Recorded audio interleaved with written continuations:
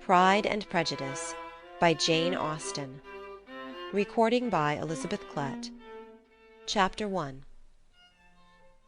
It is a truth universally acknowledged that a single man in possession of a good fortune must be in want of a wife.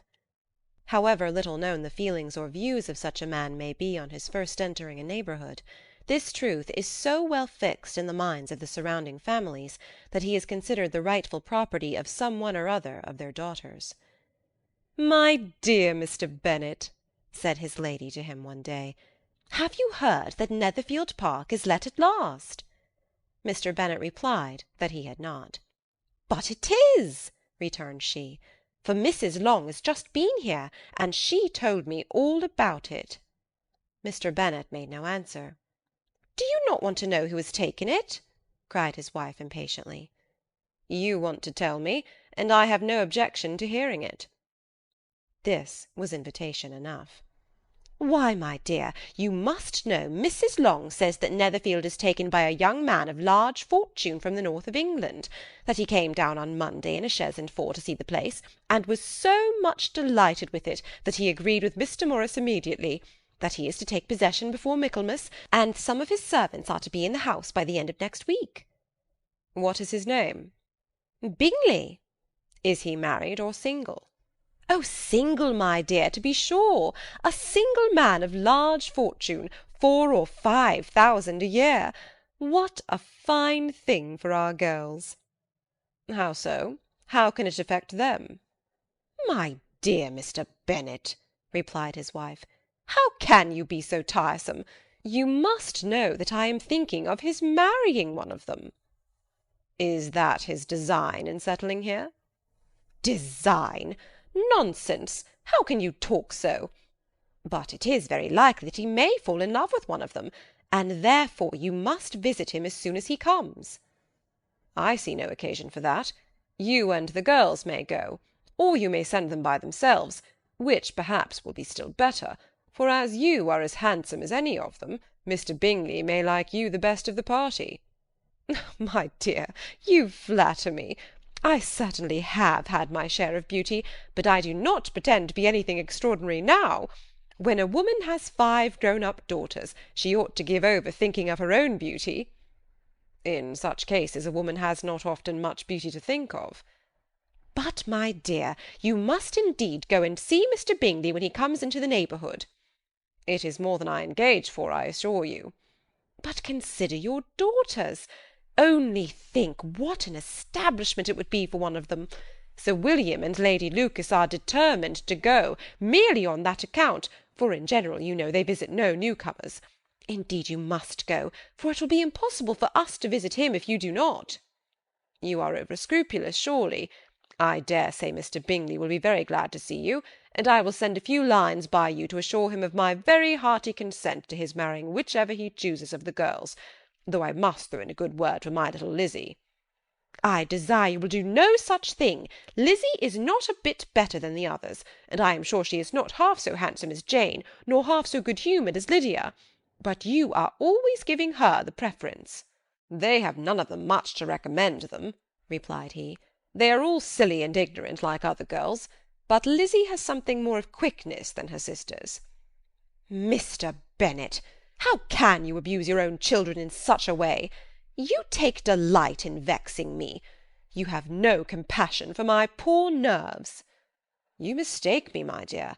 I have a high respect for your nerves. They are my old friends. I have heard you mention them with consideration these last 20 years at least." "Oh, you do not know what I suffer." "But I hope you'll get over it, and live to see many young men of 4,000 a year come into the neighbourhood." "It will be no use to us if 20 such should come, since you will not visit them." "Depend upon it, my dear, that when there are 20, I will visit them all." Mr. Bennet was so odd a mixture of quick parts, sarcastic humour, reserve, and caprice, that the experience of 23 years had been insufficient to make his wife understand his character. Her mind was less difficult to develop. She was a woman of mean understanding, little information, and uncertain temper.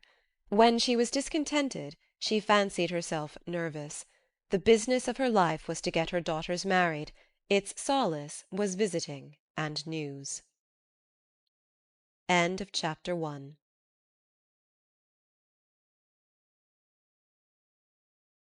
Chapter 2. Mr. Bennet was among the earliest of those who waited on Mr. Bingley. He had always intended to visit him, though to the last always assuring his wife that he should not go. Until the evening after the visit was paid, she had no knowledge of it. It was then disclosed in the following manner. Observing his second daughter employed in trimming a hat, he suddenly addressed her with, "I hope Mr. Bingley will like it, Lizzie." "We are not in a way to know what Mr. Bingley likes," said her mother resentfully, "since we are not to visit." "But you forget, mamma," said Elizabeth, "that we shall meet him at the assemblies, and that Mrs. Long promised to introduce him." "I do not believe Mrs. Long will do any such thing. She has 2 nieces of her own. She is a selfish, hypocritical woman, and I have no opinion of her." "No more have I," said Mr. Bennet, "and I am glad to find that you do not depend upon her serving you." Mrs. Bennet deigned not to make any reply, but, unable to contain herself, began scolding one of her daughters. "Don't keep coughing so, Kitty, for heaven's sake! Have a little compassion on my nerves. You tear them to pieces." "Kitty has no discretion in her coughs," said her father. "She times them ill." "I do not cough for my own amusement," replied Kitty fretfully. "When is your next ball to be, Lizzie?" "To-morrow fortnight." "Ay, so it is," cried her mother, "and Mrs. Long does not come back till the day before, so it will be impossible for her to introduce him, for she will not know him herself." "Then, my dear, you may have the advantage of your friend, and introduce Mr. Bingley to her." "Impossible, Mr. Bennet, impossible, when I am not acquainted with him myself. How can you be so teasing?" "I honour your circumspection. A fortnight's acquaintance is certainly very little. One cannot know what a man really is by the end of a fortnight. But if we do not venture, somebody else will, and after all Mrs. Long and her daughters must stand their chance, and therefore, as she will think it an act of kindness, if you decline the office, I will take it on myself." The girls stared at their father. Mrs. Bennet said only, "Nonsense, nonsense!" "What can be the meaning of that emphatic exclamation?" cried he. "Do you consider the forms of introduction, and the stress that is laid on them, as nonsense? I cannot quite agree with you there. What say you, Mary? For you are a young lady of deep reflection, I know, and read great books, and make extracts." Mary wished to say something sensible, but knew not how. "While Mary is adjusting her ideas," he continued, "let us return to Mr. Bingley." "I am sick of Mr. Bingley," cried his wife. "I am sorry to hear that. But why did you not tell me that before? If I had known as much this morning, I certainly would not have called on him. It is very unlucky, but as I have actually paid the visit, we cannot escape the acquaintance now." The astonishment of the ladies was just what he wished, that of Mrs. Bennet perhaps surpassing the rest, though when the first tumult of joy was over, she began to declare that it was what she had expected all the while.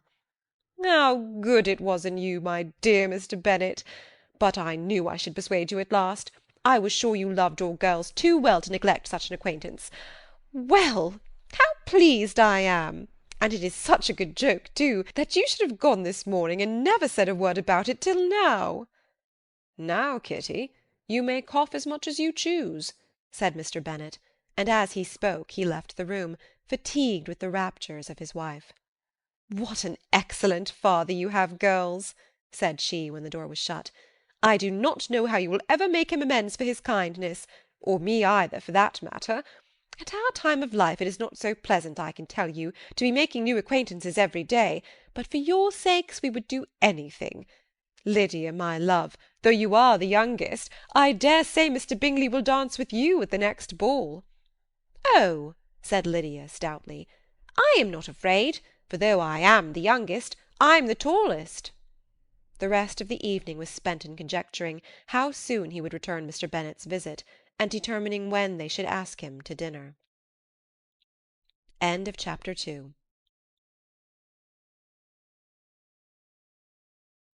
Chapter 3. Not all that Mrs. Bennet, however, with the assistance of her 5 daughters, could ask on the subject, was sufficient to draw from her husband any satisfactory description of Mr. Bingley.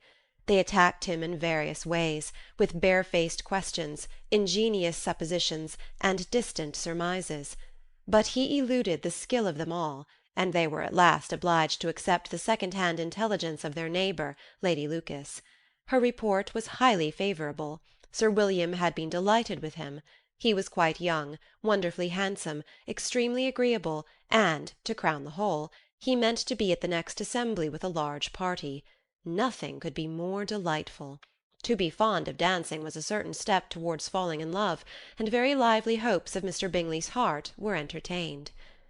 "If I can but see one of my daughters happily settled at Netherfield," said Mrs. Bennet to her husband, "and all the others equally well married, I shall have nothing to wish for." In a few days Mr. Bingley returned Mr. Bennet's visit, and sat about 10 minutes with him in his library. He had entertained hopes of being admitted to a sight of the young ladies, of whose beauty he had heard much, but he saw only the father. The ladies were somewhat more fortunate, for they had the advantage of ascertaining from an upper window that he wore a blue coat and rode a black horse. An invitation to dinner was soon afterwards dispatched, and already had Mrs. Bennet planned the courses that were to do credit to her housekeeping, when an answer arrived which deferred it all. Mr. Bingley was obliged to be in town the following day, and consequently unable to accept the honour of their invitation, etc. Mrs. Bennet was quite disconcerted. She could not imagine what business he could have in town so soon after his arrival in Hertfordshire, and she began to fear that he might be always flying about from one place to another, and never settled at Netherfield as he ought to be. Lady Lucas quieted her fears a little, by starting the idea of his being gone to London only to get a large party for the ball, and a report soon followed that Mr. Bingley was to bring 12 ladies and 7 gentlemen with him to the assembly. The girls grieved over such a number of ladies, but were comforted the day before the ball by hearing that instead of 12 he brought only 6 with him from London, his 5 sisters and a cousin. And when the party entered the assembly-room, it consisted of only 5 altogether, Mr. Bingley, his 2 sisters, the husband of the eldest, and another young man. Mr. Bingley was good-looking and gentlemanlike. He had a pleasant countenance, and easy, unaffected manners. His sisters were fine women, with an air of decided fashion. His brother-in-law, Mr. Hurst, merely looked the gentleman, but his friend Mr. Darcy soon drew the attention of the room by his fine tall person, handsome features, noble mien, and the report which was in general circulation within 5 minutes after his entrance, of his having 10,000 a year. The gentlemen pronounced him to be a fine figure of a man, the ladies declared he was much handsomer than Mr. Bingley, and he was looked at with great admiration for about half the evening, till his manners gave a disgust which turned the tide of his popularity, for he was discovered to be proud, to be above his company, and above being pleased, and not all his large estate in Derbyshire could then save him from having a most forbidding, disagreeable countenance, and being unworthy to be compared with his friend. Mr. Bingley had soon made himself acquainted with all the principal people in the room. He was lively and unreserved, danced every dance, was angry that the ball closed so early, and talked of giving one himself at Netherfield. Such amiable qualities must speak for themselves. What a contrast between him and his friend! Mr. Darcy danced only once with Mrs. Hurst and once with Miss Bingley, declined being introduced to any other lady, and spent the rest of the evening in walking about the room, speaking occasionally to one of his own party. His character was decided. He was the proudest, most disagreeable man in the world, and everybody hoped that he would never come there again.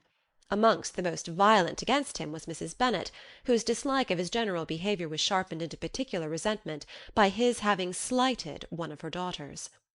Elizabeth Bennet had been obliged, by the scarcity of gentlemen, to sit down for 2 dances, and during part of that time Mr. Darcy had been standing near enough for her to hear a conversation between him and Mr. Bingley, who came from the dance for a few minutes, to press his friend to join it. "Come, Darcy," said he, "I must have you dance.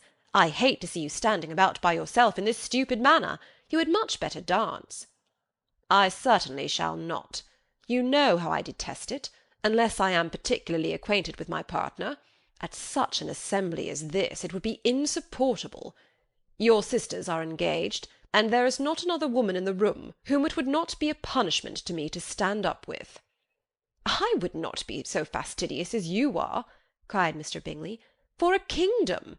Upon my honour, I never met with so many pleasant girls in my life as I have this evening, and there are several of them, you see, uncommonly pretty." "You are dancing with the only handsome girl in the room," said Mr. Darcy, looking at the eldest Miss Bennet. "Oh, she is the most beautiful creature I ever beheld. But there is one of her sisters sitting down just behind you, who is very pretty, and I dare say very agreeable. Do let me ask my partner to introduce you." "Which do you mean?"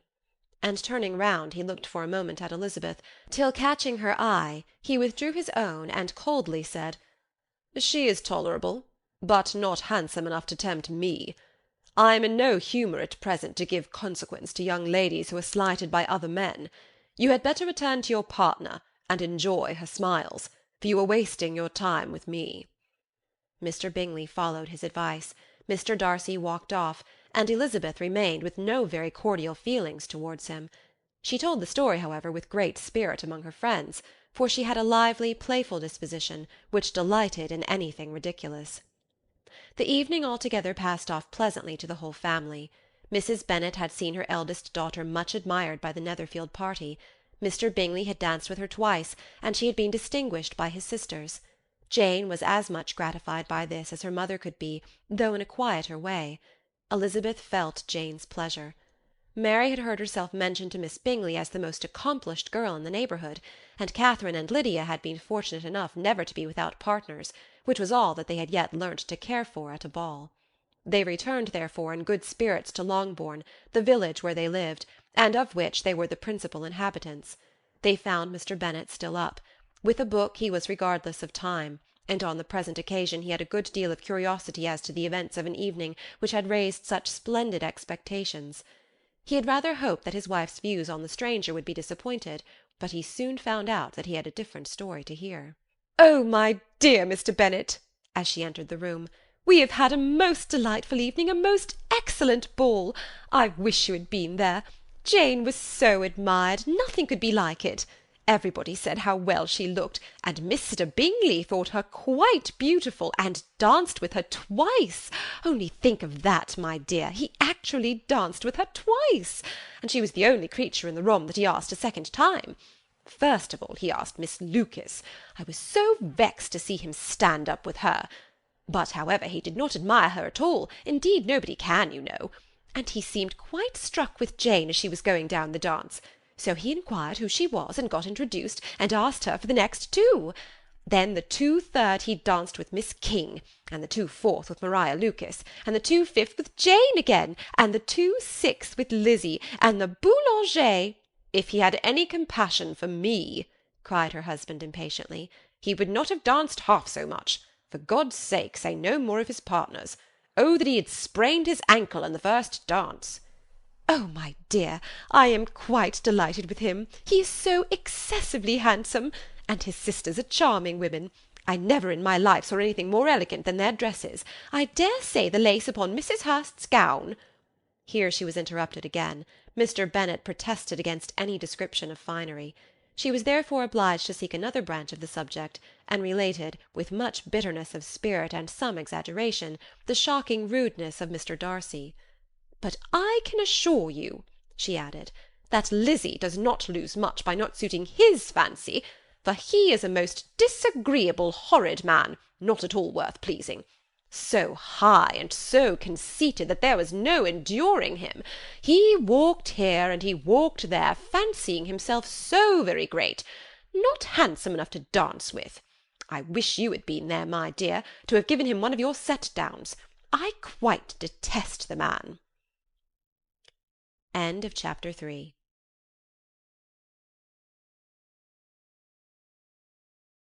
Chapter 4. When Jane and Elizabeth were alone, the former, who had been cautious in her praise of Mr. Bingley before, expressed to her sister just how very much she admired him. "He is just what a young man ought to be," said she, "sensible, good-humoured, lively, and I never saw such happy manners, so much ease, with such perfect good breeding." "He is also handsome," replied Elizabeth, "which a young man ought likewise to be if he possibly can. His character is thereby complete." I was very much flattered by his asking me to dance a second time. I did not expect such a compliment. Did not you? I did for you. But that is one great difference between us. Compliments always take you by surprise, and me never. What could be more natural than his asking you again? He could not help seeing that you were about 5 times as pretty as every other woman in the room. No thanks to his gallantry for that. Well, he certainly is very agreeable, and I give you leave to like him. You've liked many a stupider person. Dear Lizzy! Oh, you are a great deal too apt, you know, to like people in general. You never see a fault with anybody. All the world are good and agreeable in your eyes. I never heard you speak ill of a human being in your life. I would not wish to be hasty in censuring any one, but I always speak what I think. I know you do, and it is that which makes the wonder. With your good sense to be so honestly blind to the follies and nonsense of others. Affectation of candour is common enough, one meets with it everywhere. But to be candid without ostentation or design, to take the good of everybody's character and make it still better, and to say nothing of the bad, belongs to you alone. And so you like this man's sisters too, do you? Their manners are not equal to his. Certainly not, at first, but they are very pleasing women when you converse with them. Miss Bingley is to live with her brother, and keep his house, and I am much mistaken if we shall not find a very charming neighbour in her. Elizabeth listened in silence, but was not convinced.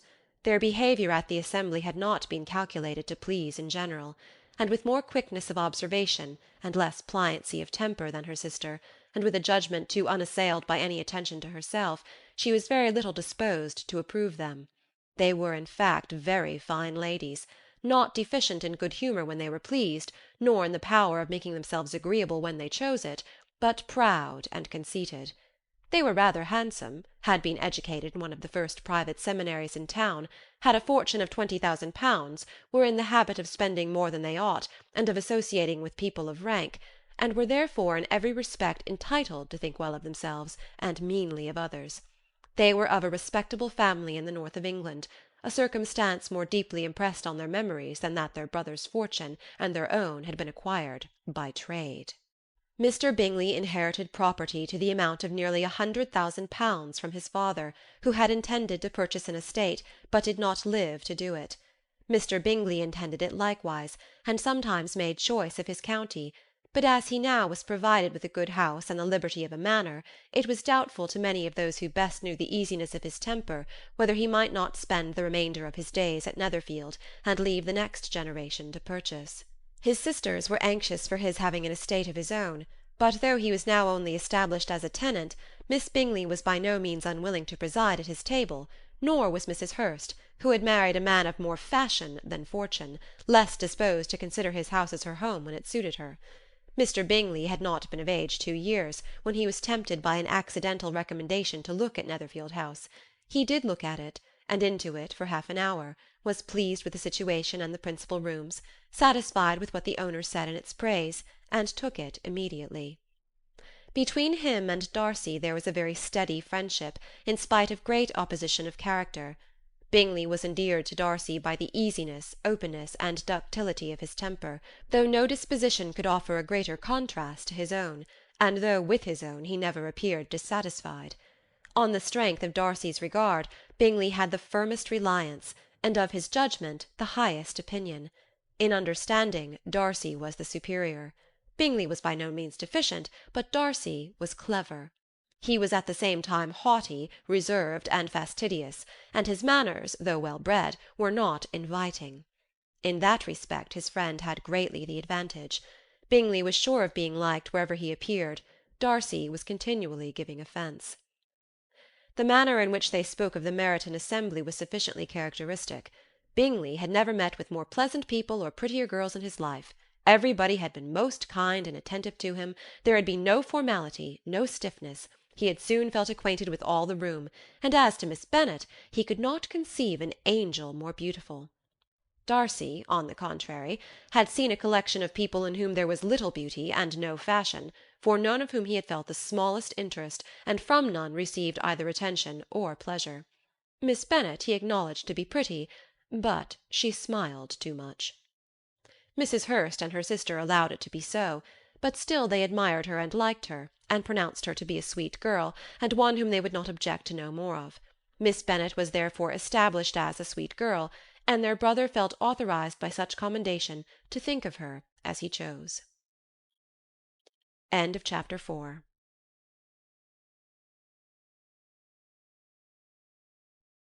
Chapter 5.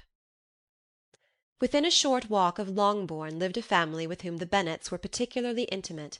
Sir William Lucas had been formerly in trade in Meryton, where he had made a tolerable fortune, and risen to the honour of knighthood by an address to the king during his mayoralty. The distinction had perhaps been felt too strongly. It had given him a disgust to his business, and to his residence in a small market town, and in quitting them both he had removed with his family to a house about a mile from Meryton, denominated from that period Lucas Lodge, where he could think with pleasure of his own importance, and, unshackled by business, occupy himself solely in being civil to all the world. For, though elated by his rank, it did not render him supercilious. On the contrary, he was all attention to everybody. By nature inoffensive, friendly, and obliging, his presentation at St. James's had made him courteous. Lady Lucas was a very good kind of woman, not too clever to be a valuable neighbour to Mrs. Bennet. They had several children. The eldest of them, a sensible, intelligent young woman about 27, was Elizabeth's intimate friend. That the Miss Lucases and the Miss Bennet should meet to talk over a ball was absolutely necessary, and the morning after the assembly brought the former to Longbourn to hear and to communicate.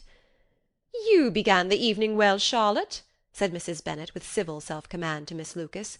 "You were Mr. Bingley's first choice."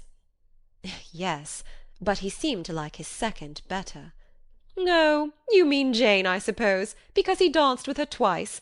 To be sure that it did seem as if he admired her. Indeed, I rather believe he did. I heard something about it, but I hardly know what. Something about Mr. Robinson." "Perhaps you mean what I overheard between him and Mr. Robinson. Did not I mention it to you? Mr. Robinson's asking him how he liked our Meryton assemblies, and whether he did not think there were a great many pretty women in the room, and which he thought the prettiest, and his answering immediately to the last question, 'Oh, the eldest, Miss Bennet, beyond a doubt. There cannot be two opinions on that point.'" "Upon my word! Well, that is very decided indeed. That does seem as if— But, however, it may all come to nothing, you know." "My overhearings were more to the purpose than yours, Eliza," said Charlotte. "Mr. Darcy is not so well worth listening to as his friend, is he? Poor Eliza! To be only just tolerable." "I beg you would not put into Lizzie's head to be vexed by his ill treatment, for he is such a disagreeable man that it would be quite a misfortune to be liked by him. Mrs. Long told me last night that he sat close to her for half an hour without once opening his lips." "Are you quite sure, ma'am? Is not there a little mistake?" said Jane. "I certainly saw Mr. Darcy speaking to her." "Ay, because she asked him at last how he liked Netherfield, and he could not help answering her, but she said he seemed quite angry at being spoken to." "Miss Bingley told me," said Jane, "that he never speaks much, unless among his intimate acquaintances. With them he is remarkably agreeable." "I do not believe a word of it, my dear. If he had been so very agreeable, he would have talked to Mrs. Long. But I can guess how it was. Everybody says that he is et up with pride, and I dare say he had heard somehow that Mrs. Long does not keep a carriage, and had come to the ball in a hack chaise." "I do not mind his not talking to Mrs. Long," said Miss Lucas, "but I wish he had danced with Eliza." "Another time, Lizzie," said her mother, "I would not dance with him if I were you." "I believe, ma'am, I may safely promise you never to dance with him." "His pride," said Miss Lucas, "does not offend me so much as pride often does, because there is an excuse for it. One cannot wonder that so very fine a young man, with family, fortune, everything in his favour, should think very highly of himself. If I may so express it, he has a right to be proud." "That is very true," replied Elizabeth, "and I could easily forgive his pride if he had not mortified mine." "Pride," observed Mary, who piqued herself upon the solidity of her reflections, is a very common failing, I believe. By all that I have ever read, I am convinced that it is very common indeed, that human nature is particularly prone to it, and that there are very few of us who do not cherish a feeling of self-complacency on the score of some quality or other, real or imaginary. Vanity and pride are different things, though the words are often used synonymously. A person may be proud without being vain. Pride relates more to our opinion of ourselves, vanity to what we would have others think of us. If I were as rich as Mr. Darcy, cried a young Lucas, who came with his sisters, I should not care how proud I was. I would keep a pack of foxhounds, and drink a bottle of wine a day. Then you would drink a great deal more than you ought, said Mrs. Bennet, and if I were to see you at it, I should take away your bottle directly. The boy protested that she should not. She continued to declare that she would, and the argument ended only with the visit. End of chapter 5.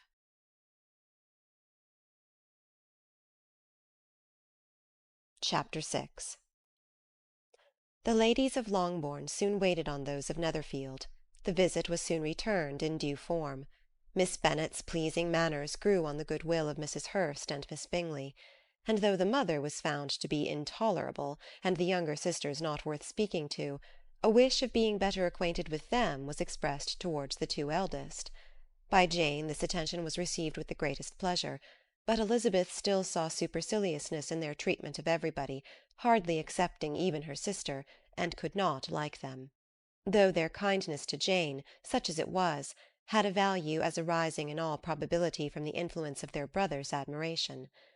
It was generally evident, whenever they met, that he did admire her, and to her it was equally evident that Jane was yielding to the preference which she had begun to entertain for him from the first, and was in a way to be very much in love. But she considered with pleasure that it was not likely to be discovered by the world in general, since Jane united, with great strength of feeling, a composure of temper and a uniform cheerfulness of manner which would guard her from the suspicions of the impertinent. She mentioned this to her friend Miss Lucas. "It may perhaps be pleasant," replied Charlotte, "to be able to impose on the public in such a case, but it is sometimes a disadvantage to be so very guarded. If a woman conceals her affection with the same skill from the object of it, she may lose the opportunity of fixing him, and it will then be but poor consolation to believe the world equally in the dark. There is so much of gratitude or vanity in almost every attachment, that it is not safe to leave any to itself. We can all begin freely, a slight preference is natural enough, but there are very few of us who have heart enough to be really in love without encouragement. In 9 cases out of 10 a woman had better show more affection than she feels. Bingley likes your sister undoubtedly, but he may never do more than like her, if she does not help him on." "But she does help him on, as much as her nature will allow. If I can perceive her regard for him, he must be a simpleton indeed not to discover it too." "Remember, Eliza, that he does not know Jane's disposition as you do." "But if a woman is partial to a man, and does not endeavour to conceal it, he must find it out."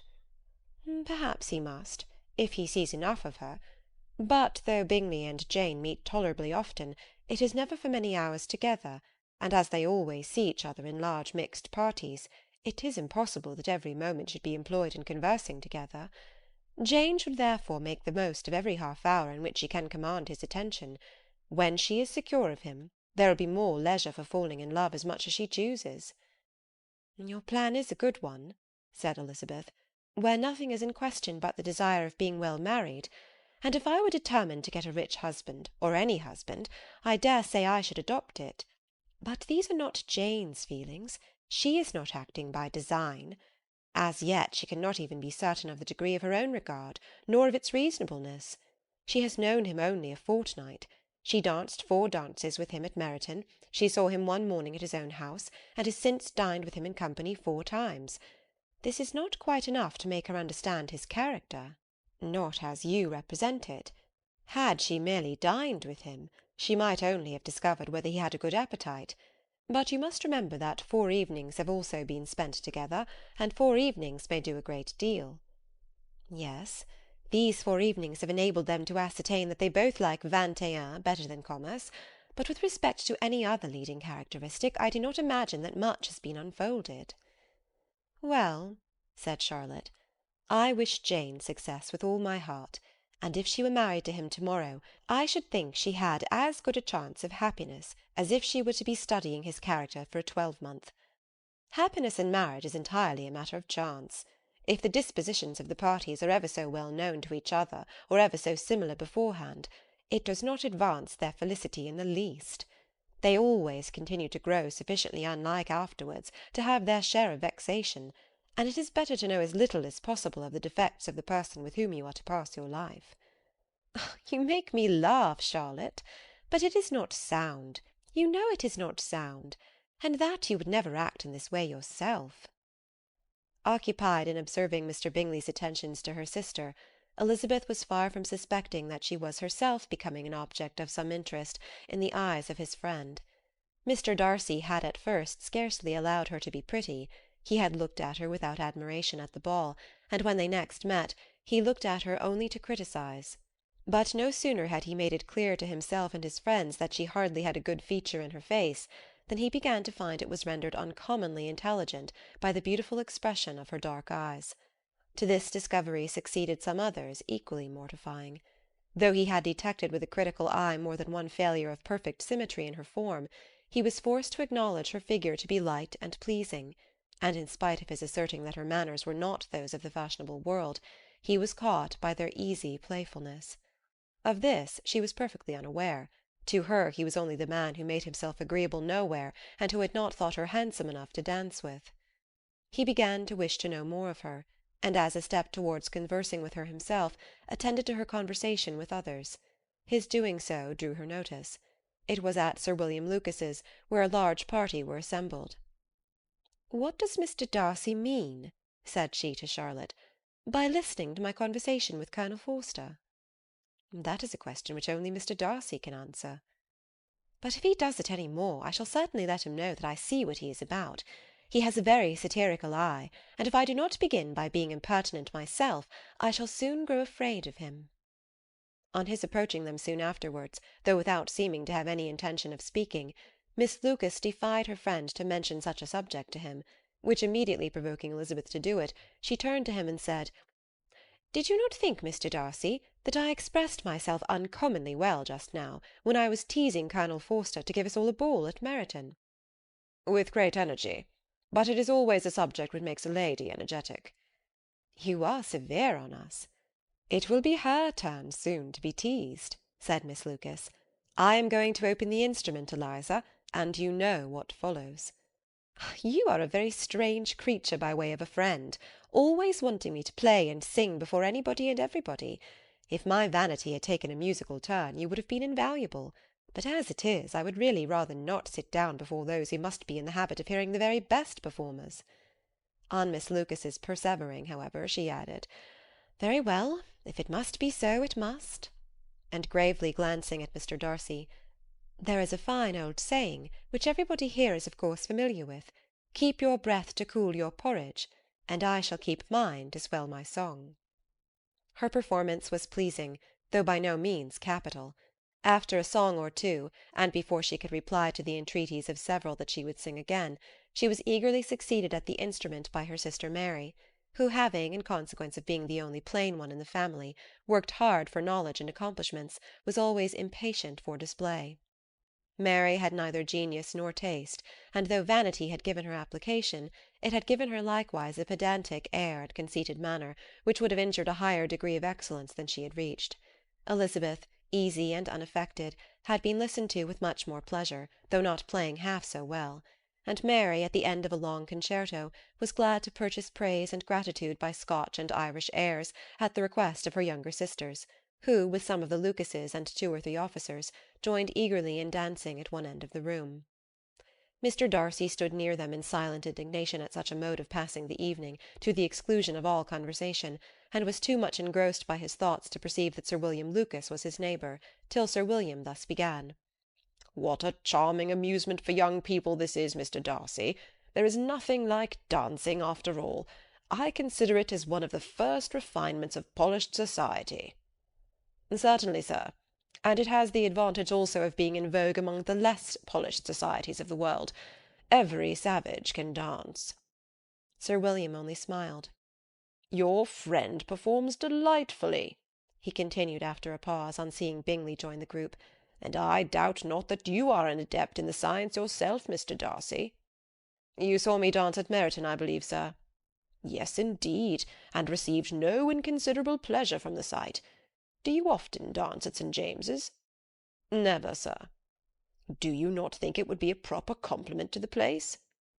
"It is a compliment which I never pay to any place if I can avoid it." "You have a house in town, I conclude?" Mr. Darcy bowed. "I had once had some thought of fixing in town myself, for I am fond of superior society, but I did not feel quite certain that the air of London would agree with Lady Lucas." He paused in hopes of receiving an answer, but his companion was not disposed to make any, and Elizabeth at that instant moving towards them, he was struck with the action of doing a very gallant thing, and called out to her, "My dear Miss Eliza, why are you not dancing? Mr. Darcy, you must allow me to present this young lady to you as a very desirable partner. You cannot refuse to dance, I am sure, when so much beauty is before you." And taking her hand, he would have given it to Mr. Darcy, who, though extremely surprised, was not unwilling to receive it, when she instantly drew back, and said with some discomposure to Sir William, "Indeed, sir, I have not the least intention of dancing. I entreat you not to suppose that I moved this way in order to beg for a partner." Mr. Darcy, with grave propriety, requested to be allowed the honour of her hand, but in vain. Elizabeth was determined, nor did Sir William at all shake her purpose by his attempt at persuasion. "You excelled so much in the dance, Miss Eliza, that it is cruel to deny me the happiness of seeing you, and though this gentleman dislikes the amusement in general, he can have no objection, I am sure, to oblige us for 1/2 hour." "Mr. Darcy is all politeness," said Elizabeth, smiling. "He is, indeed, but considering the inducement, my dear Miss Eliza, we cannot wonder at his complaisance, for who would object to such a partner?" Elizabeth looked archly, and turned away. Her resistance had not injured her with the gentleman, and he was thinking of her with some complacency, when thus accosted by Miss Bingley. "I can guess the subject of your reverie." "I should imagine not." "You are considering how insupportable it would be to pass many evenings in this manner, in such society, and indeed I am quite of your opinion. I was never more annoyed. The insipidity, and yet the noise, the nothingness, and yet the self-importance of all those people. What would I give to hear your strictures on them?" "Your conjecture is totally wrong, I assure you. My mind was more agreeably engaged. I have been meditating on the very great pleasure which a pair of fine eyes in the face of a pretty woman can bestow." Miss Bingley immediately fixed her eyes on his face, and desired he would tell her what lady had the credit of inspiring such reflections. Mr. Darcy replied with great intrepidity, "Miss Elizabeth Bennet." "Miss Elizabeth Bennet?" repeated Miss Bingley. "I am all astonishment. How long has she been such a favourite? And pray, when am I to wish you joy?" "That is exactly the question which I expected you to ask. A lady's imagination is very rapid. It jumps from admiration to love, from love to matrimony, in a moment. I knew you would be wishing me joy." "Nay, if you are serious about it, I shall consider the matter as absolutely settled. You will be having a charming mother-in-law indeed, and, of course, she will always be at Pemberley with you." He listened to her with perfect indifference, while she chose to entertain herself in this manner, and as his composure convinced her that all was safe, her wit flowed long.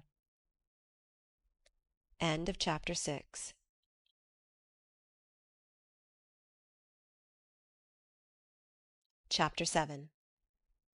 Mr. Bennet's property consisted almost entirely in an estate of 2000 a year, which, unfortunately for his daughters, was entailed, in default of heirs male, on a distant relation, and their mother's fortune, though ample for her situation in life, could but ill supply the deficiency of his. Her father had been an attorney in Meryton, and had left her 4000 pounds. She had a sister married to a Mr. Phillips, who had been a clerk to their father and succeeded him in the business, and a brother settled in London in a respectable line of trade. The village of Longbourn was only 1 mile from Meryton, a most convenient distance for the young ladies, who were usually tempted thither 3 or 4 times a week, to pay their duty to their aunt, and to a milliner's shop just over the way. The 2 youngest of the family, Catherine and Lydia, were particularly frequent in these attentions. Their minds were more vacant than their sisters', and when nothing better offered, a walk to Meryton was necessary to amuse their morning hours and furnish conversation for the evening, and however bare of news the country in general might be, they always contrived to learn some from their aunt. At present, indeed, they were well supplied both with news and happiness by the recent arrival of a militia regiment in the neighbourhood. It was to remain the whole winter, and Meryton was the headquarters. Their visits to Mrs. Phillips were now productive of the most interesting intelligence. Every day added something to their knowledge of the officers' names and connections. Their lodgings were not long a secret, and at length they began to know the officers themselves. Mr. Phillips visited them all, and this opened to his nieces a store of felicity unknown before. They could talk of nothing but officers, and Mr. Bingley's large fortune, the mention of which gave animation to their mother, was worthless in their eyes when opposed to the regimentals of an ensign. After listening one morning to their effusions on this subject, Mr. Bennet coolly observed, "From all that I can collect by your manner of talking, you must be 2 of the silliest girls in the country. I have suspected it some time, but I am now convinced." Catherine was disconcerted, and made no answer, but Lydia, with perfect indifference, continued to express her admiration of Captain Carter, and her hope of seeing him in the course of the day, as he was going the next morning to London. "I am astonished, my dear," said Mrs. Bennet, "that you should be so ready to think your own children silly. If I wish to think slightingly of anybody's children, it should not be of my own, however." "If my children are silly, I must hope to be always sensible of it." "Yes, but as it happens they are all of them very clever." "That is the only point, I flatter myself, on which we do not agree. I had hoped that our sentiments coincided in every particular, but I must so far differ from you as to think our 2 youngest daughters uncommonly foolish." "My dear Mr. Bennet, you must not expect such girls to have the sense of their father and mother. When they get to our age, I dare say they will not think about officers any more than we do. I remember the time when I liked a red coat myself very well, and indeed so I do still at my heart, and if a smart young colonel, with 5 or 6 thousand a year, should want one of my girls, I shall not say nay to him. And I thought Colonel Forster looked very becoming the other night at Sir William's, in his regimentals." "Mamma," cried Lydia, "my aunt says that Colonel Forster and Captain Carter do not go so often to Miss Watson's as they did when they first came. She sees them now very often standing in Clark's library." Mrs. Bennet was prevented replying by the entrance of the footman with a note for Miss Bennet. It came from Netherfield, and the servant waited for an answer. Mrs. Bennet's eyes sparkled with pleasure, and she was eagerly calling out while her daughter read. "Well, Jane, who is it from? What is it about? What does he say? Well, Jane, make haste and tell us. Make haste, my love." "It is from Miss Bingley," said Jane, and then read it aloud. "My dear friend, if you are not so compassionate as to dine to-day with Louisa and me, we shall be in danger of hating each other for the rest of our lives, for a whole day's tete-a-tete between 2 women can never end without a quarrel. Come as soon as you can on receipt of this. My brother and the gentlemen are to dine with the officers. Yours ever, Caroline Bingley." "With the officers?" cried Lydia. "I wonder my aunt did not tell us of that." "Dining out," said Mrs. Bennet. "That is very unlucky." "Can I have the carriage?" said Jane. "No, my dear, you had better go on horseback, because it seems likely to rain, and then you must stay all night." "That would be a good scheme," said Elizabeth, "if you were sure that they would not offer to send her home." "Oh, but the gentlemen will have Mr. Bingley's chaise to go to Meryton, and the Hursts have no horses to theirs." "I had much rather go in the coach." "But, my dear, your father cannot spare the horses, I am sure. They are wanted in the farm, Mr. Bennet, are they not?" "They are wanted in the farm much oftener than I can get them." "But if you have got them to-day," said Elizabeth, "my mother's purpose will be answered." She did at last extort from her father an acknowledgment that the horses were engaged. Jane was therefore obliged to go on horseback, and her mother attended her to the door with many cheerful prognostics of a bad day. Her hopes were answered. Jane had not been gone long before it rained hard. Her sisters were uneasy for her, but her mother was delighted. The rain continued the whole evening without intermission. Jane certainly could not come back. "This was a lucky idea of mine indeed," said Mrs. Bennet more than once, as if the credit of making it rain were all her own. Till the next morning, however, she was not aware of all the felicity of her contrivance. Breakfast was scarcely over when a servant from Netherfield brought the following note for Elizabeth. My dearest Lizzie, I find myself very unwell this morning, which I suppose is to be imputed to my getting wet through yesterday. My kind friends will not hear of my returning till I am better. They insist also on my seeing Mr. Jones. Therefore do not be alarmed if you should hear of his having been to see me, and excepting a sore throat and headache, there is not much the matter with me. Yours, etc. Well, my dear, said Mr. Bennet, when Elizabeth had read the note aloud, if your daughter should have a dangerous fit of illness, if she should die, it would be a comfort to know that it was all in pursuit of Mr. Bingley, and under your orders. Oh, I am not afraid of her dying. People do not die of little trifling colds. She will be taken good care of.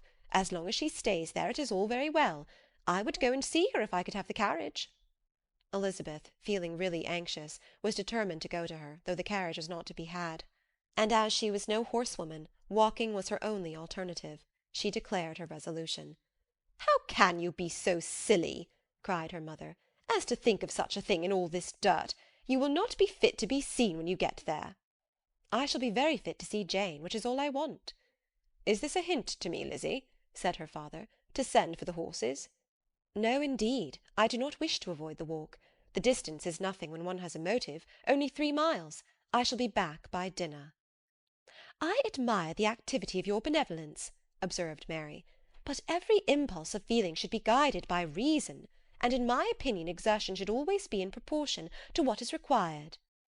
We will go as far as Meryton with you, said Catherine and Lydia. Elizabeth accepted their company, and the 3 young ladies set off together.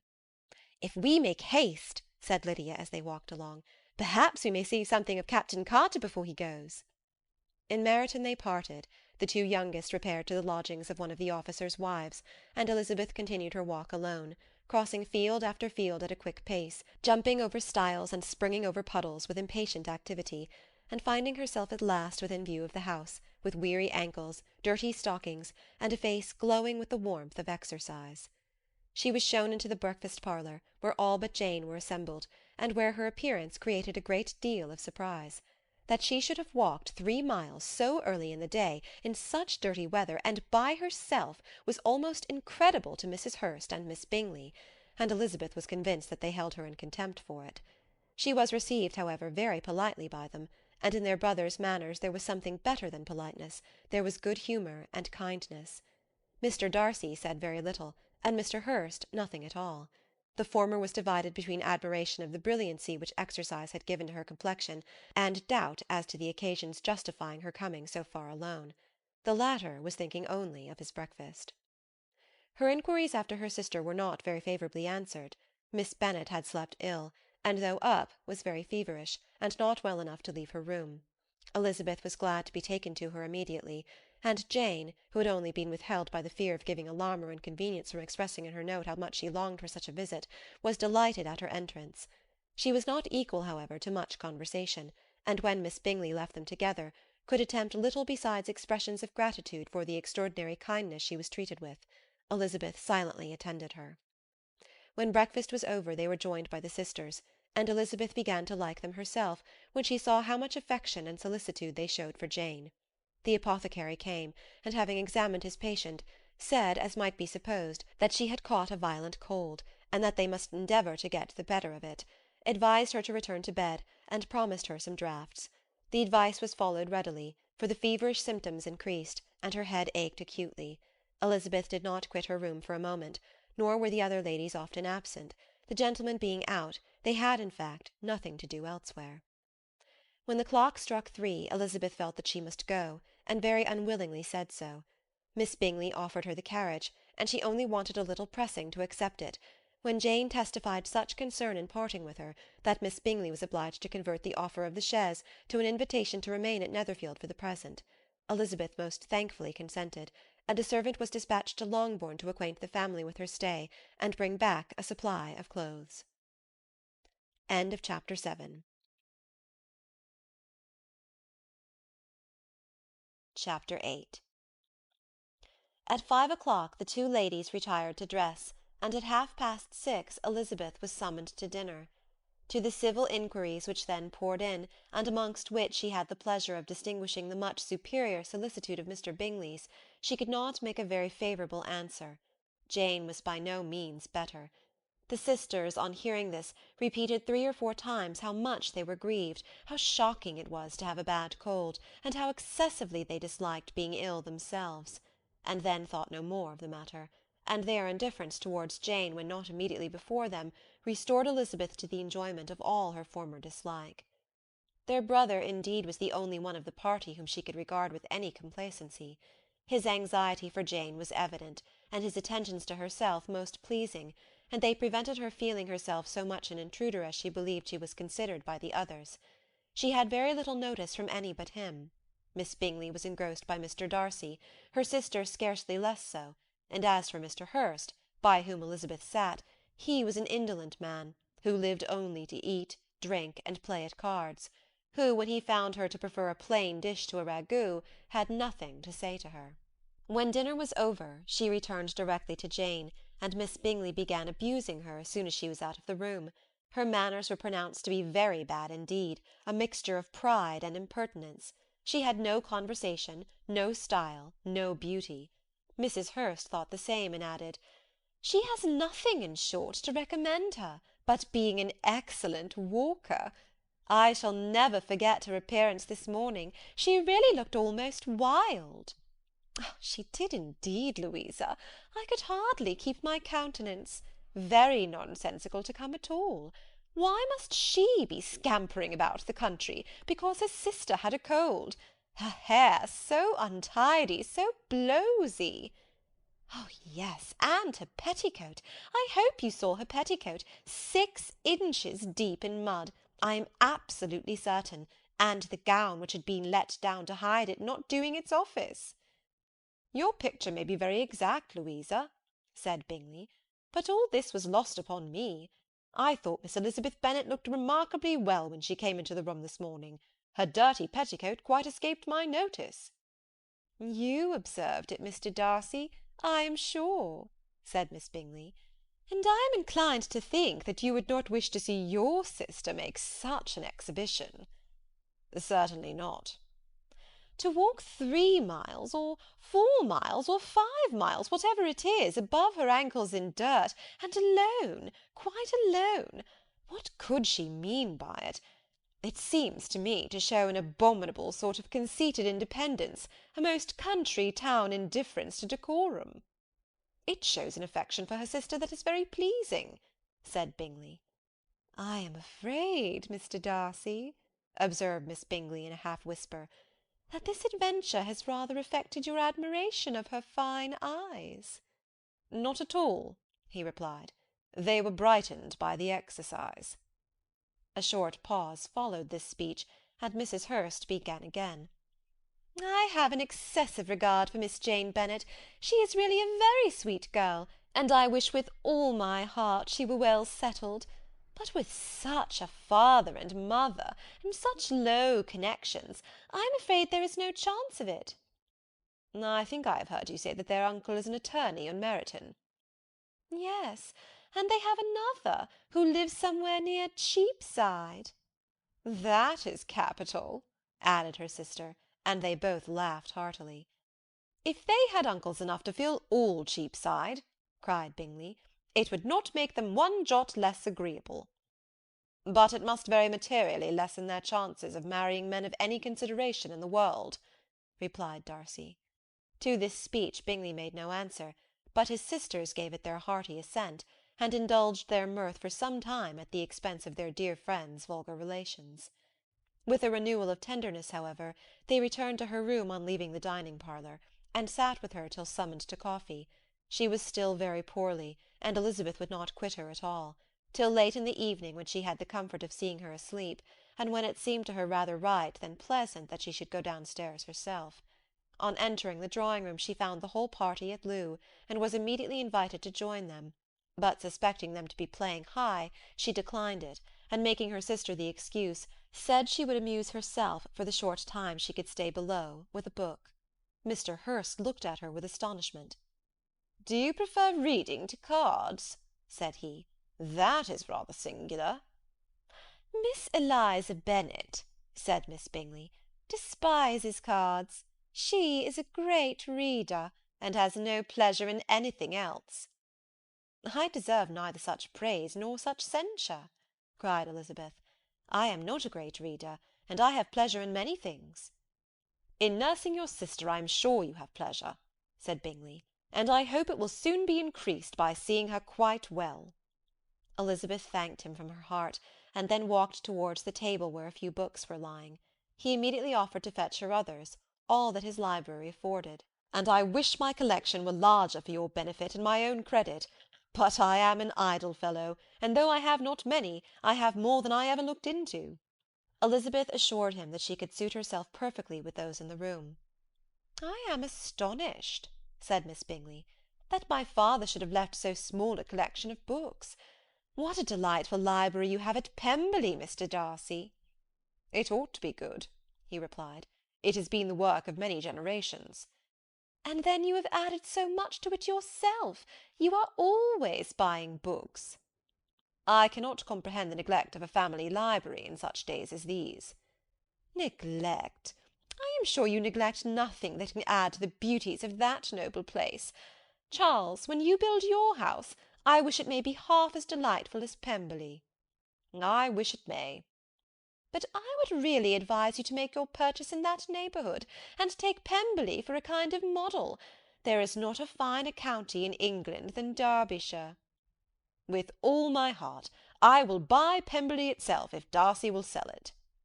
"I am talking of possibilities, Charles." "Upon my word, Caroline, I should think it more possible to get Pemberley by purchase than by imitation." Elizabeth was so much caught with what passed as to leave her very little attention for her book, and soon laying it wholly aside, she drew near the card-table, and stationed herself between Mr. Bingley and his eldest sister, to observe the game. "Is Miss Darcy much grown since the spring?" said Miss Bingley. "Will she be as tall as I am?" "I think she will. She is now about Miss Elizabeth Bennet's height, or rather taller." "How I long to see her again! I never met with anybody who delighted me as much. Such a countenance, such manners, and so extremely accomplished for her age. Her performance on the pianoforte is exquisite." "It is amazing to me," said Bingley, "how young ladies can have patience to be so very accomplished as they all are." "All young ladies accomplished! My dear Charles, what do you mean?" "Yes, all of them, I think. They all paint tables, cover screens, and net purses. I scarcely know any one who cannot do all this, and I am sure I never heard a young lady spoken of for the first time without being informed that she was very accomplished." "Your list of the common extent of accomplishments," said Darcy, "has too much truth. The word is applied to many a woman who deserves it no otherwise than by netting a purse or covering a screen. But I am very far from agreeing with you in your estimation of ladies in general. I cannot boast of knowing more than half a dozen in the whole range of my acquaintance that are really accomplished." "Nor I am sure," said Miss Bingley. "Then," observed Elizabeth, "you must comprehend a great deal in your idea of an accomplished woman." "Yes, I do comprehend a great deal in it." "Oh, certainly," cried his faithful assistant. "No one can really be esteemed accomplished who does not greatly surpass what is usually met with. A woman must have a thorough knowledge of music, singing, drawing, dancing, and the modern languages, to deserve the word. And besides all this, she must possess a certain something in her air and manner of walking, the tone of her voice, her address and expressions, or the word will be but half deserved."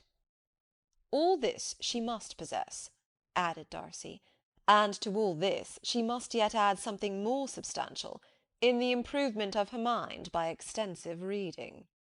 "I am no longer surprised at your knowing only 6 accomplished women. I rather wonder now at your knowing any." "Are you so severe upon your own sex to doubt the possibility of all this?" "I never saw such a woman. I never saw such capacity, and taste, and application, and elegance as you describe united." Mrs. Hurst and Miss Bingley both cried out against the injustice of her implied doubt, and were both protesting that they knew many women who answered this description, when Mr. Hurst called them to order, with bitter complaints of their inattention to what was going forward. As all conversation was thereby at an end, Elizabeth soon afterwards left the room. "Elizabeth Bennet," said Miss Bingley, when the door was closed on her, "is one of those young ladies who seek to recommend themselves to the other sex by undervaluing their own, and with many men, I dare say, it succeeds. But in my opinion it is a paltry device, a very mean art." "Undoubtedly," replied Darcy, to whom this remark was chiefly addressed. "There is a meanness in all the arts which ladies sometimes condescend to employ for captivation. Whatever bears affinity to cunning is despicable." Miss Bingley was not so entirely satisfied with this reply as to continue the subject. Elizabeth joined them again, only to say that her sister was worse, and that she could not leave her. Bingley urged Mr. Jones being sent for immediately, while his sisters, convinced that no country advice could be of any service, recommended an express to town for one of the most eminent physicians. This she would not hear of, but she was not so unwilling to comply with their brother's proposal, and it was settled that Mr. Jones should be sent for early in the morning, if Miss Bennet were not decidedly better. Bingley was quite uncomfortable. His sisters declared that they were miserable. They solaced their wretchedness, however, by duets after supper, while he could find no better relief to his feelings than by giving his housekeeper directions that every attention might be paid to the sick lady and her sister.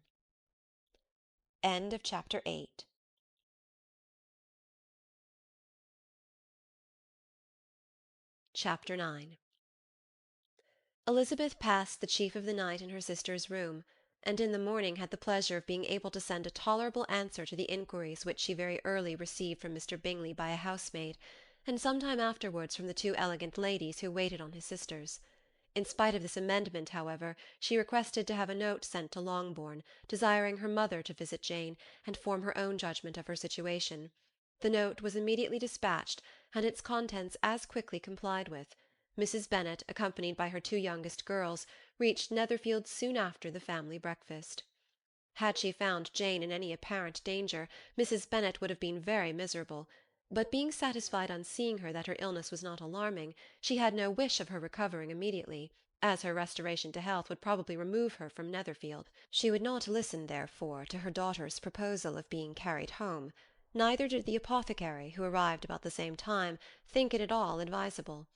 After sitting a little while with Jane, on Miss Bingley's appearance and invitation, the mother and three daughters all attended her into the breakfast-parlour. Bingley met them with hopes that Mrs. Bennet had not found Miss Bennet worse than she expected. "Indeed I have, sir," was her answer. "She is a great deal too ill to be moved. Mr. Jones says we must not think of moving her. We must trespass a little longer on your kindness." "Removed?" cried Bingley. "It must not be thought of. My sister, I am sure, will not hear of her removal." "You may depend upon it, madam," said Miss Bingley with cold civility, "that Miss Bennet will receive every possible attention while she remains with us."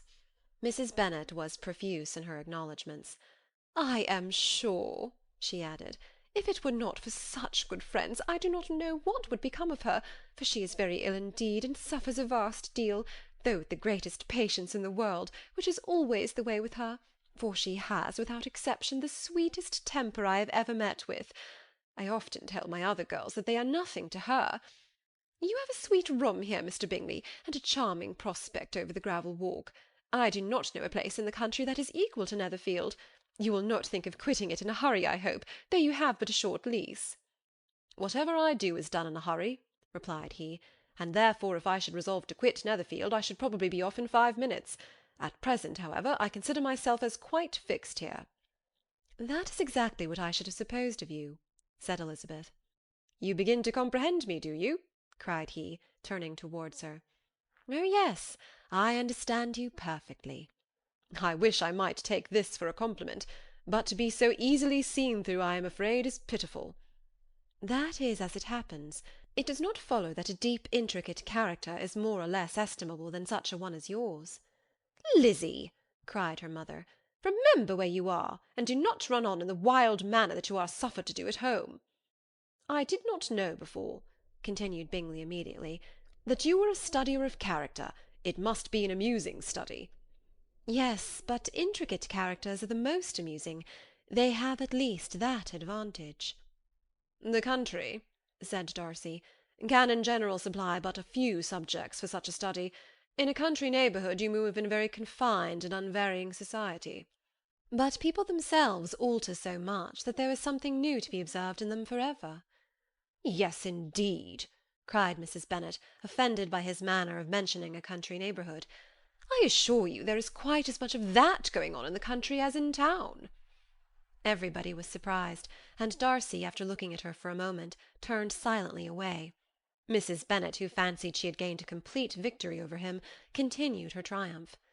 I cannot see that London has any great advantage over the country, for my part, except the shops and public places. The country is a vast deal pleasanter, is it not, Mr. Bingley? When I am in the country, he replied, I never wish to leave it, and when I am in town it is pretty much the same. They have each their advantages, and I can be equally happy in either. Ay, that is because you have the right disposition. But that gentleman, looking at Darcy, seemed to think the country was nothing at all. Indeed, mamma, you are mistaken, said Elizabeth, blushing for her mother. You quite mistook Mr. Darcy. He only meant that there was not such a variety of people to be met with in the country as in town, which you must acknowledge to be true. Certainly, my dear, nobody said there were. But as to not meeting with many people in this neighbourhood, I believe there are few neighbourhoods larger. I know we dine with 24 families.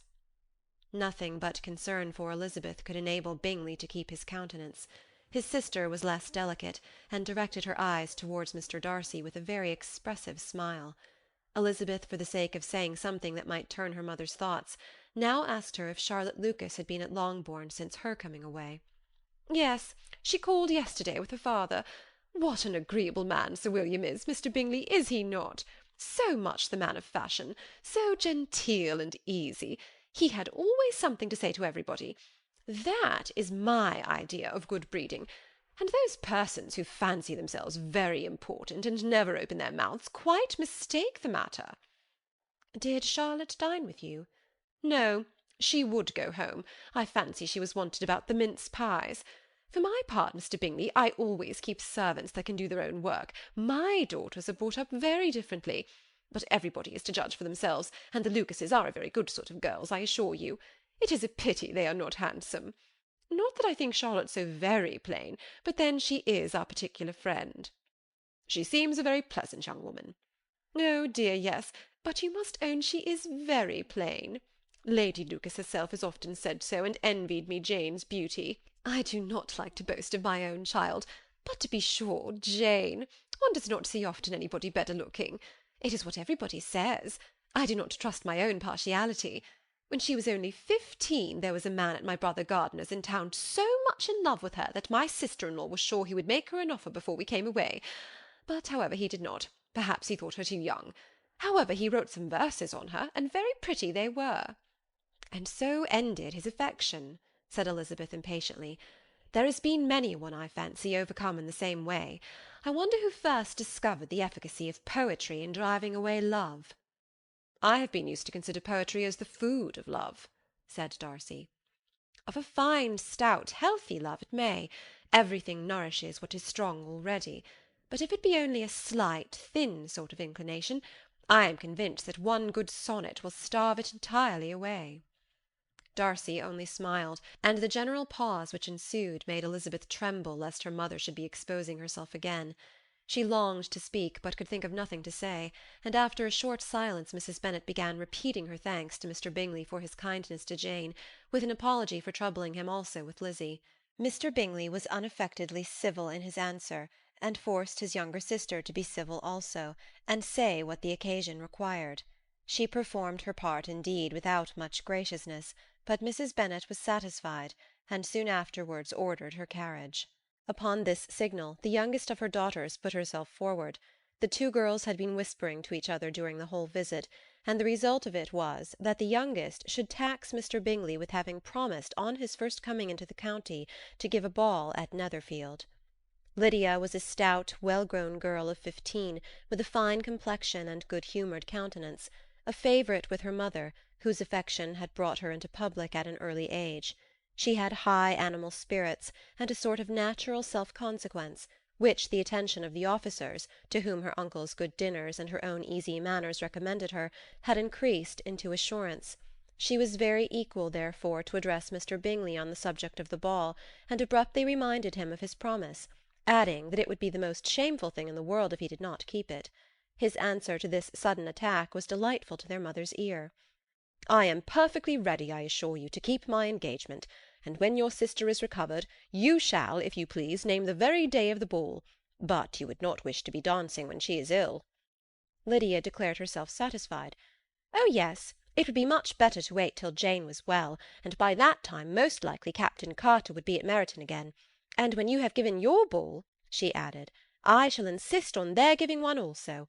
I shall tell Colonel Forster it will be quite a shame if he does not." Mrs. Bennet and her daughters then departed, and Elizabeth returned instantly to Jane, leaving her own and her relations' behaviour to the remarks of the two ladies and Mr. Darcy, the latter of whom, however, could not be prevailed on to join in their censure of her, in spite of all Miss Bingley's witticisms on fine eyes. End of Chapter 9.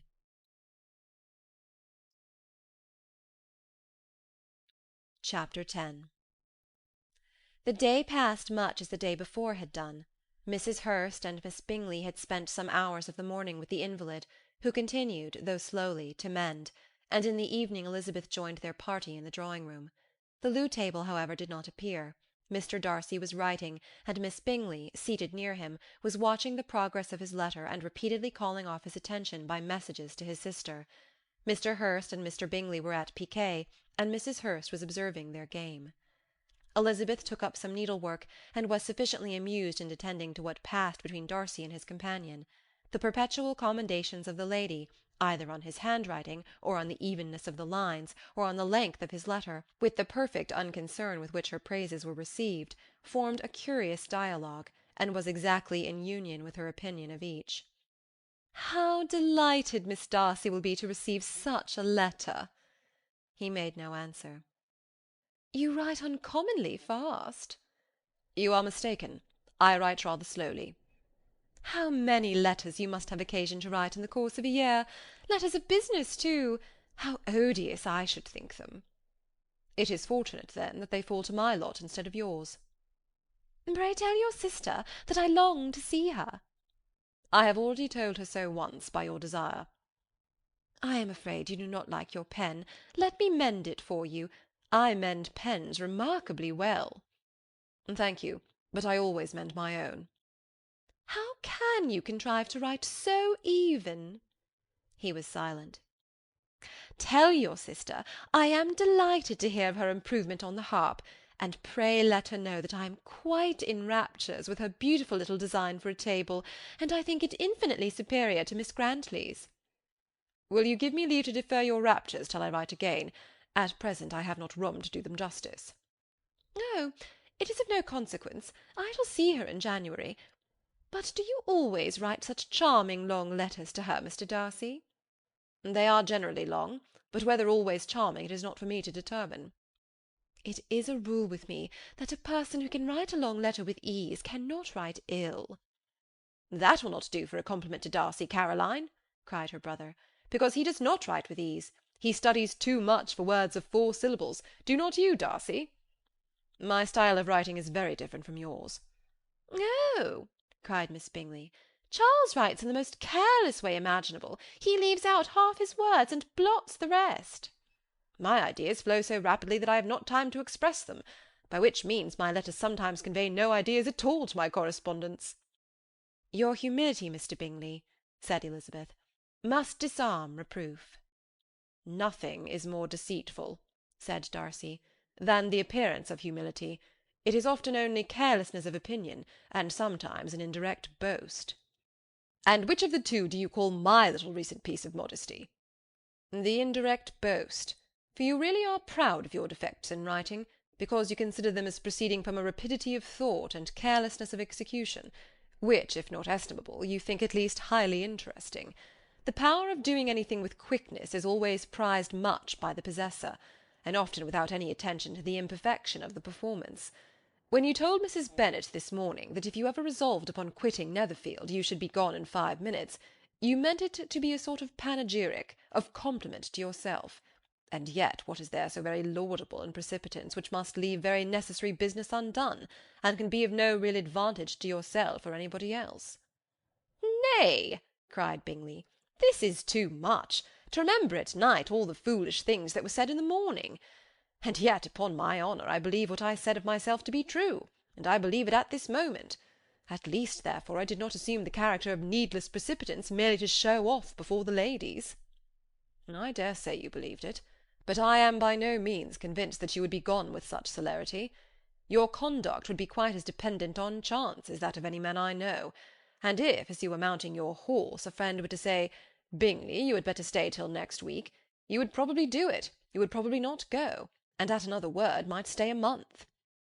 You have only proved by this, cried Elizabeth, that Mr. Bingley did not do justice to his own disposition. You have shown him off now much more than he did himself. I am exceedingly gratified, said Bingley, by your converting what my friend says into a compliment on the sweetness of my temper, but I am afraid that you are giving it a turn which that gentleman did by no means intend, for he would certainly think better of me, if under such a circumstance I were to give a flat denial and ride off as fast as I could. Would Mr. Darcy then consider the rashness of your original intentions as atoned for by your obstinacy in adhering to it? Upon my word, I cannot exactly explain the matter. Darcy must speak for himself. You expect me to account for opinions which you choose to call mine, but which I have never acknowledged. Allowing the case, however, to stand according to your representation, you must remember, Miss Bennet, that the friend who is supposed to desire his return to the house, and the delay of his plan, has merely desired it, asked it without offering one argument in favour of its propriety. To yield readily, easily, to the persuasion of a friend is no merit with you. To yield without conviction is no compliment to the understanding of either. You appear to me, Mr. Darcy, to allow nothing for the influence of friendship and affection.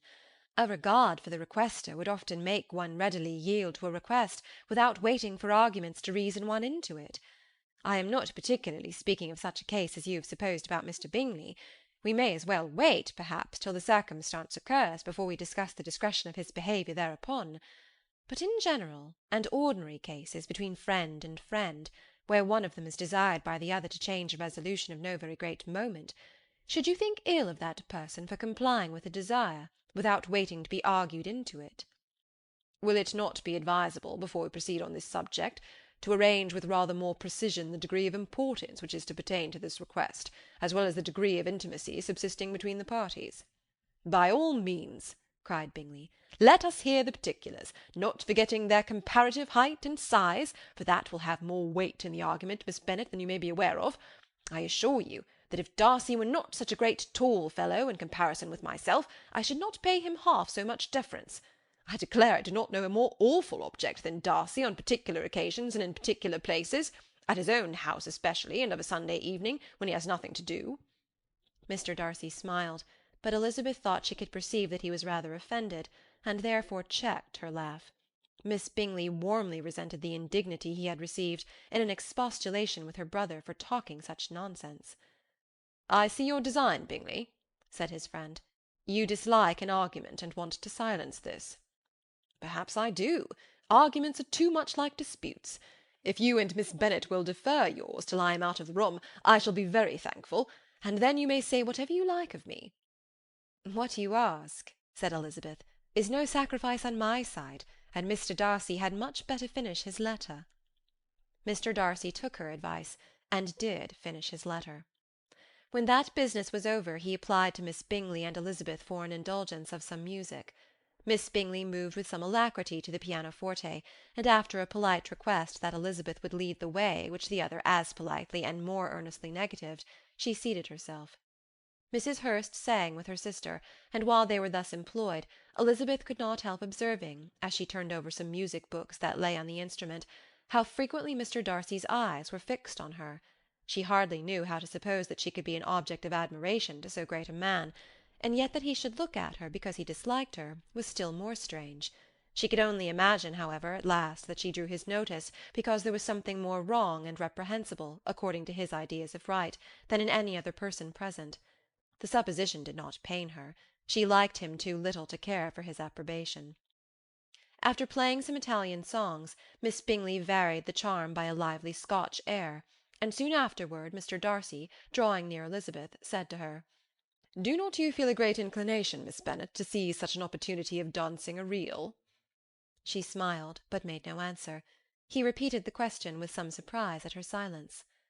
"Oh," said she, "I heard you before, but I could not immediately determine what to say in reply.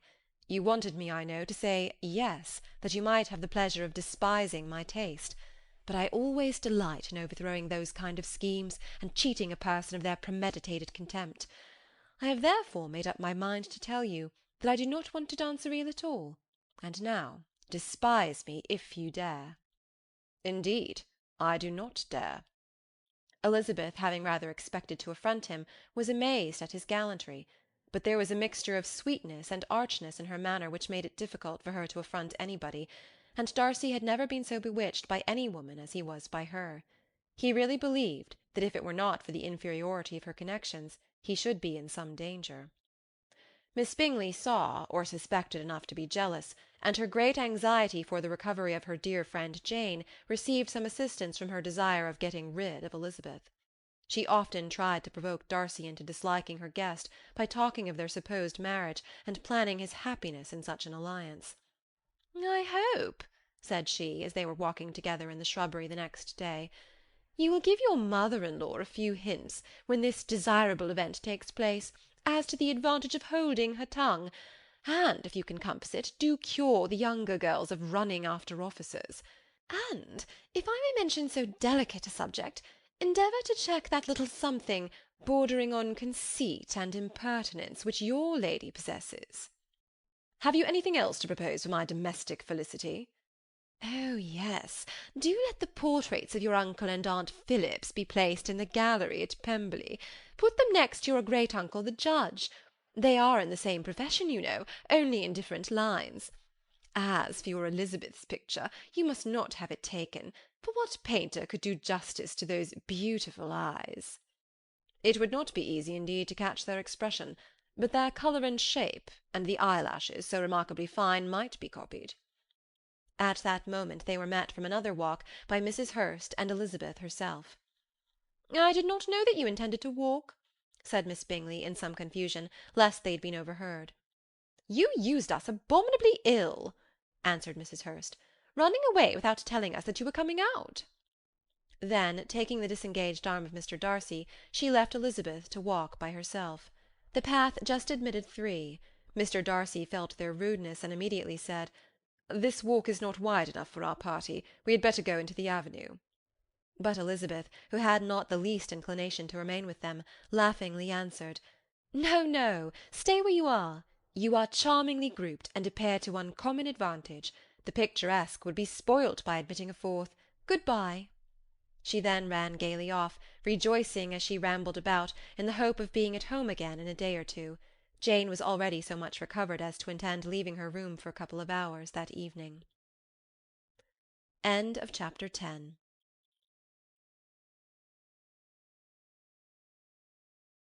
Chapter 11.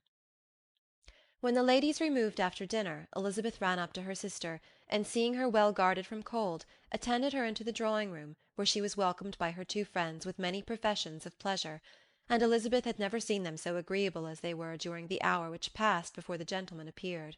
Their powers of conversation were considerable. They could describe an entertainment with accuracy, relate an anecdote with humour, and laugh at their acquaintance with spirit. But when the gentlemen entered, Jane was no longer the first object. Miss Bingley's eyes were instantly turned toward Darcy, and she had something to say to him before he had advanced many steps. He addressed himself to Miss Bennet with a polite congratulation. Mr. Hurst also made her a slight bow, and said he was "very glad," but diffuseness and warmth remained for Bingley's salutation. He was full of joy and attention. The first half-hour was spent in piling up the fire, lest she should suffer from the change of room, and she removed at his desire to the other side of the fireplace, that she might be further from the door. He then sat down by her, and talked scarcely to any one else. Elizabeth, at work in the opposite corner, saw it all with great delight. When tea was over, Mr. Hurst reminded his sister-in-law of the card-table, but in vain. She had obtained private intelligence that Mr. Darcy did not wish for cards, and Mr. Hurst soon found even his open petition rejected. She assured him that no one intended to play, and the silence of the whole party on the subject seemed to justify her. Mr. Hurst had therefore nothing to do but to stretch himself on one of the sofas and go to sleep. Darcy took up a book, Miss Bingley did the same, and Mrs. Hurst, principally occupied in playing with her bracelets and rings, joined now and then in her brother's conversation with Miss Bennet. Miss Bingley's attention was quite as engaged in watching Mr. Darcy's progress through his book as in reading her own, and she was perpetually either making some inquiry or looking at his page. She could not win him, however, to any conversation. He merely answered her question and read on. At length, quite exhausted by the attempt to be amused with her own book, which she had only chosen because it was the second volume of his, she gave a great yawn and said, "How pleasant it is to spend an evening in this way! I declare, after all, there is no enjoyment like reading. How much sooner one tires of anything than of a book! When I have a house of my own, I shall be miserable if I have not an excellent library." No one made any reply. She then yawned again, threw aside her book, and cast her eyes round the room in quest for some amusement, when, hearing her brother mentioning a ball to Miss Bennet, she turned suddenly towards him and said, "By the by, Charles, are you really serious in meditating a dance at Netherfield? I would advise you, before you determine on it, to consult the wishes of the present party. I am much mistaken if there are not some among us to whom a ball would rather be a punishment than a pleasure." "If you mean Darcy," cried her brother, "he may go to bed, if he chooses, before it begins. But as for the ball, it is quite a settled thing, and as soon as Nicholls has made white soup enough, I shall send round my cards."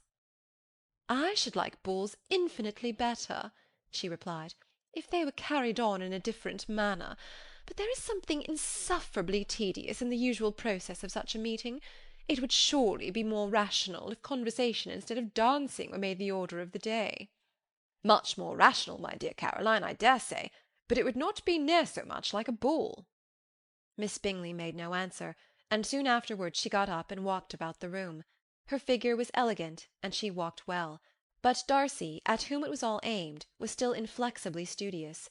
In the desperation of her feelings, she resolved on one effort more, and turning to Elizabeth, said, "Miss Eliza Bennet, let me persuade you to follow my example and take a turn about the room. I assure you it is very refreshing after sitting so long in one attitude." Elizabeth was surprised, but agreed to it immediately. Miss Bingley succeeded no less in the real object of her civility. Mr. Darcy looked up. He was as much awake to the novelty of attention in that quarter as Elizabeth herself could be, and unconsciously closed his book. He was directly invited to join their party, but he declined it, observing that he could imagine but two motives for their choosing to walk up and down the room together, with either of which motives his joining them would interfere. What could he mean? She was dying to know what could be his meaning, and asked Elizabeth whether she could at all understand him. "Not at all," was her answer. "But depend upon it, he means to be severe on us, and our surest way of disappointing him will be to ask nothing about it." Miss Bingley, however, was incapable of disappointing Mr. Darcy in anything, and persevered, therefore, in requiring an explanation of his two motives. "I have not the smallest objection to explaining them," said he, as soon as she allowed him to speak. "You either choose this method of passing the evening because you are in each other's confidence, and have secret affairs to discuss, or because you are conscious that your figures appear to the greatest advantage in walking. If the first, I would be completely in your way, and if the second, I can admire you much better as I sit by the fire." "Oh, shocking!" cried Miss Bingley. "I never heard anything so abominable. How shall we punish him for such a speech?" "Nothing so easy, if you have but the inclination," said Elizabeth. "We can all plague and punish one another, tease him, laugh at him. Intimate as you are, you must know how it is to be done." "But upon my honour I do not. I do assure you that my intimacy has not yet taught me that. Tease, calmness of manner, and presence of mind. No, no, feel he may defy us there. And as to laughter, we will not expose ourselves, if you please, by attempting to laugh without a subject. Mr. Darcy may hug himself." "Mr. Darcy is not to be laughed at," cried Elizabeth. "That is an uncommon advantage, and uncommon, I hope, it will continue, for it would be a great loss to me to have many such acquaintances. I dearly love a laugh." "Miss Bingley," said he, "has given me more credit than can be. The wisest and the best of men, nay, the wisest and best of their actions, may be rendered ridiculous by a person whose first object in life is a joke." "Certainly," replied Elizabeth, "there are such people, but I hope I am not one of them. I hope I never ridicule what is wise and good. Follies and nonsense, whims and inconsistencies do divert me, I own, and I laugh at them whenever I can. But these, I suppose, are precisely what you are without." "Perhaps that is not possible for any one. But it has been the study of my life to avoid those weaknesses which often expose a strong understanding to ridicule." "Such as vanity and pride?" "Yes, vanity is a weakness indeed. But pride, where there is a real superiority of mind, pride will always be under good regulation." Elizabeth turned away to hide a smile. "Your examination of Mr. Darcy is over, I presume," said Miss Bingley. "And pray, what is the result?" "I am perfectly convinced by it that Mr. Darcy has no defect. He owns it himself without disguise." "No," said Darcy, "I have made no such pretension. I have faults enough, but they are not, I hope, of understanding. My temper I dare not vouch for. It is, I believe, too little yielding, certainly too little for the convenience of the world. I cannot forget the follies and vices of others so soon as I ought, nor their offences against myself. My feelings are not puffed about with every attempt to move them. My temper would perhaps be called resentful. My good opinion, once lost, is lost for ever." "That is a failing indeed," cried Elizabeth. "Implacable resentment is a shade in a character. But you have chosen your fault well. I really cannot laugh at it. You are safe from me." "There is, I believe, in every disposition a tendency to some particular evil, a natural defect which not even the best education can overcome." "And your defect is to hate everybody." "And yours," he replied with a smile, "is wilfully to misunderstand them." "Do let us have a little music," cried Miss Bingley, tired of a conversation in which she had no share. "Louisa, you will not mind my waking Mr. Hurst?" Her sister had not the smallest objection, and the pianoforte was opened, and Darcy, after a few moments' recollection, was not sorry for it. He began to feel the danger of paying Elizabeth too much attention. End of chapter 11.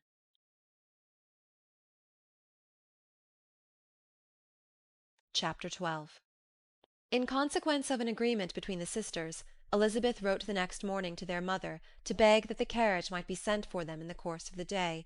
But Mrs. Bennet, who had calculated on her daughters remaining at Netherfield till the following Tuesday, which would exactly finish Jane's week, could not bring herself to receive them with pleasure before. Her answer therefore was not propitious, at least not to Elizabeth's wishes, for she was impatient to get home. Mrs. Bennet sent them word that they could not possibly have the carriage before Tuesday, and in her postscript it was added that if Mr. Bingley and his sister pressed them to stay longer, she could spare them very well.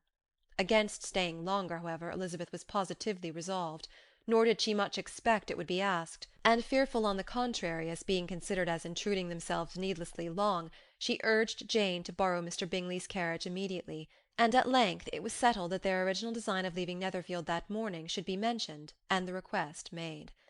The communication excited many professions of concern, and enough was said of wishing them to stay at least till the following day to work on Jane, and till the morrow their going was deferred. Miss Bingley was then sorry that she had proposed the delay, for her jealousy and dislike of one sister much exceeded her affection for the other. The master of the house heard with real sorrow that they were to go so soon, and repeatedly tried to persuade Miss Bennet that it would not be safe for her, that she was not enough recovered, but Jane was firm where she felt herself to be right. To Mr. Darcy it was a welcome intelligence. Elizabeth had been at Netherfield long enough. She attracted him more than he liked, and Miss Bingley was uncivil to her, and more teasing than usual to himself. He wisely resolved to be particularly careful that no sign of admiration should now escape him, nothing that could elevate her with the hope of influencing his felicity, sensible that if such an idea had been suggested, his behaviour during the last day must have material weight in confirming or crushing it. Steady to his purpose, he scarcely spoke 10 words to her through the whole of Saturday, and though they were at one time left by themselves for half an hour, he adhered most conscientiously to his book, and would not even look at her. On Sunday, after morning service, the separation, so agreeable to almost all, took place. Miss Bingley's civility to Elizabeth increased at last very rapidly, as well as her affection for Jane, and when they parted, after assuring the latter of the pleasure it would always give her to see her either at Longbourn or Netherfield, and embracing her most tenderly, she even shook hands with the former. Elizabeth took leave of the whole party in the liveliest of spirits. They were not welcomed home very cordially by their mother. Mrs. Bennet wondered at their coming, and thought them very wrong to give so much trouble, and was sure Jane would have caught cold again. But their father, though very laconic in his expressions of pleasure, was really glad to see them. He had felt their importance in the family circle. The evening conversation, when they were all assembled, had lost much of its animation, and almost all its sense, by the absence of Jane and Elizabeth. They found Mary as usual deep in the study of thorough base and human nature, and had some extracts to admire, and some new observations of threadbare morality to listen to. Catherine and Lydia had information for them of a different sort. Much had been done and much had been said in the regiment since the preceding Wednesday. Several of the officers had dined lately with their uncle, a private had been flogged, and it had actually been hinted that Colonel Forster was going to be married. End of chapter 12.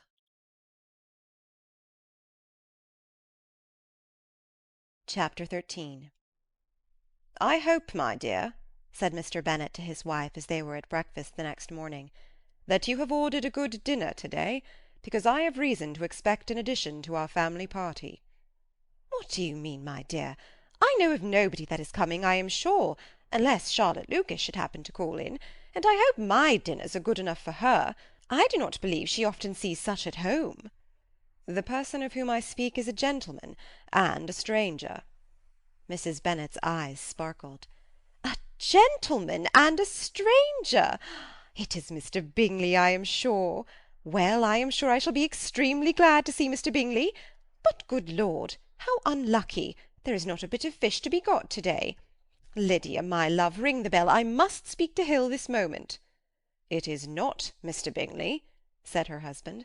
"It is a person whom I never saw in the whole course of my life." This roused a general astonishment, and he had the pleasure of being eagerly questioned by his wife and his 5 daughters at once. After amusing himself some time with their curiosity, he thus explained: "About a month ago I received this letter, and about a fortnight ago I answered it, for I thought it a case of some delicacy and requiring early attention. It is from my cousin, Mr. Collins, who, when I am dead, may turn you all out of this house as soon as he pleases." "Oh, my dear," cried his wife, "I cannot bear to hear that mentioned. Pray do not talk of that odious man.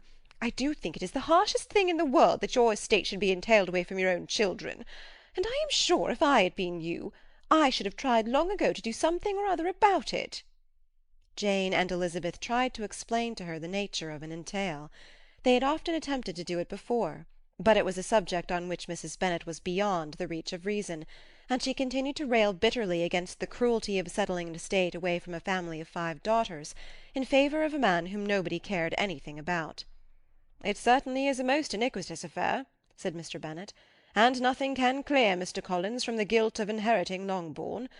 But if you will listen to his letter, you may perhaps be a little softened by his manner of expressing himself." "No, that I am sure I shall not, and I think it is very impertinent of him to write to you at all, and very hypocritical. I hate such false friends. Why could he not keep on quarrelling with you, as his father did before him?" "Why, indeed, he does seem to have had some filial scruples on that head, as you will hear." "Hunsford, near Westerham, Kent, 15th October. "Dear Sir, the disagreement subsisting between yourself and my late honoured father always gave me much uneasiness, and since I have had the misfortune to lose him, I have frequently wished to heal the breach, but for some time I was kept back by my own doubts, fearing lest it might seem disrespectful to his memory for me to be on good terms with any one with whom it had always pleased him to be at variance. There, Mrs. Bennet. My mind, however, is now made up on the subject, for having received ordination at Easter, I have been so fortunate as to be distinguished by the patronage of the Right Honourable Lady Catherine de Bourgh, widow of Sir Lewis de Bourgh, whose bounty and beneficence has preferred me to the valuable rectory of this parish, where it shall be my earnest endeavour to demean myself with grateful respect towards her ladyship, and be ever ready to perform those rites and ceremonies which are instituted by the Church of England. As a clergyman, moreover, I feel it my duty to promote and establish the blessing of peace in all families within the reach of my influence, and on these grounds I flatter myself that my present overtures are highly commendable, and that the circumstance of my being next in the entail of Longbourn estate will be kindly overlooked on your side, and not lead you to reject the offered olive branch. I cannot be otherwise than concerned at being the means of injuring your amiable daughters, and beg leave to apologize for it, as well as to assure you of my readiness to make them every possible amends. But of this hereafter. If you should have no objection to receive me into your house, I propose myself the satisfaction of waiting on you and your family Monday, November 18th, by 4 o'clock, and shall probably trespass on your hospitality till the Saturday se'nnight following, which I can do without any inconvenience, as Lady Catherine is far from objecting to my occasional absence on a Sunday, provided that some other clergyman is engaged to do the duty of the day. I remain, dear sir, with respectful compliments to your lady and daughters, your well-wisher and friend, William Collins. At 4 o'clock, therefore, we may expect this peace-making gentleman, said Mr. Bennet, as he folded up the letter. He seems to be a most conscientious and polite young man, upon my word, and I doubt not will prove a valuable acquaintance, especially if Lady Catherine should be so indulgent as to let him come to us again. There is some sense in what he says about the girls, however, and if he is disposed to make them any amends, I shall not be the person to discourage him. Though it is difficult, said Jane, to guess in what way he can mean to make us the atonement he thinks our due. The wish is certainly to his credit. Elizabeth was chiefly struck by his extraordinary deference for Lady Catherine, and his kind intention of christening, marrying, and burying his parishioners whenever it were required. He must be an oddity, I think, said she. I cannot make him out. There is something very pompous in his style. And what can he mean by apologizing for being next in the entail? We cannot suppose he would help it if he could. Could he be a sensible man, sir? No, my dear, I think not. I have great hopes of finding him quite the reverse. There is a mixture of civility and self-importance in his letter which promises well. I am impatient to see him. In point of composition, said Mary, the letter does not seem defective. The idea of the olive branch, perhaps, is not wholly new, yet I think it is well expressed. To Catherine and Lydia, neither the letter nor its writer were in any degree interesting. It was next to impossible that their cousin should come in a scarlet coat, and it was now some weeks since they had received pleasure from the society of a man in any other colour. As for their mother, Mr. Collins's letter had done away much of her ill will, and she was preparing to see him with a degree of composure which astonished her husband and daughters. Mr. Collins was punctual to his time, and was received with great politeness by the whole family.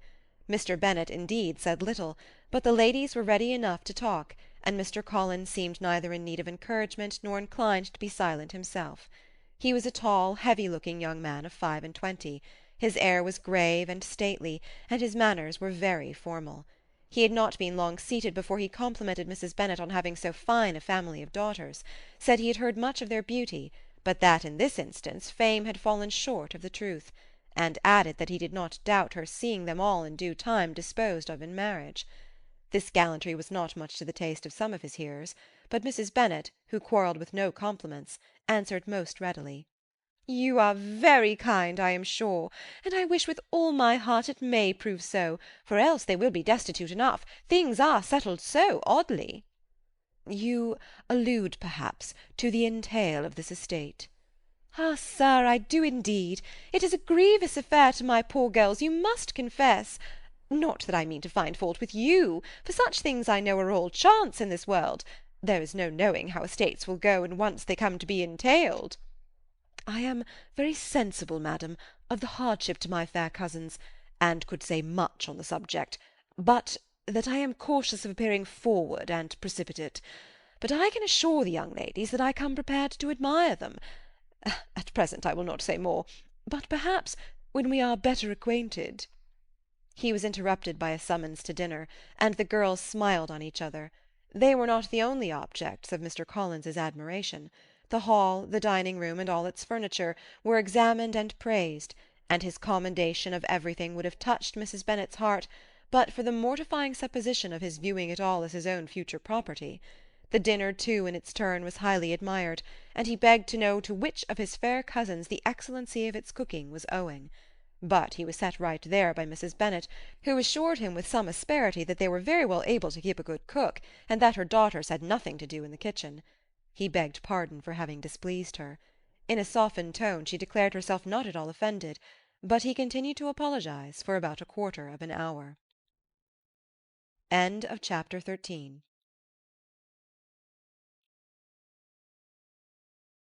Chapter 14. During dinner Mr. Bennet scarcely spoke at all, but when the servants were withdrawn, he thought it time to have some conversation with his guest, and therefore started a subject in which he expected him to shine, by observing that he seemed very fortunate in his patroness. Lady Catherine de Bourgh's attention to his wishes, and consideration for his comfort, appeared very remarkable. Mr. Bennet could not have chosen better. Mr. Collins was eloquent in her praise. The subject elevated him to more than usual solemnity of manner, and with a most important aspect he protested that he had never in his life witnessed such behaviour in a person of rank, such affability and condescension, as he had himself experienced from Lady Catherine. She had been graciously pleased to approve of both of the discourses which she had already had the honour of preaching before her. She had also asked him twice to dine at Rosings, and had sent for him only the Saturday before to make up her pool of quadrille in the evening. Lady Catherine was reckoned proud by many people he knew, but he had never seen anything but affability in her. She had always spoken to him as she would to any other gentleman. She made not the smallest objection to his joining in the society of the neighbourhood, nor to his leaving the parish occasionally for a week or two, to visit his relations.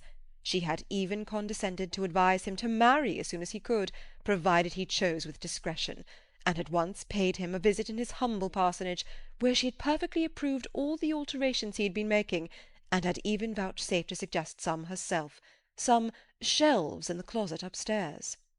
"That is all very proper and civil, I am sure," said Mrs. Bennet, "and I dare say she is a very agreeable woman.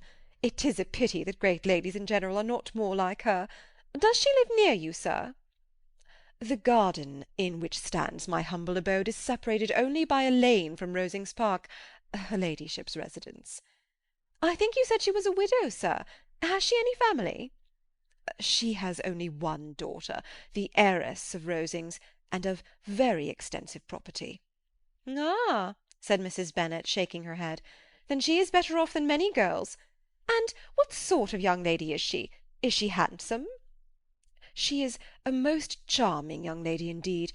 Lady Catherine herself says that, in point of true beauty, Miss de Bourgh is far superior to the handsomest of her sex, because there is that in her features which marks the young lady of distinguished birth. She is unfortunately of a sickly constitution, which has prevented her from making that progress in many accomplishments which she could not have otherwise failed of, as I am informed by the lady who superintended her education, and who still resides with them. But she is perfectly amiable, and often condescends to drive by my humble abode in her little phaeton and ponies." "Has she been presented? I do not remember her name among the ladies at court." "Her indifferent state of health unhappily prevents her being in town, and by that means, as I told Lady Catherine one day, has deprived the British court of its brightest ornament.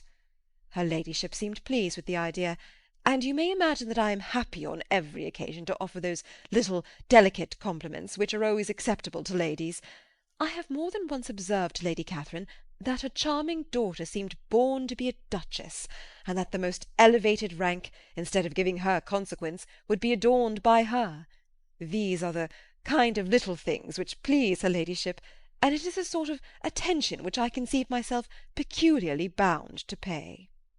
"You judge very properly," said Mr. Bennet, "and it is happy for you that you possess the talent of flattering with delicacy.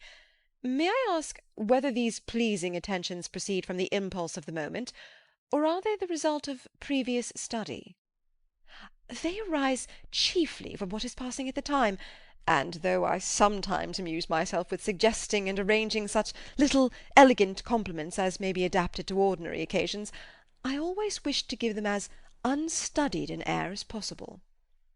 Mr. Bennet's expectations were fully answered.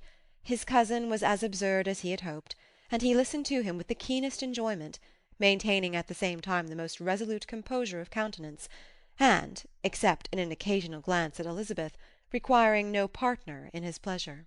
By tea-time, however, the dose had been enough, and Mr. Bennet was glad to take his guest into the drawing-room again, and when tea was over, glad to invite him to read aloud to the ladies. Mr. Collins readily assented, and a book was produced, but on beholding it, for everything announced it to be from a circulating library, he started back, and, begging pardon, protested that he never read novels. Kitty stared at him, and Lydia exclaimed. Other books were produced, and after some deliberation he chose Fordyce's Sermons. Lydia gaped as he opened the volume, and before he had, with very monotonous solemnity, read 3 pages, she interrupted him with, "Do you know, mamma, that my uncle Phillips talks of turning away Richard, and if he does, Colonel Forster will hire him. My aunt told me so herself on Saturday. I shall walk to Meryton to-morrow to hear more about it, and to ask when Mr. Denny comes back from town." Lydia was bid by her 2 eldest sisters to hold her tongue, but Mr. Collins, much offended, laid aside his book and said, "I have often observed how little young ladies are interested by books of a serious stamp, though written solely for their benefit. It amazes me, I confess, for certainly there can be nothing so advantageous to them as instruction. But I will no longer importune my young cousin." Then, turning to Mr. Bennet, he offered himself as his antagonist at backgammon. Mr. Bennet accepted the challenge, observing that he acted very wisely in leaving the girls to their own trifling amusements. Mrs. Bennet and her daughters apologized most civilly for Lydia's interruption, and promised that it should not occur again, if he would resume his book. But Mr. Collins, after assuring them that he bore his young cousin no ill will, and should never resent her behaviour as any affront, seated himself at another table with Mr. Bennet, and prepared for backgammon. Chapter 15.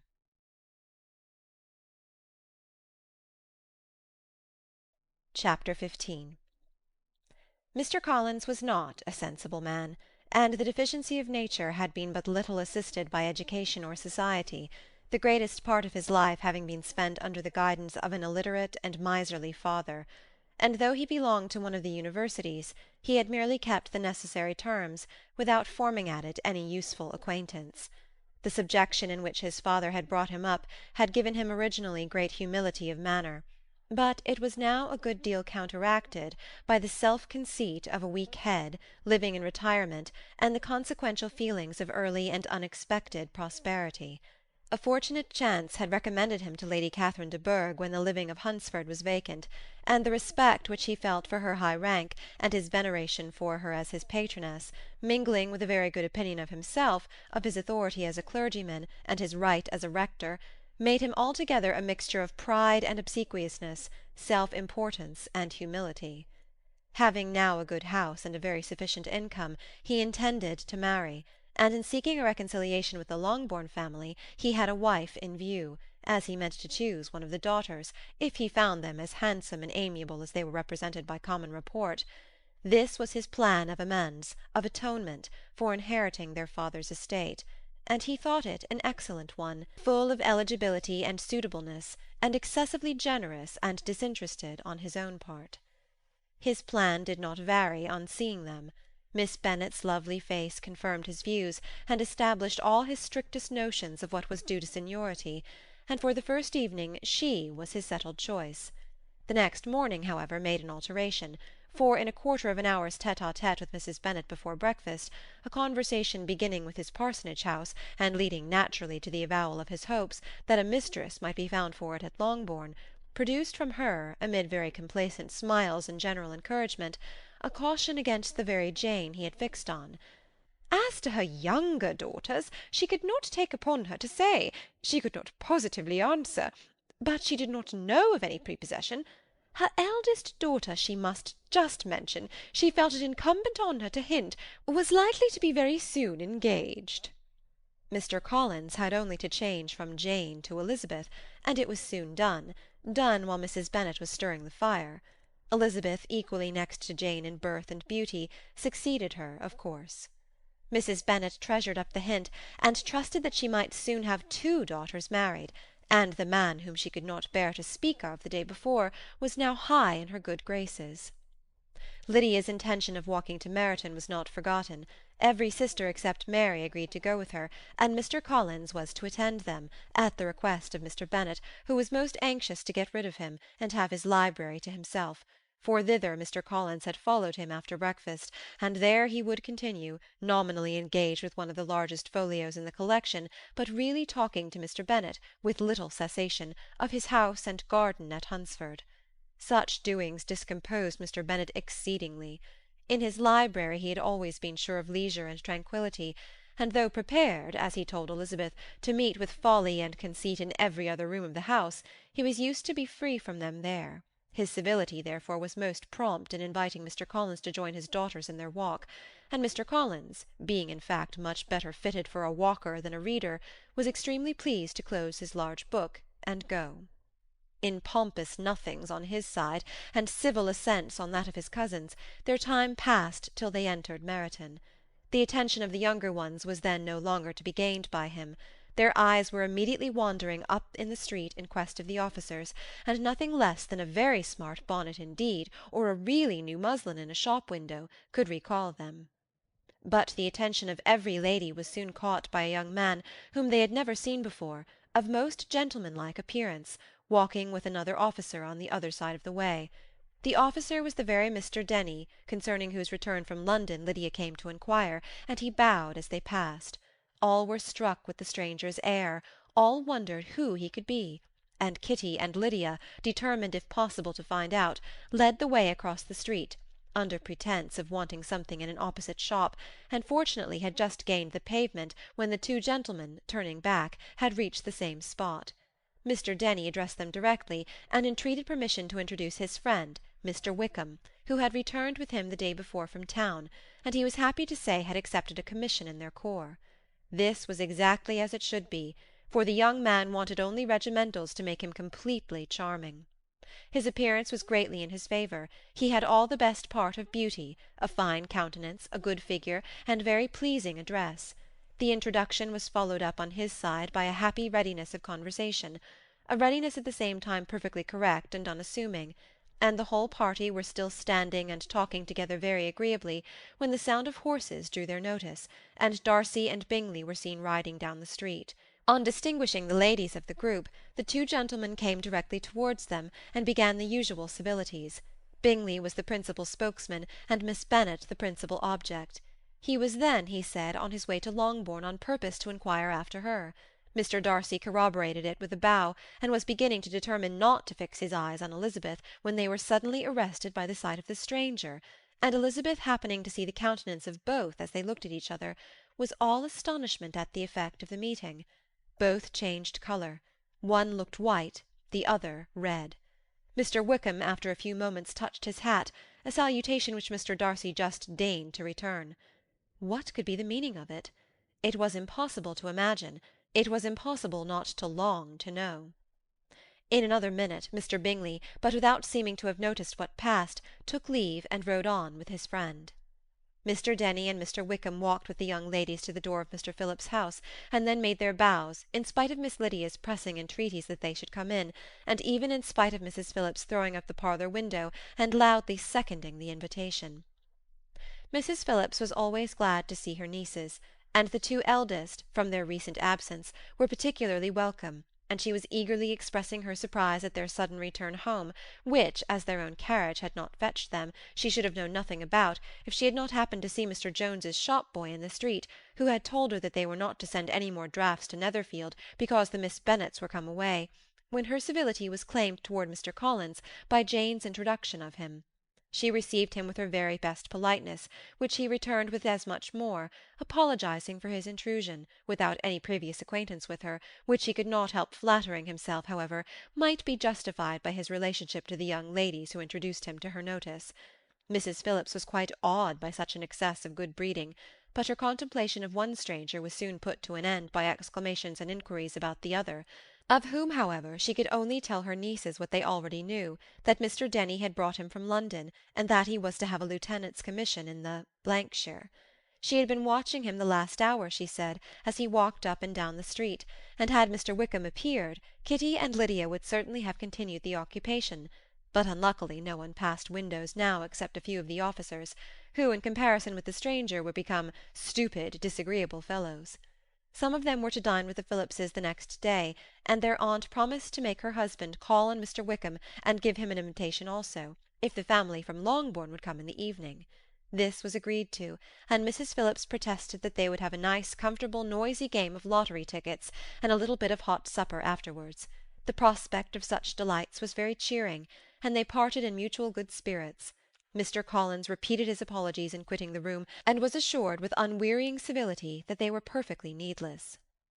As they walked home, Elizabeth related to Jane what she had seen pass between the two gentlemen, but though Jane would have defended either or both, had they appeared to be in the wrong, she could no more explain such behaviour than her sister. Mr. Collins, on his return, highly gratified Mrs. Bennet by admiring Mrs. Phillips's manners and politeness. He protested that, except Lady Catherine and her daughter, he had never seen a more elegant woman, for she had not only received him with the utmost civility, but even pointedly included him in her invitation for the next evening, although utterly unknown to her before.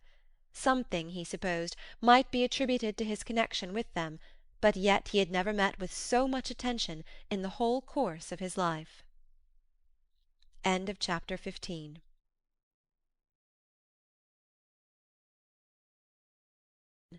Chapter 16. As no objection was made to the young people's engagement with their aunt, and all Mr. Collins's scruples of leaving Mr. and Mrs. Bennet for a single evening during his visit were most steadily resisted, the coach conveyed him and his 5 cousins at a suitable hour to Meryton, and the girls had the pleasure of hearing, as they entered the drawing-room, that Mr. Wickham had accepted their uncle's invitation, and was then in the house.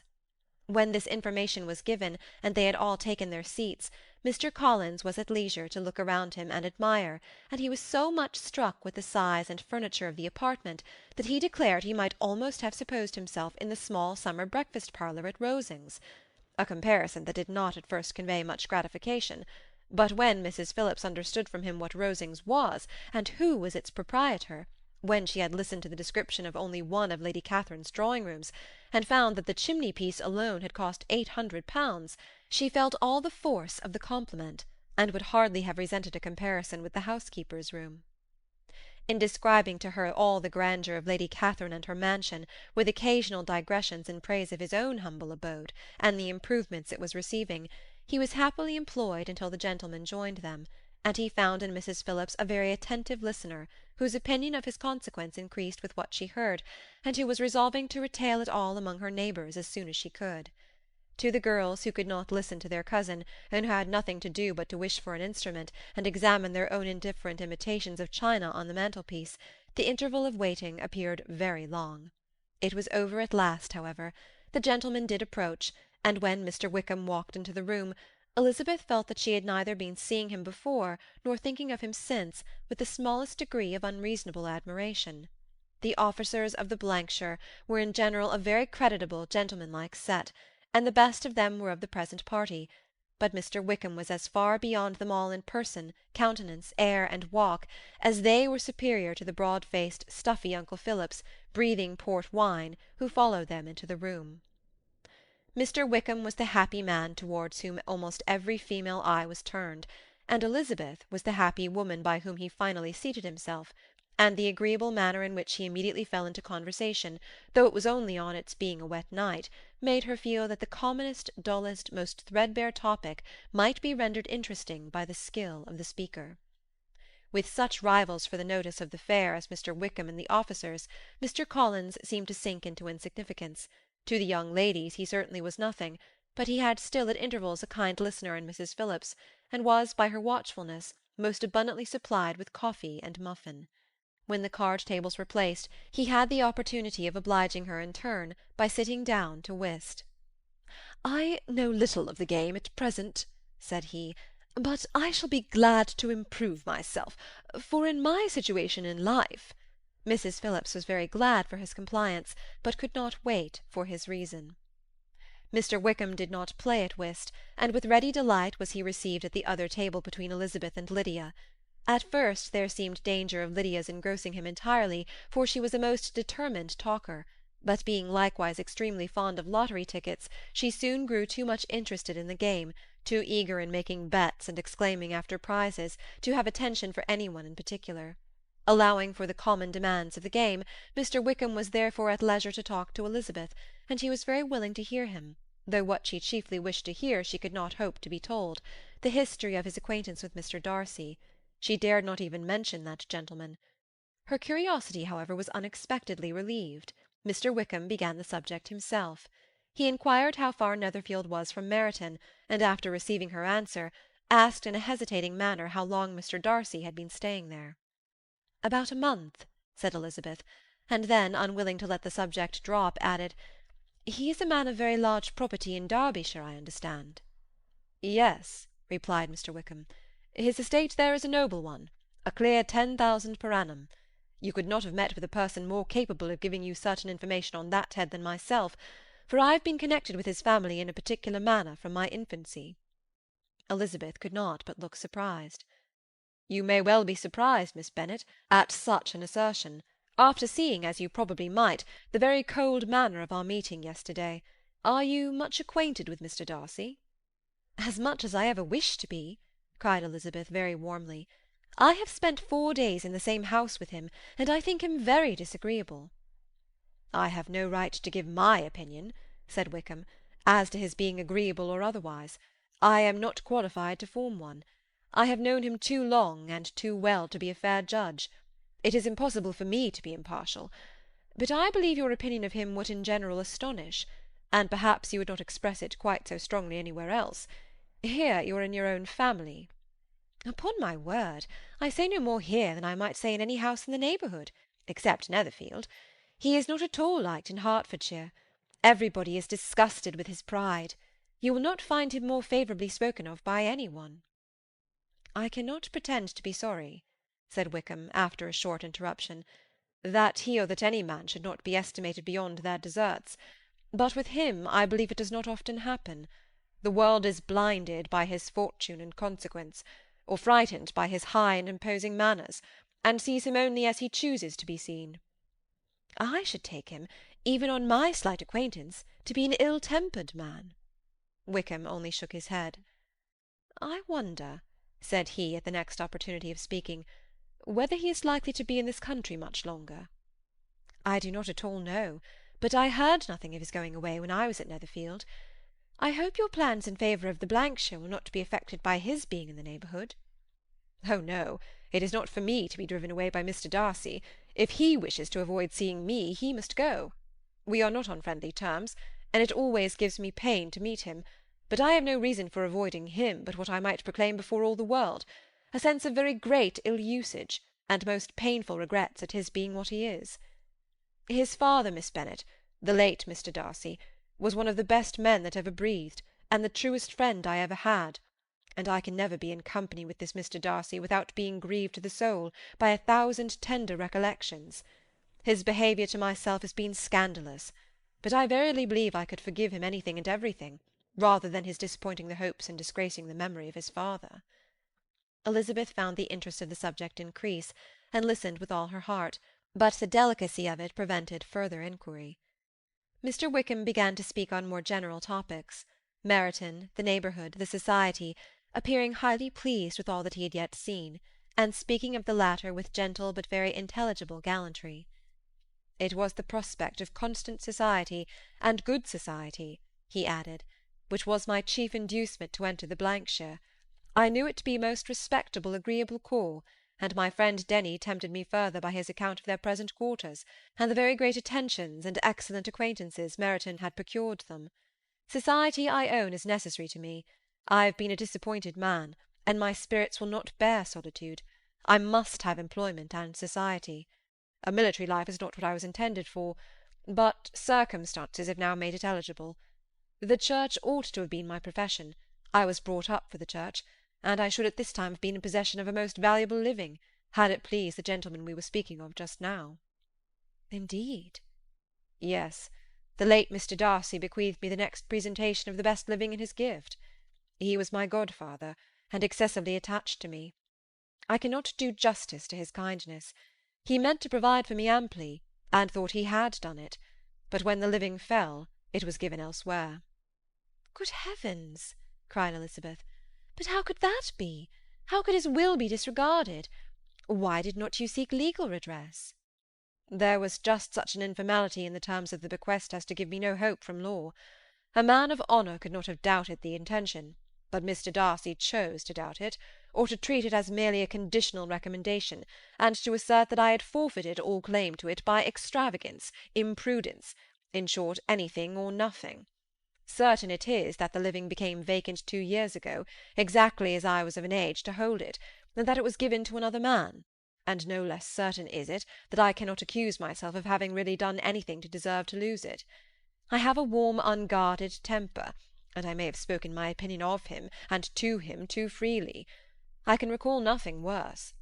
But the fact is that we are very different sort of men, and that he hates me."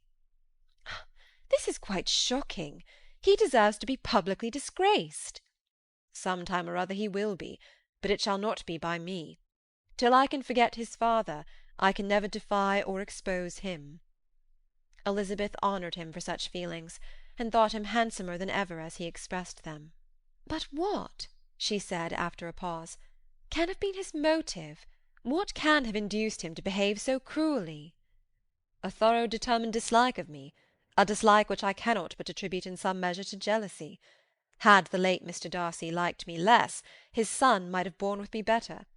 But his father's uncommon attachment to me irritated him, I believe, very early in life. He had not a temper to bear the sort of competition in which we stood, the sort of preference which was often given me." "I had not thought Mr. Darcy so bad as this, though I have never liked him. I had not thought so very ill of him. I had supposed him to be despising his fellow creatures in general, but did not suspect him of descending to such malicious revenge, such injustice, such inhumanity as this." After a few minutes' reflection, however, she continued, "I do remember his boasting one day at Netherfield of the implacability of his resentments, of his having an unforgiving temper. His disposition must be dreadful." "I will not trust myself on the subject," replied Wickham.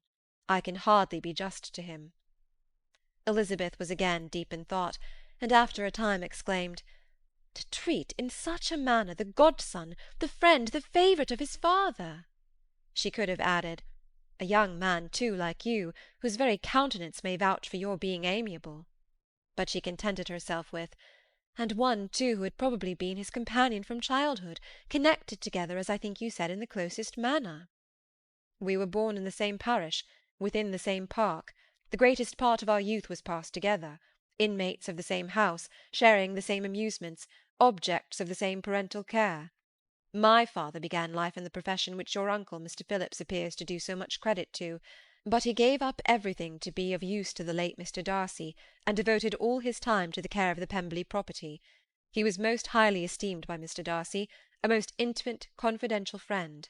Mr. Darcy often acknowledged himself to be under the greatest obligations to my father's active superintendence, and when, immediately before my father's death, Mr. Darcy gave him a voluntary promise of providing for me, I am convinced that he felt it to be as much a debt of gratitude to him as of his affection to myself."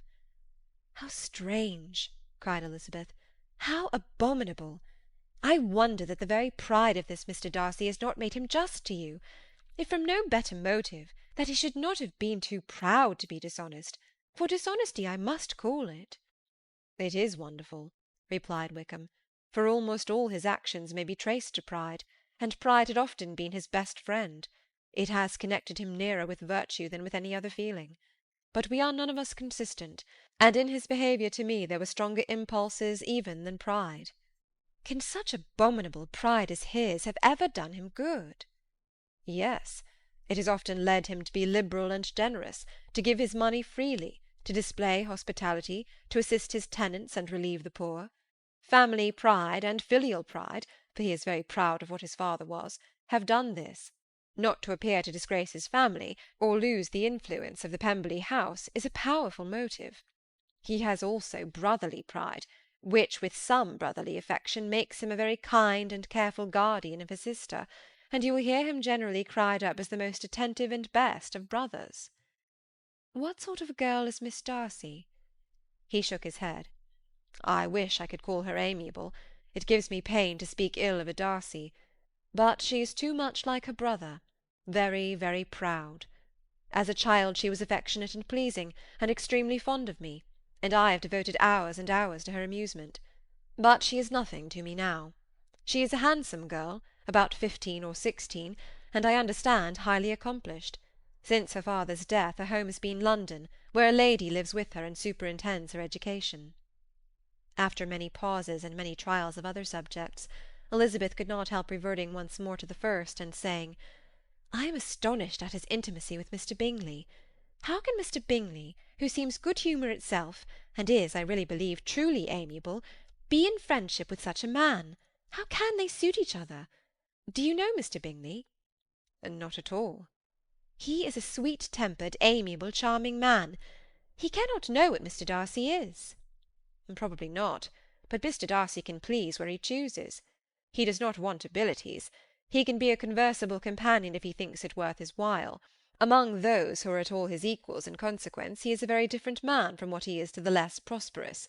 His pride never deserts him, but with the rich he is liberal-minded, just, sincere, rational, honourable, and perhaps agreeable, allowing something for fortune and figure." The whist party soon afterwards breaking up, the players gathered round the other table, and Mr. Collins took his station between his cousin Elizabeth and Mrs. Phillips. The usual inquiries as to his success was made by the latter. It had not been very great. He had lost every point, but when Mrs. Phillips began to express her concern thereupon, he assured her with much earnest gravity that it was not of the least importance, that he considered the money as a mere trifle, and begged that she would not make herself uneasy. "I know very well, madam," said he, "that when persons sit down to a card-table they must take their chances of these things, and happily I am not in such circumstances as to make 5 shillings any object.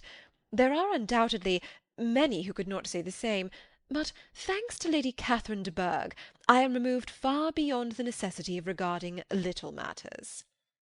Mr. Wickham's attention was caught, and after observing Mr. Collins for a few moments, he asked Elizabeth in a low voice whether her relation was very intimately acquainted with the family of de Bourgh.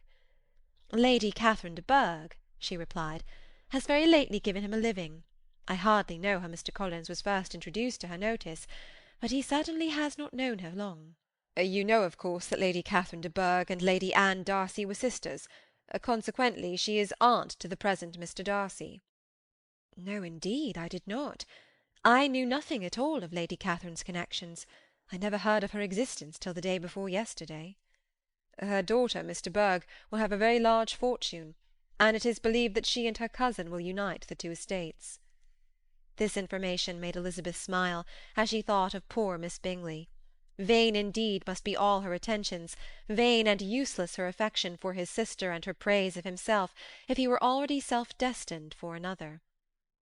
"Mr. Collins," said she, "speaks highly both of Lady Catherine and her daughter, but from some particulars that he has related of her ladyship, I suspect his gratitude misleads him, and that in spite of her being his patroness, she is an arrogant, conceited woman." "I believe her to be both in a great degree," replied Wickham. "I have not seen her for many years, but I very well remember that I never liked her, and that her manners were dictatorial and insolent. She has the reputation of being remarkably sensible and clever, but I rather believe she derives part of her abilities from her rank and fortune, part from her authoritative manner, and the rest from the pride for her nephew, who chooses that every one connected with him should have an understanding of the first class." Elizabeth allowed that he had given a very rational account of it, and they continued talking together, with mutual satisfaction, till supper put an end to cards, and gave the rest of the ladies their share of Mr. Wickham's attentions. There could be no conversation in the noise of Mrs. Phillips's supper-party, but his manners recommended him to everybody. Whatever he said was well said, and whatever he did, done gracefully. Elizabeth went away with her head full of him. She could think of nothing but of Mr. Wickham, and of what he had told her, all the way home, but there was not time for her even to mention his name as they went, for neither Lydia nor Mr. Collins were once silent. Lydia talked incessantly of lottery tickets, of the fish she had lost and the fish she had won, and Mr. Collins in describing the civility of Mr. and Mrs. Phillips, protesting that he did not in the least regard his losses at whist, enumerating all the dishes at supper, and repeatedly fearing that he crowded his cousins, had more to say than he could well manage before the carriage stopped at Longbourn House. Chapter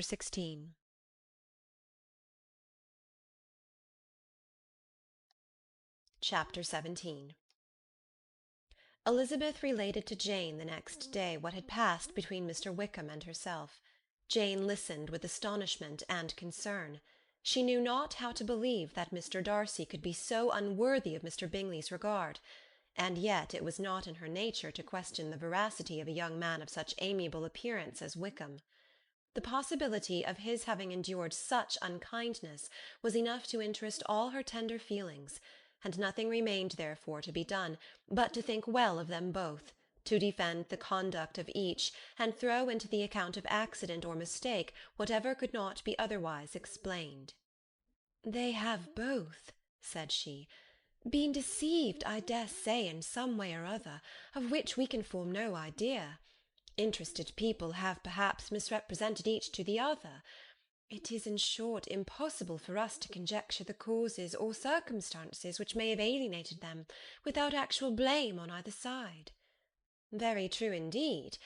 And now, my dear Jane, what have you got to say on behalf of the interested people who have probably been concerned in the business? Do clear them too, or we shall be obliged to think ill of somebody." "Laugh as much as you choose, but you will not laugh me out of my opinion. My dearest Lizzy, but do consider in what a disgraceful light it places Mr. Darcy, to be treating his father's favourite in such a manner, one whom his father had promised to provide for. It is impossible. No man of common humanity, no man who had any value for his character, could be capable of it. Can his most intimate friends be so excessively deceived in him? Oh, no! I can much more easily believe Mr. Bingley's being imposed on, than that Mr. Wickham should invent such a history of himself as he gave me last night. Names, facts, everything mentioned without ceremony. If it be not so, let Mr. Darcy contradict it. Besides, there was truth in his looks." "It is difficult indeed. It is distressing. One does not know what to think." "I beg your pardon. One knows exactly what to think." But Jane could think with certainty on only one point, that Mr. Bingley, if he had been imposed on, would have much to suffer when the affair became public. The two young ladies were summoned from the shrubbery where this conversation passed, by the arrival of the very persons of whom they had been speaking. Mr. Bingley and his sisters came to give their personal invitation for the long-expected ball at Netherfield, which was fixed for the following Tuesday. The two ladies were delighted to see their dear friend again, called it an age since they had met, and repeatedly asked what she had been doing with herself since their separation. To the rest of the family they paid little attention, avoiding Mrs. Bennet as much as possible, saying not much to Elizabeth, and nothing at all to the others. They were soon gone again, rising from their seats with an activity which took their brother by surprise, and hurrying off as if eager to escape from Mrs. Bennet's civilities. The prospect of the Netherfield ball was extremely agreeable to every female of the family. Mrs. Bennet chose to consider it as given in compliment to her eldest daughter, and was particularly flattered by receiving the invitation from Mr. Bingley himself, instead of a ceremonious card. Jane pictured to herself a happy evening in the society of her two friends, and the attentions of her brother, and Elizabeth thought with pleasure of dancing a great deal with Mr. Wickham, and of seeing a confirmation of everything in Mr. Darcy's look and behaviour. The happiness anticipated by Catherine and Lydia depended less on any single event or on any particular person, for though they each, like Elizabeth, meant to dance half the evening with Mr. Wickham, he was by no means the only partner who could satisfy them, and a ball was, at any rate, a ball. And even Mary could assure her family that she had no disinclination for it. "While I can have my mornings to myself," said she, "it is enough. I think it is no sacrifice to join occasionally in evening engagements. Society has claims on us all, and I profess myself one of those who consider intervals of recreation and amusement as desirable for everybody." Elizabeth's spirits were so high on this occasion, that though she did not often speak unnecessarily to Mr. Collins, she could not help asking him whether he intended to accept Mr. Bingley's invitation, and if he did, whether he would think it proper to join in the evening's amusement, and she was rather surprised to find that he entertained no scruple whatever on that head, and was very far from dreading a rebuke, either from the Archbishop or Lady Catherine de Bourgh, by venturing to dance. "I am by no means of the opinion, I assure you," said he, "that a ball of this kind, given by a young man of character to respectable people, can have any evil tendency, and I am so far from objecting to dancing myself, that I shall hope to be honoured with the hands of all my fair cousins in the course of the evening, and I take this opportunity of soliciting yours, Miss Elizabeth, for the first 2 dances especially, a preference which I trust my cousin Jane will attribute to the right cause, and not to any disrespect for her." Elizabeth felt herself completely taken in. She had fully proposed being engaged by Mr. Wickham for those very dances, and to have Mr. Collins instead. Her liveliness had never been worse timed. There was no help for it, however. Mr. Wickham's happiness and her own were perforce delayed a little longer, and Mr. Collins' proposal accepted with as good a grace as she could. She was not the better pleased with his gallantry from the idea it suggested of something more. It now first struck her that she was selected from among her sisters as worthy of being mistress of Hunsford Parsonage, and of assisting to form a quadrille table at Rosings, in the absence of more eligible visitors. The idea soon reached a conviction, as she observed his increasing civilities toward herself, and heard his frequent attempt at a compliment on her wit and vivacity, and though more astonished than gratified herself by this effect of her charms, it was not long before her mother gave her to understand that the probability of their marriage was extremely agreeable to her.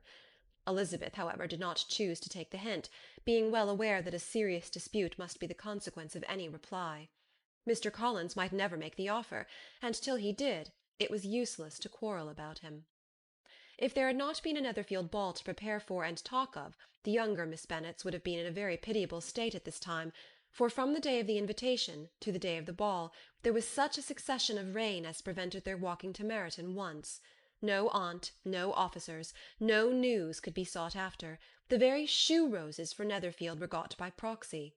Even Elizabeth might have found some trial of her patience in weather which totally suspended the improvement of her acquaintance with Mr. Wickham, and nothing less than a dance on Tuesday could have made such a Friday, Saturday, Sunday, and Monday endurable to Kitty and Lydia.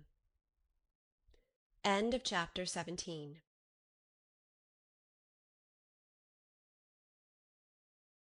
Chapter 18.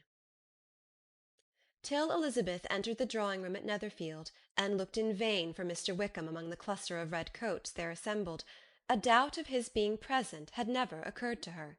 The certainty of meeting him had not been checked by any of those recollections that might not unreasonably have alarmed her. She had dressed with more than usual care, and prepared in the highest spirits for the conquest of all that remained unsubdued of his heart, trusting that it was not more than might be won in the course of the evening.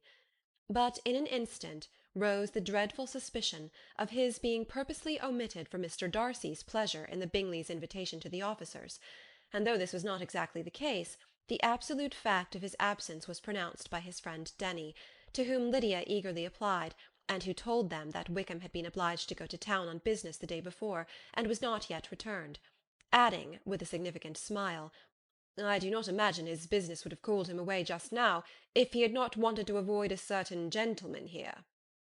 This part of his intelligence, although unheard by Lydia, was caught by Elizabeth, and as it assured her that Darcy was not less answerable for Wickham's absence than if her first surmise had been just, every feeling of displeasure against the former was so sharpened by immediate disappointment that she could hardly reply with tolerable civility to the polite inquiries which he directly afterwards approached to make.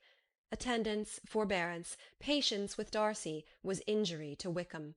She was resolved against any sort of conversation with him, and turned away with a degree of ill-humour which she could not wholly surmount even in speaking to Mr. Bingley, whose blind partiality provoked her. But Elizabeth was not formed for ill-humour, and though every prospect of her own was destroyed for the evening, it could not long dwell on her spirits, and having told all her griefs to Charlotte Lucas, whom she had not seen for a week, she was soon able to make a voluntary transition to the oddities of her cousin, and to point him out to her particular notice. The first 2 dances, however, brought a return of distress. They were dances of mortification. Mr. Collins, awkward and solemn, apologizing instead of attending, and often moving wrong without being aware of it, gave her all the shame and misery which a disagreeable partner for a couple of dances can give. The moment of her release from him was ecstasy. She danced next with an officer, and had the refreshment of talking of Wickham, and of hearing that he was universally liked. When those dances were over, she returned to Charlotte Lucas, and was in conversation with her, when she found herself suddenly addressed by Mr. Darcy, who took her so much by surprise in his application for her hand, that, without knowing what she did, she accepted him. He walked away again immediately, and she was left to fret over her own want of presence of mind. Charlotte tried to console her. "I dare say you will find him very agreeable." "Heaven forbid! That would be the greatest misfortune of all, to find a man agreeable whom one is determined to hate. Do not wish me such an evil." When the dancing recommenced, however, and Darcy approached to claim her hand, Charlotte could not help cautioning her in a whisper not to be a simpleton, and allow her fancy for Wickham to make her appear unpleasant in the eyes of a man of 10 times his consequence. Elizabeth made no answer, and took her place in the set, amazed at the dignity to which she was arrived in being allowed to stand opposite to Mr. Darcy, and reading in her neighbours' looks their equal amazement in beholding it. They stood for some time without speaking a word, and she began to imagine that their silence was to last through the 2 dances, and at first she was resolved not to break it, till, suddenly fancying that it would be the greater punishment to her partner to oblige him to talk, she made some slight observation on the dance. He replied, and was again silent. After a pause of some minutes, she addressed him a second time with, "It is your turn to say something now, Mr. Darcy. I talked about the dance, and you ought to make some sort of remark on the size of the room, or the number of couples." He smiled, and assured her that whatever she wished him to say should be said. "Very well, that reply will do for the present. Perhaps by and by I may observe that private balls are much pleasanter than public ones. But now we may be silent." "Do you talk by rule, then, while you are dancing?" "Sometimes. One must speak a little, you know. It would look odd to be entirely silent for half an hour together, and yet for the advantage of some, conversation ought to be so arranged as they might have the trouble of saying as little as possible." "Are you consulting your own feelings in the present case, or do you imagine that you are gratifying mine?" "Both," replied Elizabeth archly, "for I have always seen a great similarity in the turn of our minds. We are each of an unsocial, taciturn disposition, unwilling to speak unless we expect to say something that will amaze the whole room, and be handed down to posterity with all the éclat of a proverb." "This is no very striking resemblance of your own character, I am sure," he said. "How near it may be to mine, I cannot pretend to say. You think it a faithful portrait, undoubtedly." "I must not decide on my own performance." He made no answer, and they were again silent till they had gone down the dance, when he asked her if she and her sisters did not very often walk to Meryton.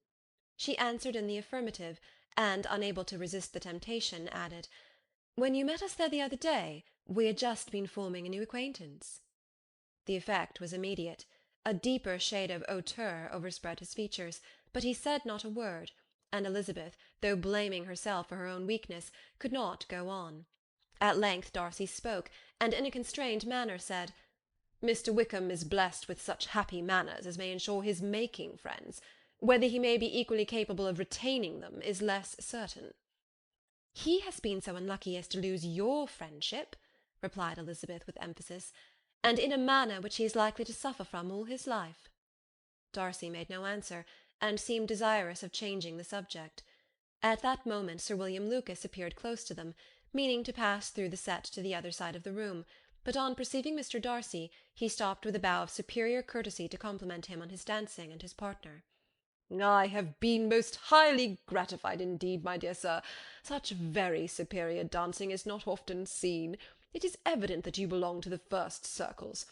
Allow me to say, however, that your fair partner does not disgrace you, and that I must hope to have this pleasure often repeated, especially when a certain desirable event, my dear Eliza," glancing at her sister and Bingley, "shall take place. What congratulations will then flow in! I appeal to Mr. Darcy. But let not me interrupt you, sir. You will not thank me for detaining you from the bewitching converse of that young lady, whose bright eyes are also upbraiding me."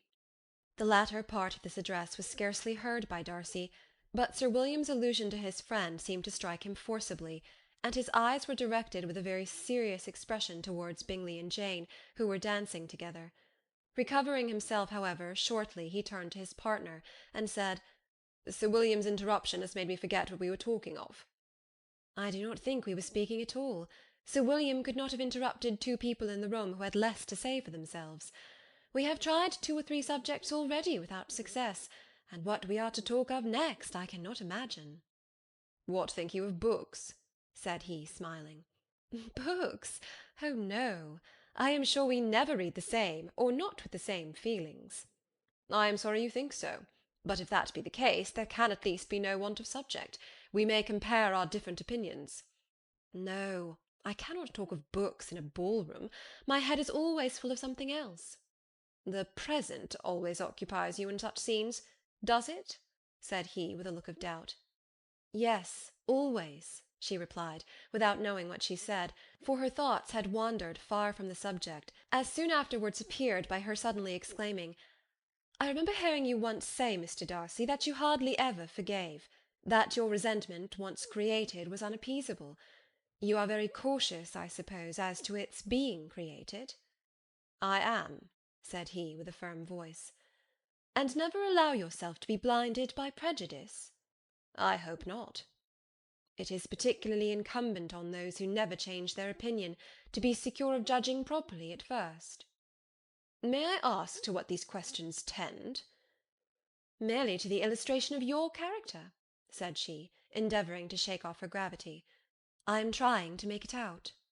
"And what is your success?" She shook her head. "I do not get on at all. I hear such different accounts of you as to puzzle me exceedingly." "I can readily believe," answered he gravely, "that reports may vary greatly with respect to me, and I could wish, Miss Bennet, that you were not to sketch my character at the present moment, as there is reason for fear that the performance would reflect no credit on either." "But if I do not take your likeness now, I may never have another opportunity." "I would by no means suspend any pleasure of yours," he coldly replied.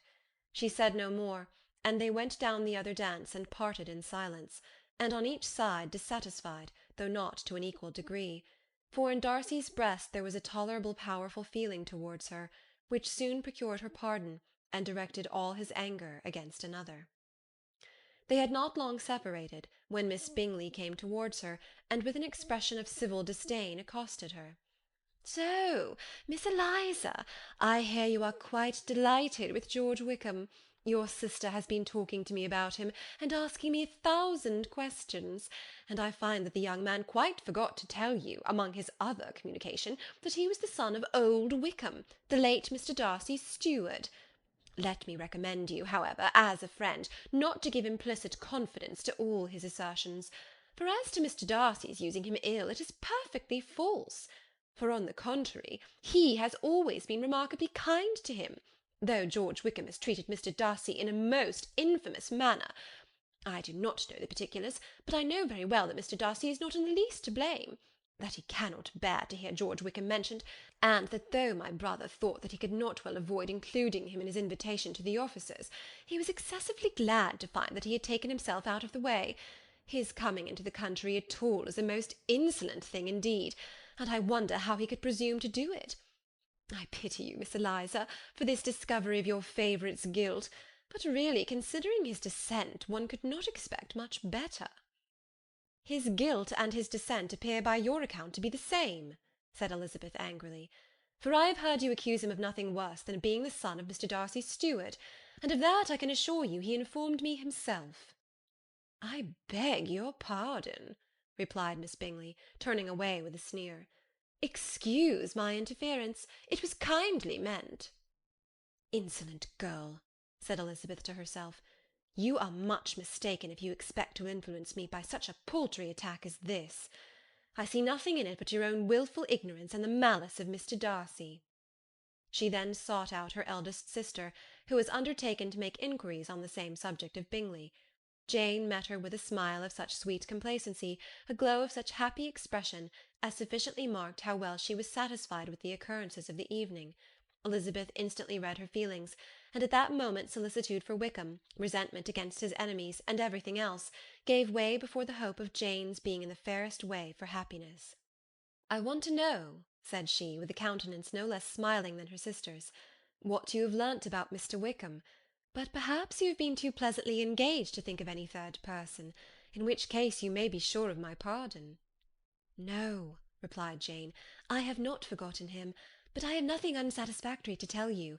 Mr. Bingley does not know the whole of his history, and he is quite ignorant of the circumstances which have principally offended Mr. Darcy, but he will vouch for the good conduct, the probity, and honour of his friend, and is perfectly convinced that Mr. Wickham has deserved much less attention from Mr. Darcy than he has received. And I am sorry to say, by his account as well as his sister's, Mr. Wickham is by no means a respectable young man. I am afraid he has been very imprudent, and has deserved to lose Mr. Darcy's regard." "Mr. Bingley does not know Mr. Wickham himself?" "No, he never saw him till the other morning at Meryton." "This account, then, is what he has received from Mr. Darcy. I am satisfied. But what does he say of the living?" "He does not exactly recollect the circumstances, though he has heard them from Mr. Darcy more than once, but believes that it was left to him conditionally only." "I have not a doubt of Mr. Bingley's sincerity," said Elizabeth warmly, "but you must excuse my not being convinced by assurances only. Mr. Bingley's defence of his friend was a very able one, I dare say, but since he is unacquainted with several parts of the story, and has learnt the rest from that friend himself, I shall venture to still think of both gentlemen as I did before."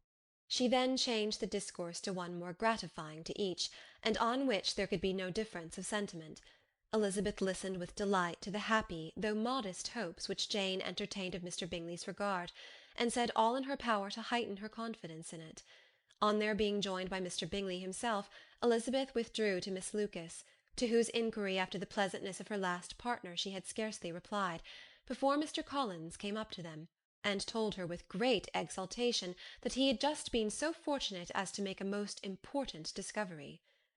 "I have found out," said he, "by a singular accident, that there is now in the room a near relation of my patroness. I happened to overhear the gentleman himself mentioning to the young lady who does the honours of the house the names of his cousin, Mr. Berg, and of her mother, Lady Catherine. How wonderfully these sort of things occur! Who would have thought of my meeting with, perhaps, a nephew of Lady Catherine de Bourgh in this assembly? I am most thankful that the discovery is made in time for me to pay my respects to him, which I am now going to do, and trust he will excuse my not having done it before. My total ignorance of the connection must plead my apology." "You are not going to introduce yourself to Mr. Darcy?" "Indeed I am. I shall entreat his pardon for not having done it earlier. I believe him to be Lady Catherine's nephew. It will be in my power to assure him that her ladyship was quite well yesterday se'nnight." Elizabeth tried hard to dissuade him from such a scheme, assuring him that Mr. Darcy would consider his addressing him without introduction as an impertinent freedom, rather than a compliment to his aunt, that it was not in the least necessary there should be any notice on either side, and that if it were, it must belong to Mr. Darcy, the superior in consequence, to begin the acquaintance. Mr. Collins listened to her with the determined air of following his own inclination, and when she ceased speaking, replied thus: "My dear Miss Elizabeth, I have the highest opinion in the world, in your excellent judgment, in all matters within the scope of your understanding, but permit me to say, that there must be a wide difference between the established forms of ceremony amongst the laity, and those which regulate the clergy, for give me leave to observe that I consider the clerical office as equal in point of dignity with the highest rank in the kingdom, providing that a proper humility of behaviour is at the same time maintained. You must therefore allow me to follow the dictates of my conscience on this occasion, which leads me to perform what I look on as a point of duty. Pardon me for neglecting to profit by your advice, which, on every other subject, shall be my constant guide, though in the case before us I consider myself more fitted by education and habitual study to decide on what is right than a young lady like yourself." And with a low bow he left her to attack Mr. Darcy, whose reception of his advances she eagerly watched, and whose astonishment at being so addressed was very evident. Her cousin prefaced his speech with a solemn bow, and though she could not hear a word of it, she felt as if hearing it all, and saw in the motion of his lips the words apology, Hunsford, and Lady Catherine de Bourgh. It vexed her to see him expose himself to such a man. Mr. Darcy was eyeing him with unrestrained wonder, and when at last Mr. Collins allowed him time to speak, replied with an air of distant civility. Mr. Collins, however, was not discouraged from speaking again, and Mr. Darcy's contempt seemed abundantly increasing with the length of his second speech, and at the end of it he only made him a slight bow, and moved another way. Mr. Collins then returned to Elizabeth. "I have no reason, I assure you," said he, "to be dissatisfied with my reception. Mr. Darcy seemed much pleased with the attention. He answered me with the utmost civility, and even paid me the compliment of saying that he was so well convinced of Lady Catherine's discernment as to be certain she could never bestow a favour unworthily. It was really a very handsome thought. Upon the whole, I am much pleased with him." As Elizabeth had no longer any interest of her own to pursue, she turned her attention almost entirely on her sister and Mr. Bingley, and the train of agreeable reflections which her observations gave birth to made her perhaps almost as happy as Jane. She saw her in idea settled in that very house, in all the felicity which a marriage of true affection could bestow, and she felt capable, under such circumstances, of endeavouring even to like Bingley's two sisters. Her mother's thoughts she plainly saw were bent the same way, and she determined not to venture near her, lest she might hear too much. When they sat down to supper, therefore, she considered it a most unlucky perverseness which placed them within one of each other, and deeply was she vexed to find that her mother was talking to that one person, Lady Lucas, freely, openly, and of nothing else but her expectation that Jane would soon be married to Mr. Bingley. It was an animating subject, and Mrs. Bennet seemed incapable of fatigue, while enumerating the advantages of the match. His being such a charming young man, and so rich, and living but 3 miles from them, were the first points of self-gratulation, and then it was such a comfort to think how fond the two sisters were of Jane, and to be certain that they must desire the connection as much as she could do.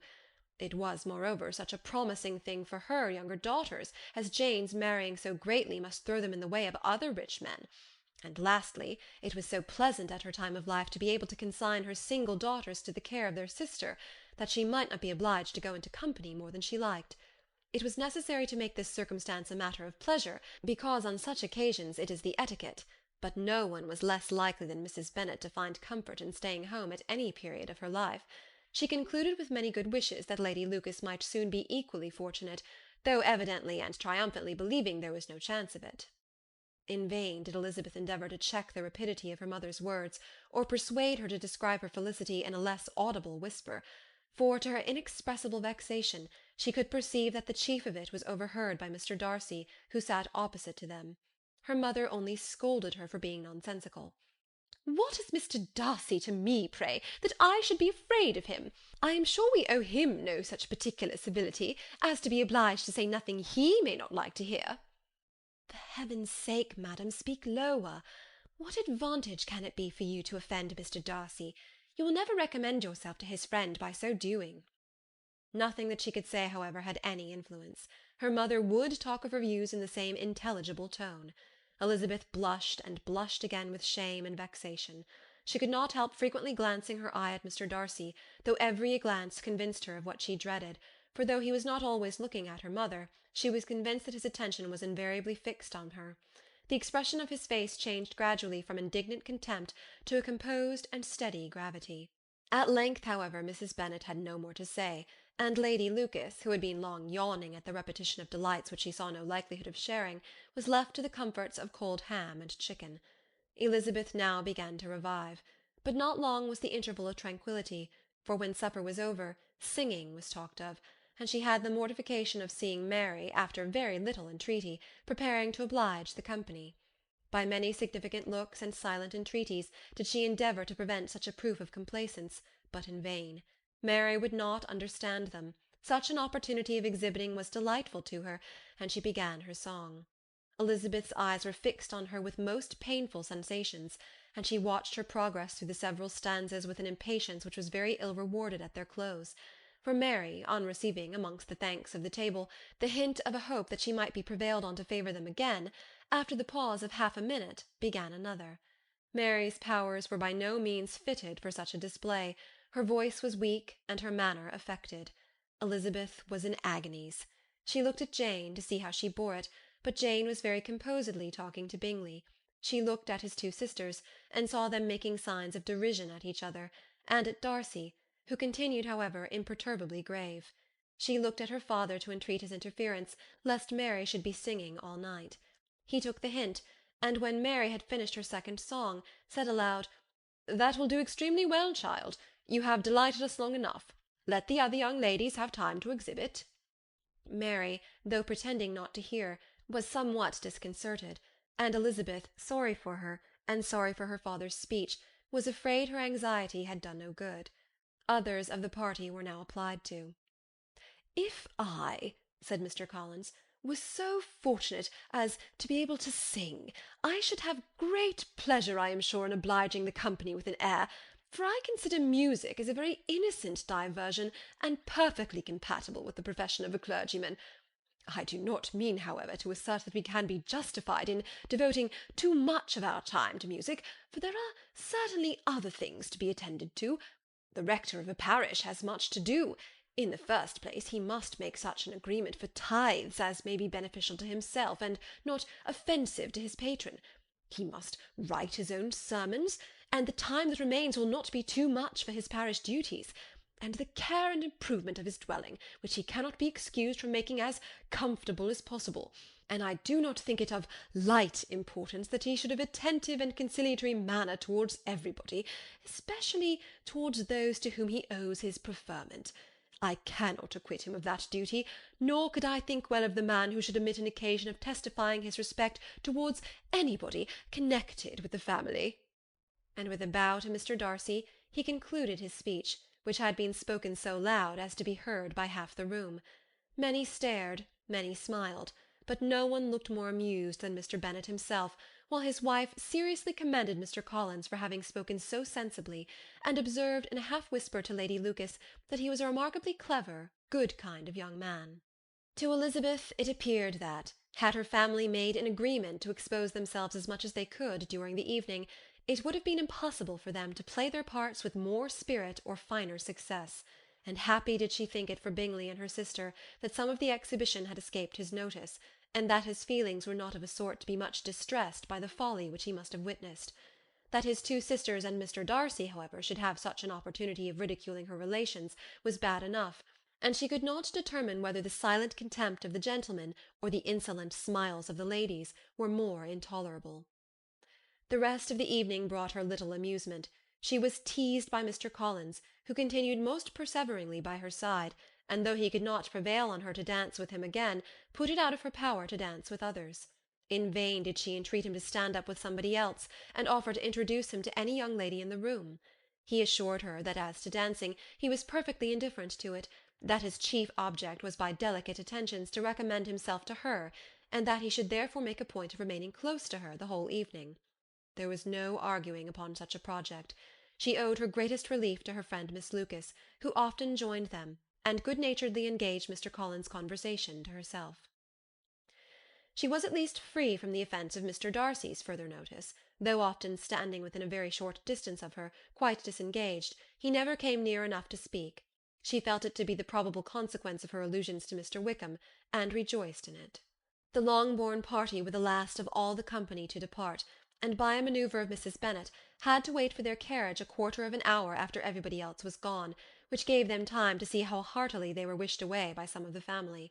Mrs. Hurst and her sister scarcely opened their mouths, except to complain of fatigue, and were evidently impatient to have the house to themselves.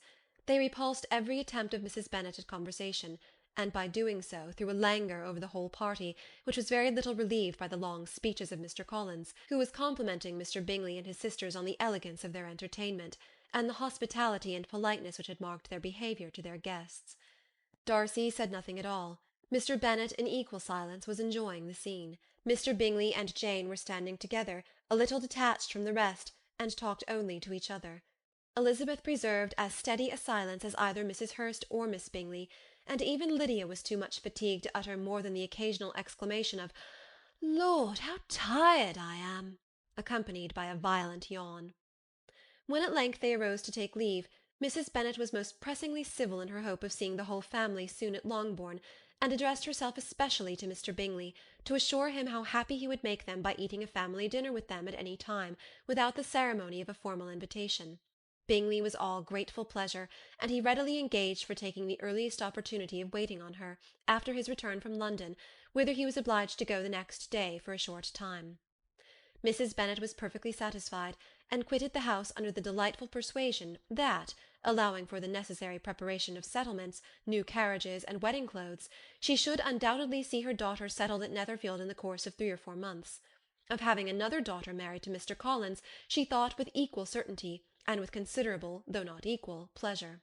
Elizabeth was the least dear to her of all her children, and though the match and the man were quite good enough for her, the worth of each was eclipsed by Mr. Bingley and Netherfield. End of chapter 18. Chapter 19. The next day opened a new scene at Longbourn. Mr. Collins made his declaration in form.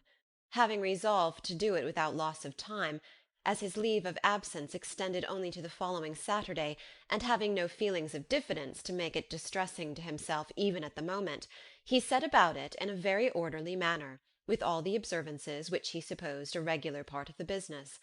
On finding Mrs. Bennet, Elizabeth, and one of the younger girls together soon after breakfast, he addressed the mother in these words: "May I hope, madam, for your interest with your fair daughter Elizabeth, when I solicit for the honour of a private audience with her in the course of this morning?" Before Elizabeth had time for anything but a blush of surprise, Mrs. Bennet answered instantly, "Oh dear, yes, certainly. I am sure Lizzie will be very happy. I am sure she can have no objection. Come, Kitty, I want you upstairs." And gathering her work together, she was hastening away, when Elizabeth called out, "Dear madam, do not go. I beg you will not go. Mr. Collins must excuse me. He can have nothing to say to me that anybody need not hear. I am going away myself." "No, no nonsense, Lizzie. I desire you to stay where you are." And upon Elizabeth seeming really with vexed and embarrassed looks about to escape, she added, "Lizzie, I insist upon your staying and hearing Mr. Collins." Elizabeth would not oppose such an injunction, and a moment's consideration making her also sensible that it would be wisest to get it over as soon and as quietly as possible, she sat down again and tried to conceal, by incessant employment, the feelings which were divided between distress and diversion. Mrs. Bennet and Kitty walked off, and as soon as they were gone, Mr. Collins began.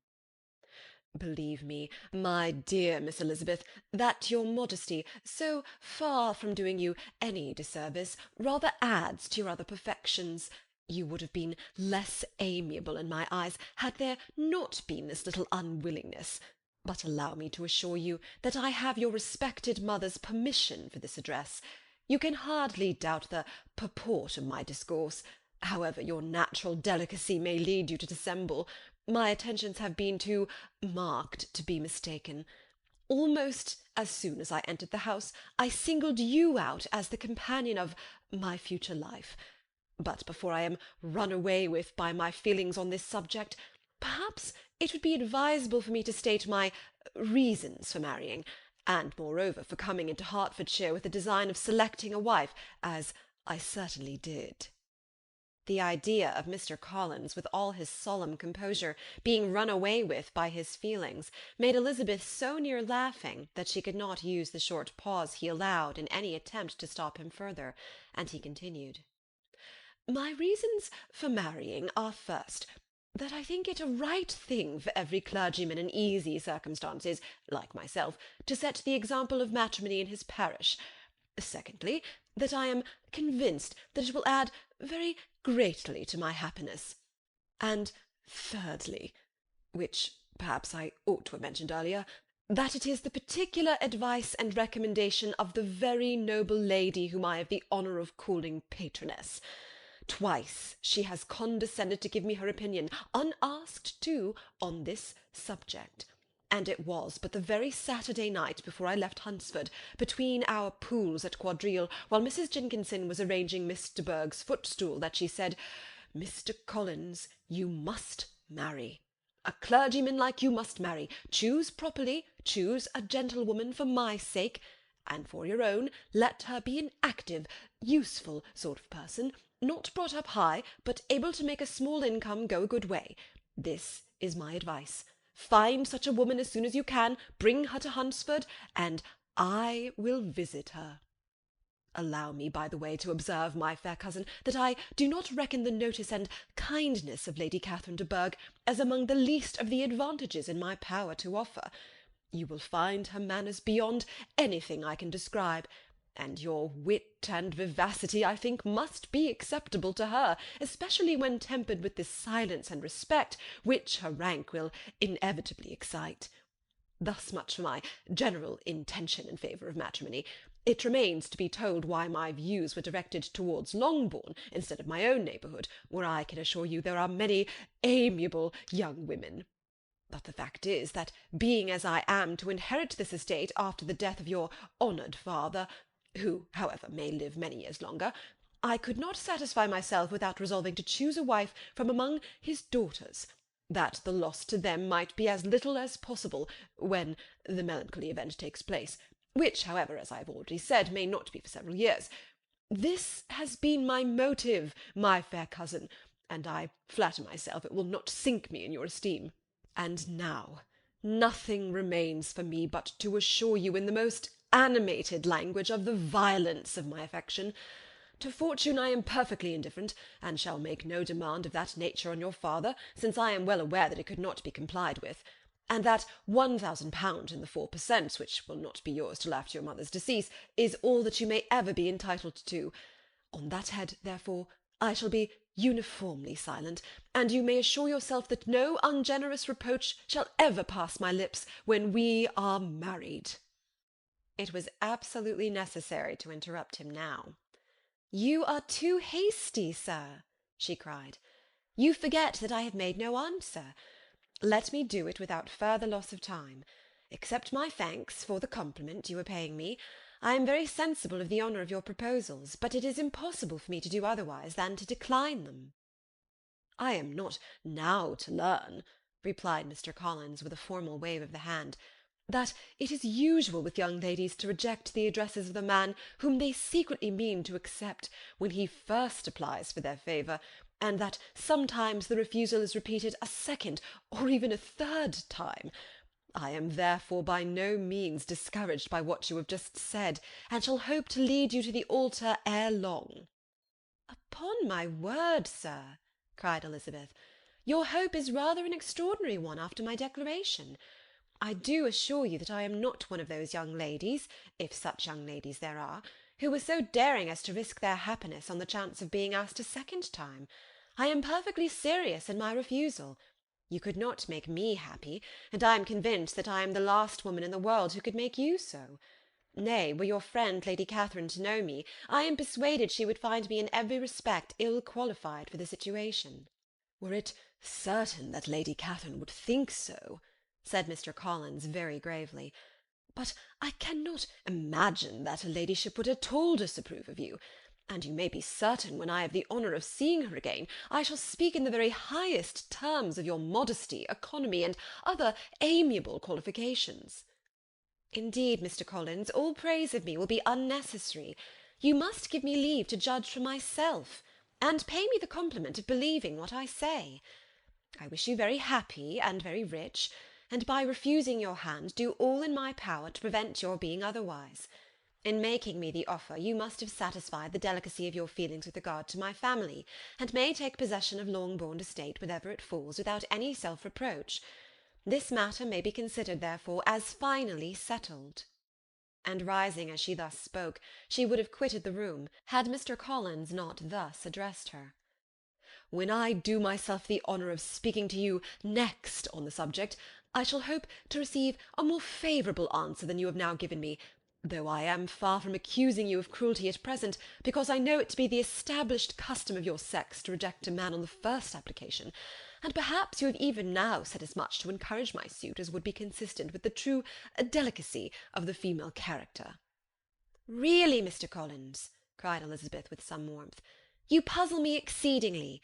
If what I have hitherto said can appear to you in the form of encouragement, I know not how to express my refusal in such a way as to convince you of its being one." "You must give me leave to flatter myself, my dear cousin, that your refusal of my addresses is merely words, of course. My reasons for believing it are briefly these. It does not appear to me that my hand is unworthy your acceptance, or that the establishment I can offer would be any other than highly desirable. My situation in life, my connections with the family of de Bourgh, and my relationship to your own are circumstances highly in my favour, and you should take it into further consideration that in spite of your manifold attractions, it is by no means certain that another offer of marriage may ever be made you. Your portion is unhappily so small that it will in all likelihood undo the effects of your loveliness and amiable qualifications. As I must therefore conclude that you are not serious in your rejection of me, I shall choose to attribute it to your wish of increasing my love by suspense, according to the usual practice of elegant females. I do assure you, sir, that I have no pretensions whatever to that kind of elegance which consists in tormenting a respectable man. I would rather be paid the compliment of being believed sincere. I thank you again and again for the honour you have done me in your proposals, but to accept them is absolutely impossible.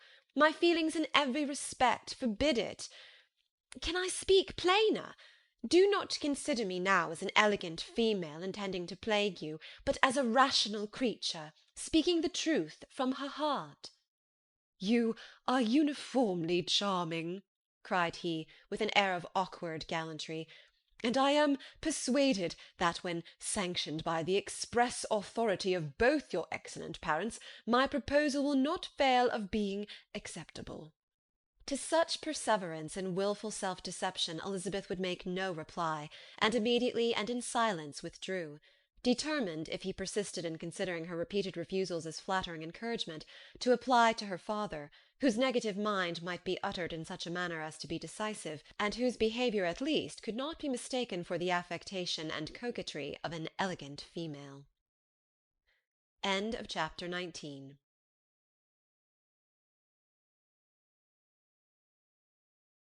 Chapter 20. Mr. Collins was not left long to the silent contemplation of his successful love, for Mrs. Bennet, having dawdled about in the vestibule to watch for the end of the conference, no sooner saw Elizabeth open the door and with quick step pass her towards the staircase, than she entered the breakfast-room, and congratulated both him and herself in warm terms on the happy prospect of their near connection.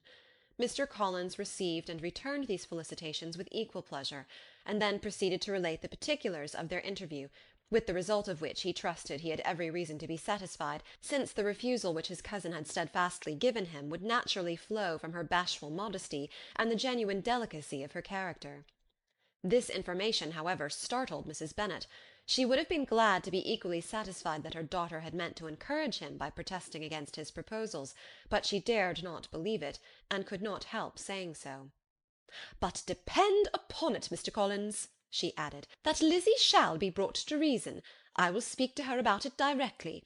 She is a very headstrong, foolish girl, and does not know her own interest, but I will make her know it." "Pardon me for interrupting you, madam," cried Mr. Collins, "but if she really is headstrong and foolish, I know not whether she would altogether be a very desirable wife to a man in my situation, who naturally looks for happiness in the marriage state. If, therefore, she actually persists in rejecting my suit, perhaps it were better not to force her into accepting me, because, if liable to such defects of temper, she could not contribute much to my felicity." "Sir, you quite misunderstand me," said Mrs. Bennet, alarmed. "Lizzie is only headstrong in such matters as these. In everything else she is as good-natured a girl as ever lived. I will go directly to Mr. Bennet, and we shall very soon settle it with her, I am sure." She would not give him time to reply, but hurrying instantly to her husband, called out as she entered the library, "Oh, Mr. Bennet, you are wanted immediately. We are all in an uproar. You must come and make Lizzie marry Mr. Collins, for she vows she will not have him, and if you do not make haste, he will change his mind and not have her." Mr. Bennet raised his eyes from his book as she entered, and fixed them on her face with a calm unconcern which was not in the least altered by her communication. "I have not the pleasure of understanding you," said he, when she had finished her speech. "Of what are you talking?" "Of Mr. Collins and Lizzie. Lizzie declares that she will not have Mr. Collins, and Mr. Collins begins to say that he will not have Lizzie." "And what am I to do on the occasion? It seems a hopeless business." "Speak to Lizzie about it yourself. Tell her that you insist upon her marrying him." "Let her be called down. She shall hear my opinion." Mrs. Bennet rang the bell, and Miss Elizabeth was summoned to the library. "Come here, child," cried her father as she appeared. "I have sent for you on an affair of importance. I understand that Mr. Collins has made you an offer of marriage. Is it true?" Elizabeth replied that it was. "Very well, and this offer of marriage you have refused?" "I have, sir." "Very well. We now come to the point. Your mother insists upon your accepting it. Is it not so, Mrs. Bennet?" "Yes, or I will never see her again." "An unhappy alternative is before you, Elizabeth. From this day you must be a stranger to one of your parents. Your mother will never see you again if you do not marry Mr. Collins, and I will never see you again if you do."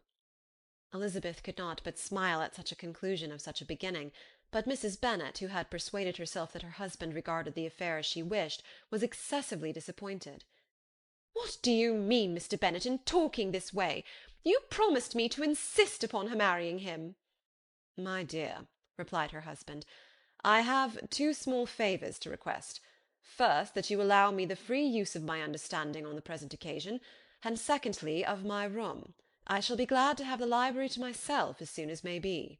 Not yet, however, in spite of her disappointment in her husband, did Mrs. Bennet give up the point. She talked to Elizabeth again and again, coaxed and threatened her by turns. She endeavoured to secure Jane in her interest, but Jane, with all possible mildness, declined interfering, and Elizabeth, sometimes with real earnestness and sometimes with playful gaiety, replied to her attacks. Though her manner varied, however, her determination never did.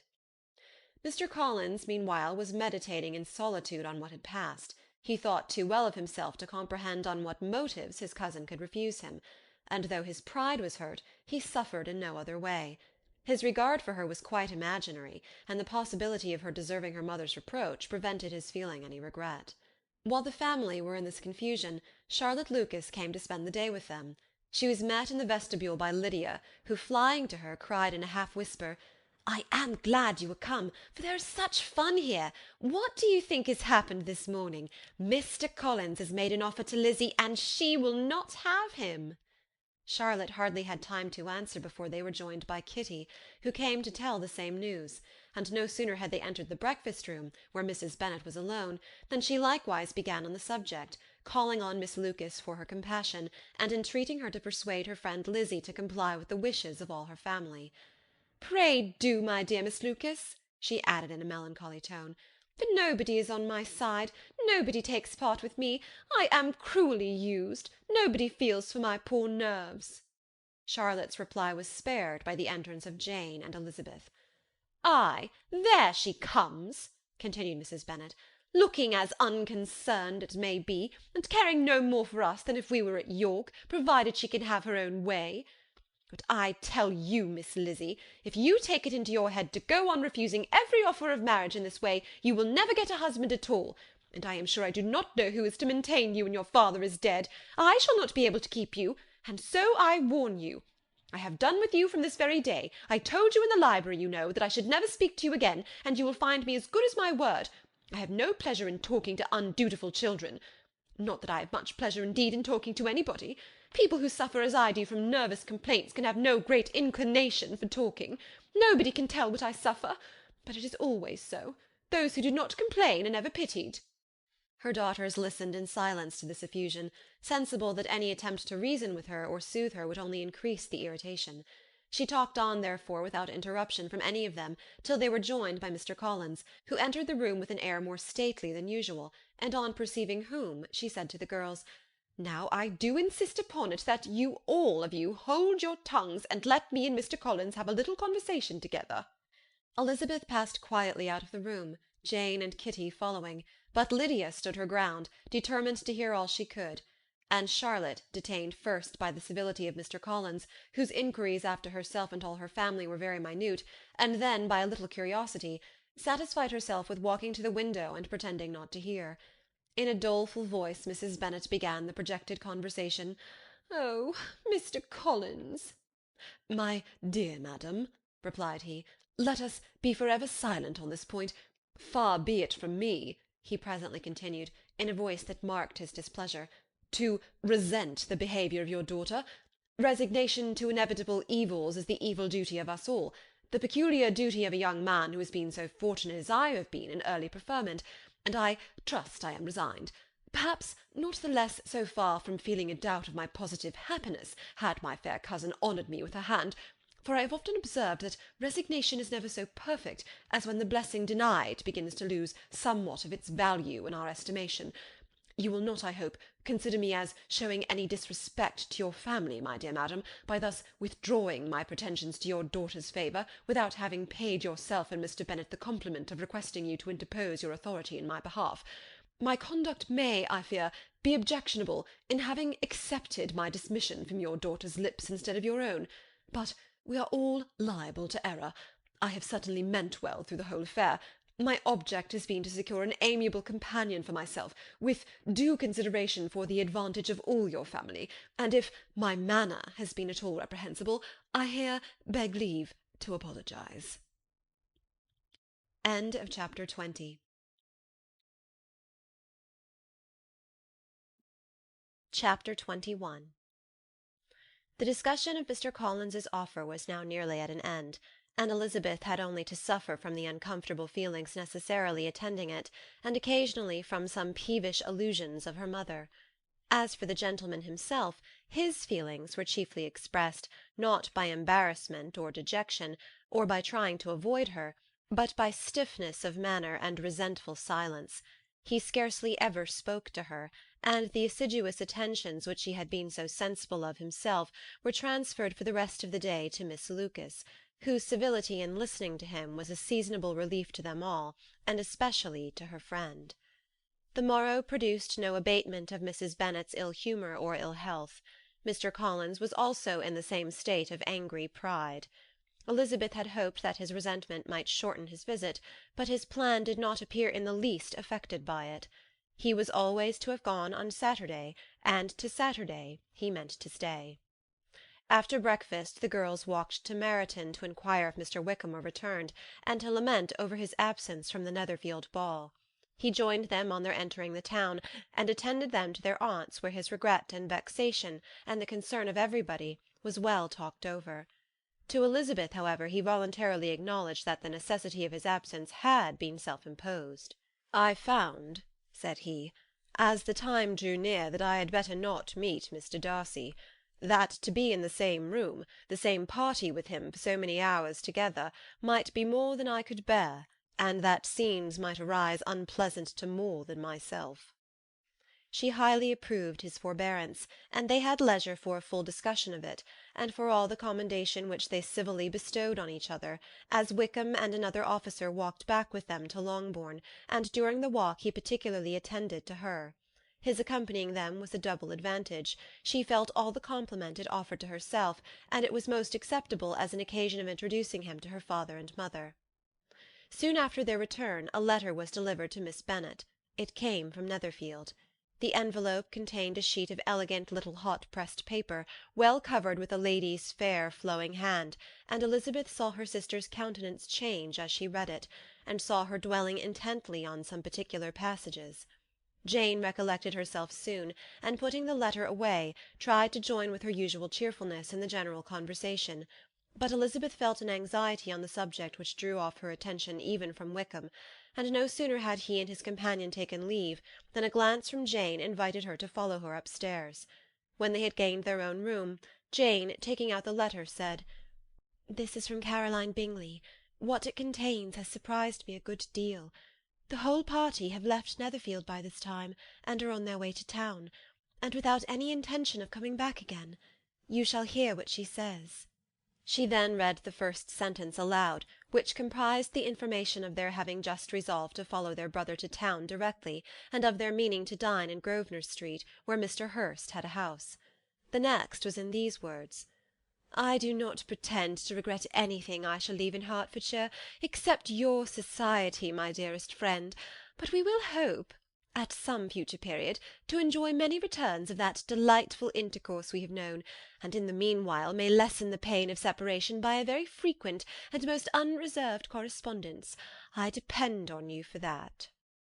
To these high-flown expressions Elizabeth listened with all the insensibility of distrust, and though the suddenness of their removal surprised her, she saw nothing in it really to lament, It was not to be supposed that their absence from Netherfield would prevent Mr. Bingley's being there, and as to the loss of their society, she was persuaded that Jane must cease to regard it in the enjoyment of his.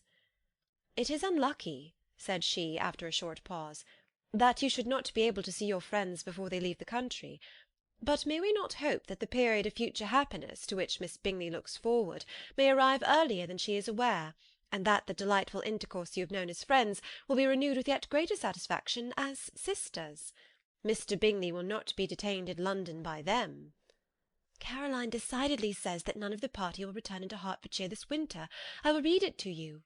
When my brother left us yesterday, he imagined that the business which took him to London might be concluded in 3 or 4 days, but as we are certain it cannot be so, and at the same time convinced that when Charles gets to town he will be in no hurry to leave it again, we have determined on following him thither, that he may not be obliged to spend his vacant hours in a comfortless hotel. Many of my acquaintances are already there for the winter. I wish that I could hear that you, my dearest friend, had any intention of making one of the crowd, but of that I despair. I sincerely hope your Christmas in Hertfordshire may abound in the gaieties which that season generally brings, and that your beaux will be so numerous as to prevent your feeling the loss of the 3 whom we shall deprive you." "It is evident by this," added Jane, "that he comes back no more this winter." "It is only evident that Miss Bingley does not mean that he should." "Why will you think so? It must be his own doing. He is his own master. But you do not know all. I will read you the passage which particularly hurts me. I will have no reserves from you. Mr. Darcy is impatient to see his sister, and, to confess the truth, we are scarcely less eager to meet her again. I really do not think Georgiana Darcy has her equal for beauty, elegance, and accomplishments, and the affection she inspires in Louisa and myself is heightened into something still more interesting from the hope we dare entertain of her being hereafter our sister. I do not know whether I ever before mentioned to you my feelings on this subject, but I will not leave the country without confiding them, and I trust you will not esteem them unreasonable. My brother admires her greatly already. He will have frequent opportunity now of seeing her on the most intimate footing. Her relations all wish the connection as much as his own, and a sister's partiality is not misleading me, I think, when I call Charles most capable of engaging any woman's heart. With all these circumstances to favour an attachment, and nothing to prevent it, am I wrong, my dearest Jane, in indulging the hope of an event which will secure the happiness of so many?" "What do you think of this sentence, my dear Lizzy?" said Jane as she finished it. "Is it not clear enough? Does it not expressly declare that Caroline neither expects nor wishes me to be her sister, that she is perfectly convinced of her brother's indifference, and that if she suspects the nature of my feelings for him, she means most kindly to put me on my guard? Can there be any other opinion on the subject?" "Yes, there can, for mine is totally different. Will you hear it?" "Most willingly." "You shall have it in a few words. Miss Bingley sees that her brother is in love with you, and wants him to marry Miss Darcy. She follows him to town in hope of keeping him there, and tries to persuade you that he does not care about you." Jane shook her head. "Indeed, Jane, you ought to believe me. No one who has ever seen you together can doubt his affection. Miss Bingley, I am sure, cannot. She is not such a simpleton. Could she have seen half as much love in Mr. Darcy for herself, she would have ordered her wedding clothes. But the case is this, we are not rich enough or grand enough for them, and she is the more anxious to get Miss Darcy for her brother, from the notion that when there has been one intermarriage, she may have less trouble in achieving a second, in which there is certainly some ingenuity, and I dare say it would succeed, if Miss de Bourgh were out of the way. But, my dearest Jane, you cannot seriously imagine that because Miss Bingley tells you her brother greatly admires Miss Darcy, he is in the smallest degree less sensible of your merit than when he took leave of you on Tuesday, or that it will be in her power to persuade him that, instead of being in love with you, he is very much in love with a friend." "If we thought alike of Miss Bingley," replied Jane, "your representation of all this might make me quite easy, but I know the foundation is unjust. Caroline is incapable of wilfully deceiving any one, and all that I can hope in this case is that she is deceiving herself." "That is right. You could not have started a more happy idea, since you will not take comfort in mine. Believe her to be deceived by all means. You have now done your duty by her, and must fret no longer." But, my dear sister, can I be happy, even supposing the best, in accepting a man whose sisters and friends are all wishing him to marry elsewhere?" "You must decide for yourself," said Elizabeth, "and if, upon mature deliberation, you find that the misery of disobliging his two sisters is more than equivalent to the happiness of being his wife, I advise you by all means to refuse him." "How can you talk so?" said Jane, faintly smiling. "You must know that though I should be exceedingly grieved at their disapprobation, I could not hesitate." "I did not think you would, and that being the case, I cannot consider your situation with much compassion."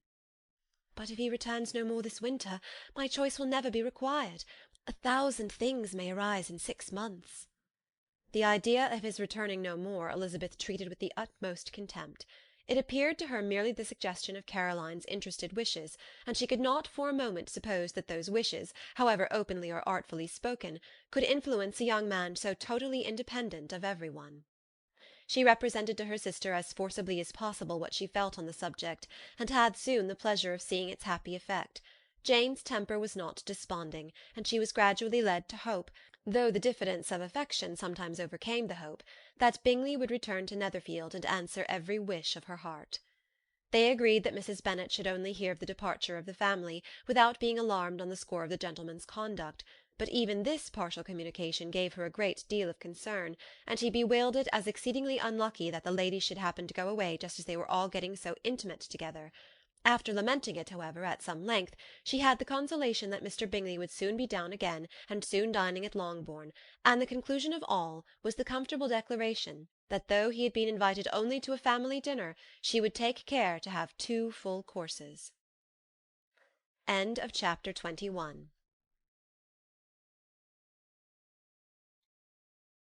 Chapter 22. The Bennets were engaged to dine with the Lucases, and again, during the chief of the day, was Miss Lucas so kind as to listen to Mr. Collins. Elizabeth took an opportunity of thanking her. "It keeps him in good humour," said she, "and I am more obliged to you than I can express." Charlotte assured her friend of her satisfaction in being useful, and that it amply repaid her for the little sacrifice of her time. This was very amiable, but Charlotte's kindness extended farther than Elizabeth had any conception of. Its object was nothing else than to secure her from any return of Mr. Collins's addresses by engaging them towards herself. Such was Miss Lucas's scheme, and appearances were so favourable that when they parted at night she would have felt almost secure of success if he had not been to leave Hertfordshire so very soon. But here she did injustice to the fire and independence of his character, for it led him to escape out of Longbourn House the next morning with admirable slyness, and hasten to Lucas Lodge to throw himself at her feet. He was anxious to avoid the notice of his cousins, from a conviction that if they saw him depart they could not fail to conjecture his design, and he was not willing to have the attempt known till its success might be known likewise. For though feeling almost secure, and with reason, for Charlotte had been tolerably encouraging, he was comparatively diffident since the adventure of Wednesday. His reception, however, was of the most flattering kind. Miss Lucas perceived him from an upper window as he walked towards the house, and instantly set out to meet him accidentally in the lane. But little had she dared to hope that so much love and eloquence awaited her there. In as short a time as Mr. Collins's long speeches would allow, everything was settled between them to the satisfaction of both, and as they entered the house, he earnestly entreated her to name the day that was to make him the happiest of men. And though such a solicitation must be waived for the present, the lady felt no inclination to trifle with his happiness. The stupidity with which he was favoured by nature must guard his courtship from any charm that could make a woman wish for its continuance, and Miss Lucas, who accepted him solely from the pure and disinterested desire of an establishment, cared not how soon that establishment were gained. Sir William and Lady Lucas were speedily applied to for their consent, and it was bestowed with a most joyful alacrity. Mr. Collins's present circumstances made it a most eligible match for their daughter, to whom they could give little fortune, and his prospects of future wealth were exceedingly fair. Lady Lucas began directly to calculate, with more interest than the matter had ever excited before, how many years longer Mr. Bennet was likely to live, and Sir William gave it as his decided opinion that whenever Mr. Collins should be in possession of the Longbourn estate, it would be highly expedient that both he and his wife should make their appearance at St. James's. The whole family, in short, were properly overjoyed on the occasion. The younger girls formed hopes of "coming out" a year or two sooner than they might otherwise have done, and the boys were relieved from their apprehension of Charlotte's dying an old maid. Charlotte herself was tolerably composed. She had gained her point, and had time to consider of it. Her reflections were in general satisfactory. Mr. Collins, to be sure, was neither sensible nor agreeable; his society was irksome, and his attachment to her must be imaginary; but still he would be her husband. Without thinking highly either of men or matrimony, marriage had always been her object. It was the only provision for well-educated young women of small fortune, and, however uncertain of giving happiness, must be their pleasantest preservative from want. This preservative she had now obtained, and at the age of 27, without having ever been handsome, she felt all the good luck of it. The least agreeable circumstance in the business was the surprise it must occasion to Elizabeth Bennet, whose friendship she valued beyond that of any other person. Elizabeth would wonder, and probably would blame her, and though her resolution was not to be shaken, her feelings must be hurt by such a disapprobation. She resolved to give her the information herself, and therefore charged Mr. Collins, when he returned to Longbourn to dinner, to drop no hint of what had passed before any of the family. A promise of secrecy was of course very dutifully given, but it could not be kept without difficulty, for the curiosity excited by his long absence burst forth in such very direct questions on his return as required some ingenuity to evade, and he was at the same time exercising great self-denial, for he was longing to publish his prosperous love. As he was to begin his journey too early on the morrow to see any of the family, the ceremony of leave-taking was performed when the ladies moved for the night, and Mrs. Bennet, with great politeness and cordiality, said how happy they should be to see him at Longbourn again, whenever his engagements might allow him to visit them. "My dear madam," he replied, "this invitation is particularly gratifying, because it is what I have been hoping to receive, and you may be very certain that I shall avail myself of it as soon as possible." They were all astonished, and Mr. Bennet, who could by no means wish for so speedy a return, immediately said, "But is there not danger of Lady Catherine's disapprobation here, my good sir? You had better neglect your relations than run the risk of offending your patroness." "My dear sir," replied Mr. Collins, "I am particularly obliged to you for this friendly caution, and you may depend upon my not taking so material a step without her ladyship's concurrence." "You cannot be too much upon your guard. Risk anything rather than her displeasure, and if you find it likely to be raised by your coming to us again, which I should think exceedingly probable, stay quietly at home, and be satisfied that we shall take no offence." "Believe me, my dear sir, my gratitude is warmly excited by such affectionate attention, and depend upon it, you will speedily receive from me a letter of thanks for this, and for every other mark of your regard during my stay in Hertfordshire. As for my fair cousins, though my absence may not be long enough to render it necessary, I shall now take the liberty of wishing them health and happiness, not excepting my cousin Elizabeth." With proper civilities the ladies then withdrew, all of them equally surprised that he meditated a quick return. Mrs. Bennet wished to understand by it that he thought of paying his addresses to one of her younger girls, and Mary might have been prevailed on to accept him.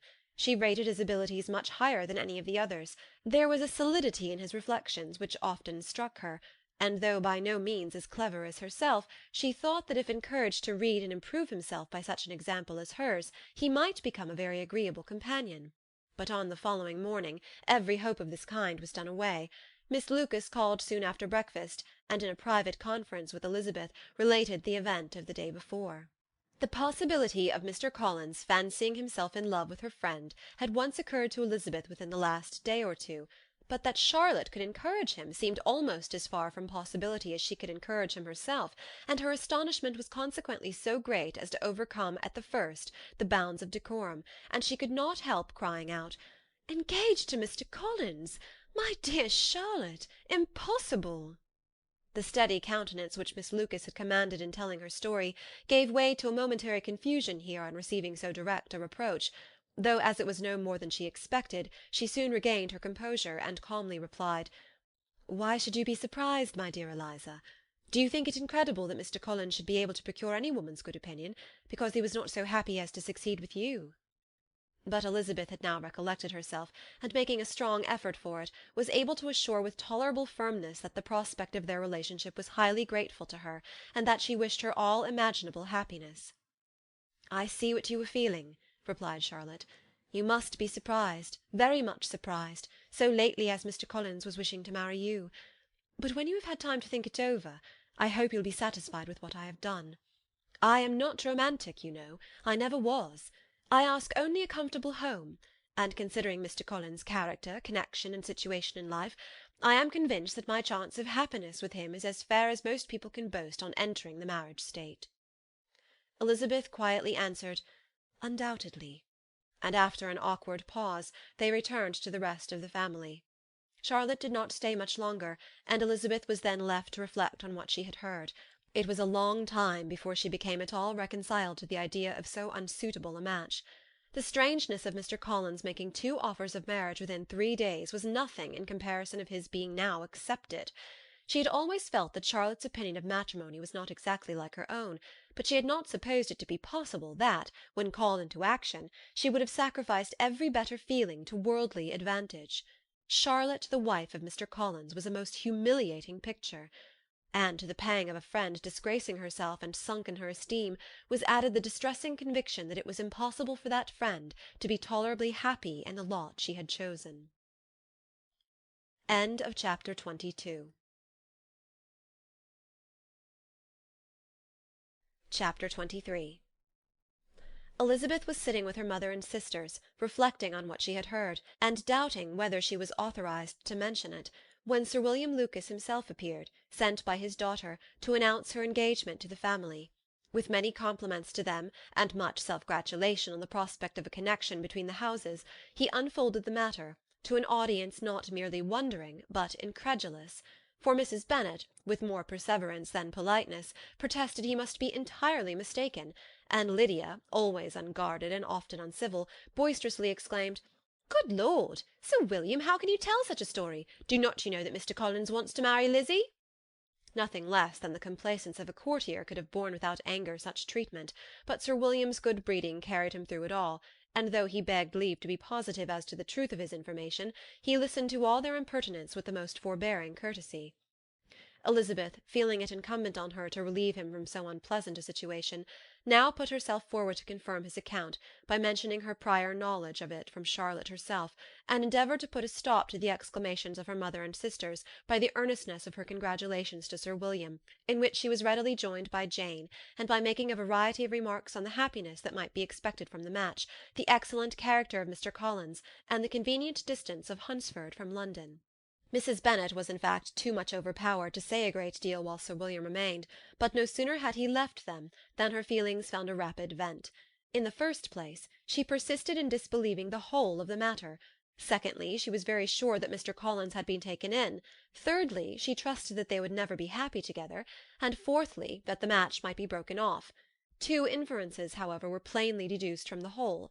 One, that Elizabeth was the real cause of the mischief, and the other that she herself had been barbarously misused by them all, and on these 2 points she principally dwelt during the rest of the day. Nothing could console and nothing could appease her, nor did that day wear out her resentment. A week elapsed before she could see Elizabeth without scolding her, a month passed away before she could speak to Sir William or Lady Lucas without being rude, and many months were gone before she could at all forgive their daughter. Mr. Bennet's emotions were much more tranquil on the occasion, and such as he did experience he pronounced to be of a most agreeable sort, for it gratified him, he said, to discover that Charlotte Lucas, whom he had been used to think tolerably sensible, was as foolish as his wife, and more foolish than his daughter. Jane confessed herself a little surprised at the match, but she said less of her astonishment than of her earnest desire for their happiness, nor could Elizabeth persuade her to consider it as improbable. Kitty and Lydia were far from envying Miss Lucas, for Mr. Collins was only a clergyman, and it affected them in no other way than as a piece of news to spread at Meryton. Lady Lucas could not be insensible of triumph on being able to retort on Mrs. Bennet the comfort of having a daughter well married, and she called at Longbourn rather oftener than usual to say how happy she was, though Mrs. Bennet's sour looks and ill-natured remarks might have been enough to drive happiness away. Between Elizabeth and Charlotte there was restraint which kept them mutually silent on the subject, and Elizabeth felt persuaded that no real confidence could ever subsist between them again. Her disappointment in Charlotte made her turn with fonder regard to her sister, of whose rectitude and delicacy she was sure her opinion could never be shaken, and for whose happiness she grew daily more anxious, as Bingley had now been gone a week, and nothing more was heard of his return.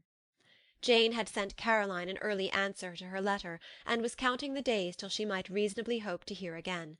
The promised letter of thanks from Mr. Collins arrived on Tuesday, addressed to their father, and written with all the solemnity of gratitude which a 12 months' abode in the family might have prompted.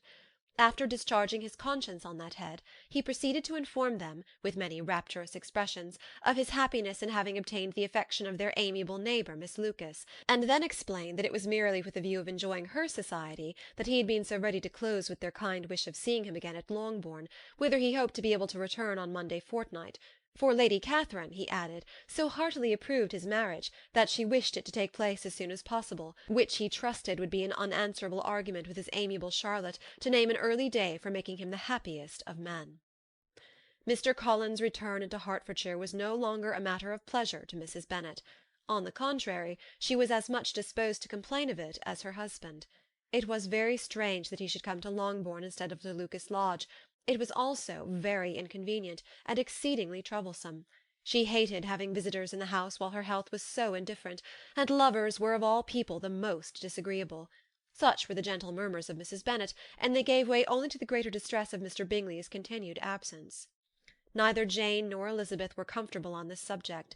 Day after day passed away without bringing any other tidings of him than the report which shortly prevailed in Meryton of his coming no more to Netherfield the whole winter, a report which highly incensed Mrs. Bennet, and which she never failed to contradict as a most scandalous falsehood.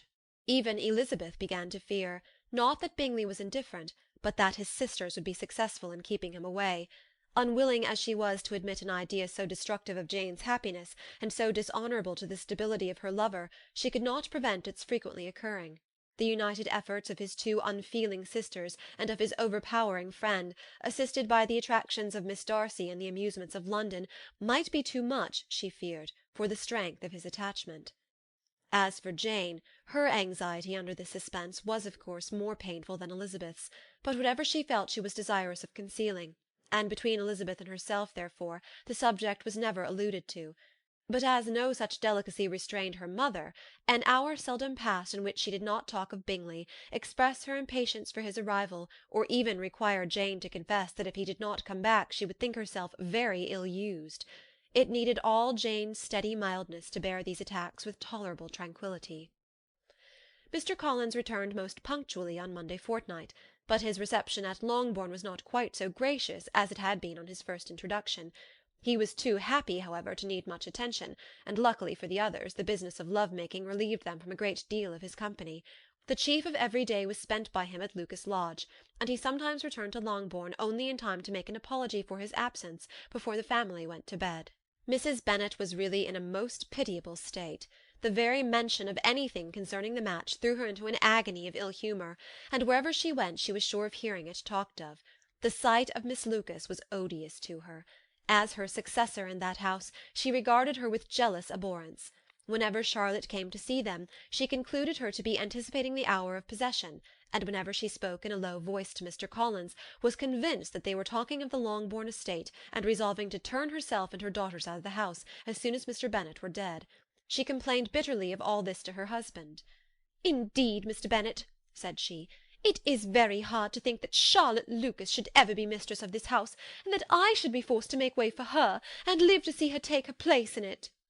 "My dear, do not give way to such gloomy thoughts. Let us hope for better things. Let us flatter ourselves that I may be the survivor."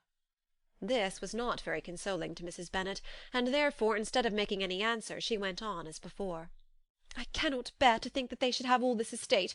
If it was not for the entail, I should not mind it." "What should not you mind?" "I should not mind anything at all." "Let us be thankful that you are preserved from a state of such insensibility." "I can never be thankful, Mr. Bennet, for anything about the entail.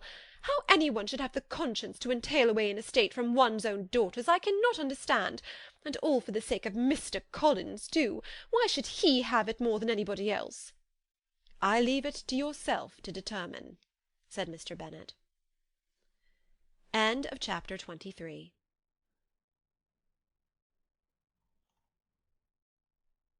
Chapter 24. Miss Bingley's letter arrived, and put an end to doubt. The very first sentence conveyed the assurance of their being all settled in London for the winter, and concluded with her brother's regret at not having had time to pay his respects to his friends in Hertfordshire before he left the country. Hope was over, entirely over, and when Jane could attend to the rest of the letter, she found little, except the professed affection of the writer, that could give her any comfort. Miss Darcy's praise occupied the chief of it. Her many attractions were again dwelt on, and Caroline boasted joyfully of their increasing intimacy, and ventured to predict the accomplishment of the wishes which had been unfolded in her former letter. She wrote also with great pleasure of her brother's being an intimate of Mr. Darcy's house, and mentioned with raptures some plans of the latter with regard to new furniture. Elizabeth, to whom Jane very soon communicated the chief of all this, heard it in silent indignation. Her heart was divided between concern for her sister and resentment against all others. To Caroline's assertion of her brother's being partial to Miss Darcy she paid no credit. That he was really fond of Jane she doubted no more than she had ever done, and much as she had always been disposed to like him, she could not think without anger, hardly without contempt, on that easiness of temper, that want of proper resolution, which now made him the slave of his designing friends, and led him to sacrifice of his own happiness to the caprice of their inclination. Had his own happiness, however, been the only sacrifice, he might have been allowed to sport with it in whatever manner he thought best, but her sister's was involved in it, as she thought he must be sensible himself. It was a subject, in short, on which reflection would be long indulged, and must be unavailing. She could think of nothing else, and yet whether Bingley's regard had really died away, or were suppressed by his friend's interference, whether he had been aware of Jane's attachment, or whether it had escaped his observation, whatever were the case, though her opinion of him must be materially affected by the difference, her sister's situation remained the same, her peace equally wounded.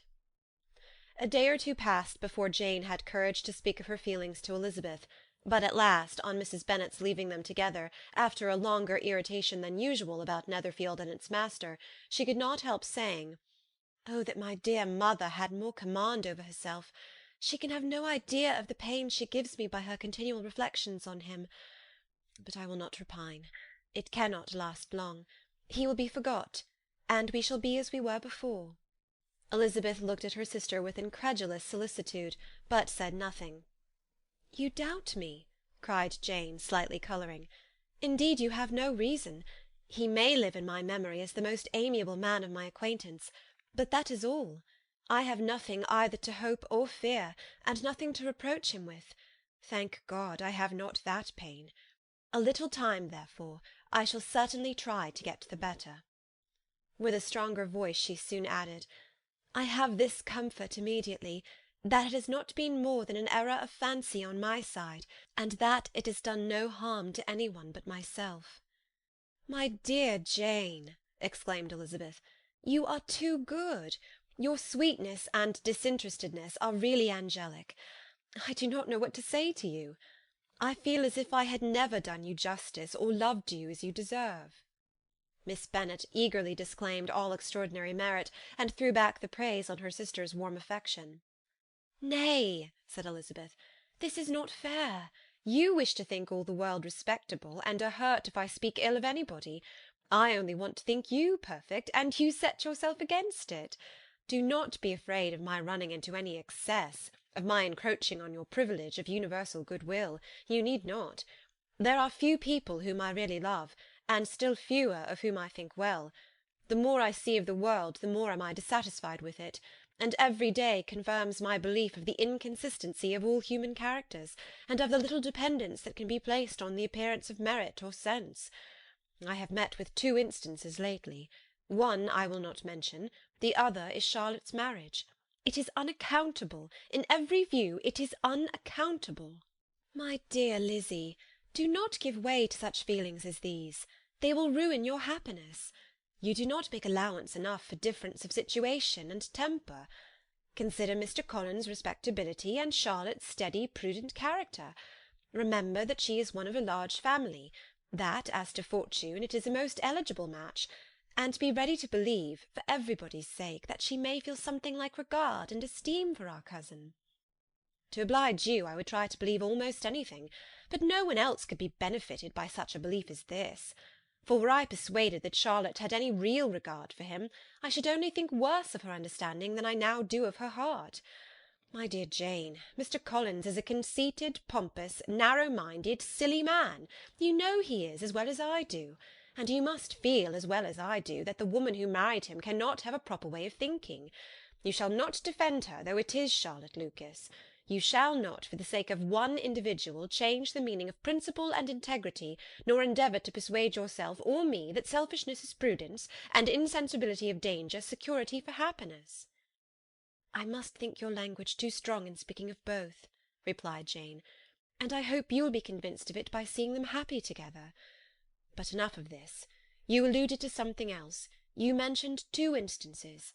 I cannot misunderstand you, but I entreat you, dear Lizzy, not to pain me by thinking that person to blame, and saying your opinion of him is sunk.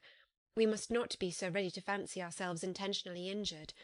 We must not expect a lively young man to be always so guarded and circumspect. It is very often nothing but our own vanity that deceives us. Women fancy admiration means more than it does." "And men take care that they should." "If it is designedly done, they cannot be justified, but I have no idea of there being so much design in the world as some persons imagine." "I am far from attributing any part of Mr. Bingley's conduct to design," said Elizabeth, "but without scheming to do wrong, or to make others unhappy, there may be error, and there may be misery. Thoughtlessness, want of attention to other people's feelings, and want of resolution will do the business."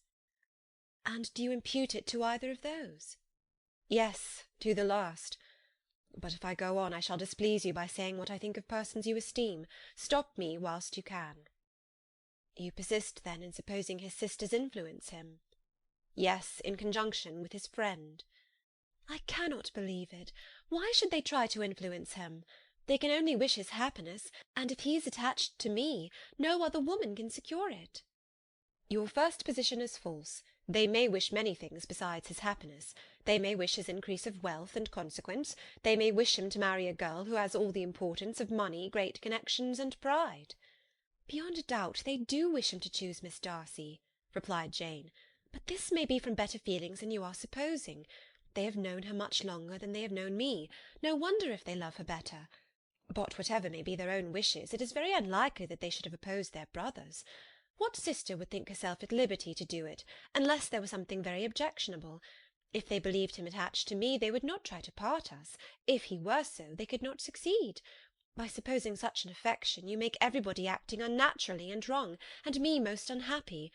Do not distress me by the idea. I am not ashamed of having been mistaken, or at least it is light, it is nothing in comparison of what I should feel in thinking ill of him or his sisters. Let me take it in the best light, in the light in which it may be understood." Elizabeth could not oppose such a wish, and from this time Mr. Bingley's name was scarcely ever mentioned between them. Mrs. Bennet still continued to wonder and repine at his returning no more, and though a day seldom passed in which Elizabeth did not account for it clearly, there was little chance of her ever considering it with less perplexity. Her daughter endeavoured to convince her of what she did not believe herself, that his attentions to Jane had been merely the effect of a common and transient liking, which ceased when he saw her no more. But though the probability of the statement was admitted at the time, she had the same story to repeat every day. Mrs. Bennet's best comfort was that Mr. Bingley must be down again in the summer. Mr. Bennet treated the matter differently. "So, Lizzy," said he one day, "your sister is crossed in love, I find. I congratulate her.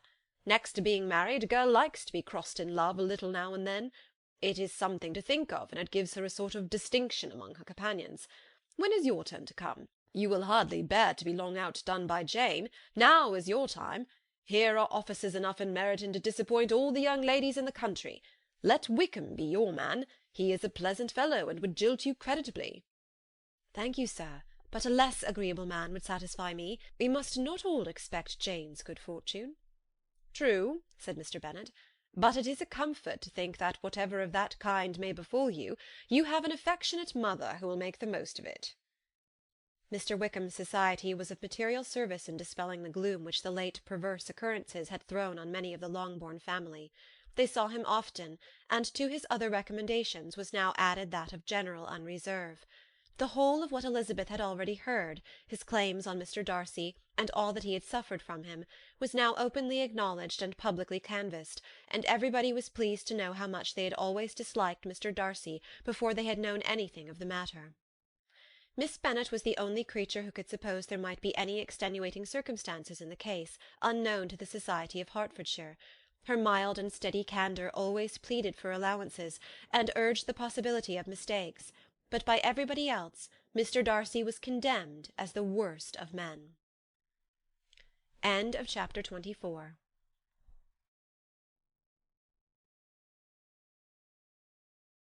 Chapter 25. After a week spent in professions of love and schemes of felicity, Mr. Collins was called from his amiable Charlotte by the arrival of Saturday.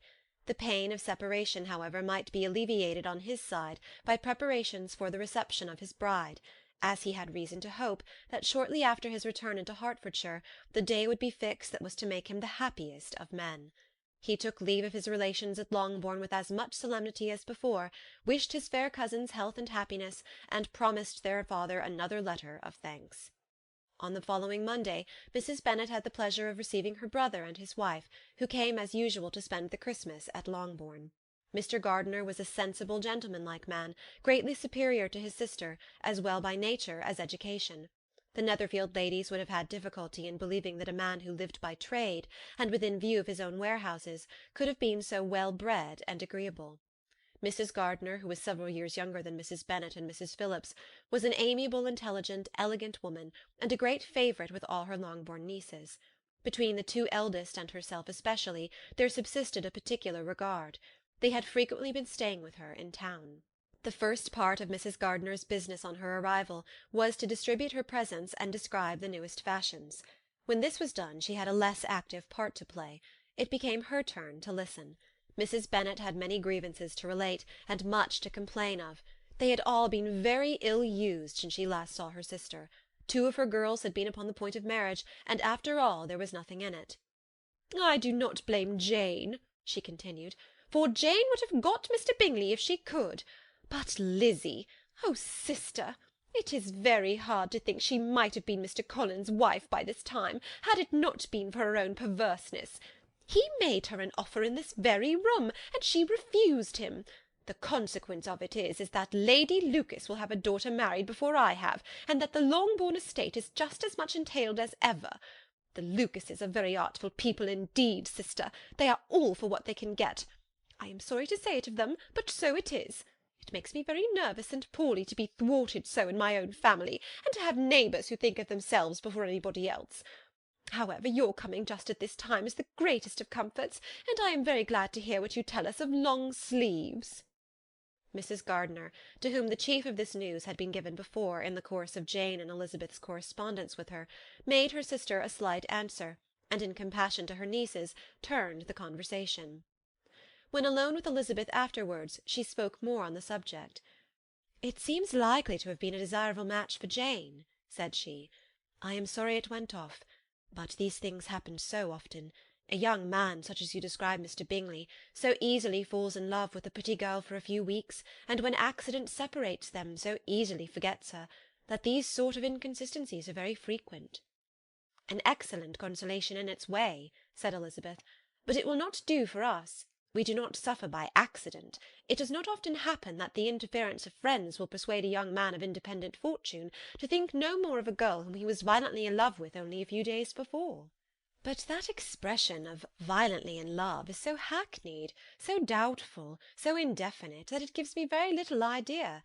It is as often applied to feelings which arise from a half-hour's acquaintance as to a real strong attachment. Pray, how violent was Mr. Bingley's love?" "I never saw a more promising inclination. He was growing quite inattentive to other people, and wholly engrossed by her. Every time they met it was more decided and remarkable. At his own ball he offended 2 or 3 young ladies by not asking them to dance, and I spoke to him twice myself without receiving an answer. Could there be finer symptoms? Is not general incivility the very essence of love?" "Oh yes, of that kind of love which I suppose him to have felt. Poor Jane! I am sorry for her, because with her disposition she may not get over it immediately. It had better have happened to you, Lizzie. You would have laughed yourself out of it sooner. But do you think she would be prevailed upon to go back with us? Change of scene might be of service, and perhaps a little relief from home may be as useful as anything." Elizabeth was exceedingly pleased with this proposal, and felt persuaded of her sister's ready acquiescence. "I hope," added Mrs. Gardiner, "that no consideration with regard to this young man will influence her. We live in so different a part of town, all our connections are so different, and, as you well know, we go out so little, that it is very improbable that they should meet at all, unless he really comes to see her."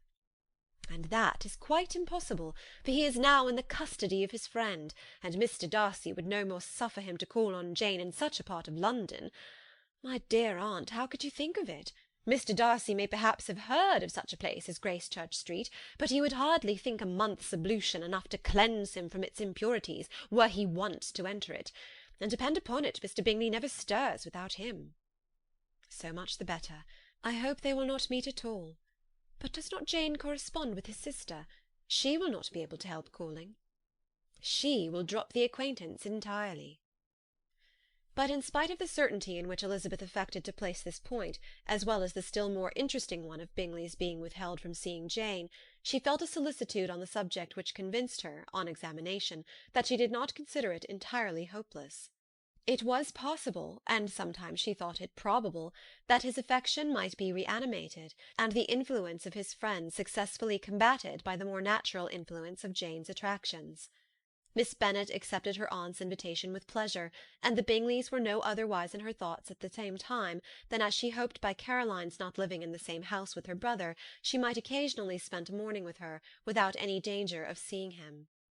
The Gardiners stayed a week at Longbourn, and what with the Phillipses, the Lucases, and the officers, there was not a day without its engagement. Mrs. Bennet had so carefully provided for the entertainment of her brother and sister that they did not once sit down to a family dinner. When the engagement was for home, some of the officers always made part of it, of which officers Mr. Wickham was sure to be one, and on these occasions Mrs. Gardiner, rendered suspicious by Elizabeth's warm commendation, narrowly observed them both. Without supposing them, from what she saw, to be very seriously in love, their preference of each other was plain enough to make her a little uneasy, and she resolved to speak to Elizabeth on the subject before she left Hertfordshire, and represent to her the imprudence of encouraging such an attachment. To Mrs. Gardiner, Wickham had one means of affording pleasure, unconnected with his general powers. About 10 or a dozen years ago, before her marriage, she had spent a considerable time in that very part of Derbyshire to which he belonged. They had therefore many acquaintances in common, and though Wickham had been little there since the death of Darcy's father, it was yet in his power to give her fresher intelligence of her former friends than she had been in the way of procuring. Mrs. Gardiner had seen Pemberley, and known the late Mr. Darcy by character perfectly well. Here consequently was an inexhaustible subject of discourse. In comparing her recollection of Pemberley with the minute description which Wickham could give, and in bestowing her tribute of praise on the character of its late possessor, she was delighting both him and herself. On being made acquainted with the present Mr. Darcy's treatment of him, she tried to remember some of that gentleman's reputed disposition when quite a lad, which might agree with it, and was confident at last that she recollected having heard Mr. Fitzwilliam Darcy formerly spoken of as a very proud, ill-natured boy.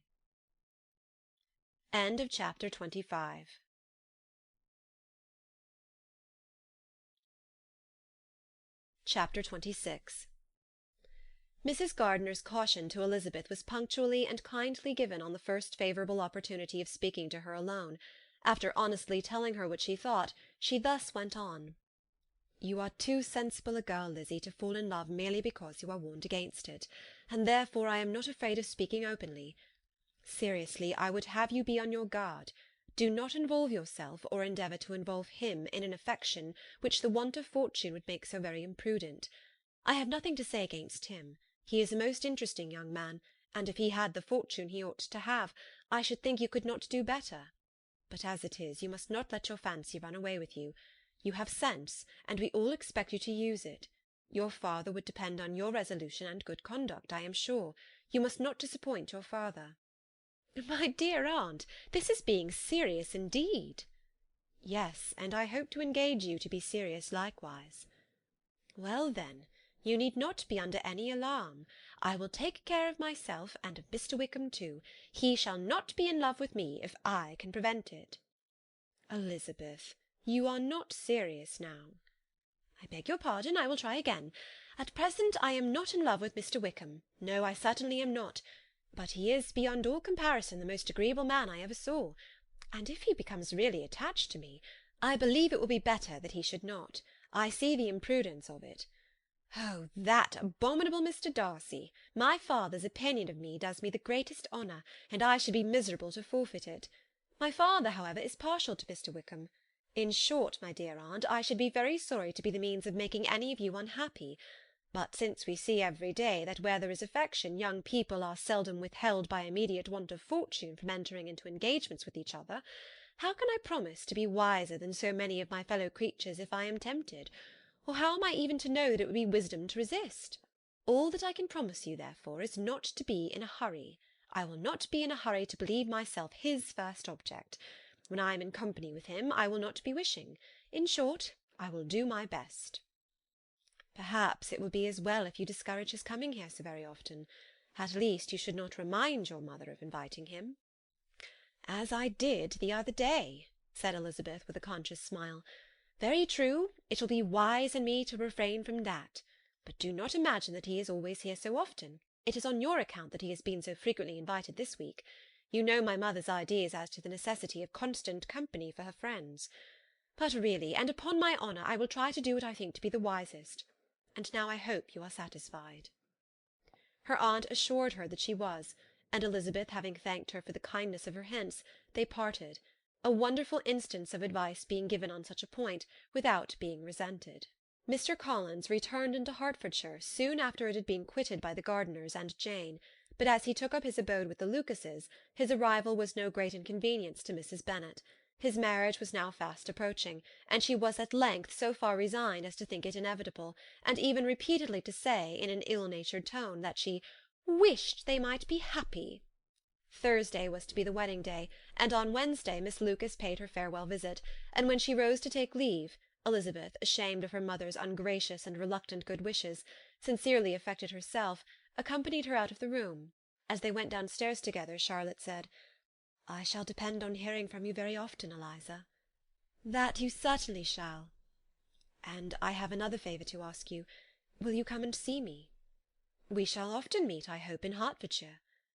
"I am not likely to leave Kent for some time. Promise me, therefore, to come to Hunsford." Elizabeth could not refuse, though she foresaw little pleasure in the visit. "My father and Maria are coming to me in March," added Charlotte, "and I hope you will consent to be of the party. Indeed, Eliza, you will be as welcome as either of them."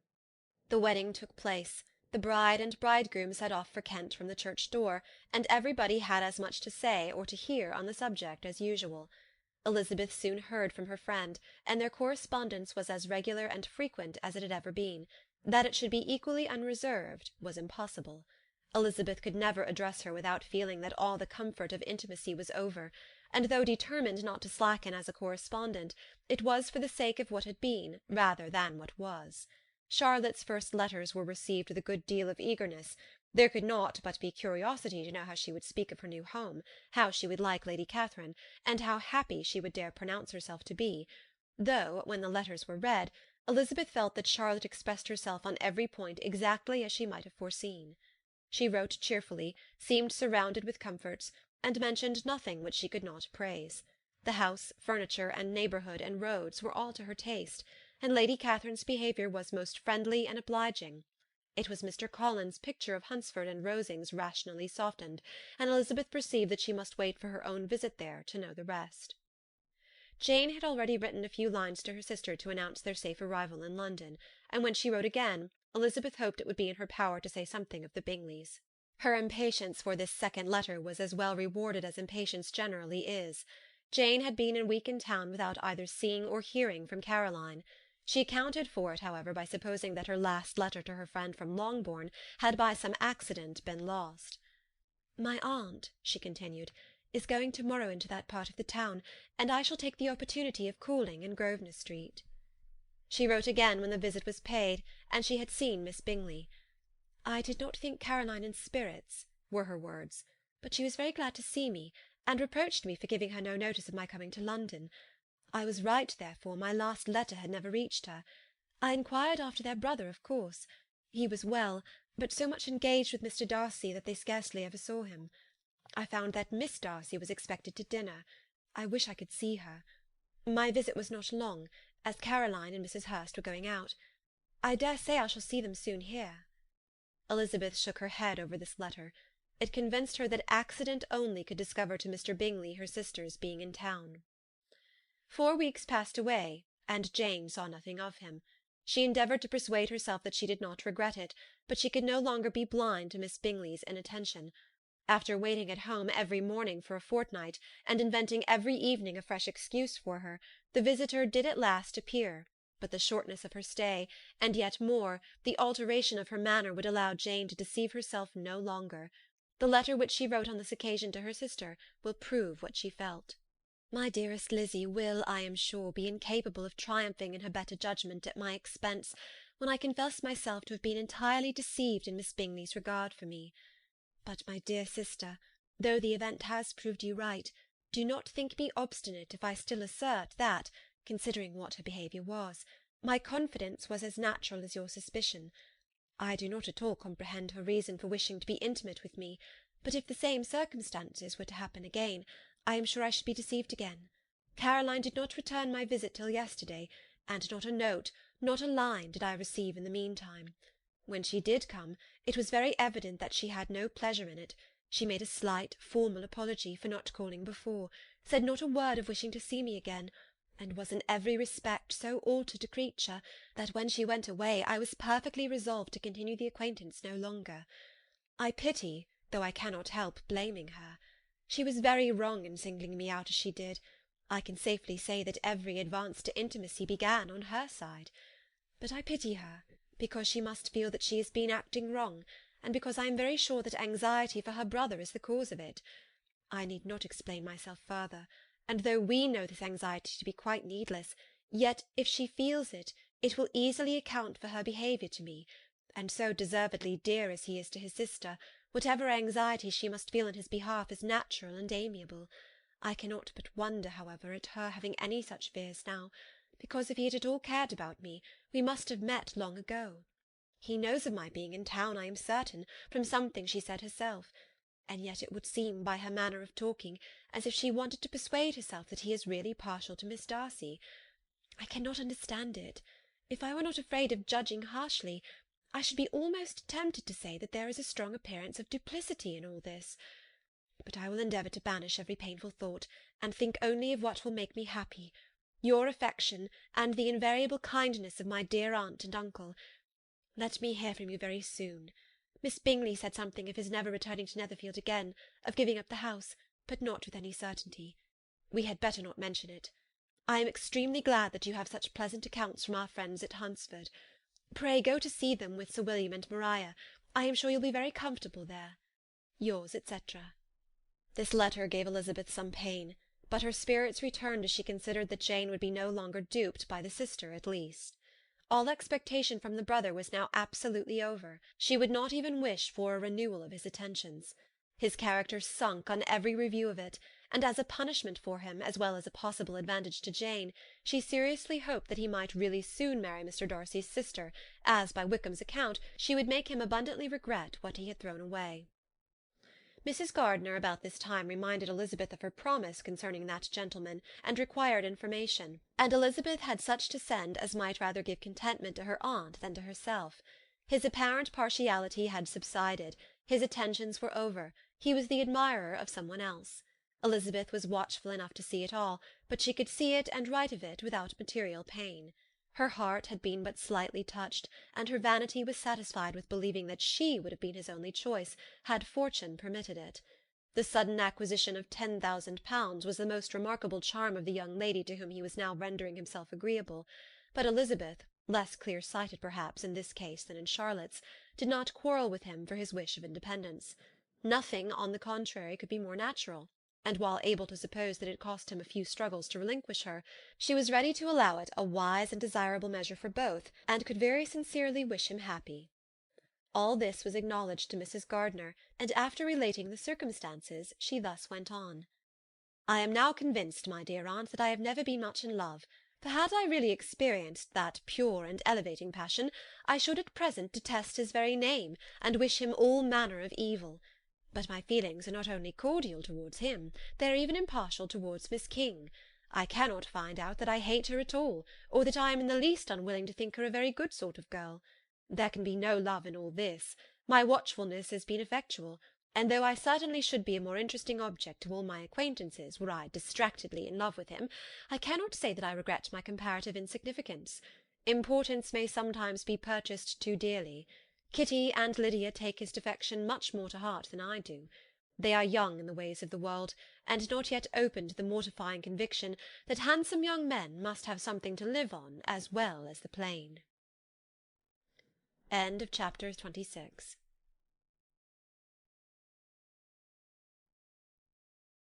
Chapter 27. With no greater events than these in the Longbourn family, and otherwise diversified by little beyond the walks to Meryton, sometimes dirty and sometimes cold, did January and February pass away. March was to take Elizabeth to Hunsford. She had not at first thought very seriously of going thither, but Charlotte, she soon found, was depending on the plan, and she gradually learned to consider it herself with greater pleasure as well as greater certainty. Absence had increased her desire of seeing Charlotte again, and weakened her disgust of Mr. Collins. There was novelty in the scheme, and as, with such a mother and such uncompanionable sisters, home could not be faultless, a little change was not unwelcome for its own sake. The journey would moreover give her a peep at Jane, and in short, as the time drew near, she would have been very sorry for any delay. Everything, however, went on smoothly, and was finally settled according to Charlotte's first sketch. She was to accompany Sir William and his second daughter. The improvement of spending a night in London was added in time, and the plan became as perfect as plan could be. The only pain was in leaving her father, who would certainly miss her, and who, when it came to the point, so little liked her going that he told her to write to him, and almost promised to answer her letter. The farewell between herself and Mr. Wickham was perfectly friendly, on his side even more. His present pursuit could not make him forget that Elizabeth had been the first to excite and to deserve his attention, the first to listen and to pity, the first to be admired, and in his manner of bidding her adieu, wishing her every enjoyment, reminding her of what she was to expect in Lady Catherine de Bourgh, and trusting their opinion of her, their opinion of everybody, would always coincide, there was a solicitude, an interest, which she felt must ever attach her to him with a most sincere regard, and she parted from him convinced that, whether married or single, he must always be her model of the amiable and pleasing. Her fellow travellers the next day were not of a kind to make her think him less agreeable. Sir William Lucas and his daughter Maria, a good-humoured girl, but as empty-headed as himself, had nothing to say that could be worth hearing, and were listened to with about as much delight as the rattle of the chaise. Elizabeth loved absurdities, but she had known Sir William's too long. He could tell her nothing new of the wonders of his presentation and knighthood, and his civilities were worn out, like his information.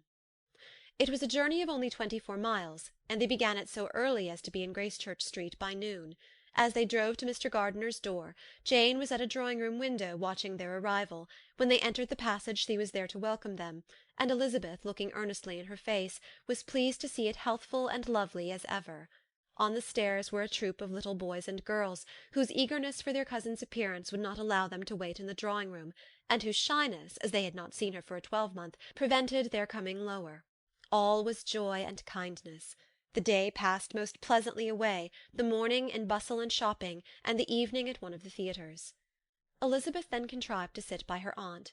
Their first object was her sister, and she was more grieved than astonished to hear, in reply to her minute inquiries, that though Jane always struggled to support her spirits, there were periods of dejection. It was reasonable, however, to hope that they would not continue long. Mrs. Gardiner gave her the particulars also of Miss Bingley's visit in Gracechurch Street, and repeated conversations occurring at different times between Jane and herself, which proved that the former had, from her heart, given up the acquaintance. Mrs. Gardiner then rallied her niece on Wickham's desertion, and complimented her on bearing it so well. "But, my dear Elizabeth," she added, "what sort of a girl is Miss King? I should be sorry to think our friend mercenary." Pray, my dear aunt, what is the difference in matrimonial affairs between the mercenary and the prudent motive? Where does discretion end and avarice begin?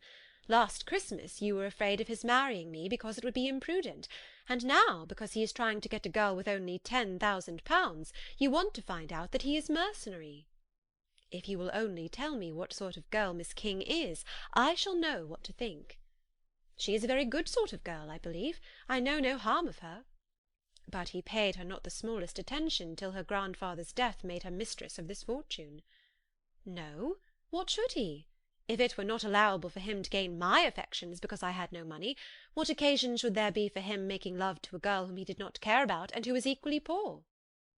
But there seems an indelicacy in directing his attentions towards her so soon after this event. A man in distressed circumstances has not time for all those elegant decorums which other people may observe. If she does not object to it, why should we? Her not objecting does not justify him. It only shows her being deficient in something herself, sense or feeling. Well, cried Elizabeth, have it as you choose. He shall be mercenary, and she shall be foolish. No, Lizzy, that is what I do not choose. I should be sorry, you know, to think ill of a young man who has lived so long in Derbyshire. Oh, if that is all, I have a very poor opinion of young men who live in Derbyshire, and their intimate friends who live in Hertfordshire are not much better. I am sick of them all. Thank heaven I am going to-morrow, where I shall find a man who has not one agreeable quality, who has neither manner nor sense to recommend him. Stupid men are the only ones worth knowing, after all. Take care, Lizzy, that speech savours strongly of disappointment. Before they were separated by the conclusion of the play, she had the unexpected happiness of an invitation to accompany her uncle and aunt in a tour of pleasure which they proposed taking in the summer. "We have not determined how far it shall carry us," said Mrs. Gardiner, "but perhaps to the Lakes." No scheme could have been more agreeable to Elizabeth, and her acceptance of the invitation was most ready and grateful. "Oh, my dear, dear aunt," she rapturously cried, "what delight! What felicity! You give me fresh life and vigour. Adieu to disappointment and spleen. What are young men to rocks and mountains? Oh, what hours of transport we shall spend! And when we do return, it shall not be like other travellers, without being able to give one accurate idea of anything. We will know where we have gone. We will recollect what we have seen.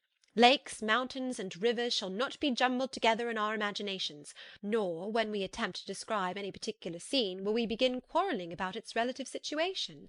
Let our first effusions be less insupportable than those of the generality of travellers." End of chapter 27.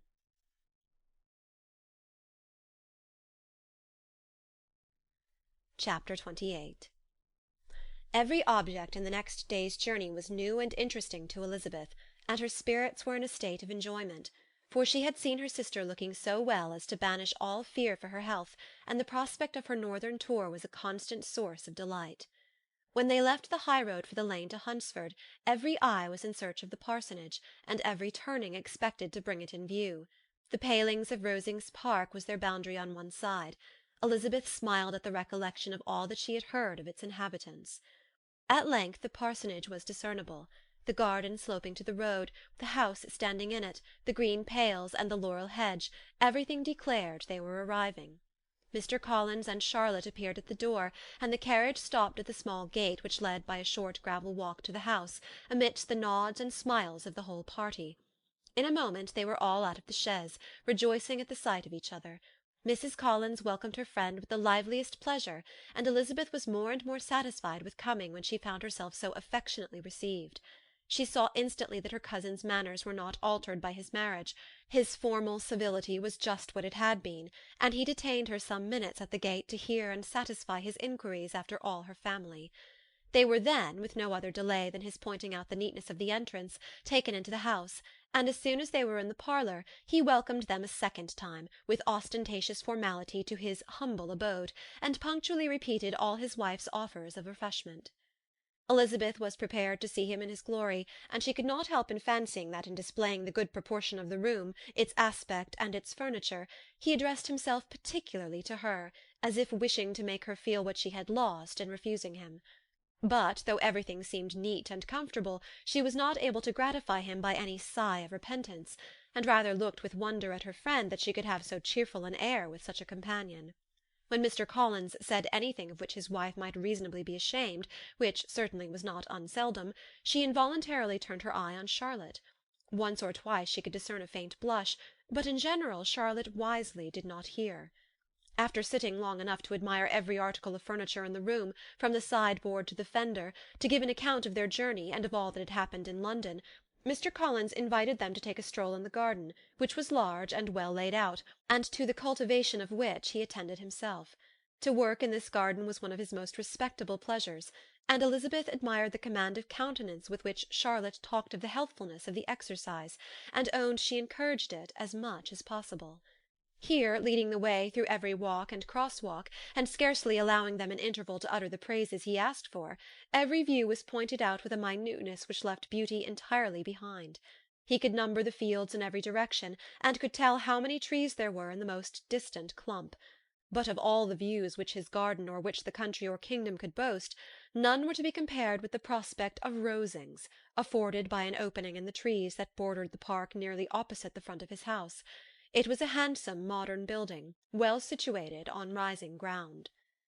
From his garden Mr. Collins would have led them round his 2 meadows, but the ladies, not having shoes to encounter the remains of a white frost, turned back, and while Sir William accompanied him, Charlotte took her sister and friend over the house, extremely well pleased probably to have the opportunity of showing it without her husband's help. It was rather small, but well built and convenient, and everything was fitted up and arranged with a neatness and consistency of which Elizabeth gave Charlotte all the credit. When Mr. Collins could be forgotten, there was really an air of great comfort throughout, and by Charlotte's evident enjoyment of it, Elizabeth supposed he must be often forgotten. She had already learnt that Lady Catherine was still in the country. It was spoken of again while they were at dinner, when Mr. Collins, joining in, observed, "Yes, Miss Elizabeth, you will have the honour of seeing Lady Catherine de Bourgh on the ensuing Sunday at church, and I need not say you will be delighted with her. She is all affability and condescension, and I doubt not but you will be honoured with some portion of her notice when service is over. I have scarcely any hesitation in saying that she will include you and my sister Maria in every invitation which she honours us during our stay here. Her behaviour to my dear Charlotte is charming. We dine at Rosings twice every week, and are never allowed to walk home. Her ladyship's carriage is regularly ordered for us. I should say one of her ladyship's carriages, for she has several." "Lady Catherine is a very respectable, sensible woman indeed," added Charlotte, "and a most attentive neighbour." "Very true, my dear. That is exactly what I would say. She is the sort of woman whom one cannot regard with too much deference." The evening was spent chiefly in talking over Hertfordshire news, and telling again what had already been written, and when it closed, Elizabeth, in the solitude of her chamber, had to meditate upon Charlotte's degree of contentment, to understand her address in guiding, and composure in bearing with, her husband, and to acknowledge that it was all done very well. She had also to anticipate how her visit would pass, the quiet tenor of their usual employments, the vexatious interruptions of Mr. Collins, and the gaieties of their intercourse with Rosings. A lively imagination soon settled it all. About the middle of the next day, as she was in her room getting ready for a walk, a sudden noise below seemed to speak the whole house in confusion, and after listening a moment she heard somebody running up the stairs in a violent hurry, and calling loudly after her. She opened the door and met Maria in the landing-place, who, breathless with agitation, cried out, "Oh, my dear Eliza, pray make haste and come into the dining-room, for there is such a sight to be seen. I will not tell you what it is. Make haste and come down this moment." Elizabeth asked questions in vain. Maria would tell her nothing more, and down they ran into the dining-room, which fronted the lane, in quest of this wonder. It was 2 ladies stopping in a low phaeton at the garden gate. "And is this all?" cried Elizabeth. "I expected at least that the pigs were got into the garden, and here is nothing but Lady Catherine and her daughter." "La, my dear," said Maria, quite shocked at the mistake, "it is not Lady Catherine. The old lady is Mrs. Jenkinson, who lives with them. The other is Miss de Bourgh. Only look at her. She is quite a little creature. Who would have thought that she could be so thin and small?" "She is abominably rude to keep Charlotte out of doors in all this wind. Why does not she come in?" "Oh, Charlotte says she hardly ever does. It is the greatest of favours when Mr. Bourgh comes in." "I like her appearance," said Elizabeth, struck with other ideas. "She looks sickly and cross. Yes, she will do for him very well. She will make him a very proper wife." Mr. Collins and Charlotte were both standing at the gate in conversation with the ladies, and Sir William, to Elizabeth's high diversion, was stationed in the doorway, in earnest contemplation of the greatness before him, and constantly bowing whenever Miss de Bourgh looked that way. At length there was nothing more to be said. The ladies drove on, and the others returned into the house. Mr. Collins no sooner saw the two girls than he began to congratulate them on their good fortune, which Charlotte explained by letting them know that the whole party was asked to dine at Rosings the next day. Chapter 29.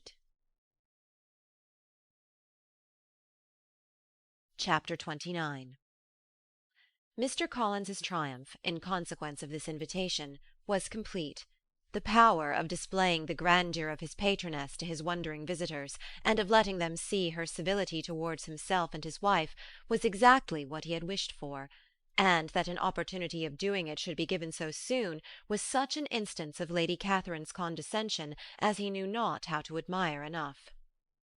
"I confess," said he, "that I should not have been at all surprised by her ladyship's asking us on Sunday to drink tea and spend the evening at Rosings.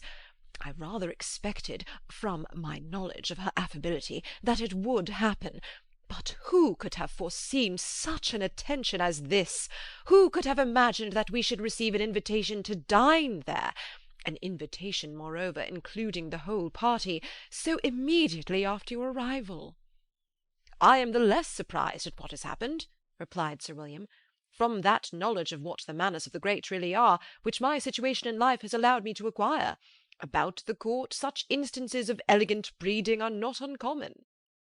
Scarcely anything was talked of the whole day or next morning but their visit to Rosings.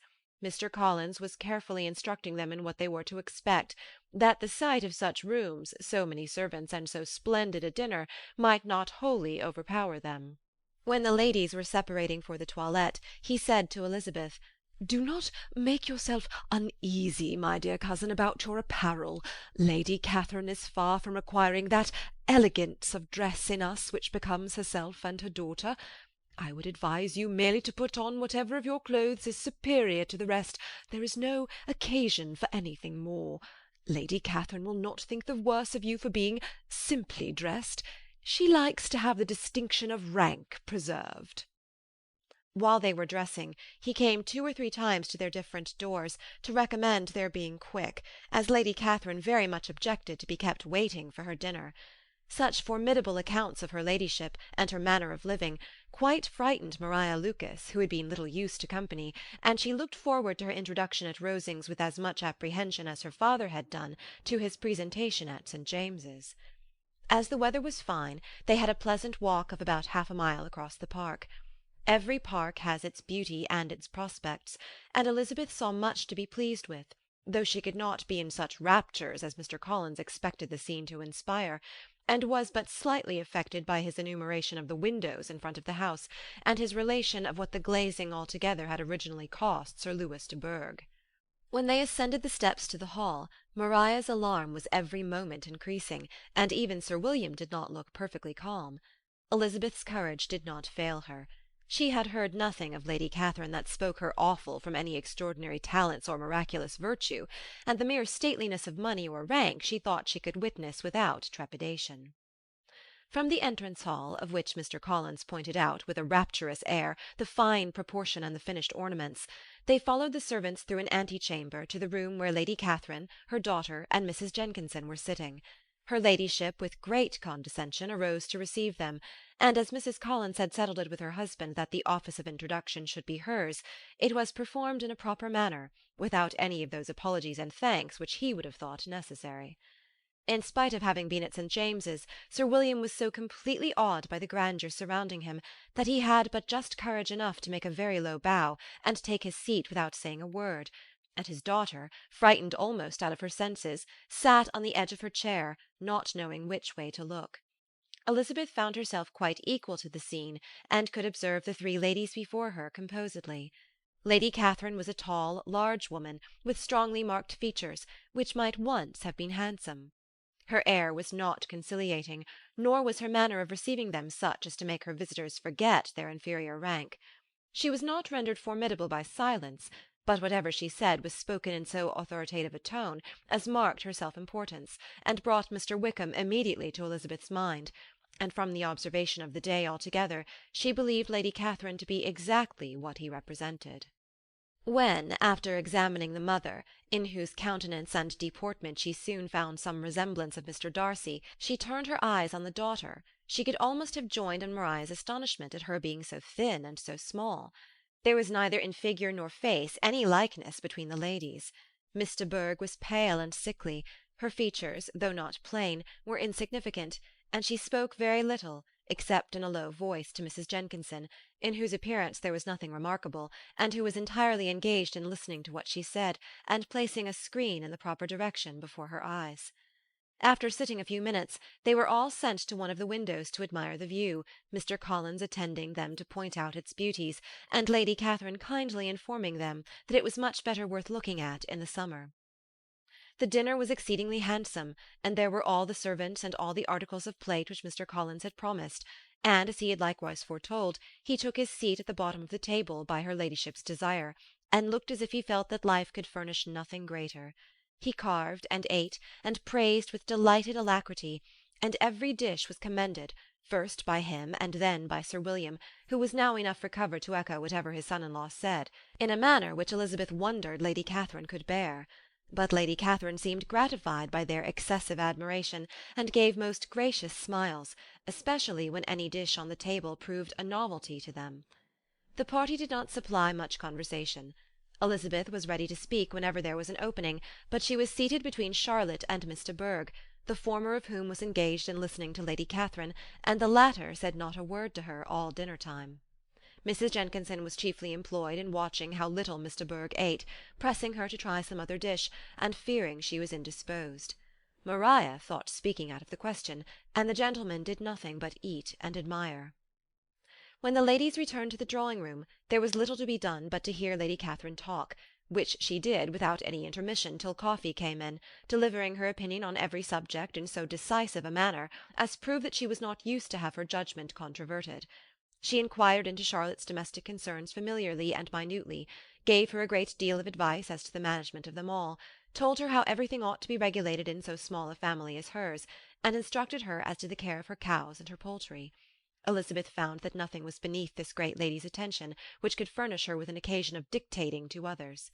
In the intervals of her discourse with Mrs. Collins, she addressed a variety of questions to Maria and Elizabeth, but especially to the latter, of whose connections she knew the least, and who she observed to Mrs. Collins was a very genteel, pretty kind of girl.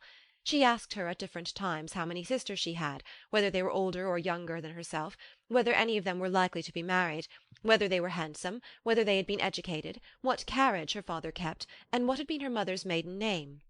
Elizabeth felt all the impertinence of her questions, but answered them very composedly. Lady Catherine then observed, "Your father's estate is entailed on Mr. Collins, I think. For your sake," turning to Charlotte, "I am glad of it, but otherwise I see no occasion for entailing estates from the female line. It was not thought necessary in Sir Lewis de Bourgh's family. Do you play and sing, Miss Bennet?" "A little." "No, then some time or other we shall be happy to hear you. Our instrument is a capital one, or probably superior to— you shall try it some day. Do your sisters play and sing?" "One of them does." "Why did not you all learn? You ought all to have learned. The Miss Webbs all play, and their father has not so good an income as yours. Do you draw?" "No, not at all." "What? None of you?" "Not one." "That is very strange. But I suppose you had no opportunity. Your mother should have taken you to town every spring for the benefit of masters." "My mother would have had no objection, but my father hates London." "Has your governess left you?"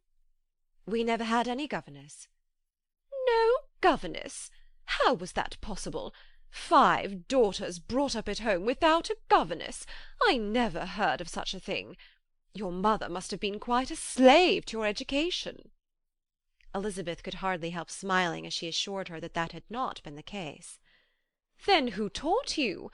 Who attended to you? Without a governess you must have been neglected." "Compared with some families, I believe we were, but such of us as wished to learn never wanted the means. We were always encouraged to read, and had all the masters that were necessary. Those who chose to be idle certainly might." "Ay, no doubt, but that is what a governess will prevent, and if I had known your mother, I should have advised her most strenuously to engage one. I always say that nothing is to be done in education without steady and regular instruction, and nobody but a governess can give it. It is wonderful how many families I have been the means of supplying in that way. I am always glad to get a young person well placed out. 4 nieces of Mrs. Jenkinson are most delightfully situated through my means, and it was but the other day that I recommended another young person, who was merely accidentally mentioned to me, and the family are quite delighted with her. Mrs. Collins, did I tell you of Lady Metcalfe's calling yesterday to thank me? She finds Miss Pope a treasure. 'Lady Catherine,' said she, 'you have given me a treasure.' Are any of your younger sisters out, Miss Bennet?" "Yes, ma'am, all." "All? What, all 5 out at once? Very odd. And you only the second.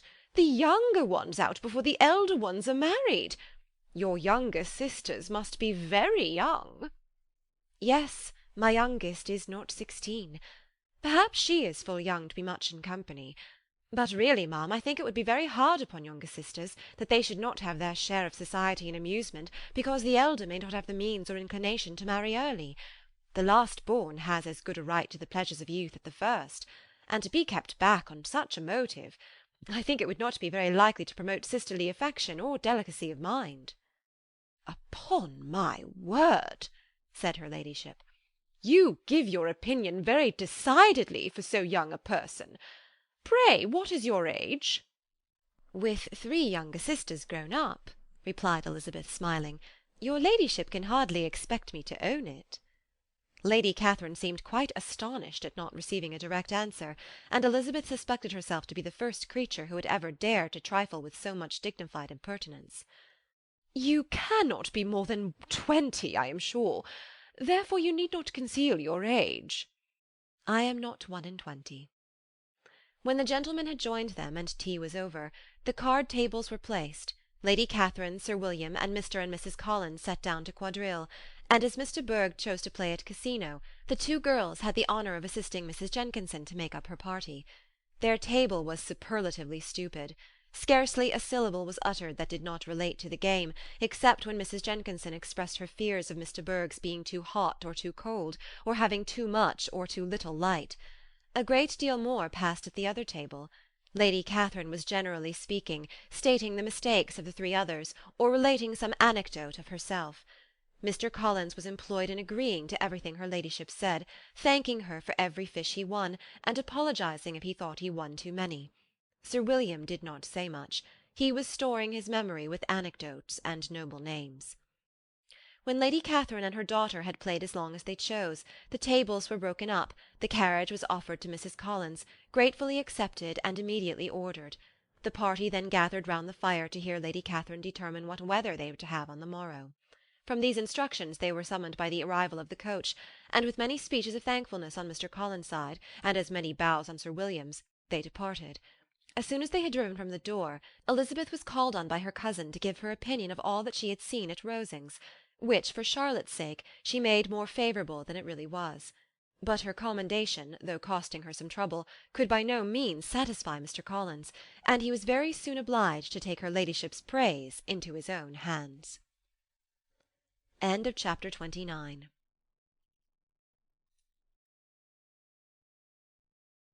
Chapter 30. Sir William stayed only a week at Hunsford, but his visit was long enough to convince him of his daughter's being most comfortably settled, and of her possessing such a husband and such a neighbour as were not often met with. While Sir William was with them, Mr. Collins devoted his morning to driving him out in his gig and showing him the country, but when he went away, the whole family returned to their usual employments, and Elizabeth was thankful to find that they did not see more of her cousin by the alteration, for the chief of the time between breakfast and dinner was now passed by him either at work in the garden or in reading and writing, and looking out of the window in his own book-room, which fronted the road. The room in which the ladies sat was backwards. Elizabeth had at first rather wondered that Charlotte should not prefer the dining-parlour for common use. It was a better-sized room, and had a more pleasant aspect, but she soon saw that her friend had an excellent reason for what she did, for Mr. Collins would undoubtedly have been much less in his own apartment had they sat in one equally lively, and she gave Charlotte credit for the arrangement. From the drawing-room they could distinguish nothing in the lane, and were indebted to Mr. Collins for the knowledge of what carriages went along, and how often especially Miss de Bourgh drove by in her phaeton, which he never failed coming to inform them of, though it happened almost every day. She not unfrequently stopped at the parsonage, and had a few minutes' conversation with Charlotte, but was scarcely ever prevailed upon to get out. Very few days passed in which Mr. Collins did not walk to Rosings, and not many in which his wife did not think it necessary to go likewise, and till Elizabeth recollected that there might be other family livings to be disposed of, she could not understand the sacrifice of so many hours. Now and then they were honoured with a call from her ladyship, and nothing escaped her observation that was passing in the room during these visits.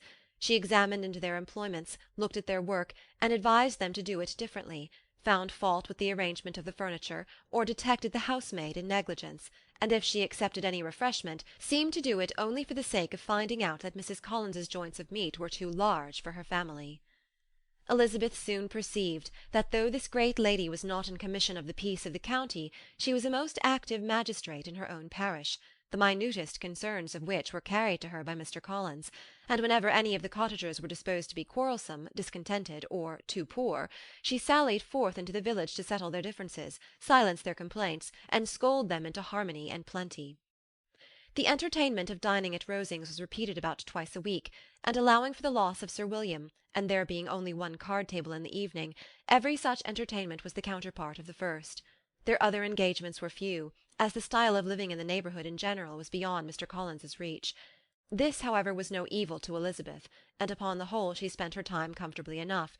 There were half-hours of pleasant conversation with Charlotte, and the weather was so fine for the time of year that she had often great enjoyment out of doors.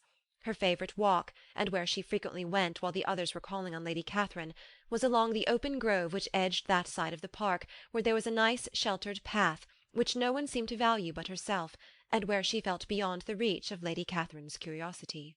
In this quiet way the first fortnight of her visit soon passed away. Easter was approaching, and the week preceding it was to bring an addition to the family at Rosings, which in so small a circle must be important. Elizabeth had heard soon after her arrival that Mr. Darcy was expected there in the course of a few weeks, and though there were not many of her acquaintances whom she did not prefer, his coming would furnish one comparatively new to look at in their Rosings parties, and she might be amused in seeing how hopeless Miss Bingley's designs on him were by his behaviour to his cousin, for whom he was evidently destined by Lady Catherine, who talked of his coming with the greatest satisfaction, spoke of him in terms of the highest admiration, and seemed almost angry to find that he had already been frequently seen by Miss Lucas and herself. His arrival was soon known at the parsonage, for Mr. Collins was walking the whole morning within view of the lodges opening into Hunsford Lane, in order to have the earliest assurance of it, and after making his bow as the carriage turned into the park, hurried home with the great intelligence. On the following morning he hastened to Rosings to pay his respects. There were 2 nephews of Lady Catherine to require them, for Mr. Darcy had brought with him a Colonel Fitzwilliam, the younger son of his uncle, Lord Blank, and to the great surprise of all the party, when Mr. Collins returned, the gentlemen accompanied him. Charlotte had seen them from her husband's room, crossing the road, and immediately running into the other, told the girls what an honour they might expect, adding, "I may thank you, Eliza, for this piece of civility. Mr. Darcy would never have come so soon to wait upon me." Elizabeth had scarcely time to disclaim all right to the compliment before their approach was announced by the door-bell, and shortly afterwards the 3 gentlemen entered the room. Colonel Fitzwilliam, who led the way, was about 30, not handsome, but in person and address most truly the gentleman.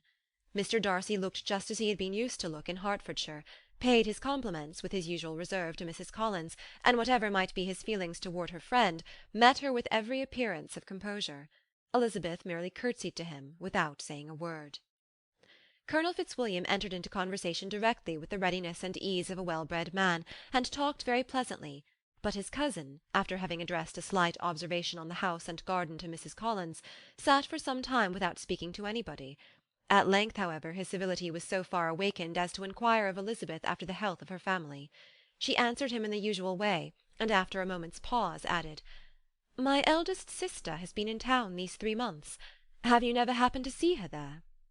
She was perfectly sensible that he never had, but she wished to see whether he would betray any consciousness of what had passed between the Bingleys and Jane, and she thought he looked a little confused as he answered that he had never been so fortunate as to meet Miss Bennet. The subject was pursued no farther, and the gentleman soon afterwards went away. End of Chapter 30. Chapter 31. Colonel Fitzwilliam's manners were very much admired at the parsonage, and the ladies all felt that he must add considerably to the pleasures of their engagements at Rosings. It was some days, however, before they received any invitation thither, for while there were visitors in the house they could not be necessary, and it was not till Easter Day, almost a week after the gentlemen's arrival, that they were honoured by such an attention, and then they were merely asked on leaving church to come there in the evening. For the last week they had seen very little of Lady Catherine or her daughter. Colonel Fitzwilliam had called at the parsonage more than once during the time, but Mr. Darcy they had only seen at church. The invitation was accepted, of course, and at a proper hour they joined the party in Lady Catherine's drawing-room. Her ladyship received them civilly, but it was plain that their company was by no means so acceptable as when she could get nobody else, and she was in fact almost engrossed by her nephews, speaking to them, especially to Darcy, much more than to any other person in the room.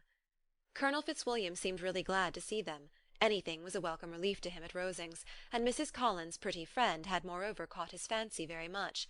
He now seated himself by her, and talked so agreeably of Kent and Hertfordshire, of travelling and staying at home, of new books and music, that Elizabeth had never been half so well entertained in that room before. And they conversed with so much spirit and flow as to draw the attention of Lady Catherine herself, as well as of Mr. Darcy. His eyes had been soon and repeatedly turned towards them with a look of curiosity, and that her ladyship after a while shared the feeling was more openly acknowledged, for she did not scruple to call out, "What is it that you are saying, Fitzwilliam? What is it you are talking of? What are you telling Miss Bennet? Let me hear what it is." "We are speaking of music, madam," said he, when no longer able to avoid a reply. "Of music? Then pray speak aloud. It is of all subjects my delight. I must have my share in the conversation if you are speaking of music. There are few people in England, I suppose, who have more true enjoyment of music than myself, or of a better natural taste. If I had ever learnt, I should have been a great proficient, and so would Anne, if her health had allowed her to apply. I am confident that she would have performed delightfully. How does Georgiana get on, Darcy?" Mr. Darcy spoke with affectionate praise of his sister's proficiency. "I am very glad to hear such a good account of her," said Lady Catherine, "and pray tell her from me that she cannot expect to excel if she does not practise a good deal." "I assure you, madam," he replied, "that she does not need such advice. She practises very constantly." "So much the better. It cannot be done too much, and when I next write to her, I shall charge her not to neglect it on any account. I often tell young ladies that no excellence in music is to be acquired without constant practice. I have told Miss Bennet several times that she will never play really well unless she practises more, and though Mrs. Collins has no instrument, she is very welcome, as I have often told her, to come to Rosings every day and play on the pianoforte in Mrs. Jenkinson's room. She would be in nobody's way, you know, in that part of the house." Mr. Darcy looked a little ashamed of his aunt's ill-breeding, and made no answer.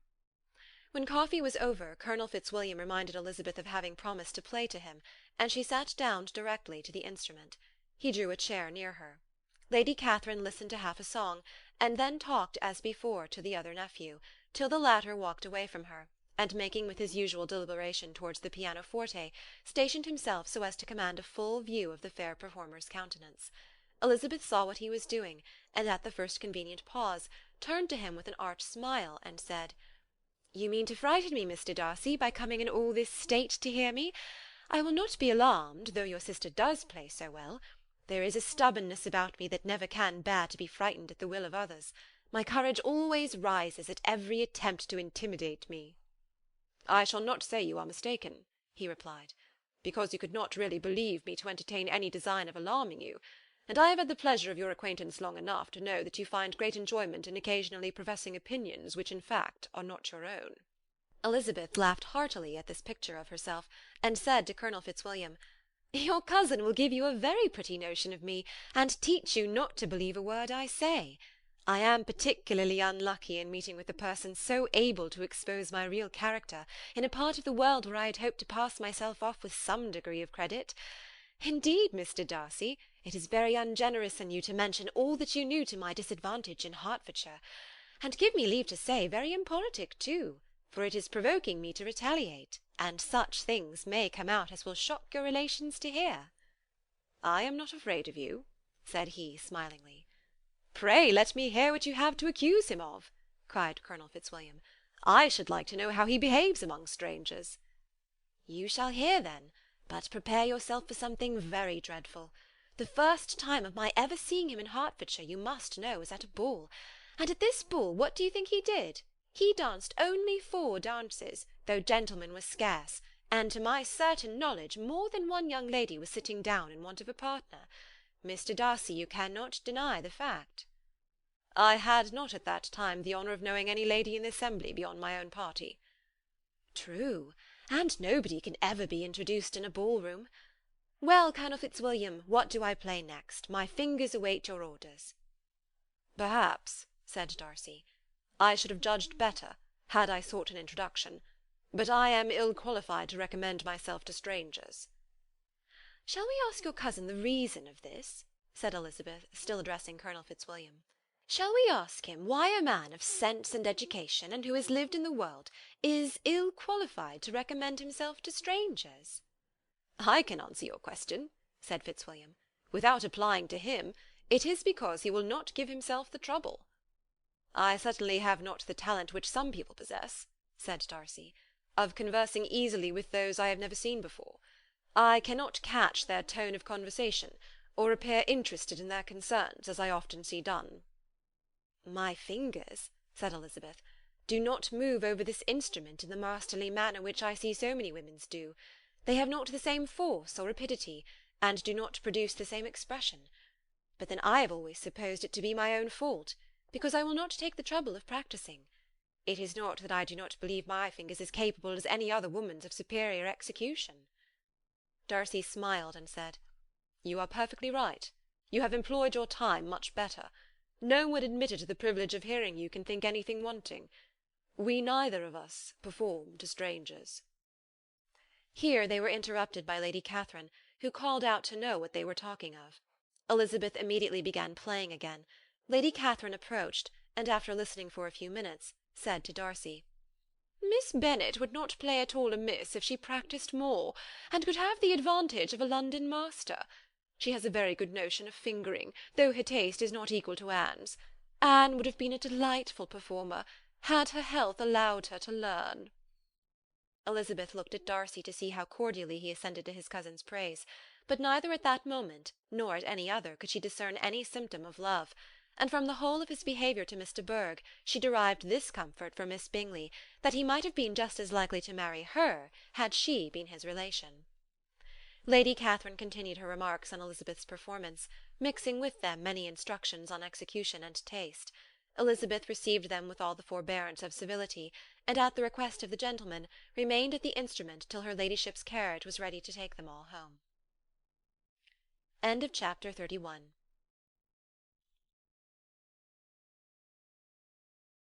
Chapter 32. Elizabeth was sitting by herself the next morning, and writing to Jane while Mrs. Collins and Maria were gone on business into the village, when she was startled by a ring at the door, the certain signal of a visitor.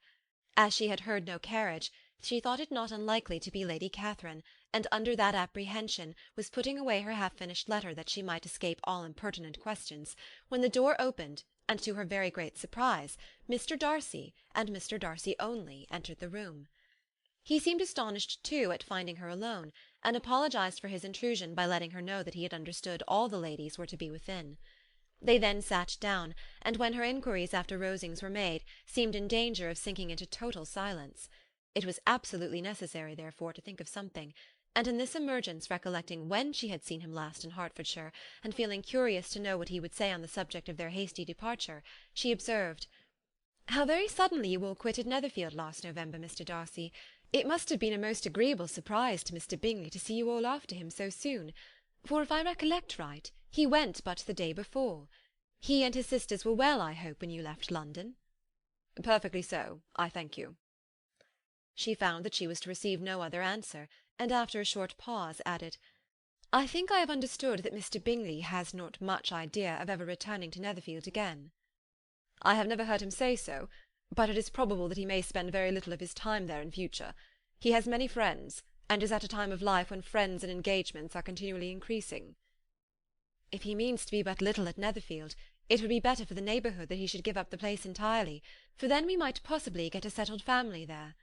But perhaps Mr. Bingley did not take the house so much for the convenience of the neighbourhood as for his own, and we must expect him to keep it or quit it on the same principle." "I should not be surprised," said Darcy, "if he were to give it up as soon as any eligible purchase offers." Elizabeth made no answer.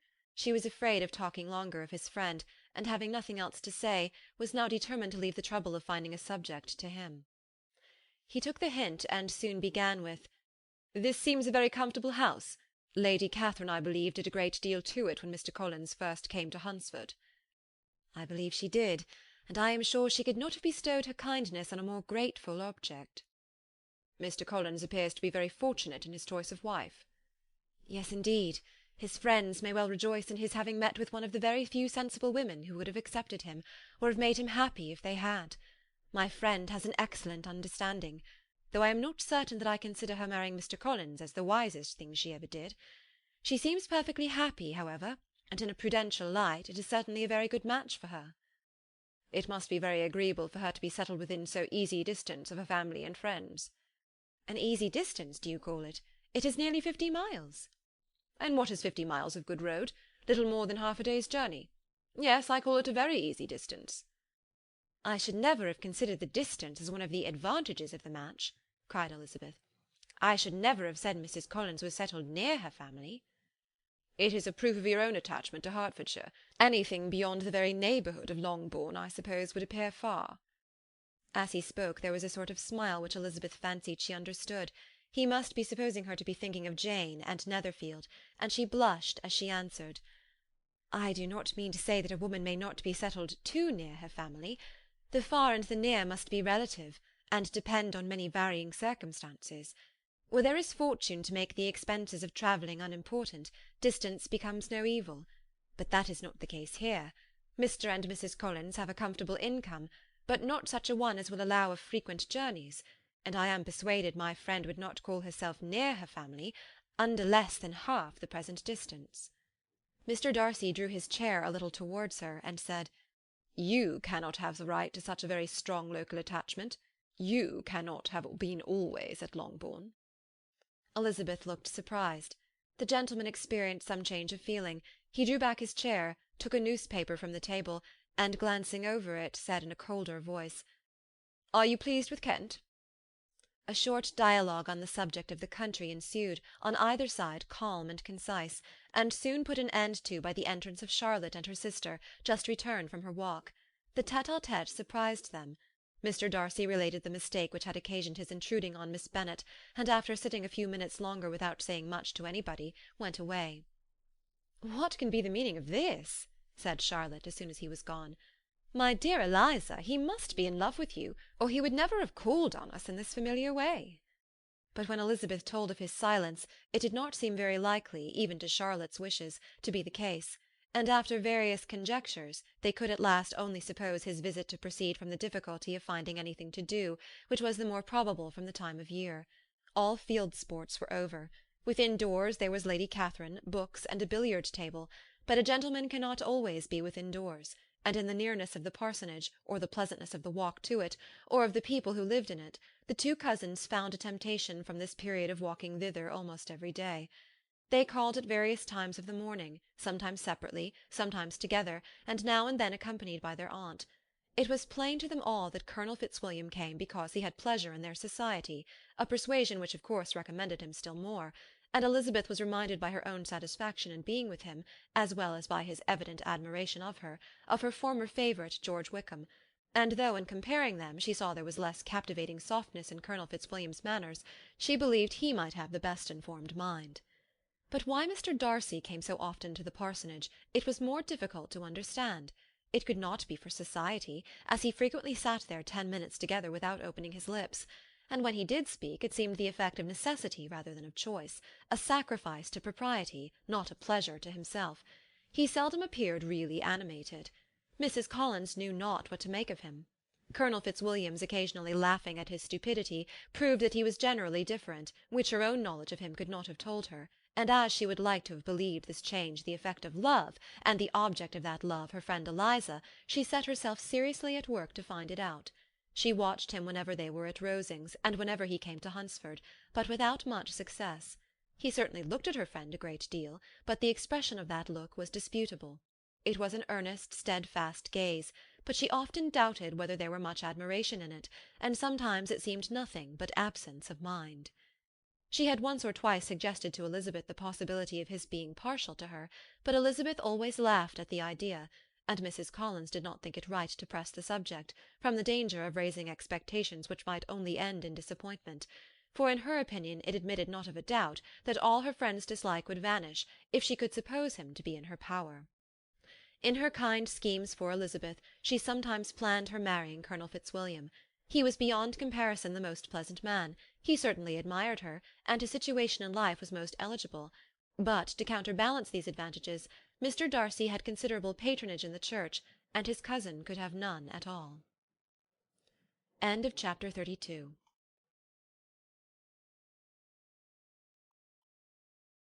Chapter 33. More than once did Elizabeth, in her ramble within the park, unexpectedly meet Mr. Darcy. She felt all the perverseness of the mischance that should bring him where no one else was brought, and, to prevent its ever happening again, took care to inform him at first that it was a favourite haunt of hers.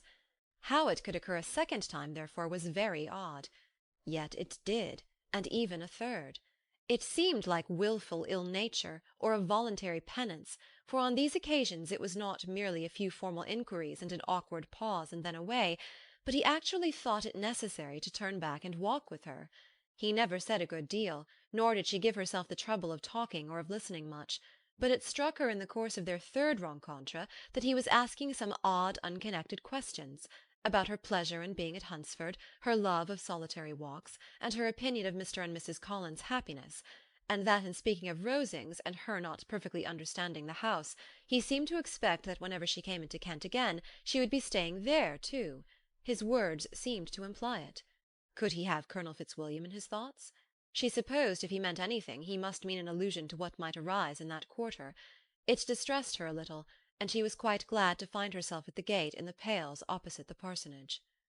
She was engaged one day as she walked in perusing Jane's last letter, and dwelling on some passages which proved that Jane had not written in spirits, when, instead of being again surprised by Mr. Darcy, she saw on looking up that Colonel Fitzwilliam was meeting her.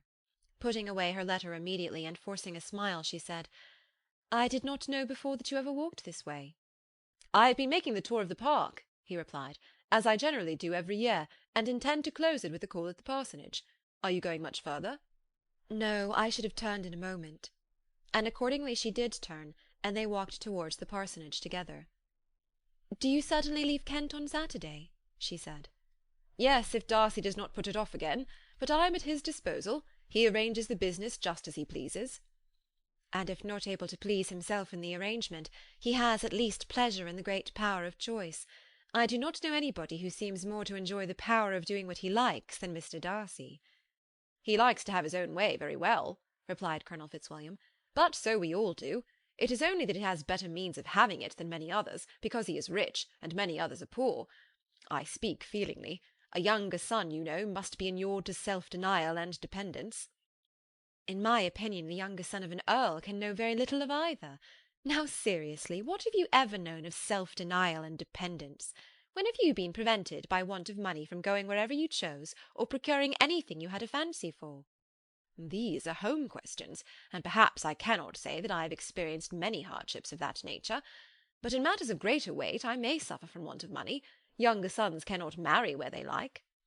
Unless where they like women of fortune, which I think very often they do. Our habits of expense make us too dependent, and there are not many in my rank of life who can afford to marry without some attention to money. Is this, thought Elizabeth, meant for me? And she coloured at the idea, but recovering herself, said in a lively tone, "And pray, what is the usual price of an earl's younger son? Unless the elder brother is very sickly, I suppose you would not ask above £50,000. He answered her in the same style, and the subject dropped. To interrupt a silence which might make him fancy her affected with what had passed, she soon afterwards said, "I imagine your cousin brought you down with him chiefly for the sake of having someone at his disposal. I wonder he does not marry, to secure a lasting convenience of that kind. But perhaps his sister does as well for the present, and as she is under his sole care, he may do what he likes with her." "No," said Colonel Fitzwilliam, "that is an advantage which he must divide with me. I am joined with him in the guardianship of Miss Darcy." "Are you indeed? And pray what sort of guardians do you make? Does your charge give you much trouble? Young ladies of her age are sometimes a little difficult to manage, and if she has the true Darcy spirit, she may like to have her own way." As she spoke, she observed him looking at her earnestly, and the manner in which he immediately asked her why she supposed Miss Darcy likely to give them any uneasiness, convinced her that she had somehow or other got pretty near the truth. She directly replied, "You need not be frightened. I never heard any harm of her, and I dare say she is one of the most tractable creatures in the world. She is a very great favourite with some ladies of my acquaintance, Mrs. Hurst and Miss Bingley. I think I have heard you say that you know them." "I know them a little. Their brother is a pleasant, gentlemanlike man. He is a great friend of Darcy's." "Oh, yes," said Elizabeth dryly. "Mr. Darcy is uncommonly kind to Mr. Bingley, and takes a prodigious deal of care of him." "Care of him? Yes, I really believe Darcy does take care of him in those points where he most wants care.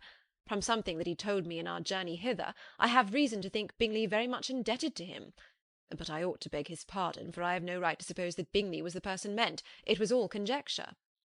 "What is it you mean?" "It is a circumstance which Darcy could not wish to be generally known, because if it were to get round to the lady's family it would be an unpleasant thing." "You may depend upon my not mentioning it." "And remember that I have not much reason for supposing it to be Bingley.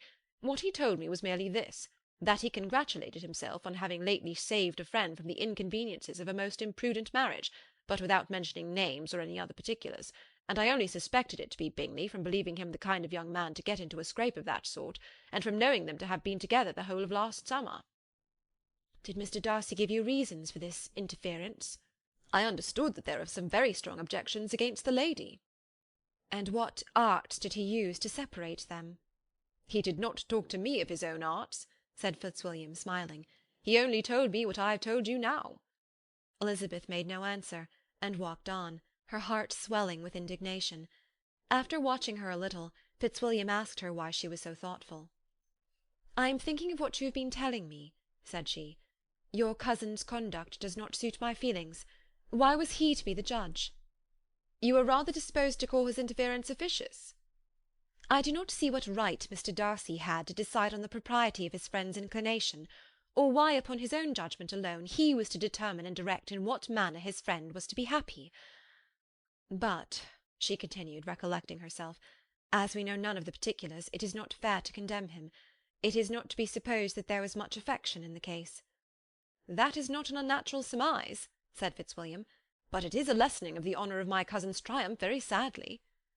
This was spoken jestingly, but it appeared to her so just a picture of Mr. Darcy that she would not trust herself with an answer, and therefore, abruptly changing the conversation, talked on indifferent matters until they reached the parsonage. There, shut into her own room as soon as their visitor left them, she could think without interruption of all that she had heard. It was not to be supposed that any other people could be meant than those with whom she was connected. There could not exist in the world two men over whom Mr. Darcy could have such boundless influence. That he had been concerned in the measures taken to separate Bingley and Jane she had never doubted, but she had always attributed to Miss Bingley the principal design and arrangement of them. If his own vanity, however, did not mislead him, he was the cause, his pride and caprice were the cause, of all that Jane had suffered and still continued to suffer.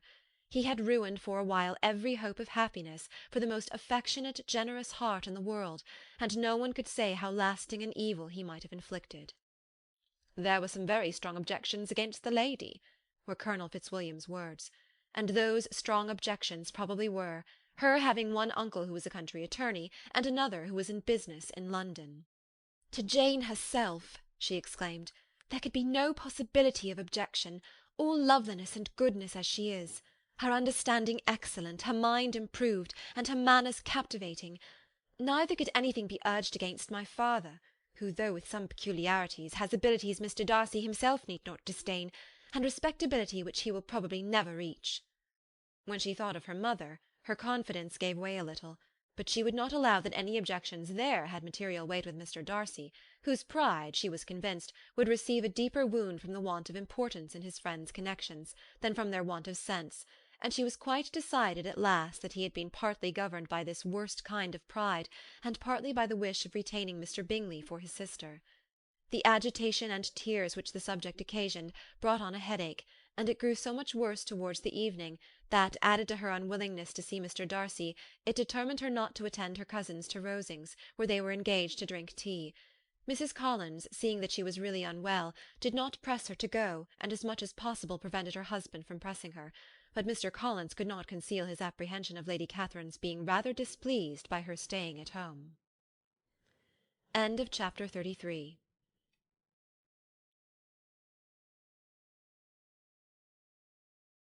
34.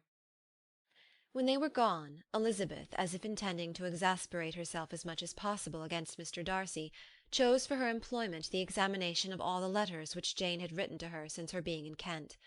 They contained no actual complaint, nor was there any revival of past occurrences, or any communication of present suffering.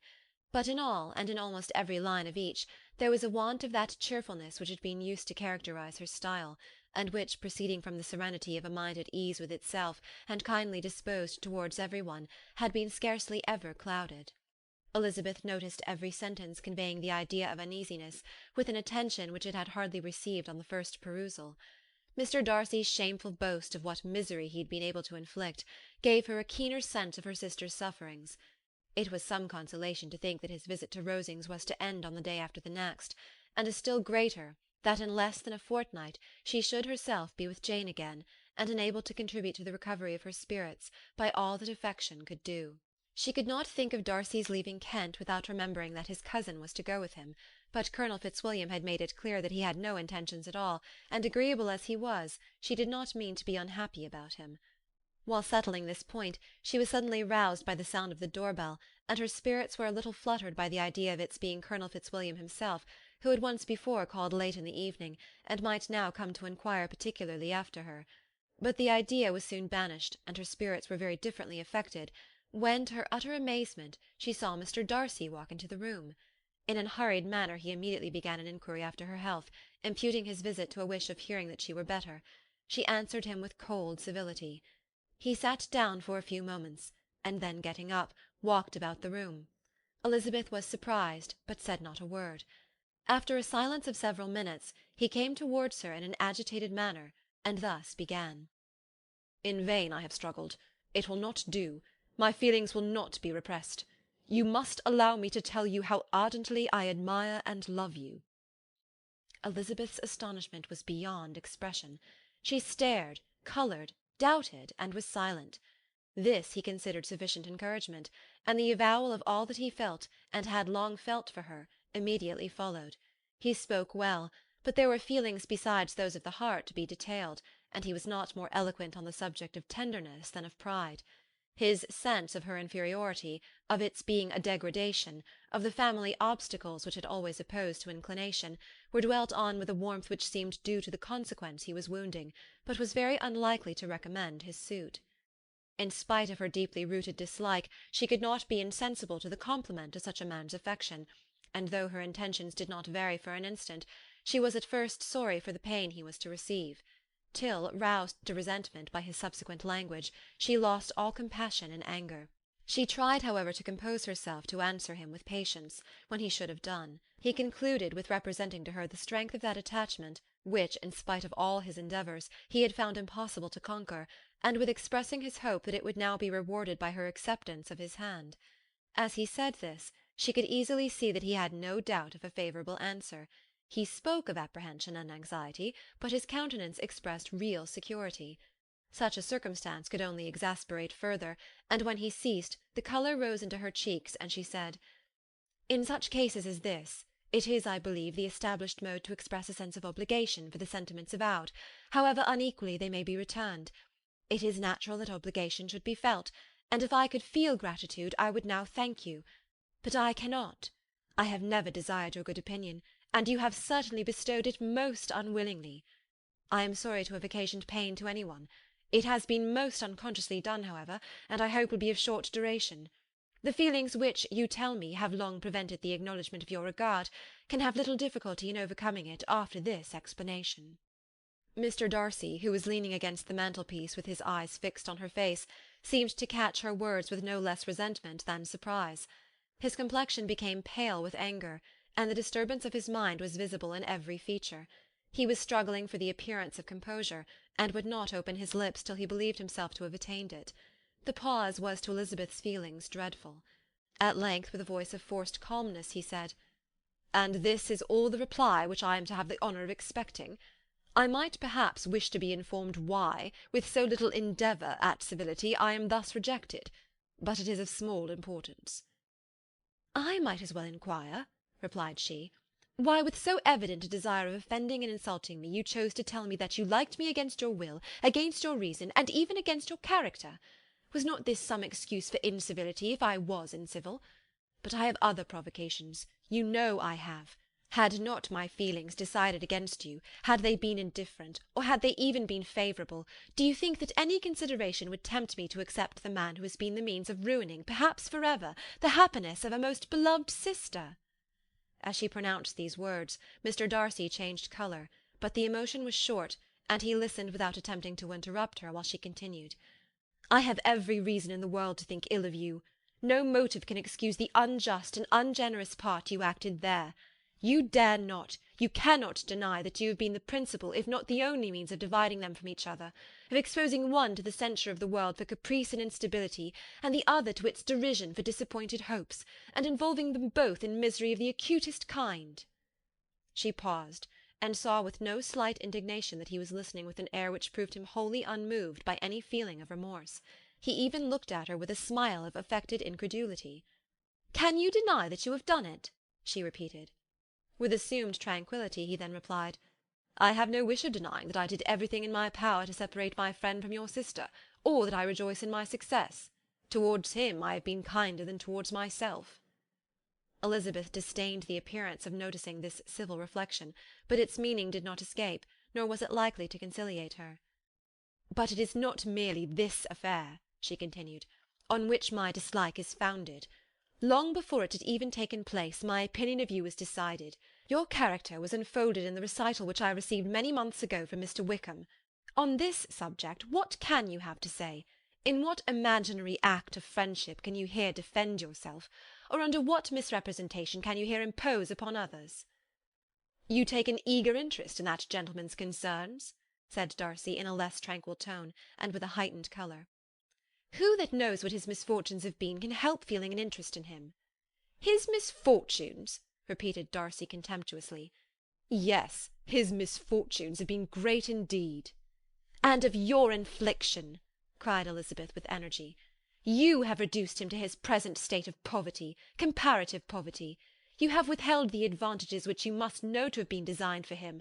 You have deprived the best years of his life of that independence which was no less his due than his desert. You have done all this, and yet you can treat the mention of his misfortune with contempt and ridicule."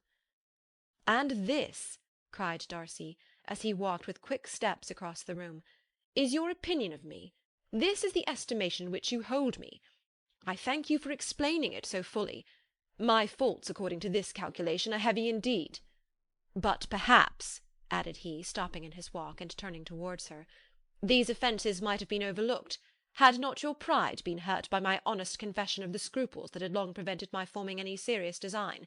These bitter accusations might have been suppressed, had I, with greater policy, concealed my struggles, and flattered you into the belief of my being impelled by unqualified, unalloyed inclination, by reason, by reflection, by everything. But disguise of every sort is my abhorrence. Nor am I ashamed of the feelings I related. They were natural and just. Could you expect me to rejoice in the inferiority of your connections? Can I congratulate myself on the hope of relations whose condition in life is so decidedly beneath my own?"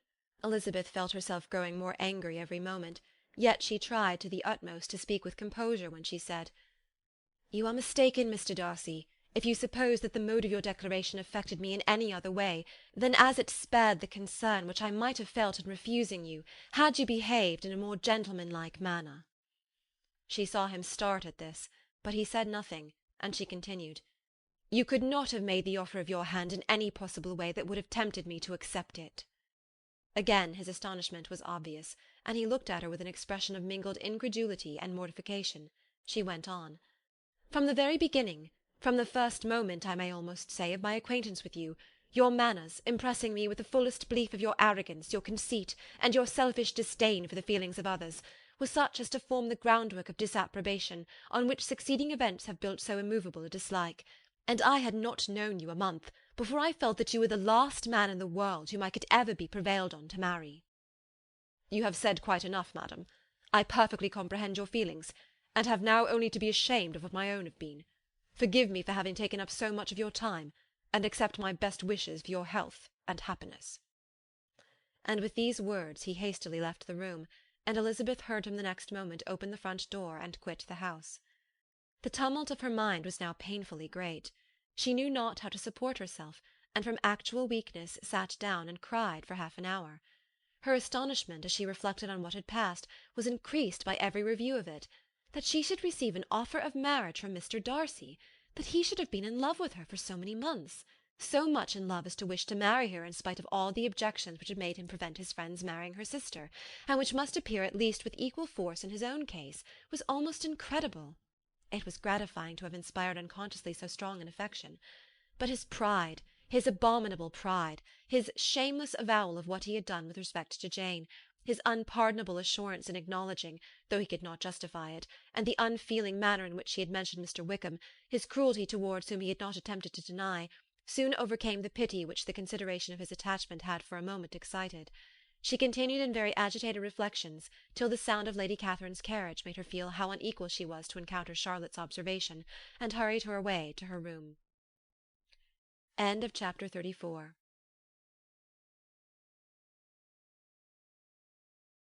Chapter 35.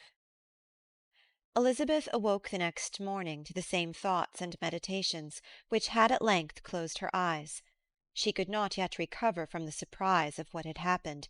It was impossible to think of anything else, and, totally indisposed for employment, she resolved, soon after breakfast, to indulge herself in air and exercise. She was proceeding directly to her favourite walk, when the recollection of Mr. Darcy's sometimes coming there stopped her, and instead of entering the park, she turned up the lane which led farther from the turnpike road. The park paling was still the boundary on one side, and she soon passed one of the gates into the grounds. After walking 2 or 3 times along that part of the lane, she was tempted, by the pleasantness of the morning, to stop at the gates and look into the park. The 5 weeks which she had now passed in Kent had made a great difference in the country, and every day was adding to the verdure of the early trees. She was on the point of continuing her walk, when she caught a glimpse of a gentleman within the sort of grove which edged the park. He was moving that way, and, fearful of its being Mr. Darcy, she was directly retreating. But the person who advanced was now near enough to see her, and, stepping forward with eagerness, pronounced her name. She had turned away, but on hearing herself called, though in a voice which proved it to be Mr. Darcy, she moved again towards the gate. He had by that time reached it also, and holding out a letter which she instinctively took, said with a look of haughty composure, "I have been walking in the grove some time in the hope of meeting you. Will you do me the honour of reading that letter?" And then, with a slight bow, turned again into the plantation, and was soon out of sight. With no expectation of pleasure, but with the strongest curiosity, Elizabeth opened the letter, and to her still increasing wonder, perceived an envelope containing 2 sheets of letter-paper, written quite through in a very close hand.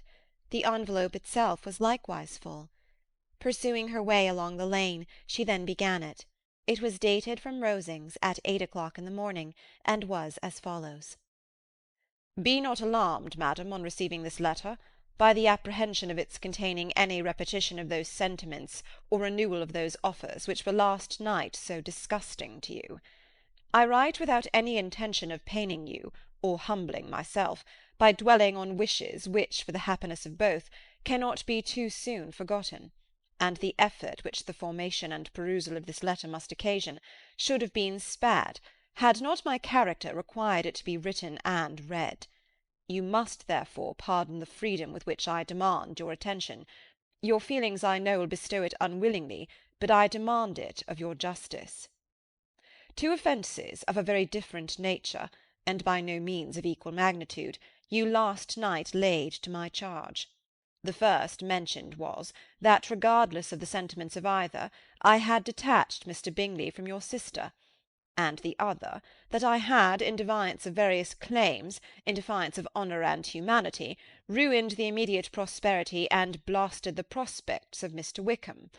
Wilfully and wantonly to have thrown off the companion of my youth, the acknowledged favourite of my father, a young man who had scarcely any other dependence than on our patronage, and who had been brought up to expect its exertion, would be a depravity, to which the separation of two young persons, whose affection could be the growth of only a few weeks, could bear no comparison.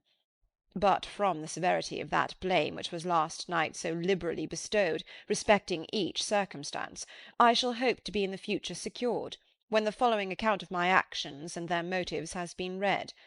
If, in the explanation of them, which is due to myself, I am under the necessity of relating feelings which may be offensive to yours, I can only say that I am sorry. The necessity must be obeyed, and further apology would be absurd. I had not long been in Hertfordshire before I saw, in common with others, that Bingley preferred your elder sister to any other young woman in the country. But it was not till the evening of the dance at Netherfield that I had any apprehension of his feeling a serious attachment. I had often seen him in love before. At that ball, while I had the honour of dancing with you, I was first made acquainted, by Sir William Lucas's accidental information, that Bingley's attentions to your sister had given rise to a general expectation of their marriage. He spoke of it as a certain event of which the time alone could be undecided. From that moment I observed my friend's behaviour attentively, and I could then perceive that his partiality for Miss Bennet was beyond what I had ever witnessed in him. Your sister I also watched. Her look and manners were open, cheerful, and engaging as ever, but without any symptom of peculiar regard, and I remained convinced from the evening's scrutiny that though she received his attentions with pleasure, she did not invite them by any participation of sentiment. If you have not been mistaken here, I must have been in error.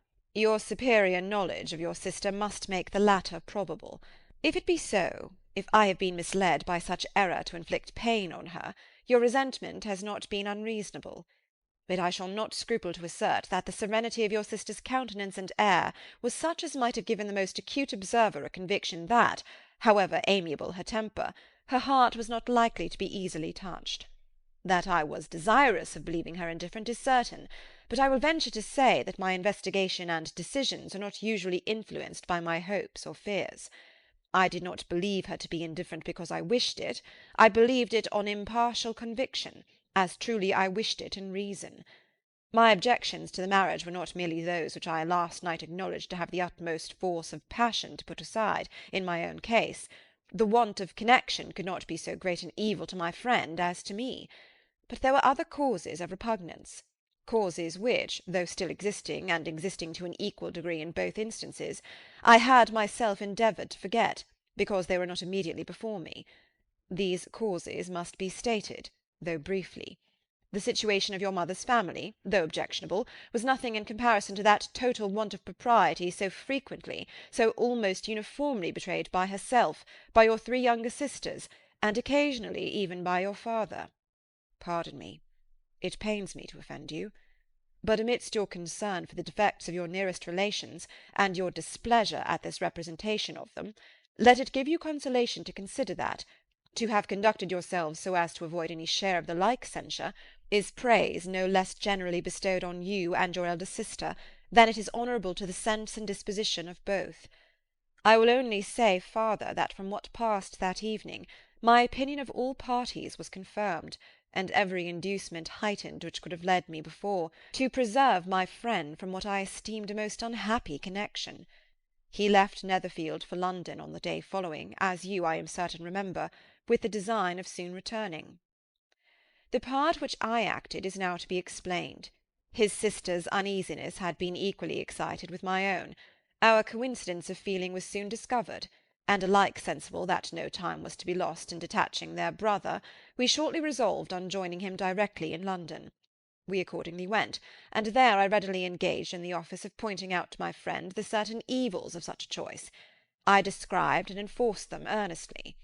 But however this remonstrance might have staggered or delayed his determination, I do not suppose that it would ultimately have prevented the marriage, had it not been seconded by the assurance that I hesitated not in giving, of your sister's indifference. He had before believed her to return his affection with sincere, if not with equal regard. But Bingley has a great natural modesty, with a stronger dependence on my judgment than on his own. To convince him, therefore, that he had deceived himself was no very difficult point. To persuade him against returning into Hertfordshire, when that conviction had been given, was scarcely the work of a moment. I cannot blame myself for having done thus much. There is but one part of my conduct in the whole affair on which I do not reflect with satisfaction. It is that I condescended to adopt the measures of art so far as to conceal from him your sister's being in town. I knew it myself, as it was known to Miss Bingley, but her brother is even yet ignorant of it. That they might have met without ill consequence is perhaps probable, but his regard did not appear to me enough extinguished for him to see her without some danger. Perhaps this concealment, this disguise, was beneath me. It is done, however, and it was done for the best. On this subject I have nothing more to say, no other apology to offer. If I have wounded your sister's feelings, it was unknowingly done, and though the motives which governed me may to you very naturally appear insufficient, I have not yet learnt to condemn them. With respect to that other, more weighty accusation of having injured Mr. Wickham, I can only refute it by laying before you the whole of his connection with my family. Of what he has particularly accused me, I am ignorant, but of the truth of what I shall relate, I can summon more than one witness of undoubted veracity. Mr. Wickham is the son of a very respectable man, who had for many years the management of all the Pemberley estates, and whose good conduct in the discharge of his trust naturally inclined my father to be of service to him, and on George Wickham, who was his godson, his kindness was therefore liberally bestowed. My father supported him at school, and afterwards at Cambridge. Most important assistance, as his own father, always poor from the extravagance of his wife, would have been unable to give him a gentleman's education. My father was not only fond of this young man's society, whose manners were always engaging, he had also the highest opinion of him, and hoping the church would be his profession, intended to provide for him in it. As for myself, it is many, many years since I first began to think of him in a very different manner. The vicious propensities, the want of principle, which he was careful to guard from the knowledge of his best friend, could not escape the observation of a young man of nearly the same age with himself, and who had opportunities of seeing him in unguarded moments, which Mr. Darcy could not have. Here again I shall give you pain, to what degree you only can tell. But whatever may be the sentiments which Mr. Wickham has created, a suspicion of their nature shall not prevent me from unfolding his real character. It adds even another motive. My excellent father died about 5 years ago, and his attachment to Mr. Wickham was to the last so steady that in his will he particularly recommended it to me, to promote his advancement in the best manner that his profession might allow, and if he took orders, desired that a valuable family living might be his as soon as it became vacant. There was also a legacy of £1,000.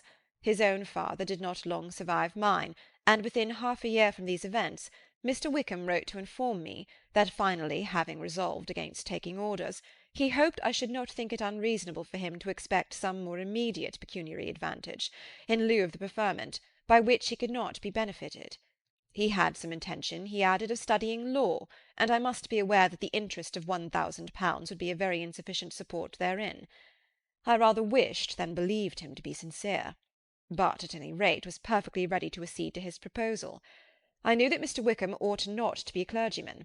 The business was therefore soon settled. He resigned all claim to assistance in the church, were it possible that he could ever be in a situation to receive it, and accepted in return £3,000. All connection between us seemed now dissolved. I thought too ill of him to invite him to Pemberley, or admit his society in town. In town I believe he chiefly lived, but his studying the law was a mere pretence, and being now free from all restraint, his life was a life of idleness and dissipation. For about 3 years I heard little of him, but on the decease of the incumbent of the living which had been designed for him, he applied to me again by letter for the presentation. His circumstances, he assured me, and I had no difficulty in believing it, were exceedingly bad. He had found the law a most unprofitable study, and was now absolutely resolved on being ordained if I would present him to the living in question, of which he trusted there could be little doubt, as he was well assured that I had no other person to provide for, and I could not have forgotten my revered father's intentions. You will hardly blame me for refusing to comply with this entreaty, or for resisting every repetition to it. His resentment was in proportion to the distress of his circumstances, and he was doubtless as violent in his abuse of me to others as in his reproaches to myself. After this period every appearance of acquaintance was dropped.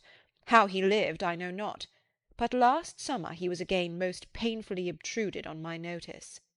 I must now mention a circumstance which I would wish to forget myself, and which no obligation less than the present should induce me to unfold to any human being. Having said thus much, I feel no doubt of your secrecy. My sister, who is more than 10 years my junior, was left to the guardianship of my mother's nephew, Colonel Fitzwilliam, and myself. About a year ago she was taken from school, and an establishment formed for her in London, and last summer she went with the lady who presided over it to Ramsgate, and thither also went Mr. Wickham, undoubtedly by design, for there proved to have been a prior acquaintance between him and Mrs. Young, in whose character we were most unhappily deceived, and by her connivance and aid he so far recommended himself to Georgiana, whose affectionate heart retained a strong impression of his kindness to her as a child, that she was persuaded to believe herself in love, and to consent to an elopement. She was then but 15, which must be her excuse, and after stating her imprudence, I am happy to add that I owed the knowledge of it to herself. I joined them unexpectedly a day or two before the intended elopement, and then Georgiana, unable to support the idea of grieving and offending a brother whom she almost looked up to as a father, acknowledged the whole to me. You may imagine what I felt, and how I acted. Regard for my sister's credit and feelings prevented any public exposure, but I wrote to Mr. Wickham, who left the place immediately, and Mrs. Young was of course removed from her charge. Mr. Wickham's chief object was unquestionably my sister's fortune, which is 30,000 pounds, but I cannot help supposing that the hope of revenging himself on me was a strong inducement. His revenge would have been complete indeed. This, madam, is a faithful narrative of every event in which we have been concerned together, and if you do not absolutely reject it as false, you will, I hope, acquit me henceforth of cruelty towards Mr. Wickham.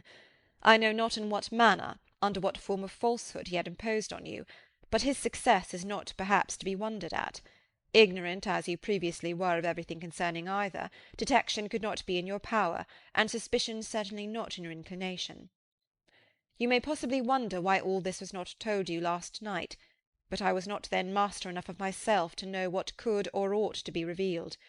For the truth of everything here related, I can appeal more particularly to the testimony of Colonel Fitzwilliam, who, from our near relationship and constant intimacy, and still more as one of the executors of my father's will, has been unavoidably acquainted with every particular of these transactions.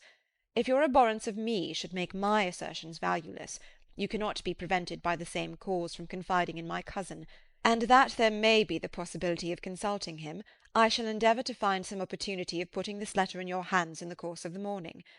I will only add, God bless you. Fitzwilliam Darcy. End of chapter 35.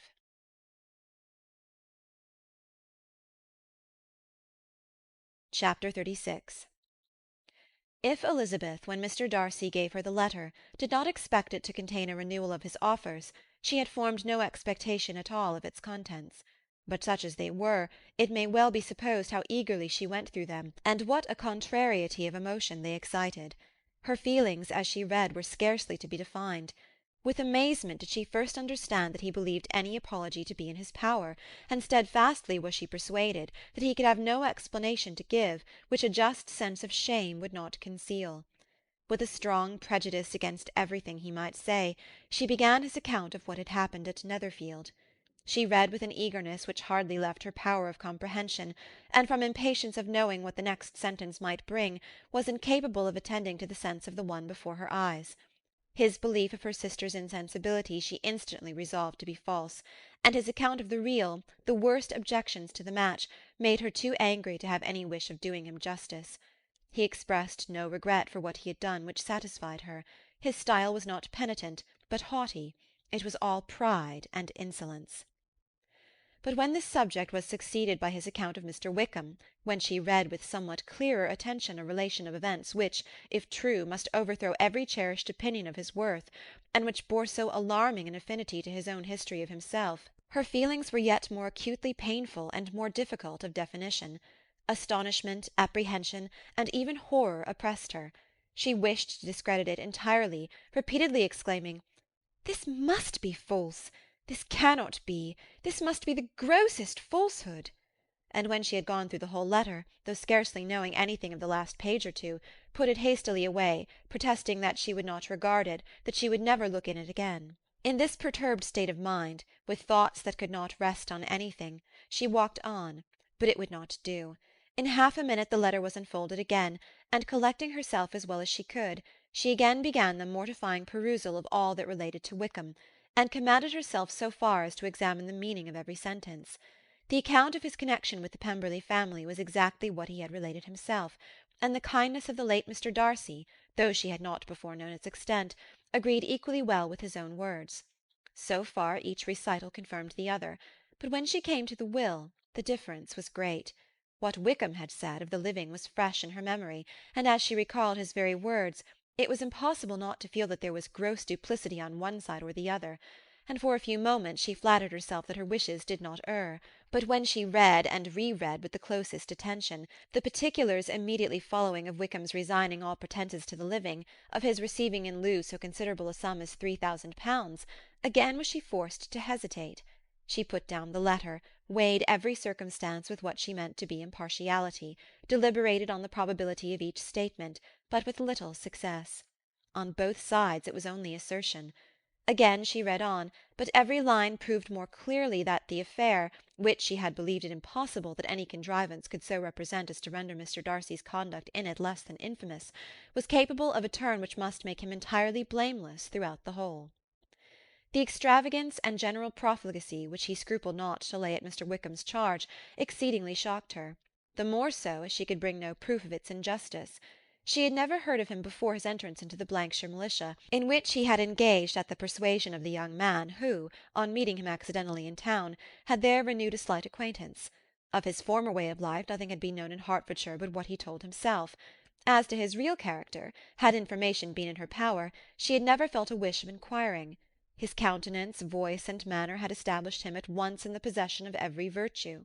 She tried to recollect some instance of goodness, some undistinguished trait of integrity or benevolence that might rescue him from the attacks of Mr. Darcy, or at least, by the predominance of virtue, atone for those casual errors under which she would endeavour to class what Mr. Darcy had described as the idleness and vice of many years' continuance. But no such recollection befriended her. She could see him instantly before her, in every charm of air and address, but she could remember no more substantial good than the general approbation of the neighbourhood, and the regard which his social powers had gained him in the mess. After pausing on this point a considerable while, she once more continued to read. But alas! the story which followed, of his designs on Miss Darcy, received some confirmation from what had passed between Colonel Fitzwilliam and herself only the morning before, and at last she was referred for the truth of every particular to Colonel Fitzwilliam himself, from whom she had previously received the information of his near concern in all his cousin's affairs, and whose character she had no reason to question. At one time she had almost resolved on applying to him, but the idea was checked by the awkwardness of the application, and at length wholly banished by the conviction that Mr. Darcy would never have hazarded such a proposal if he had not been well assured of his cousin's corroboration. She perfectly remembered everything that had passed in conversation between Wickham and herself, in their first evening at Mr. Phillips's. Many of his expressions were still fresh in her memory. She was now struck with the impropriety of such communications to a stranger, and wondered it had escaped her before. She saw the indelicacy of putting himself forward as he had done, and the inconsistency of his professions with his conduct. She remembered that he had boasted of having no fear of seeing Mr. Darcy, that Mr. Darcy might leave the country, but that he should stand his ground. Yet he had avoided the Netherfield ball the very next week. She remembered also that, till the Netherfield family had quitted the country, he had told his story to no one but herself, and that after their removal it had been everywhere discussed, that he had then no reserves, no scruples in sinking Mr. Darcy's character, though he had assured her that respect for the father would always prevent his exposing the son. How differently did everything now appear in which he was concerned! His attentions to Miss King were now the consequence of views solely and hatefully mercenary, and the mediocrity of her fortune proved no longer the moderation of his wishes, but his eagerness to grasp at anything. His behaviour to herself could now have had no tolerable motive. He had either been deceived with regard to her fortune, or had been gratifying his vanity by encouraging the preference which she believed she had most incautiously shown. Every lingering struggle in his favour grew fainter and fainter, and in farther justification of Mr. Darcy, she could not but allow Mr. Bingley, when questioned by Jane, had long ago asserted his blamelessness in the affair, that proud and repulsive as were his manners, she had never, in the whole course of their acquaintance, an acquaintance which had latterly brought them much together, and given her a sort of intimacy with his ways, seen anything that betrayed him to be unprincipled or unjust, anything that spoke him of irreligious or immoral habits, that among his own connections he was esteemed and valued, that even Wickham had allowed him merit as a brother, and that she had often heard him speak so affectionately of his sister as to prove him capable of some amiable feeling, that had his actions been what Mr. Wickham represented them, so gross a violation of everything right could hardly have been concealed from the world, and that friendship between a person capable of it and such an amiable man as Mr. Bingley was incomprehensible. She grew absolutely ashamed of herself. Of neither Darcy nor Wickham could she think without feeling she had been blind, partial, prejudiced, absurd. "How despicably have I acted!" she cried. "I who prided myself on my discernment, I who have valued myself on my abilities, who have often disdained the generous candour of my sister, and gratified my vanity in useless or blamable mistrust. How humiliating is this discovery! Yet how just a humiliation! Had I been in love, I could not have been more wretchedly blind. But vanity, not love, has been my folly. Pleased with the preference of one, and offended by the neglect of the other, on the very beginning of our acquaintance, I have courted prepossession and ignorance, and driven reason away where either were concerned. Till this moment I never knew myself." From herself to Jane, from Jane to Bingley, her thoughts were in a line which soon brought to her recollection that Mr. Darcy's explanation there had appeared very insufficient, and she read it again. Widely different was the effect of a second perusal. How could she deny that credit to his assertions in one instance which she had been obliged to give it in the other? He declared himself to be totally unsuspicious of her sister's attachment, and she could not help remembering what Charlotte's opinion had always been. Neither could she deny the justice of his description of Jane. She felt that Jane's feelings, though fervent, were little displayed, and that there was a constant complacency in her air and manner not often united with great sensibility. When she came to that part of the letter in which her family were mentioned in terms of such mortifying yet merited reproach, her sense of shame was severe. The justice of the charge struck her too forcibly for denial, and the circumstances to which he particularly alluded as having passed at the Netherfield ball, and as confirming all his first disapprobation, could not have made a stronger impression on his mind than on hers. The compliment to herself and her sister was not unfelt. It soothed but could not console her for the contempt which had thus been self-attracted by the rest of her family, and as she considered that Jane's disappointment had in fact been the work of her nearest relations, and reflected how materially the credit of both must be hurt by such impropriety of conduct, she felt depressed beyond anything she had ever known before. After wandering along the lane for 2 hours, giving way to every variety of thought, to reconsidering events, determining probabilities, and reconciling herself, as well as she could, to a change so sudden and so important, fatigue and a recollection of her long absence made her at length return home, and she entered the house with the wish of appearing cheerful as usual, and the resolution of repressing such reflections as must make her unfit for conversation. She was immediately told that the 2 gentlemen from Rosings had each called during her absence, Mr. Darcy only for a few minutes to take leave, but that Colonel Fitzwilliam had been sitting with them at least an hour, hoping for her return, and almost resolving to walk after her till she could be found. Elizabeth could but just affect concern in missing him. She really rejoiced at it. Colonel Fitzwilliam was no longer an object. She could think only of her letter. End of chapter 36.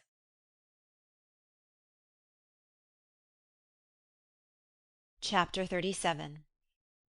The two gentlemen left Rosings the next morning, and Mr. Collins, having been in waiting near the lodges to make them his parting obeisance, was able to bring home the pleasing intelligence of their appearing in very good health, and in as tolerable spirits as could be expected after the melancholy scene so lately gone through at Rosings.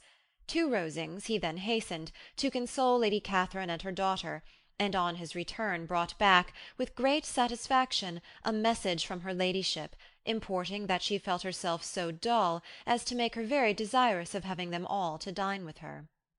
Elizabeth could not see Lady Catherine without recollecting that, had she chosen it, she might by this time have been presented to her as her future niece, nor could she think without a smile of what her ladyship's indignation would have been. What would she have said? How would she have behaved? Were questions with which she amused herself. Their first subject was the diminution of the Rosings party. "I assure you I feel it exceedingly," said Lady Catherine.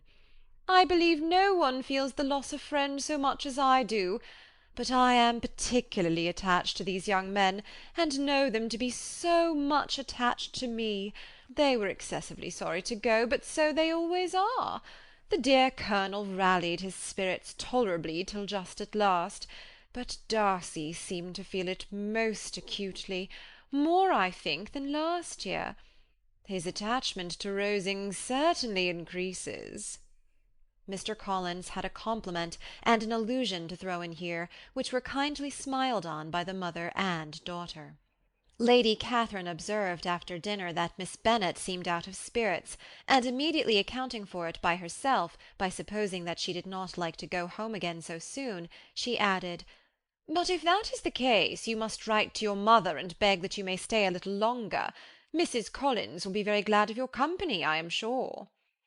"I am much obliged to your ladyship for your kind invitation," replied Elizabeth, "but it is not in my power to accept it. I must be in town next Saturday." "Why, at that rate you will have been here only 6 weeks. I expected you to stay 2 months. I told Mrs. Collins so before you came. There can be no occasion for your going so soon. Mrs. Bennet could certainly spare you for another fortnight." "But my father cannot. He wrote last week to hurry my return." "Oh, your father, of course, may spare you if your mother can. Daughters are never of so much consequence to a father. And if you will stay another month complete, it will be in my power to take one of you as far as London, for I am going there in early June, for a week, and as Dawson does not object to the barouche box, there will be very good room for one of you. And indeed, if the weather should happen to be cool, I should not object to taking you both, as you are neither of you large." "You are all kindness, madam, but I believe we must abide by our original plan." Lady Catherine seemed resigned. "Mrs. Collins, you must send a servant with them. You know I always speak my mind, and I cannot bear the idea of 2 young women travelling post by themselves. It is highly improper. You must contrive to send somebody. I have the greatest dislike in the world to that sort of thing. Young women should always be properly guarded and attended, according to their situation in life. When my niece Georgiana went to Ramsgate last summer, I made a point of her having 2 men-servants to go with her. Miss Darcy, the daughter of Mr. Darcy of Pemberley, and Lady Anne, could not have appeared with propriety in a different manner. I am excessively attentive to all those things. You must send John with the young ladies, Mrs. Collins. I am glad it occurred to me to mention it, for it would really be discreditable to you to let them go alone." "My uncle is to send a servant for us." "Oh, your uncle? He keeps a manservant, does he?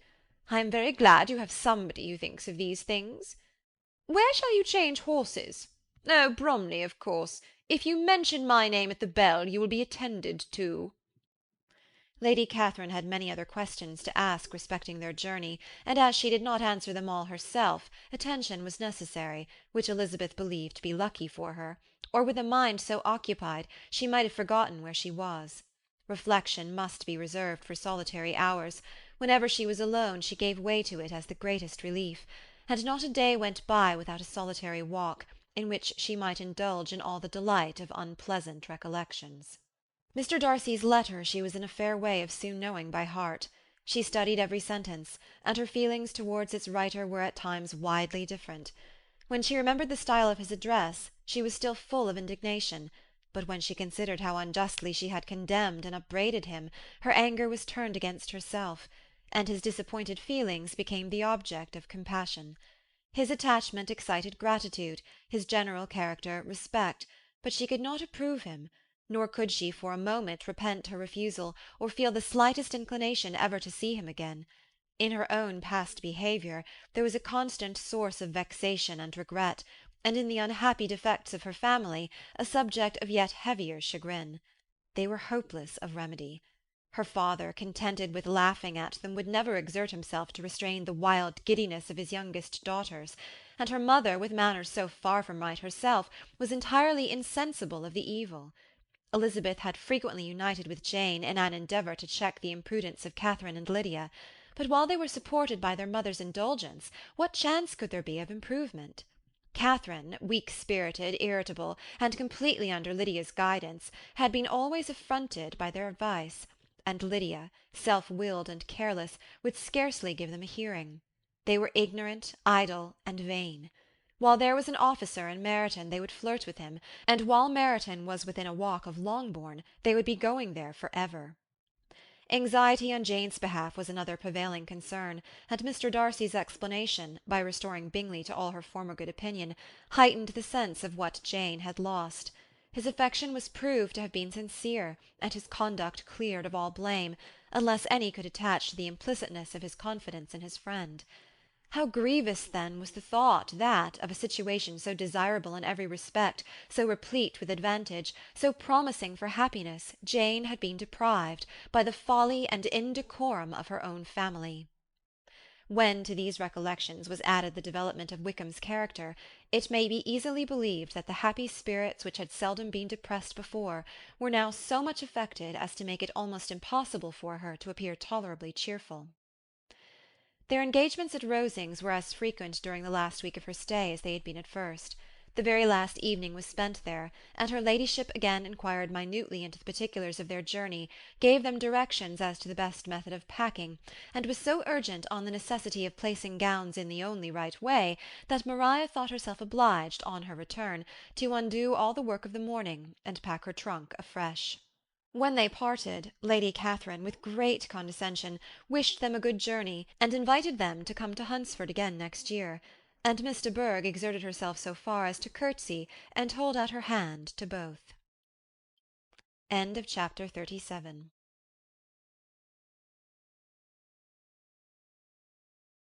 Chapter 38. On Saturday morning Elizabeth and Mr. Collins met for breakfast a few minutes before the others appeared, and he took the opportunity of paying the parting civilities which he deemed indispensably necessary. "I know not, Miss Elizabeth," said he, "whether Mrs. Collins has yet expressed her sense of your kindness in coming to us, but I am very certain you will not leave the house without receiving her thanks for it. The favour of your company has been much felt, I assure you. We know how little there is to tempt any one to our humble abode.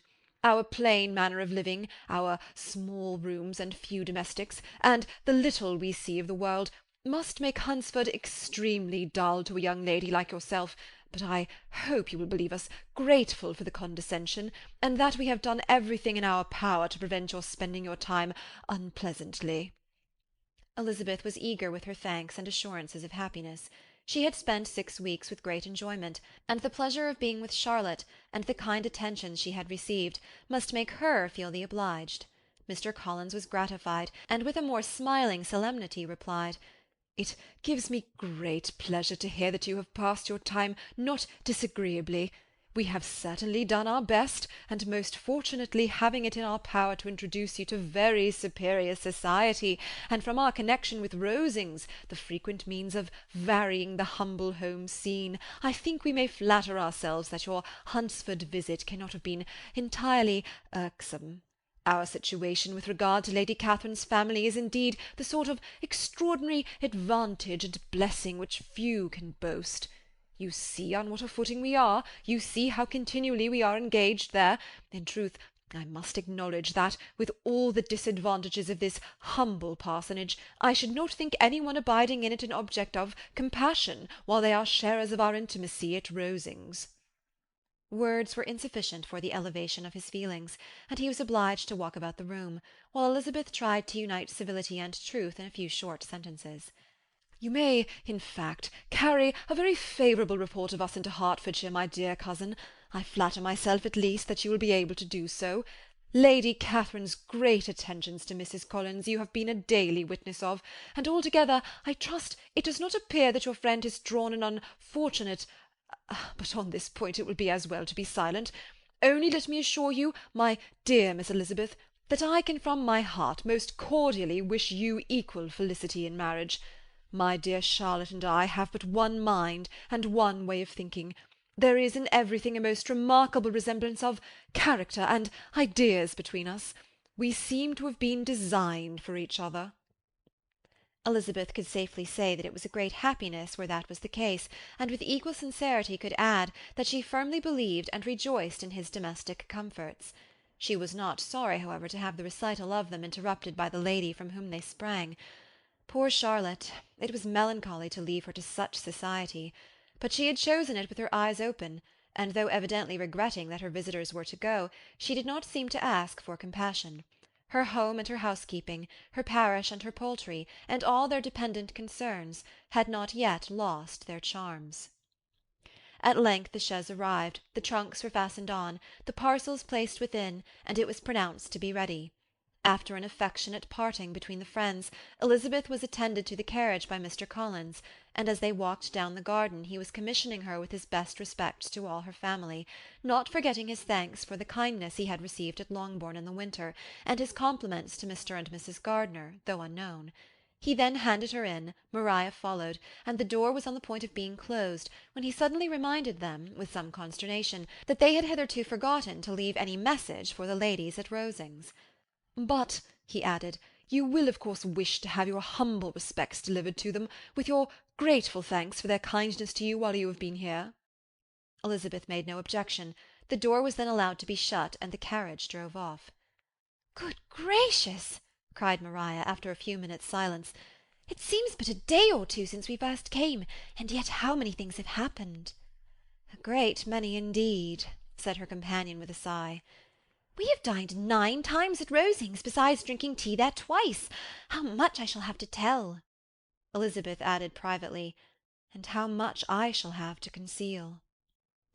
Their journey was performed without much conversation or any alarm, and within 4 hours of their leaving Hunsford they reached Mr. Gardiner's house, where they were to remain a few days. Jane looked well, and Elizabeth had little opportunity of studying her spirits, amidst the various engagements which the kindness of her aunt had reserved for them. But Jane was to go home with her, and at Longbourn there would be leisure enough for observation. It was not without an effort, meanwhile, that she could wait even for Longbourn before she told her sister of Mr. Darcy's proposals. To know that she had the power of revealing what would so exceedingly astonish Jane, and must at the same time so highly gratify whatever of her own vanity she had not yet been able to reason away, was such a temptation to openness as nothing could have conquered with the state of indecision which she remained as to the extent of what she should communicate, and her fear, if she once entered on the subject, of being hurried into repeating something of Bingley which might only grieve her sister further.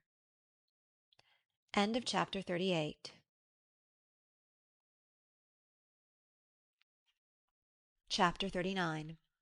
It was the 2nd week in May, in which the 3 young ladies set out together from Gracechurch Street for the town of in Hertfordshire, and as they drew near the appointed inn where Mr. Bennet's carriage was to meet them, they quickly perceived, in token of the coachman's punctuality, both Kitty and Lydia looking out of a dining-room upstairs.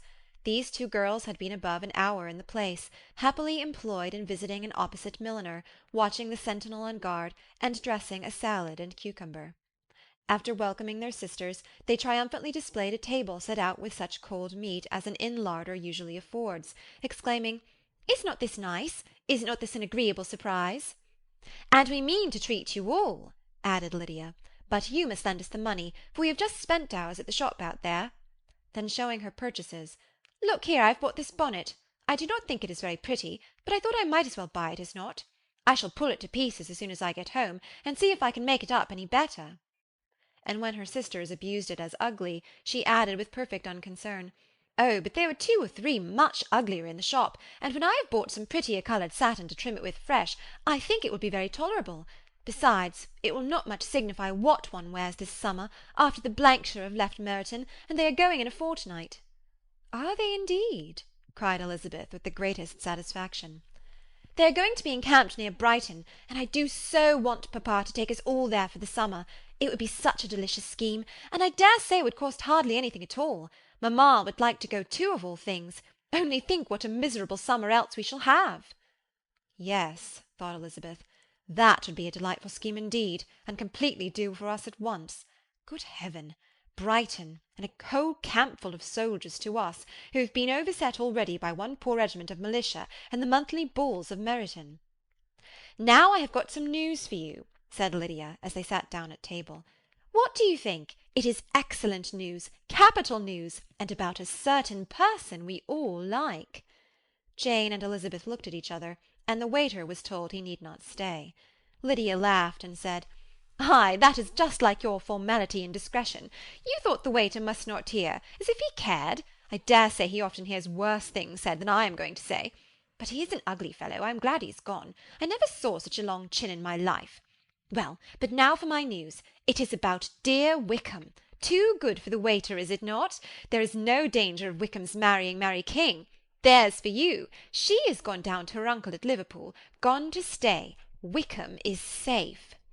"And Mary King is safe," added Elizabeth, "safe from a connection imprudent as to fortune." "She is a great fool for going away if she liked him." "But I hope there is no strong attachment on either side," said Jane. "I am sure there is not on his. I will answer for it. He never cared 3 straws about her. Who could, about such a nasty, freckled little thing?" Elizabeth was shocked to think that, however incapable of such coarseness of expression herself, the coarseness of the sentiment was little other than her own breast had harboured and fancied liberal. As soon as all had ate and the elder ones paid, the carriage was ordered, and after some contrivance, the whole party, with all their boxes, work-bags, and parcels, and the unwelcome addition of Kitty and Lydia's purchases, were seated in it. "How nicely we are all crammed in!" cried Lydia. "I am glad I bought my bonnet, if it is only for the fun of having another bandbox. Well, now let us be quite comfortable and snug, and talk and laugh all the way home. And in the first place, let us hear what has happened to you all since you went away. Have you seen any pleasant men? Have you had any flirting? I was in great hopes that one of you'd have got a husband before you came back. Jane will be quite an old maid soon, I declare. She's almost 23. Lord, how ashamed I should be of not being married before 23. My Aunt Phillips wants you so to get husbands, you can't think. She says Lizzie had better have taken Mr. Collins, but I do not think there would have been any fun in it. Lord, how I should like to be married before any of you, and then I would chaperon you about to all the balls.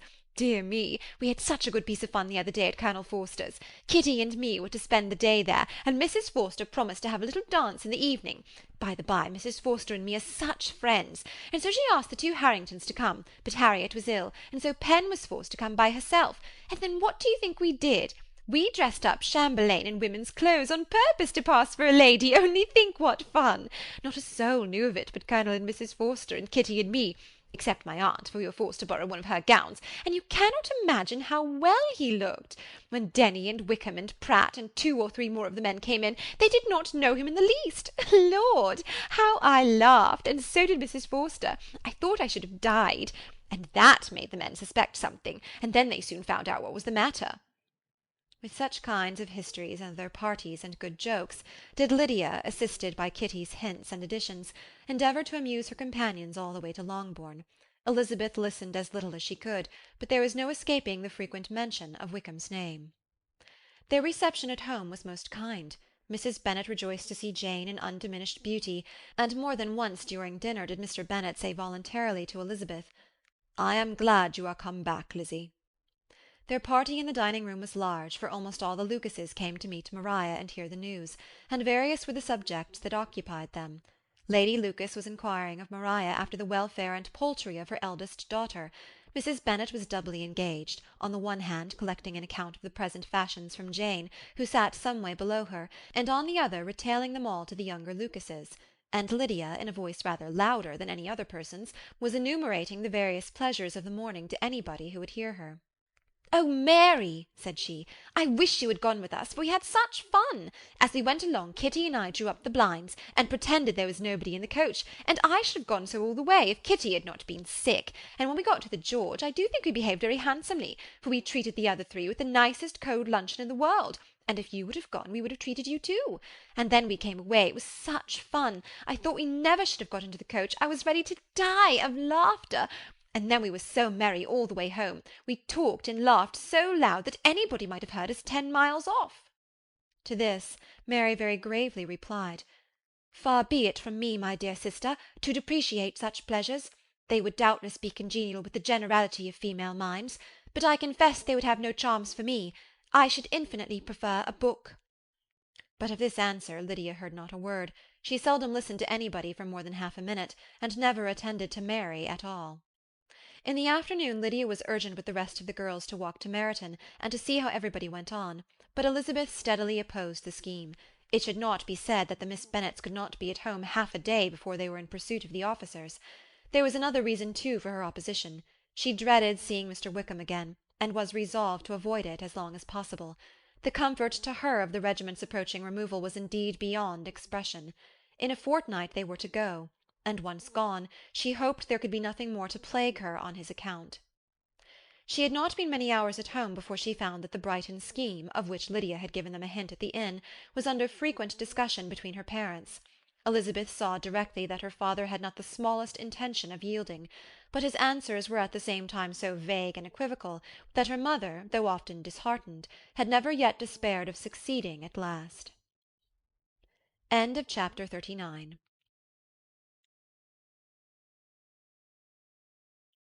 Chapter 40.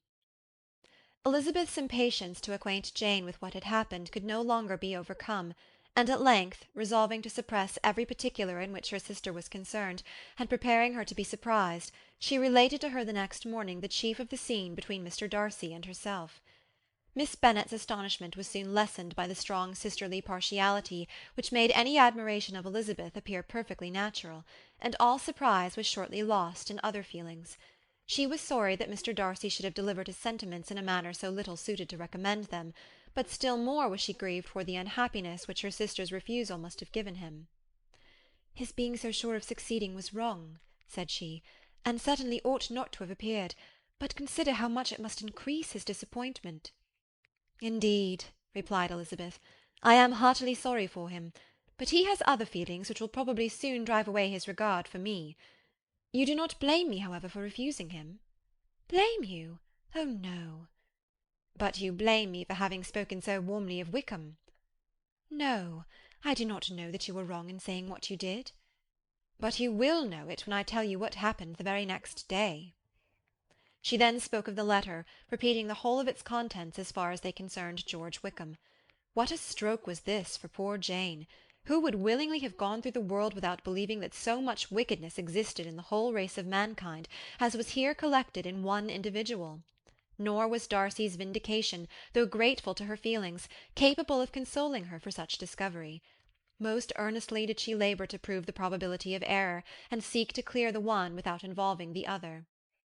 "This will not do," said Elizabeth. "You will never be able to make both of them good for anything. Take your choice, but you must be satisfied with only one. There is but such a quantity of merit between them, just enough to make one good sort of man, and of late it has been shifting about pretty much. For my part, I am inclined to believe it all Darcy's, but you shall do as you choose." It was some time, however, before a smile could be extorted from Jane. "I do not know when I have been more shocked," said she. "Wickham so very bad. It is almost past belief. And poor Mr. Darcy! Dear Lizzie, only consider what he must have suffered. Such a disappointment, and with the knowledge of your ill opinion too, and having to relate such a thing of his sister. It is really too distressing. I am sure you must feel it so. Oh no, my regret and compassion are all done away by seeing you so full of both. I know you will do him such ample justice that I am growing every moment more unconcerned and indifferent. Your profusion makes me saving, and if you lament over him much longer, my heart will be as light as a feather. Poor Wickham! There is such an expression of goodness in his countenance, such an openness and gentleness in his manner. There certainly was some great mismanagement in the education of those two young men. One has got all the goodness, and the other all the appearance of it. I never thought Mr. Darcy so deficient in the appearance of it as you used to do. And yet I meant to be uncommonly clever in taking so decided a dislike to him without any reason. It is such a spur to one's genius, such an opening for wit, to have a dislike of that kind. One may be continually abusive without saying anything just, but one cannot be always laughing at a man without now and then stumbling on something witty. Lizzie, when you first read that letter, I am sure you could not treat the matter as you do now.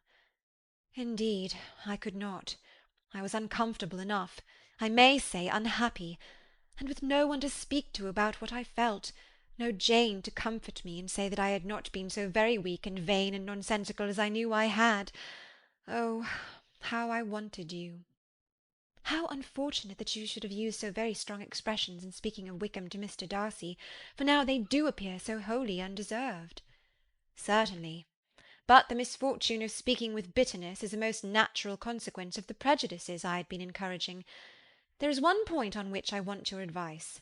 I want to be told whether I ought, or ought not, to make our acquaintance in general understand Wickham's character. Miss Bennet paused a little, and then replied, Surely there can be no occasion for exposing him so dreadfully. What is your opinion? That it ought not to be attempted. Mr. Darcy has not authorized me to make his communication public. On the contrary, every particular relative to his sister was meant to be kept as much as possible to myself, and if I endeavour to undeceive people as to the rest of his conduct, who will believe me? The general prejudice against Mr. Darcy is so violent that it would be the death of half the good people in Meryton to attempt to place him in an amiable light. I am not equal to it. Wickham will soon be gone, and therefore it will not signify to anyone here what he really is. Some time hence it will all be found out, and then we may laugh at their stupidity in not knowing it before. At present I will say nothing about it.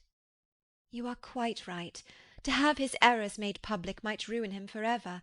He is now perhaps sorry for what he has done, and anxious to re-establish a character. We must not make him desperate. The tumult of Elizabeth's mind was allayed by this conversation. She had got rid of two of the secrets which had weighed on her for a fortnight, and was certain of a willing listener in Jane, whenever she might wish to talk again of either. But there was still something lurking behind, of which prudence forbade the disclosure. She dared not relate the other half of Mr. Darcy's letter, nor explain to her sister how sincerely she had been valued by her friend.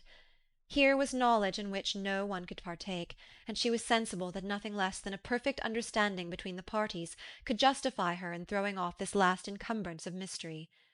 And then, said she, if that very improbable event should ever take place, I shall merely be able to tell what Bingley may tell in a much more agreeable manner himself.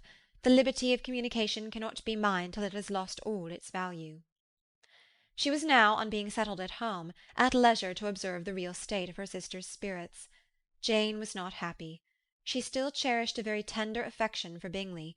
Having never even fancied herself in love before, her regard had all the warmth of first attachment, and from her age and disposition, greater steadiness than most first attachments often boast, and so fervently did she value his remembrance, and prefer him to every other man, that all her good sense, and all her attention to the feelings of her friends, were requisite to check the indulgence of those regrets which must have been injurious to her own health and their tranquillity.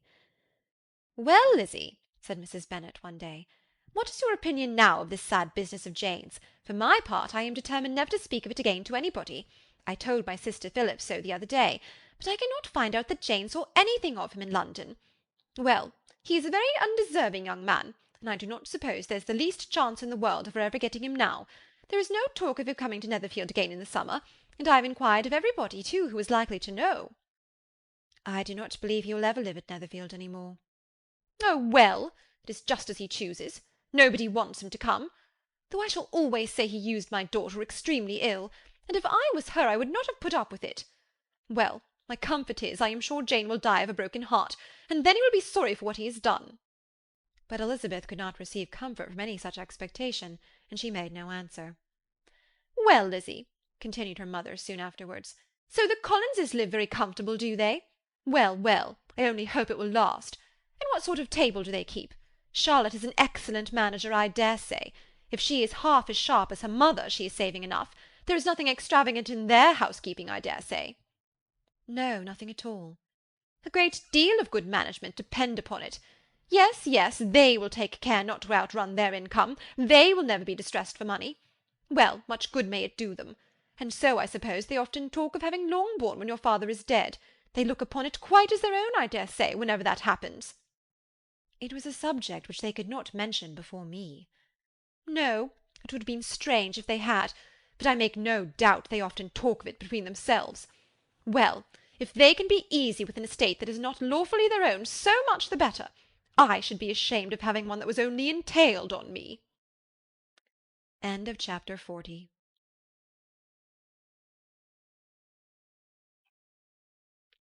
Chapter 41. The first week of their return was soon gone. The second began. It was the last of the regiment's stay in Meryton, and all the young ladies in the neighbourhood were drooping apace. The dejection was almost universal. The elder Miss Bennets alone were still able to eat, drink, and sleep, and pursue the usual course of their employments.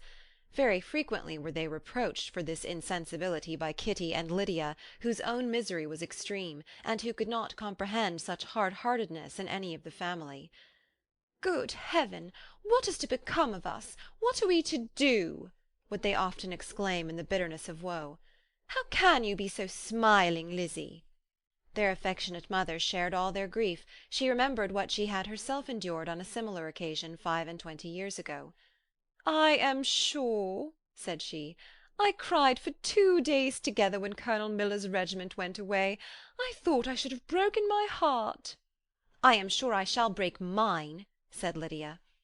"If one could but go to Brighton," observed Mrs. Bennet. "Oh, yes, if one could but go to Brighton, but papa is so disagreeable." "A little sea-bathing would set me up for ever." "And my Aunt Phillips is sure it would do me a great deal of good," added Kitty. Such were the kind of lamentations resounding perpetually through Longbourn House. Elizabeth tried to be diverted by them, but all sense of pleasure was lost in shame. She felt anew the justice of Mr. Darcy's objections, and never had she been so much disposed to pardon his interference in the views of his friend. But the gloom of Lydia's prospect was shortly cleared away, for she received an invitation from Mrs. Forster, the wife of the colonel of the regiment, to accompany her to Brighton. This invaluable friend was a very young woman, and very lately married. A resemblance in good humour and good spirits had recommended her and Lydia to each other, and out of their 3 months' acquaintance they had been intimate 2. The rapture of Lydia on this occasion, her adoration of Mrs. Forster, the delight of Mrs. Bennet, and the mortification of Kitty, are scarcely to be described. Wholly inattentive to her sister's feelings, Lydia flew about the house in restless ecstasy, calling for every one's congratulations, and laughing and talking with more violence than ever, whilst the luckless Kitty continued in the parlour repined at her fate in terms as unreasonable as her accent was peevish. "I cannot see why Mrs. Forster should not ask me as well as Lydia," said she. "Though I am not her particular friend, I have just as much right to be asked as she has, and more too, for I am 2 years older." In vain did Elizabeth attempt to make her reasonable, and Jane to make her resigned. As for Elizabeth herself, this invitation was so far from exciting in her the same feelings as in her mother and Lydia, that she considered it as the death-warrant of all possibility of common sense for the latter, and detestable as such a step must make her were it known, she could not help secretly advising her father not to let her go. She represented to him all the improprieties of Lydia's general behaviour, the little advantage she could derive from the friendship of such a woman as Mrs. Forster, and the probability of her being yet more imprudent with such a companion at Brighton, where the temptations must be greater than at home. He heard her attentively, and then said, Lydia will never be easy until she has exposed herself in some public place or other, and we can never expect her to do it with so little expense or inconvenience to her family as under the present circumstances." "If you were aware," said Elizabeth, "of the very great disadvantage to us all which must arise from the public notice of Lydia's unguarded and imprudent manner, nay, which has already arisen from it, I am sure you would judge differently in this affair." "Already arisen?" repeated Mr. Bennet. "What, has she frightened away some of your lovers? Poor little Lizzie! But do not be cast down. Such squeamish youths as cannot bear to be connected with a little absurdity are not worth a regret. Come, let me see the list of pitiful fellows who have been kept aloof by Lydia's folly." "Indeed you are mistaken. I have no such injuries to resent. It is not of particular, but of general evils which I am now complaining. Our importance, our respectability in the world must be affected by the wild volatility, the assurance and disdain of all restraint which marks Lydia's character. Excuse me, for I must speak plainly. If you, my dear father, will not take the trouble of checking her exuberant spirits, and of teaching her that her present pursuits are not to be to the business of her life, she will soon be beyond the reach of amendment. Her character will be fixed, and she will at 16 be the most determined flirt that ever made herself or her family ridiculous. A flirt, too, in the worst and meanest degree of flirtation, without any attraction beyond youth and a tolerable person, and from the ignorance and emptiness of her mind wholly unable to ward off any portion of that universal contempt which her rage for admiration will excite. In this danger Kitty also is comprehended. She will follow wherever Lydia leads. Vain, ignorant, idle, and absolutely uncontrolled. Oh, my dear father, can you suppose it possible that they will not be censured and despised wherever they are known, and that their sisters will not be often involved in the disgrace?" Mr. Bennet saw that her whole heart was in the subject, and affectionately taking her hand, said in reply, "Do not make yourself uneasy, my love. Wherever you and Jane are known, you must be respected and valued, and you will not appear to less advantage for having a couple of, or I may say 3, very silly sisters. We shall have no peace at Longbourn if Lydia does not go to Brighton. Let her go, then. Colonel Forster is a sensible man, and will keep her out of any real mischief, and she is luckily too poor to be an object of prey to anybody. At Brighton she will be of less importance even as a common flirt than she has been here. The officers will find women better worth their notice. Let us hope, therefore, that her being there may teach her her own insignificance. At any rate, she cannot grow many degrees worse without authorizing us to lock her up for the rest of her life." With this answer Elizabeth was forced to be content, but her own opinion continued the same, and she left him disappointed and sorry. It was not in her nature, however, to increase her vexations by dwelling on them. She was confident of having performed her duty, and to fret over unavoidable evils, or augment them by anxiety, was no part of her disposition.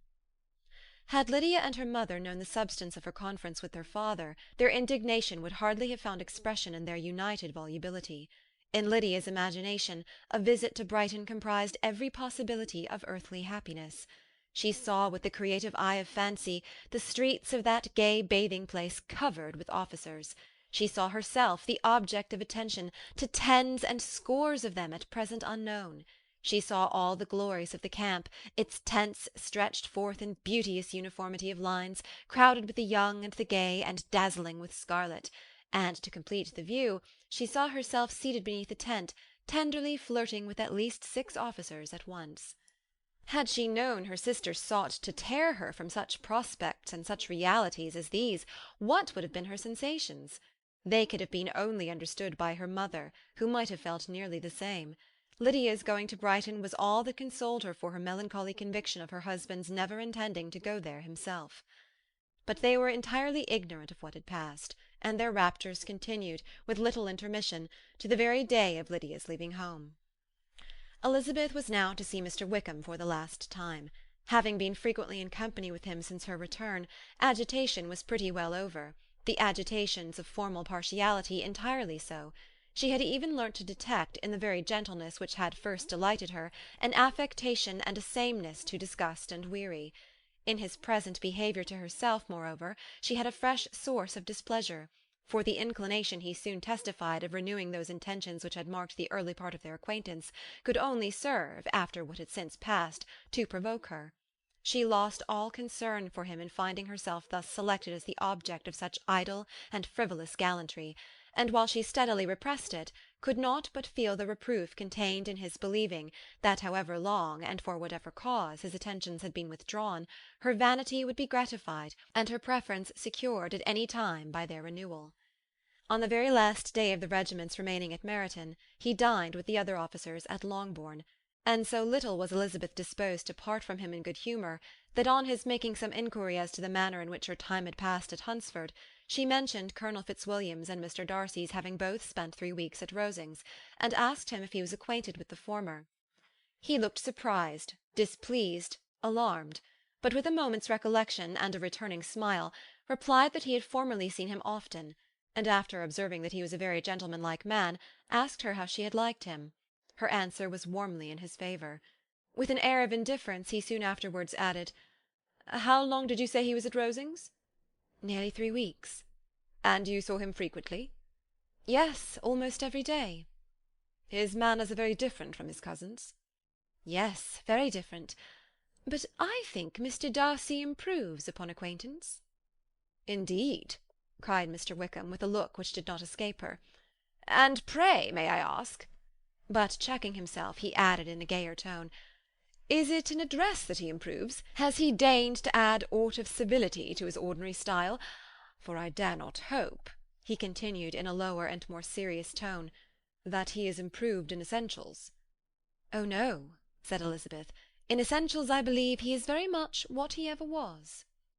While she spoke, Wickham looked as if scarcely knowing whether to rejoice over her words or to distrust their meaning. There was a something in her countenance which made him listen with an apprehensive and anxious attention, while she added, "When I said that he improved on acquaintance, I did not mean that his mind or his manners were in a state of improvement, but that from knowing him better, his disposition was better understood." Wickham's alarm now appeared in a heightened complexion and agitated look. For a few minutes he was silent, till, shaking off his embarrassment, he turned to her again, and said in the gentlest of accents, "You, who so well know my feeling towards Mr. Darcy, will readily comprehend how sincerely I must rejoice that he is wise enough to assume even the appearance of what is right. His pride in that direction may be of service, if not to himself, to many others, for it must only deter him from such foul misconduct as I have suffered by. I only fear that the sort of cautiousness to which you, I imagine, have been alluding, is merely adopted on his visits to his aunt, of whose good opinion and judgment he stands much in awe. His fear of her has always operated, I know, when they were together, and a good deal is to be imputed to his wish of forwarding the match with Mr. Berg, which I am certain he has very much at heart." Elizabeth could not repress a smile at this, but she answered only by a slight inclination of the head.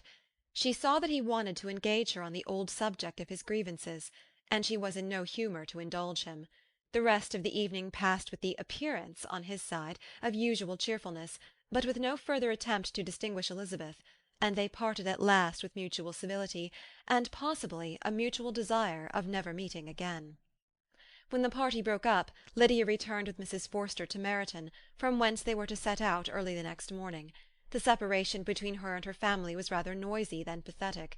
Kitty was the only one who shed tears, but she did weep from vexation and envy. Mrs. Bennet was diffuse in her good wishes for the felicity of her daughter, and impressive in her injunctions that she should not miss the opportunity of enjoying herself as much as possible, advice which there was every reason to believe would be well attended to. And in the clamorous happiness of Lydia herself in bidding farewell, the more gentle adieus of her sisters were uttered without being heard. End of chapter 41.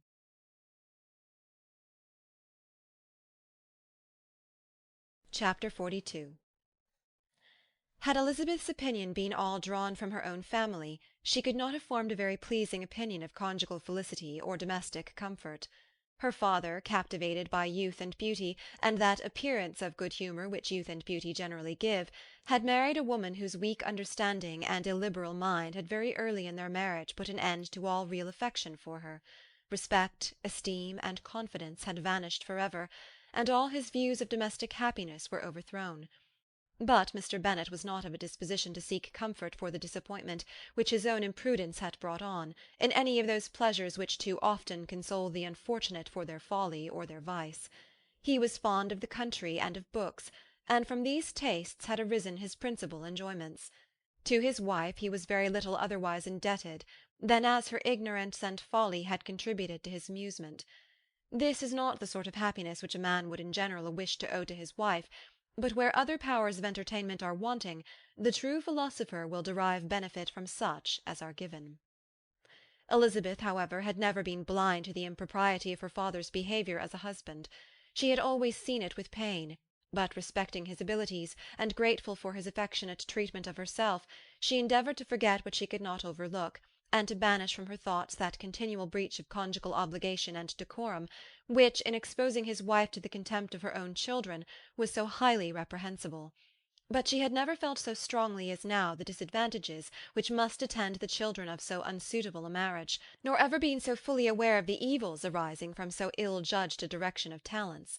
Talents, which, rightly used, might at least have preserved the respectability of his daughters, even if incapable of enlarging the mind of his wife. When Elizabeth had rejoiced over Wickham's departure, she found little other cause for satisfaction in the loss of the regiment. Their parties abroad were less varied than before, and at home she had a mother and sister whose constant repinings at the dullness of everything around them threw a real gloom over their domestic circle.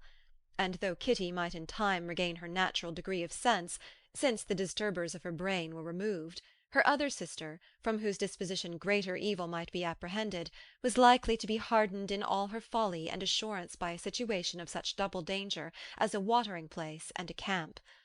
Upon the whole, therefore, she found, what has been sometimes found before, that an event to which she had been looking forward with impatient desire did not, in taking place, bring all the satisfaction she had promised herself. It was consequently necessary to name some other period for the commencement of actual felicity, to have some other point on which her wishes and hopes might be fixed, and by again enjoying the pleasure of anticipation, console herself for the present, and prepare for another disappointment. Her tour to the Lakes was now the object of her happiest thoughts. It was the best consolation for all the uncomfortable hours which the discontentedness of her mother and Kitty made inevitable, and could she have included Jane in the scheme, every part of it would have been perfect. "But it is fortunate," thought she, "that I have something to wish for. Were the whole arrangement complete, my disappointment would be certain. But here, by carrying with me one ceaseless source of regret in my sister's absence, I may reasonably hope to have all my expectations of pleasure realized. A scheme of which every part promises delight can never be successful, and general disappointment is only warded off by the defence of some little peculiar vexation." When Lydia went away she promised to write very often and very minutely to her mother and Kitty, but her letters were always long expected and always very short. Those to her mother contained little else than that they were just returned from the library, where such and such officers had attended them, and where she had seen such beautiful ornaments as made her quite wild, that she had a new gown, or a new parasol, which she would have described more fully, but was obliged to leave off in a violent hurry, as Mrs. Forster called her, and they were going off to the camp. And from her correspondence with her sister there was still less to be learnt, for her letters to Kitty, though rather longer, were much too full of lines under the words to be made public. After the first fortnight or 3 weeks of her absence, health, good humour, and cheerfulness began to reappear at Longbourn. Everything wore a happier aspect. The families who had been in town for the winter came back again, and summer finery and summer engagements arose.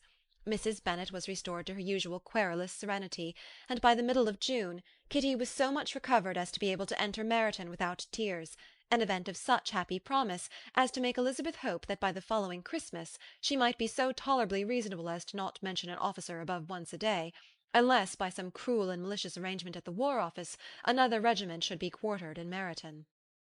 The time fixed for the beginning of their northern tour was now fast approaching, and a fortnight only was wanting of it, when a letter arrived from Mrs. Gardiner, which at once delayed its commencement and curtailed its extent. Mr. Gardiner would be prevented by business from setting out till a fortnight later in July, and must be in London again within a month, and as that left too short a period for them to go so far and see so much as they had proposed, or at least to see it with the leisure and comfort they had built on, they were obliged to give up the Lakes, and substitute a more contracted tour, and, according to the present plan, were to go no farther northwards than Derbyshire. In that country there was enough to be seen to occupy the chief of their 3 weeks, and to Mrs. Gardiner it had a peculiarly strong attraction. The town where she had formerly passed some years of her life, and where they were now to spend a few days, was probably as great an object of her curiosity as all the celebrated beauties of Matlock, Chatsworth, Dovedale, or the Peak. Elizabeth was excessively disappointed. She had set her heart on seeing the lakes, and still thought there might have been time enough. But it was her business to be satisfied, and certainly her temper to be happy, and all was soon right again. With the mention of Derbyshire there were many ideas connected. It was impossible for her to see the word without thinking of Pemberley and its owner. "But surely," said she, "I may enter his county without impunity, and rob it of a few petrified spars without his perceiving me." The period of expectation was now doubled. 4 weeks were to pass away before her uncle and aunt's arrival. But they did pass away, and Mr. and Mrs. Gardiner, with their 4 children, did at length appear at Longbourn. The children, 2 girls of 6 and 8 years old, and 2 younger boys, were to be left under the particular care of their cousin Jane, who was the general favourite, and whose steady sense and sweetness of temper exactly adapted her for attending to them in every way, teaching them, playing with them, and loving them. The Gardiners stayed only 1 night at Longbourn, and set off the next morning with Elizabeth in pursuit of novelty and amusement. One enjoyment was certain, that of suitableness of companions, a suitableness which comprehended health and temper to bear inconveniences, cheerfulness to enhance every pleasure, and affection and intelligence, which might supply it among themselves, if there were disappointments abroad. It is not the object of this work to give a description of Derbyshire, nor of any of the remarkable places through which their route thither lay. Oxford, Blenheim, Warwick, Kenilworth, Birmingham, etc., are sufficiently known. A small part of Derbyshire is all the present concern. To the little town of Lambton, the scene of Mrs. Gardiner's former residence, and where she had lately learned some acquaintance still remained, they bent their steps, after having seen all the principal wonders of the country, and within 5 miles of Lambton, Elizabeth found from her aunt that Pemberley was situated. It was not in their direct road, nor more than a mile or 2 out of it. In talking over their route the evening before, Mrs. Gardiner expressed an inclination to see the place again. Mr. Gardiner declared his willingness, and Elizabeth was applied to for her approbation. "My love, should not you like to see a place of which you have heard so much?" said her aunt. "A place, too, with which so many of your acquaintances are connected. Wickham passed all his youth there, you know." Elizabeth was distressed. She felt that she had no business at Pemberley, and was obliged to assume a disinclination for seeing it. She must own that she was tired of seeing great houses. After going over so many, she really had no pleasure in fine carpets or satin curtains. Mrs. Gardiner abused her stupidity. "If it were merely a fine house richly furnished," said she, "I should not care about it myself, but the grounds are delightful. They have some of the finest woods in the country." Elizabeth said no more, but her mind could not acquiesce. The possibility of meeting Mr. Darcy, while viewing the place, instantly occurred. It would be dreadful. She blushed at the very idea, and thought it would be better to speak openly to her aunt than to run such a risk. But against this there were objections, and she finally resolved that it could be the last resource, if her private inquiries to the absence of the family were unfavourably answered. Accordingly, when she retired at night, she asked the chambermaid whether Pemberley were not a very fine place, what was the name of its proprietor, and, with no little alarm, whether the family were down for the summer. A most welcome negative followed the last question, and her alarms now being removed, she was at leisure to feel a great deal of curiosity to see the house herself, and when the subject was revived the next morning, and she was again applied to, could readily answer, and with a proper air of indifference, that she had not really any dislike to the scheme. To Pemberley, therefore, they were to go. Chapter 42.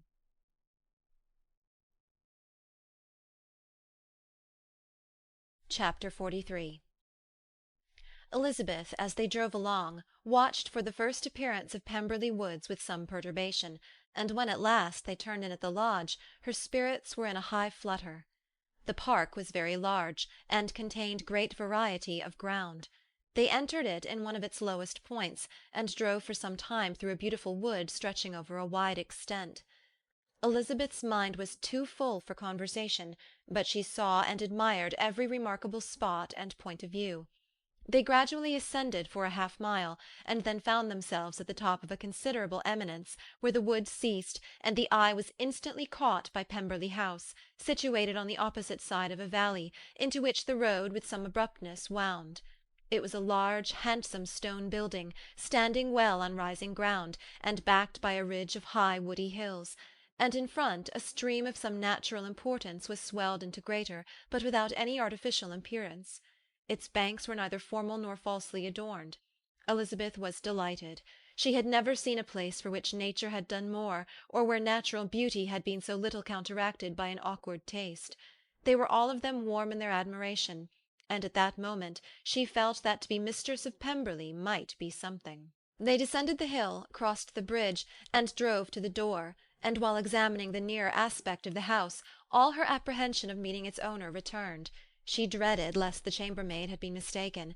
On applying to see the place, they were admitted into the hall, and Elizabeth, as they waited for the housekeeper, had leisure to wonder at her being where she was. The housekeeper came, a respectable-looking elderly woman, much less fine and more civil than she had any notion of finding her. They followed her into the dining-parlour.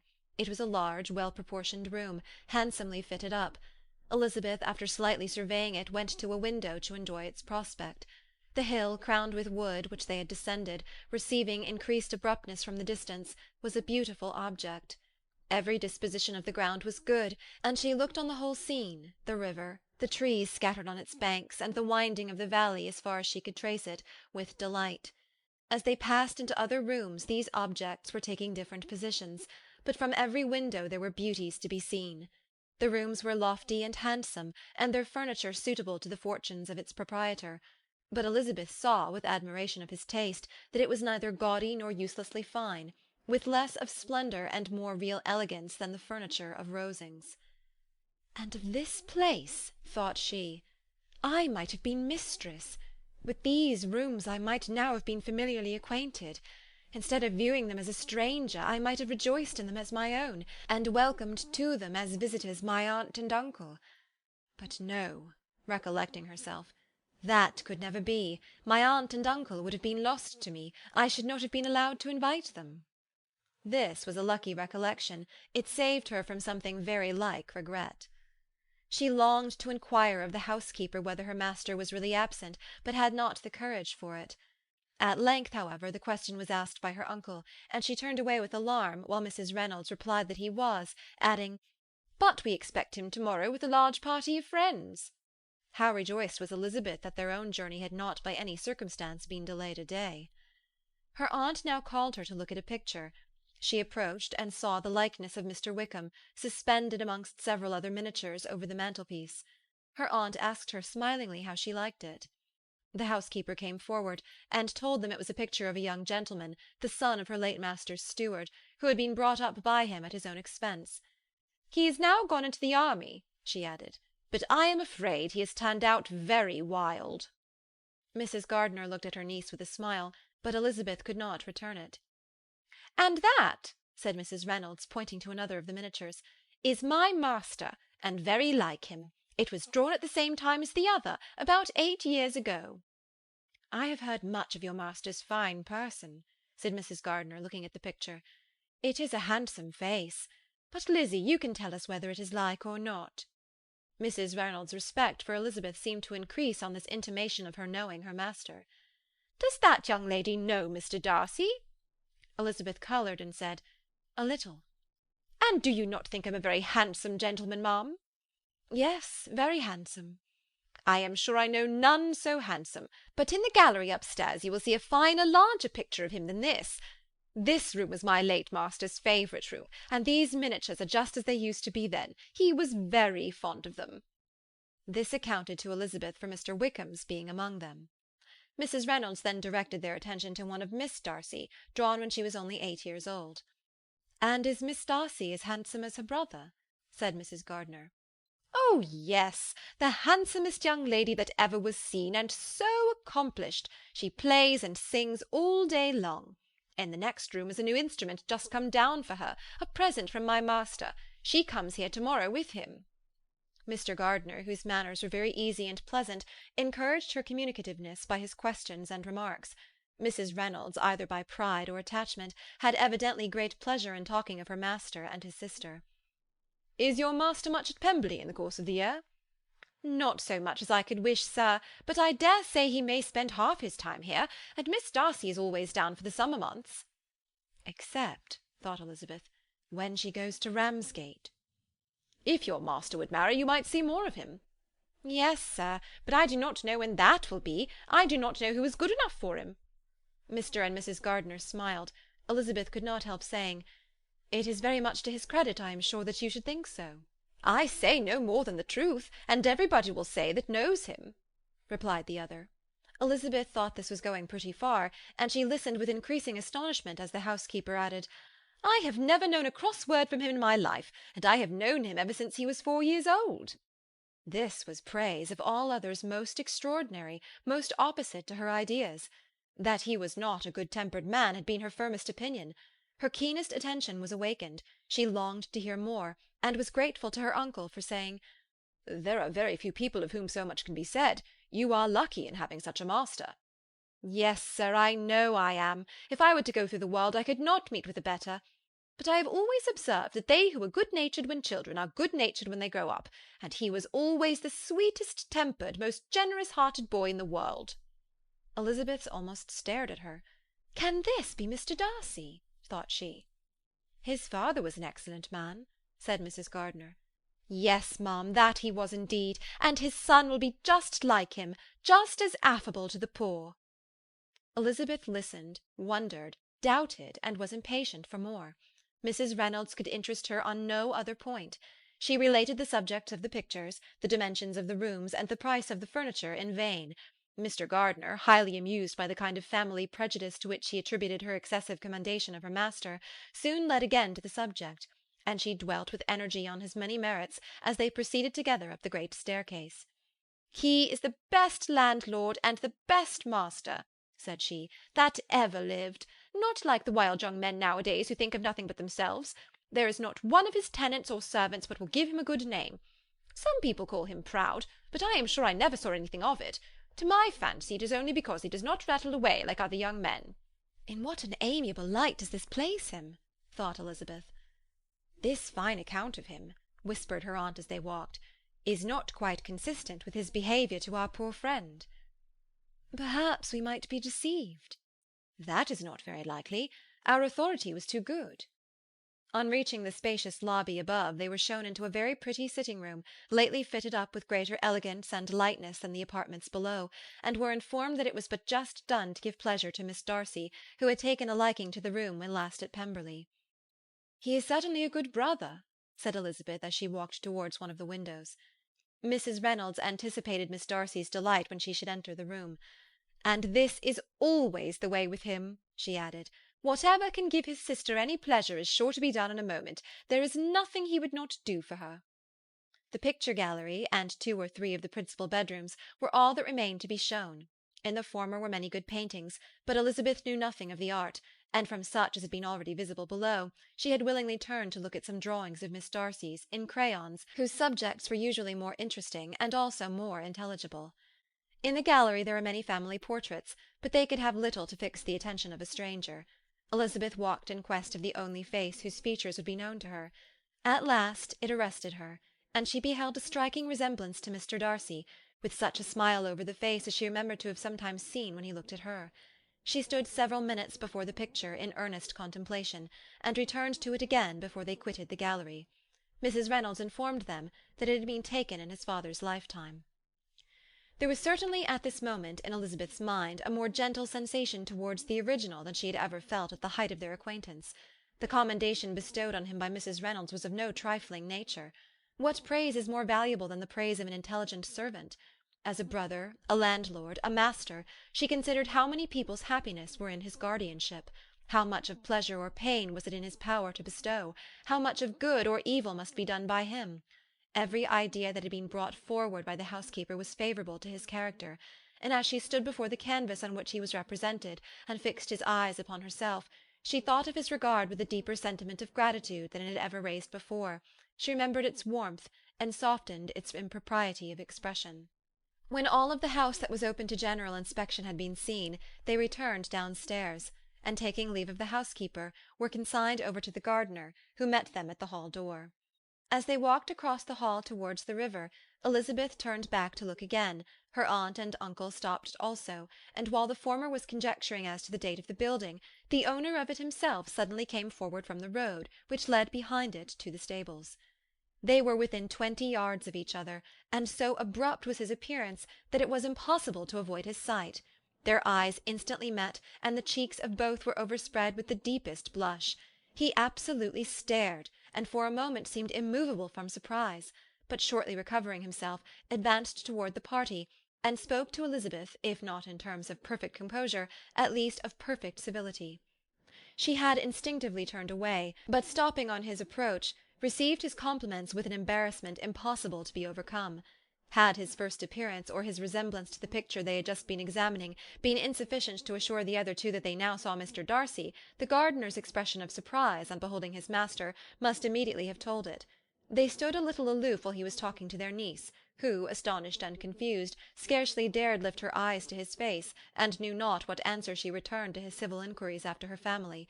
Amazed at the alteration of his manner since they last parted, every sentence that he uttered was increasing her embarrassment, and every idea of the impropriety of her being found there recurring to her mind. The few minutes in which they continued were some of the most uncomfortable in her life. Nor did he seem much more at ease. When he spoke, his accent had none of its usual sedateness, and he repeated his inquiries as to the time of her having left Longbourn, and of her having stayed in Derbyshire, so often, and in so hurried a way, as plainly spoke the distraction of his thoughts. At length every idea seemed to fail him, and after standing a few moments without saying a word, he suddenly recollected himself, and took leave. The others then joined her, and expressed admiration of his figure, but Elizabeth heard not a word, and wholly engrossed by her own feelings, followed them in silence. She was overpowered by shame and vexation. Her coming there was the most unfortunate, the most ill-judged thing in the world. How strange it must appear to him, and what a disgraceful light might it not strike so vain a man! It might seem as if she had purposely thrown herself in his way again. Oh, why did she come? Or why did he thus come a day before he was expected? Had they been only 10 minutes sooner, they should have been beyond the reach of his discrimination, for it was plain that he was that moment arrived, that moment alighted from his horse or his carriage. She blushed again and again over the perverseness of the meeting. And his behaviour, so strikingly altered, what could it mean? That he should even speak to her was amazing, but to speak with such civility, to inquire after her family! Never in her life had she seen his manners so little dignified, never had he spoken with such gentleness as on this unexpected meeting. What a contrast did it offer to his last address in Rosings Park, when he put his letter into her hand! She knew not what to think, or how to account for it. They had now entered a beautiful walk by the side of the water, and every step was bringing forward a nobler fall of ground, or a finer reach of the woods to which they were approaching. But it was some time before Elizabeth was sensible of any of it, and though she answered mechanically to the repeated appeals of her aunt and uncle, and seemed to direct her eyes to such objects as they pointed out, she distinguished no part of the scene. Her thoughts were all fixed on that one spot of Pemberley House, whichever it might be, where Mr. Darcy then was. She longed to know what at the moment was passing in his mind, in what manner he thought of her, and whether, in defiance of everything, she was still dear to him. Perhaps he had been civil only because he felt himself at ease, yet there had been that in his voice which was not like ease. Whether he had felt more of pain or of pleasure in seeing her she could not tell, but he certainly had not seen her with composure. At length, however, the remarks of her companions on her absence of mind aroused her, and she felt the necessity of appearing more like herself. They entered the woods, and bidding adieu to the river for a while, ascended some of the higher grounds, when in spots where the opening of the trees gave the eye power to wander were many charming views of the valley, the opposite hills, with the long range of woods overspreading many, and occasionally part of the stream. Mr. Gardiner expressed a wish of going round the whole park, but feared it might be beyond a walk. With a triumphant smile they were told that it was 10 miles round.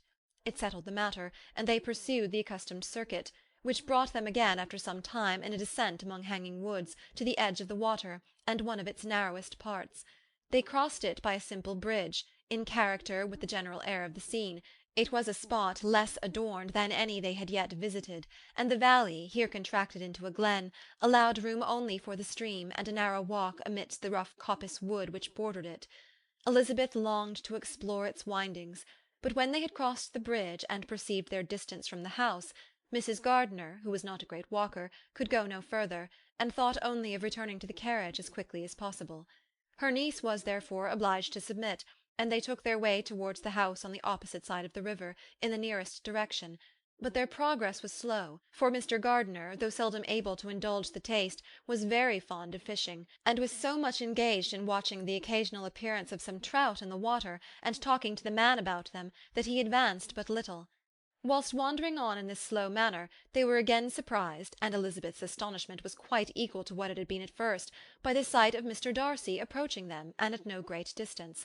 The walk being here less sheltered than on the other side, allowed them to see him before they met. Elizabeth, however astonished, was at least more prepared for an interview than before, and resolved to appear and to speak with calmness, if he really intended to meet them. For a few moments, indeed, she felt that he would probably strike into some other path. The idea lasted while a turning in the walk concealed him from their view. The turning past, he was immediately before them. With a glance she saw that he had lost none of his recent civility, and, to imitate his politeness, she began, as they met, to admire the beauty of the place. But she had not got beyond the words "delightful" and "charming," when some unlucky recollections obtruded, and she fancied that praise of Pemberley from her might be mischievously construed. Her colour changed, and she said no more. Mrs. Gardiner was standing a little behind, and on her pausing, he asked her if she would do him the honour of introducing him to her friends. This was a stroke of civility for which she was quite unprepared, and could hardly suppress a smile at his being now seeking the acquaintance of some of those very people against whom his pride had revolted in his offer to herself. "What will be his surprise," thought she, "when he knows who they are? He takes them now for people of fashion." The introduction, however, was immediately made, and as she named their relationship to herself, she stole a sly look at him to see how he bore it, and was not without the expectation of his decamping as fast as he could from such disgraceful companions. That he was surprised by the connection was evident. He sustained it, however, with fortitude, and so far from going away, turned his back with them and entered into conversation with Mr. Gardiner. Elizabeth could not but be pleased, could not but triumph. It was consoling that he should know she had some relations for whom there was no need to blush. She listened most attentively to all that passed between them, and gloried in every expression, every sentence of her uncle, which marked his intelligence, his taste, or his good manners. The conversation soon turned upon fishing, and she heard Mr. Darcy invite him with the greatest civility to fish there as often as he chose while he continued in the neighbourhood, offering at the same time to supply him with fishing tackle, and pointing out those parts of the stream where there was most usually sport. Mrs. Gardiner, who was walking arm in arm with Elizabeth, gave her a look expressive of wonder. Elizabeth said nothing, but it gratified her exceedingly. The compliment must be all for herself. Her astonishment, however, was extreme, and continually was she repeating, "Why is he so altered? From what can it proceed? It cannot be for me, it cannot be for my sake that his manners are thus softened. My reproofs at Hunsford could not work such a change as this. It is impossible that he should still love me."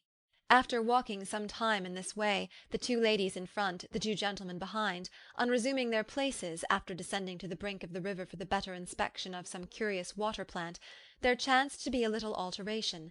It originated in Mrs. Gardiner, who, fatigued by the exercise of the morning, found Elizabeth's arm inadequate to her support, and consequently preferred her husband's. Mr. Darcy took her place by her niece, and they walked on together.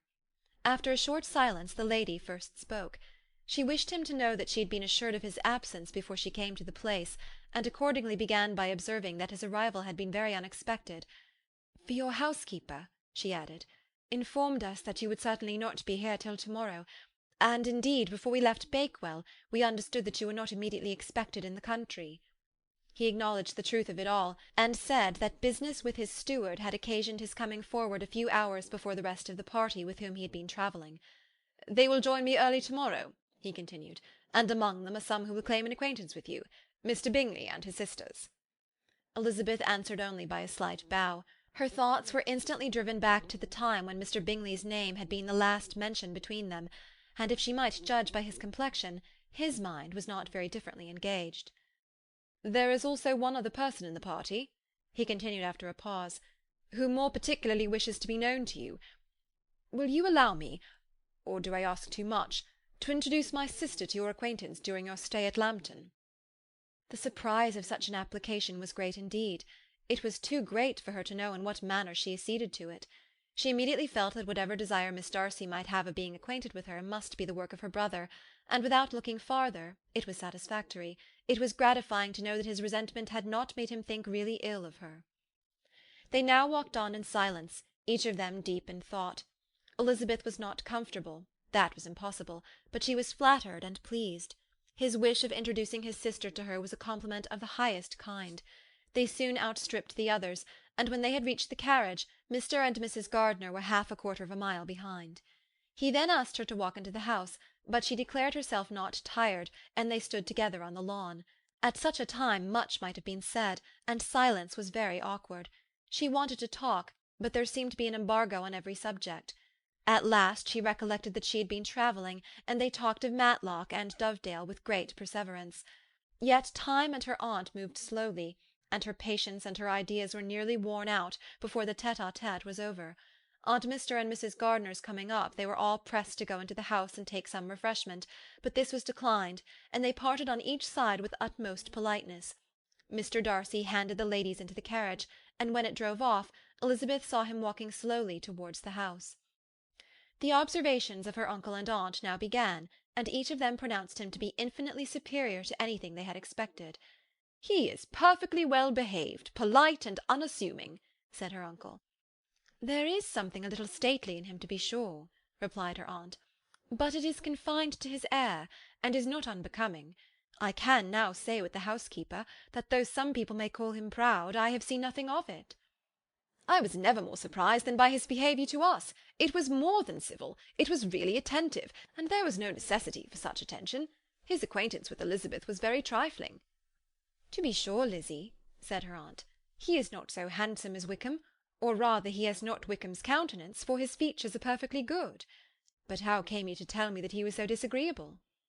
Elizabeth excused herself as well as she could, said that she had liked him better when they had met in Kent than before, and that she had never seen him so pleasant as this morning. "But perhaps he may be a little whimsical in his civilities," replied her uncle. "Your great men often are, and I shall not take him at his word, as he might change his mind another day and warn me off his grounds." Elizabeth felt that they had entirely misunderstood his character, but said nothing. "From what we have seen of him," continued Mrs. Gardiner, "I really should not have thought that he could have behaved in so cruel a way by anybody as he has done by poor Wickham. He has not an ill-natured look. On the contrary, there is something pleasing about his mouth when he speaks, and there is something of dignity in his countenance that would not give one an unfavourable idea of his heart. But, to be sure, the good lady who showed us his house did give him a most flaming character. I could hardly help laughing aloud sometimes. But he is a liberal master, I suppose, and that in the eye of a servant comprehends every virtue." Elizabeth here felt herself called on to say something in vindication of his behaviour to Wickham, and therefore gave them to understand, in as guarded a manner as she could, that by what she had heard from his relations in Kent, his actions were capable of a very different construction, and that his character was by no means so faulty, nor Wickham's so amiable as they had been considered in Hertfordshire.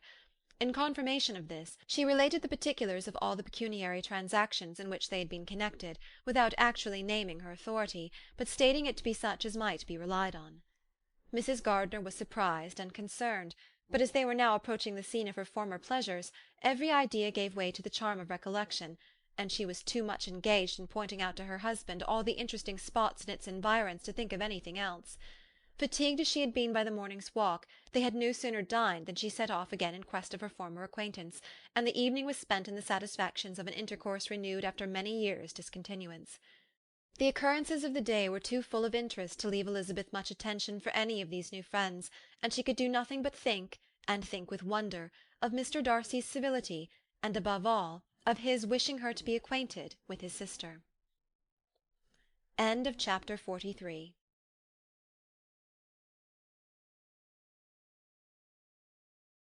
Chapter 44. Elizabeth had settled it that Mr. Darcy would bring his sister to visit her the very day after her reaching Pemberley, and was consequently resolved not to be out of sight of the inn the whole of that morning. But her conclusion was false, for on the very morning after their arrival at Lambton these visitors came. They had been walking about the place with some of their new friends, and were just returning to the inn to dress themselves for dining with the same family, when the sound of a carriage drew them to the window, and they saw a gentleman and a lady in a curricle driving up the street. Elizabeth, immediately recognizing the livery, guessed what it meant, and imparted no small degree of her surprise to her relations by acquainting them with the honour which she expected. Her uncle and aunt were all amazement, and the embarrassment of her manner as she spoke, joined to the circumstance itself, and many of the circumstances of the preceding day, opened to them a new idea on the business. Nothing had ever suggested it before, but they felt that there was no other way of accounting for such attentions from such a quarter than by supposing a partiality for their niece. While these newly born notions were passing in their heads, the perturbation of Elizabeth's feelings was at every moment increasing. She was quite amazed at her own discomposure, but amongst other causes of disquiet, she dreaded lest the partiality of the brother should have said too much in her favour, and more than commonly anxious to please, she naturally suspected that every power of pleasing would fail her. She retreated from the window, fearful of being seen, and as she walked up and down the room, endeavouring to compose herself, saw such looks of inquiring surprise in her uncle and aunt as made everything worse. Miss Darcy and her brother appeared, and this formidable introduction took place. With astonishment did Elizabeth see that her new acquaintance was at least as much embarrassed as herself.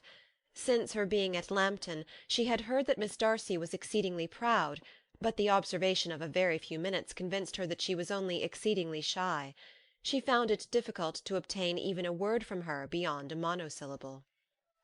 Miss Darcy was tall, and on a larger scale than Elizabeth, and though little more than 16, her figure was formed and her appearance womanly and graceful. She was less handsome than her brother, but there was sense and good humour in her face, and her manners were perfectly unassuming and gentle.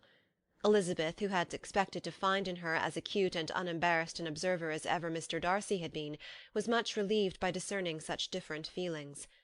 They had not long been together before Mr. Darcy told her that Bingley was also coming to wait on her, and she had barely time to express her satisfaction and prepare for such a visitor, when Bingley's quick step was heard on the stairs, and in a moment he entered the room. All Elizabeth's anger against him had been long done away, but had she still felt any, it could hardly have stood its ground against the unaffected cordiality with which he expressed himself on seeing her again. He inquired in a friendly, though general way, after her family, and looked and spoke with the same good-humoured ease that he had ever done. To Mr. and Mrs. Gardiner he was scarcely a less interesting personage than to herself. They had long wished to see him. The whole party before them, indeed, excited a lively attention. The suspicions which had just arisen of Mr. Darcy and their niece directed their observation towards each with an earnest though guarded inquiry, and they soon drew from those inquiries the full conviction that one of them at least knew what it was to love. Of the ladies' sensations they remained a little in doubt, but that the gentleman was overflowing with admiration was evident enough. Elizabeth, on her side, had much to do. She wanted to ascertain the feelings of each of her visitors, she wanted to compose her own, and to make herself agreeable to all, and in the latter object, where she feared most to fail, she was most sure of success, for those to whom she endeavoured to give pleasure were prepossessed in her favour. Bingley was ready, Georgiana was eager, and Darcy determined to be pleased. In seeing Bingley, her thoughts naturally flew to her sister, and oh, how ardently did she long to know whether any of his were directed in a like manner. Sometimes she could fancy that he talked less than on former occasions, and once or twice pleased herself with the notion that, as he looked at her, he was trying to trace a resemblance. But though this might be imaginary, she could not be deceived as to his behaviour to Miss Darcy, who had been set up as a rival to Jane. No look appeared on either side that spoke particular regard. Nothing occurred between them that could justify the hopes of his sister. On this point she was soon satisfied, and 2 or 3 little circumstances occurred ere they parted, which in her anxious interpretation denoted a recollection of Jane not untinctured by tenderness, and a wish of saying more that might lead to the mention of her, had he dared. He observed to her at a moment when the others were talking together, and in a tone which had something of real regret, that "it was a very long time since he had had the pleasure of seeing her," and before she could reply, he added, "It is above 8 months. We have not met since the 26th of November, when we were all dancing together at Netherfield." Elizabeth was pleased to find his memory so exact. and he afterwards took occasion to ask her, when unattended to by any of the rest, whether all her sisters were at Longbourn. There was not much in the question, nor in the preceding remark, but there was a look and a manner which gave them meaning. It was not often that she could turn her eyes on Mr. Darcy himself, but whenever she did catch a glimpse, she saw an expression of general complaisance, and in all that he said she heard an accent so removed from hauteur or disdain of his companions, as convinced her that the improvement of manners which she had yesterday witnessed, however temporary its existence might prove, had at least outlived one day. When she saw him thus seeking the acquaintance and courting the good opinion of people with whom any intercourse a few months ago would have been a disgrace, when she saw him thus civil, not only to herself, but to the very relations whom he had openly disdained, and recollected their last lively scene in Hunsford Parsonage, the difference, the change, was so great, and struck so forcibly on her mind, that she could hardly restrain her astonishment from being visible. Never, even in the company of his dear friends at Netherfield, or his dignified relations at Rosings, had she seen him so desirous to please, so free from self-consequence or unbending reserve, as now, when no importance could result from the success of his endeavours, and when even the acquaintance of those to whom his attentions were addressed would draw down the ridicule and censure of the ladies both of Netherfield and Rosings. Their visitors stayed with them above half an hour, and when they arose to depart, Mr. Darcy called on his sister to join him in expressing their wish of seeing Mr. and Mrs. Gardiner and Miss Bennet to dinner at Pemberley before they left the country. Miss Darcy, though with a diffidence which marked her little in the habit of giving invitations, readily obeyed. Mrs. Gardiner looked at her niece, desirous of knowing how she, whom the invitation most concerned, felt disposed as to its acceptance, but Elizabeth had turned away her head. Presuming, however, that this studied avoidance spoke rather a momentary embarrassment than any dislike of the proposal, and seeing in her husband, who was fond of society, a perfect willingness to accept it, she ventured to engage for their attendance, and the day after the next was fixed on. Bingley expressed great pleasure in the certainty of seeing Elizabeth again, having still a great deal to say to her, and many inquiries to make after all their Hertfordshire friends. Elizabeth, construing all this into a wish of hearing her speak of her sister, was pleased, and on this account, as well as some others, found herself, when their visitors left them, capable of considering the last half-hour with some satisfaction, though while it was passing, the enjoyment of it had been little. Eager to be alone, and fearful of inquiries or hints from her uncle and aunt, she stayed with them only long enough to hear their favourable opinion of Bingley, and then hurried away to dress. But she had no reason to fear Mr. and Mrs. Gardiner's curiosity. It was not their wish to force her communication. It was evident that she was much better acquainted with Mr. Darcy than they had before any idea of. It was evident that he was very much in love with her. They saw much to interest, but nothing to justify inquiry. Of Mr. Darcy it was now a matter of anxiety to think well, and as far as their acquaintance reached, there was no fault to find. They could not be untouched by his politeness, and had they drawn his character from their own feelings and his servant's report, without any reference to any other account, the circle in Hertfordshire to which he was known would not have recognised it for Mr. Darcy. There was now an interest, however, in believing the housekeeper, and they soon became sensible that the authority of a servant who had known him since he was 4 years old, and whose own manners indicated respectability, was not to be hastily rejected. Neither had anything occurred in the intelligence of their Lambton friends that could materially lessen its weight. They had nothing to accuse him of but pride. Pride he probably had, and if not, it would certainly be imputed by the inhabitants of a small market town where the family did not visit. It was acknowledged, however, that he was a liberal man, and did much good among the poor. With respect to Wickham, the travellers soon found that he was not held there in much estimation, for though the chief of his concerns with the son of his patron were imperfectly understood, it was yet a well-known fact that, on his quitting Derbyshire, he had left many debts behind him, which Mr. Darcy had afterwards discharged. As for Elizabeth, her thoughts were at Pemberley this evening more than the last, and the evening, though as it passed it seemed long, was not long enough to determine her feelings towards one in that mansion, and she lay awake 2 whole hours endeavouring to make them out. She certainly did not hate them. No, hatred had vanished long ago, and she had almost as long been ashamed of ever feeling a dislike against him that could be so called. The respect created by the conviction of his valuable qualities, though at first unwillingly admitted, had for some time ceased to be repugnant to her feeling, and it was now heightened into somewhat of a friendlier nature, by the testimony so highly in his favour, and bringing forward his disposition in so amiable a light, which yesterday had produced. But above all, above respect and esteem, there was a motive within her of goodwill which could not be overlooked. It was gratitude, gratitude not merely for having once loved her, but for loving her still well enough to forgive all the petulance and acrimony of her manner in rejecting him, and all the unjust accusations accompanying her rejection. He, who, she had been persuaded, would avoid her as his greatest enemy, seemed on this accidental meeting most eager to preserve the acquaintance, and without any indelicate display of regard, or any peculiarity of manner, where their two selves only were concerned, was soliciting the good opinion of her friends, and bent on making her known to his sister. Such a change in a man of so much pride exciting not only astonishment but gratitude, for to love, ardent love, it must be attributed, and as such its impression on her was of a sort to be encouraged, as by no means unpleasing, though it could not be exactly defined. She respected, she esteemed, she was grateful to him, she felt a real interest in his welfare, and she only wanted to know how far she wished that welfare to depend upon herself, and how far it would be for the happiness of both that she should employ the power, which her fancy told her she still possessed, of bringing on her the renewal of his addresses. It had been settled in the evening between the aunt and the niece that such a striking civility as Miss Darcy's in coming to see them on the very day of her arrival at Pemberley, for she had reached it only to a late breakfast, ought to be imitated, though it could not be equalled, by some exertion of politeness on their side, and consequently that it would be highly expedient to wait on her at Pemberley the following morning. They were therefore to go.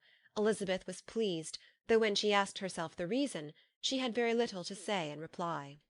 Mr. Gardiner left them soon after breakfast. The fishing scheme had been renewed the day before, and a positive engagement made of his meeting some of the gentlemen at Pemberley before noon. End of Chapter 44.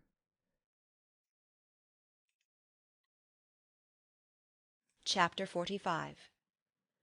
Convinced as Elizabeth now was that Miss Bingley's dislike of her had originated in jealousy, she could not help feeling how unwelcome her appearance at Pemberley must be to her, and was curious to know with how much civility on that lady's side the acquaintance would now be renewed.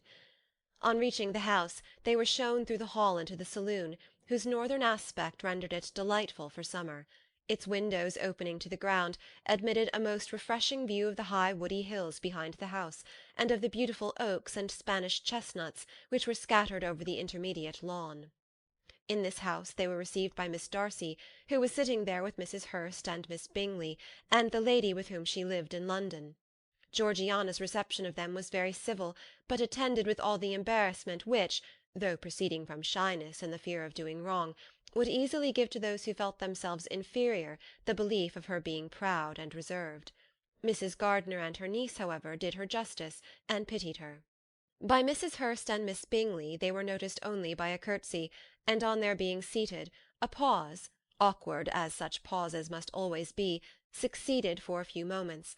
It was first broken by Mrs. Annesley, a genteel, agreeable-looking woman, whose endeavour to introduce some kind of discourse proved her to be more truly well-bred than either of the others, and between her and Mrs. Gardiner, with occasional help from Elizabeth, the conversation was carried on.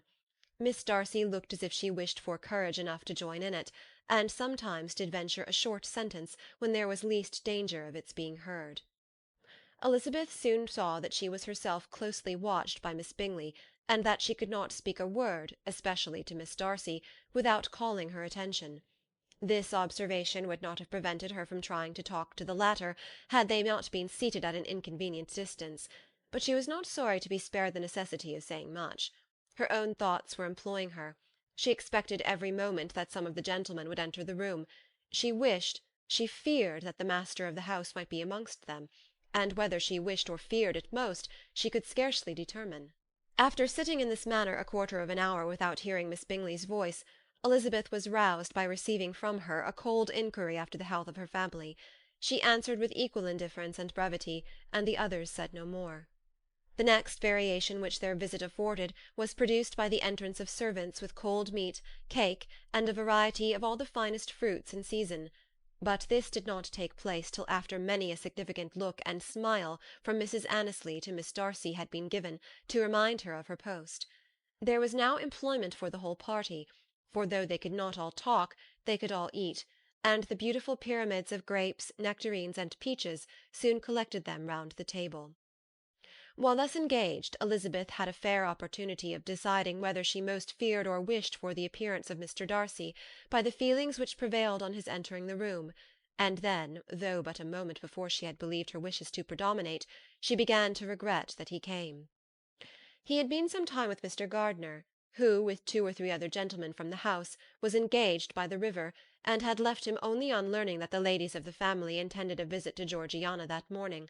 No sooner did he appear than Elizabeth wisely resolved to be perfectly easy and unembarrassed, a resolution the more necessary to be made, but perhaps not the more easily kept, because she saw that the suspicions of the whole party were awakened against them, and that there was scarcely an eye which did not watch his behaviour when he first came into the room. In no countenance was attentive curiosity so strongly marked as in Miss Bingley's, in spite of the smiles which overspread her face whenever she spoke to one of its objects, for jealousy had not yet made her desperate, and her attentions to Mr. Darcy were by no means over. Miss Darcy, on her brother's entrance, exerted herself much more to talk, and Elizabeth saw that he was anxious for his sister and herself to get acquainted, and forwarded as much as possible every attempt at conversation on either side. Miss Bingley saw all this likewise, and in the imprudence of anger, took the first opportunity of saying, with sneering civility, "Pray, Miss Eliza, are not the Blankshire militia removed from Meryton? They must be a great loss to your family." In Darcy's presence she dared not mention Wickham's name, but Elizabeth instantly comprehended that he was uppermost in her thoughts, and the various recollections connected with him gave her a moment's distress, but exerting herself vigorously to repel the ill-natured attack, she presently answered the question in a tolerably detached tone. While she spoke, an involuntary glance showed her Darcy, with a heightened complexion, earnestly looking at her, and his sister overcome with confusion, and unable to lift up her eyes. Had Miss Bingley known what pain she was then giving her beloved friend, she undoubtedly would have refrained from the hint, but she had merely intended to discompose Elizabeth by bringing forward the idea of a man to whom she believed her partial, and to make her betray a sensibility which might injure her in Darcy's opinion, and perhaps to remind the latter of all the follies and absurdities by which some part of her family were connected with that corps. Not a syllable had ever reached her of Miss Darcy's meditated elopement. To no creature had it been revealed, where secrecy was possible, except to Elizabeth, and from all Bingley's connections her brother was particularly anxious to conceal it, from the very wish which Elizabeth had long ago attributed to him, of their becoming hereafter her own. He had certainly formed such a plan, and without meaning that it should affect his endeavour to separate him from Miss Bennet, it is probable that it might add something to his lively concern for the welfare of his friend. Elizabeth's collected behaviour, however, soon quieted his emotion, and as Miss Bingley, vexed and disappointed, dared not approach nearer to Wickham, Georgiana also recovered in time, though not enough to be able to speak any more. Her brother, whose eyes she feared to meet, scarcely recollected her interest in the affair, and the very circumstance which had been designed to turn his thoughts from Elizabeth seemed to have fixed them on her more and more cheerfully. Their visit did not continue long after the question and answer above mentioned, and while Mr. Darcy was attending them to their carriage, Miss Bingley was venting her feelings in criticisms on Elizabeth's person, behaviour, and dress. But Georgiana would not join her. Her brother's recommendation was enough to ensure her favour, his judgment could not err, and as he had spoken in such terms of Elizabeth as to leave Georgiana without the power of finding her otherwise than lovely and amiable. When Darcy returned to the saloon, Miss Bingley could not help repeating to him some part of what she had been saying to his sister. "How very ill Miss Eliza Bennet looks this morning, Mr. Darcy," she cried. "I never in my life saw anyone so much altered as she is since the winter. She is grown so brown and coarse. Louisa and I were agreeing that we should not have known her again." However little Mr. Darcy might have liked such an address, he contented himself with coolly replying that he perceived no other alteration than her being rather tanned, no miraculous consequence of travelling in the summer. "For my own part," she rejoined, "I must confess that I never saw any beauty in her. Her face is too thin, her complexion has no brilliancy, and her features are not at all handsome. Her nose wants character, there is nothing marked in its lines. Her teeth are tolerable, but not out of the common way. And as for her eyes, which have sometimes been called so fine, I could never see anything extraordinary in them. They have a sharp, shrewish look, which I do not like at all, and in her air altogether there is a self-sufficiency without fashion which is intolerable. Persuaded as Miss Bingley was that Darcy admired Elizabeth, this was not the best method of recommending herself, but angry people are not always wise, and in seeing him at last look somewhat nettled, she had all the success she expected. He was resolutely silent, however, and from a determination of making him speak, she continued. I remember, when we first knew her in Hertfordshire, how amazed we all were to find that she was a reputed beauty, and I particularly recollect your saying one night, after they had been dining at Netherfield, "She a beauty! I should as soon call her mother a wit."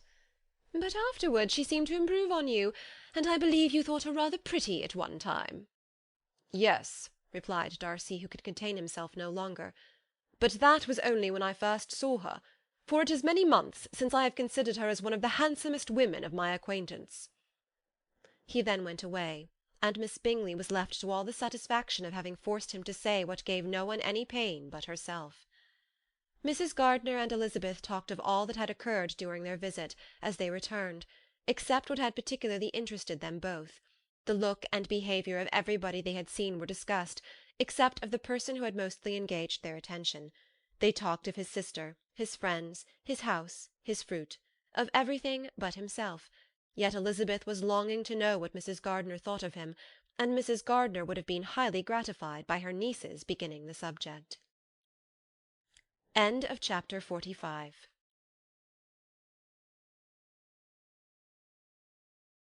Chapter 46.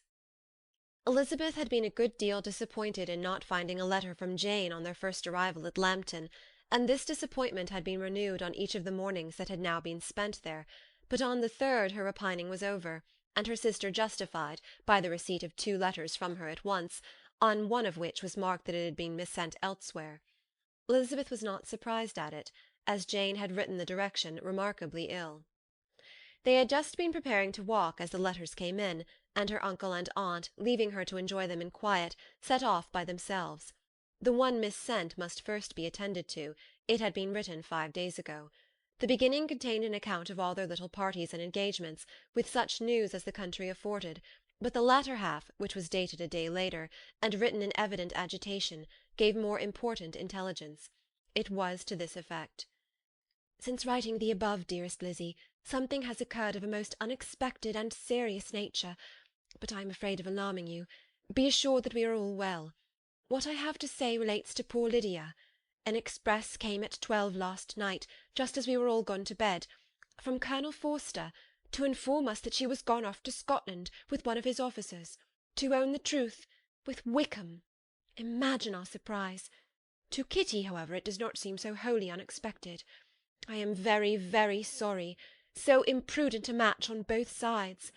But I am willing to hope the best, and that his character has been misunderstood. Thoughtless and indiscreet, I can easily believe him, but this step, and let us rejoice over it, marks nothing bad at heart. His choice is disinterested at least, for he must know my father can give her nothing.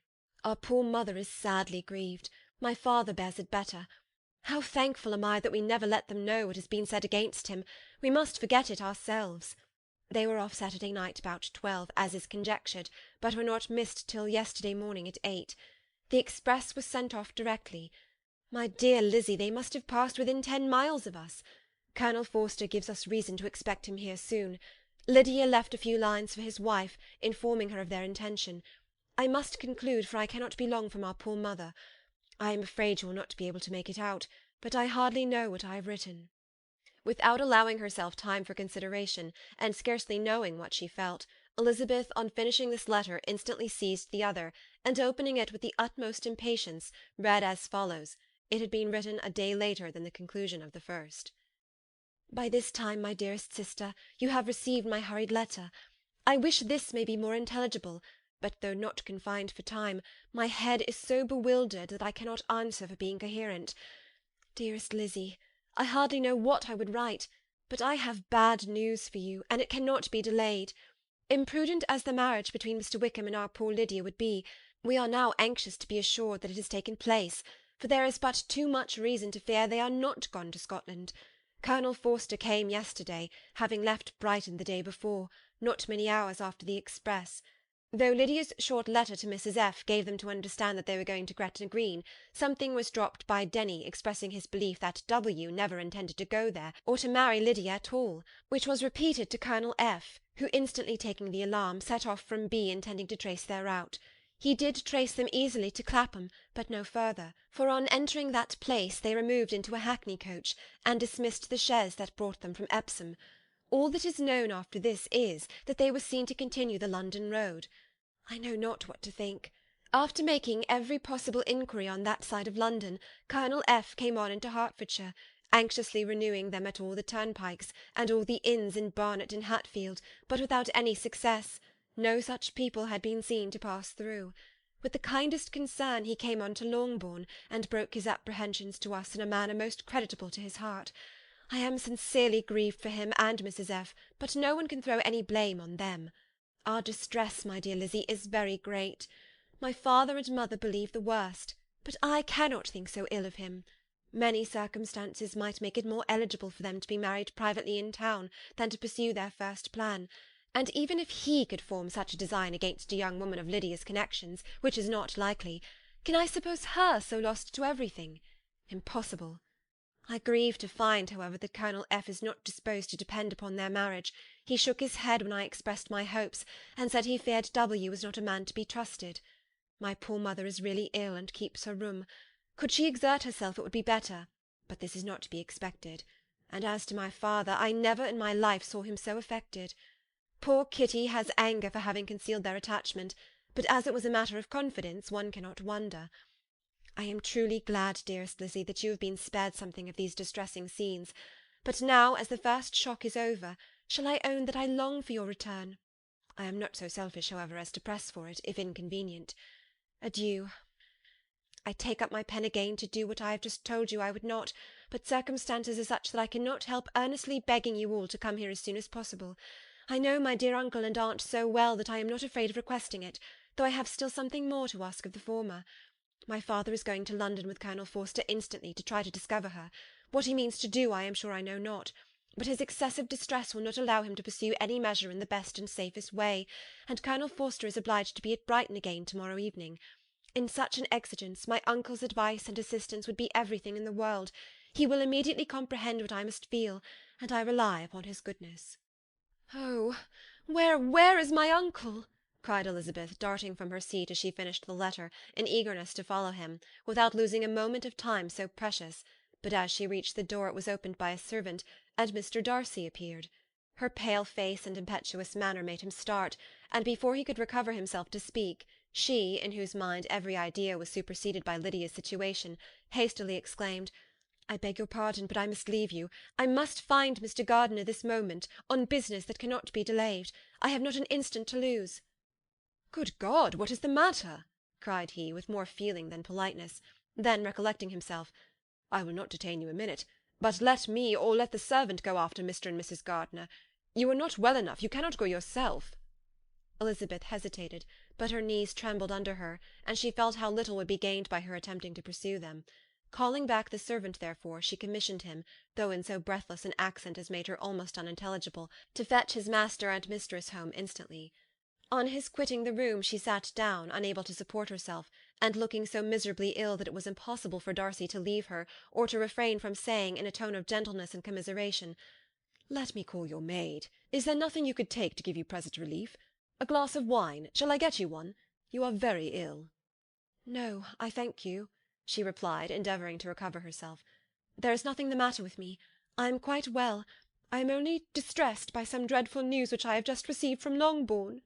She burst into tears as she alluded to it, and for a few minutes could not speak another word. Darcy, in wretched suspense, could only say something indistinctly of his concern, and observe her in compassionate silence. At length she spoke again. "I have just had a letter from Jane, with such dreadful news. It cannot be concealed from any one. My younger sister has left all her friends, has eloped, has thrown herself into the power of Mr. Wickham. They are gone off together from Brighton. You know him too well to doubt the rest. She has no money, no connections, nothing that can tempt him. She is lost for ever." Darcy was fixed in astonishment. "When I consider," she added in a yet more agitated voice, "that I might have prevented it, I who knew what he was. Had I but explained some part of it only, some part of what I learnt to my own family, had his character been known, this could not have happened. But it is all too late now." "I am grieved indeed," cried Darcy. "Grieved, shocked. But is it certain, absolutely certain?" "Oh, yes. They left Brighton together on Sunday night, and were traced almost to London, but not beyond. They are certainly not gone to Scotland." "And what has been done, what has been attempted to recover her?" "My father has gone to London, and Jane has written to beg my uncle's immediate assistance, and we shall be off, I hope, in half an hour. But nothing can be done. I know very well that nothing can be done. How is such a man to be worked on? How are they even to be discovered? I have not the smallest hope. It is every way horrible." Darcy shook his head in silent acquiescence. "When my eyes were opened to his real character, oh, had I known what I ought, what I dared to do! But I knew not. I was afraid of doing too much. Wretched, wretched mistake!" Darcy made no answer. He seemed scarcely to hear her, and was walking up and down the room in earnest meditation, his brow contracted, his air gloomy. Elizabeth soon observed, and instantly understood it. Her power was sinking. Everything must sink under such a proof of family weakness, such an assurance of the deepest disgrace. She could neither wonder nor condemn, but the belief of his self-conquest brought nothing consolatory to her bosom, afforded no palliation of her distress. It was, on the contrary, exactly calculated to make her understand her own wishes, and never had she so honestly felt that she could have loved him as now, when all love must be in vain. But self, though it would intrude, could not engross her.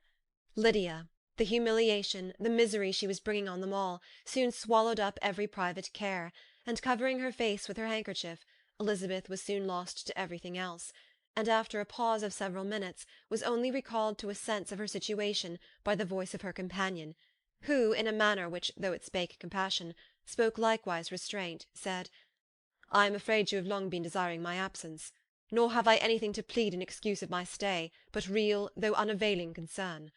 Would to heaven that anything could be either said or done on my part that might offer consolation to such distress. But I will not torment you with vain wishes, which may seem purposely to ask for your thanks. This unfortunate affair will, I fear, prevent my sister's having the pleasure of seeing you at Pemberley to-day." "Oh, yes. Be so kind as to apologize for us to Miss Darcy. Say that urgent business calls us home immediately. Conceal the unhappy truth as long as it is possible. I know it cannot be long." He readily assured her of his secrecy, again expressed his sorrow for her distress, wished it a happier conclusion than there was at present reason to hope, and leaving his compliments for her relations, with only one serious parting look, went away. As he quitted the room, Elizabeth felt how improbable it was that they should ever see each other again on such terms of cordiality as had marked their several meetings in Derbyshire, and as she threw a retrospective glance over the whole of their acquaintance, so full of contradictions and varieties, sighed at the perverseness of those feelings which would have now promoted its continuance, and would formerly have rejoiced in its termination. If gratitude and esteem are good foundations of affection, Elizabeth's change of sentiment will be neither improbable nor faulty; but if otherwise, if regard springing from such sources is unreasonable or unnatural, in comparison of what is so often described as arising on a first interview with its object, and even before two words have been exchanged, nothing can be said in her defence, except that she had given somewhat of a trial to the latter method in her partiality for Wickham, and that its ill success might, perhaps, authorize her to seek the other less interesting mode of attachment. Be that as it may, she saw him go with regret, and in this early example of what Lydia's infamy must produce, found additional anguish as she reflected on that wretched business. Never, since reading Jane's second letter, had she entertained a hope of Wickham's meaning to marry her. No one but Jane, she thought, could flatter herself with such an expectation. Surprise was the least of her feelings on this development. While the contents of the first letter remained in her mind, she was all surprise, all astonishment that Wickham should marry a girl whom it was impossible he could marry for money, and how Lydia could ever have attached him had appeared incomprehensible. But now it was all too natural. For such an attachment as this she might have sufficient charms, and though she did not suppose Lydia to be deliberately engaging in an elopement without the intention of marriage, she had no difficulty in believing that neither her virtue nor her understanding would preserve her from falling an easy prey. She had never perceived, while the regiment was in Hertfordshire, that Lydia had any partiality for him, but she was convinced that Lydia wanted only encouragement to attach herself to anybody. Sometimes one officer, sometimes another, had been her favourite, as their attentions raised them in her opinion. Her affections had continually been fluctuating, but never without an object. The mischief of neglect and mistaken indulgence towards such a girl! Oh, how acutely did she now feel it! She was wild to be at home, to hear, to see, to be upon the spot to share with Jane in the cares that must now fall wholly upon her, in a family so deranged, a father absent, a mother incapable of exertion and requiring constant attendance; and though almost persuaded that nothing could be done for Lydia, her uncle's interference seemed of the utmost importance, and till he entered the room her impatience was severe. Mr. and Mrs. Gardiner had hurried back in alarm, supposing by the servant's account that their niece was taken suddenly ill, but satisfying them instantly on that head, she eagerly communicated the cause of their summons, reading the 2 letters aloud, and dwelling on the postscript of the last with trembling energy. Though Lydia had never been a favourite with them, Mr. and Mrs. Gardiner could not be but deeply afflicted. Not Lydia only, but all were concerned in it, and after the first exclamations of surprise and horror, Mr. Gardiner promised every assistance in his power. Elizabeth, though expecting no less, thanked him with tears of gratitude, and all 3 being actuated by one spirit, everything relating to their journey was speedily settled. They were to be off as soon as possible. "But what is to be done about Pemberley?" cried Mrs. Gardiner. "John told us Mr. Darcy was here when you sent for us. Was it so?" "Yes, and I told him we should not be able to keep our engagement. That is all settled." "What is all settled?" repeated the other, as she ran into her room to prepare. "And are they upon such terms as for her to disclose the real truth? Oh, that I knew how it was!" But wishes were vain, or at least could only serve to amuse her in the hurry and confusion of the following hour. Had Elizabeth been at leisure to be idle, she would have remained certain that all employment was impossible to one so wretched as herself, but she had her share of business as well as her aunt, and amongst the rest were notes to be written to all their friends at Lambton, with false excuses for their sudden departure. An hour, however, saw the whole completed, and Mr. Gardiner meanwhile having settled his account at the inn, nothing remained to be done but to go; and Elizabeth, after all the misery of the morning, found herself in a shorter space of time than she could have supposed, seated in the carriage, and on the road to Longbourn. Chapter 47.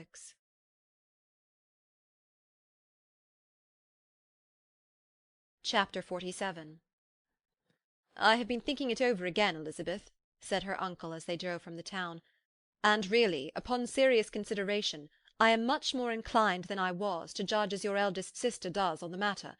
It appears to me so very unlikely that any young man should form such a design against a girl who is by no means unprotected or friendless, and who is actually staying in his colonel's family, that I am strongly inclined to hope the best. Could he expect that her friends would not step forward? Could he expect to be noticed again by the regiment after such an affront to Colonel Forster? His temptation is not adequate to the risk." "Do you really think so?" cried Elizabeth, brightening up for a moment. "Upon my word," said Mrs. Gardiner, "I begin to be of your uncle's opinion. It is really too great a violation of decency, honour, and interest, for him to be guilty of. I cannot think so very ill of Wickham.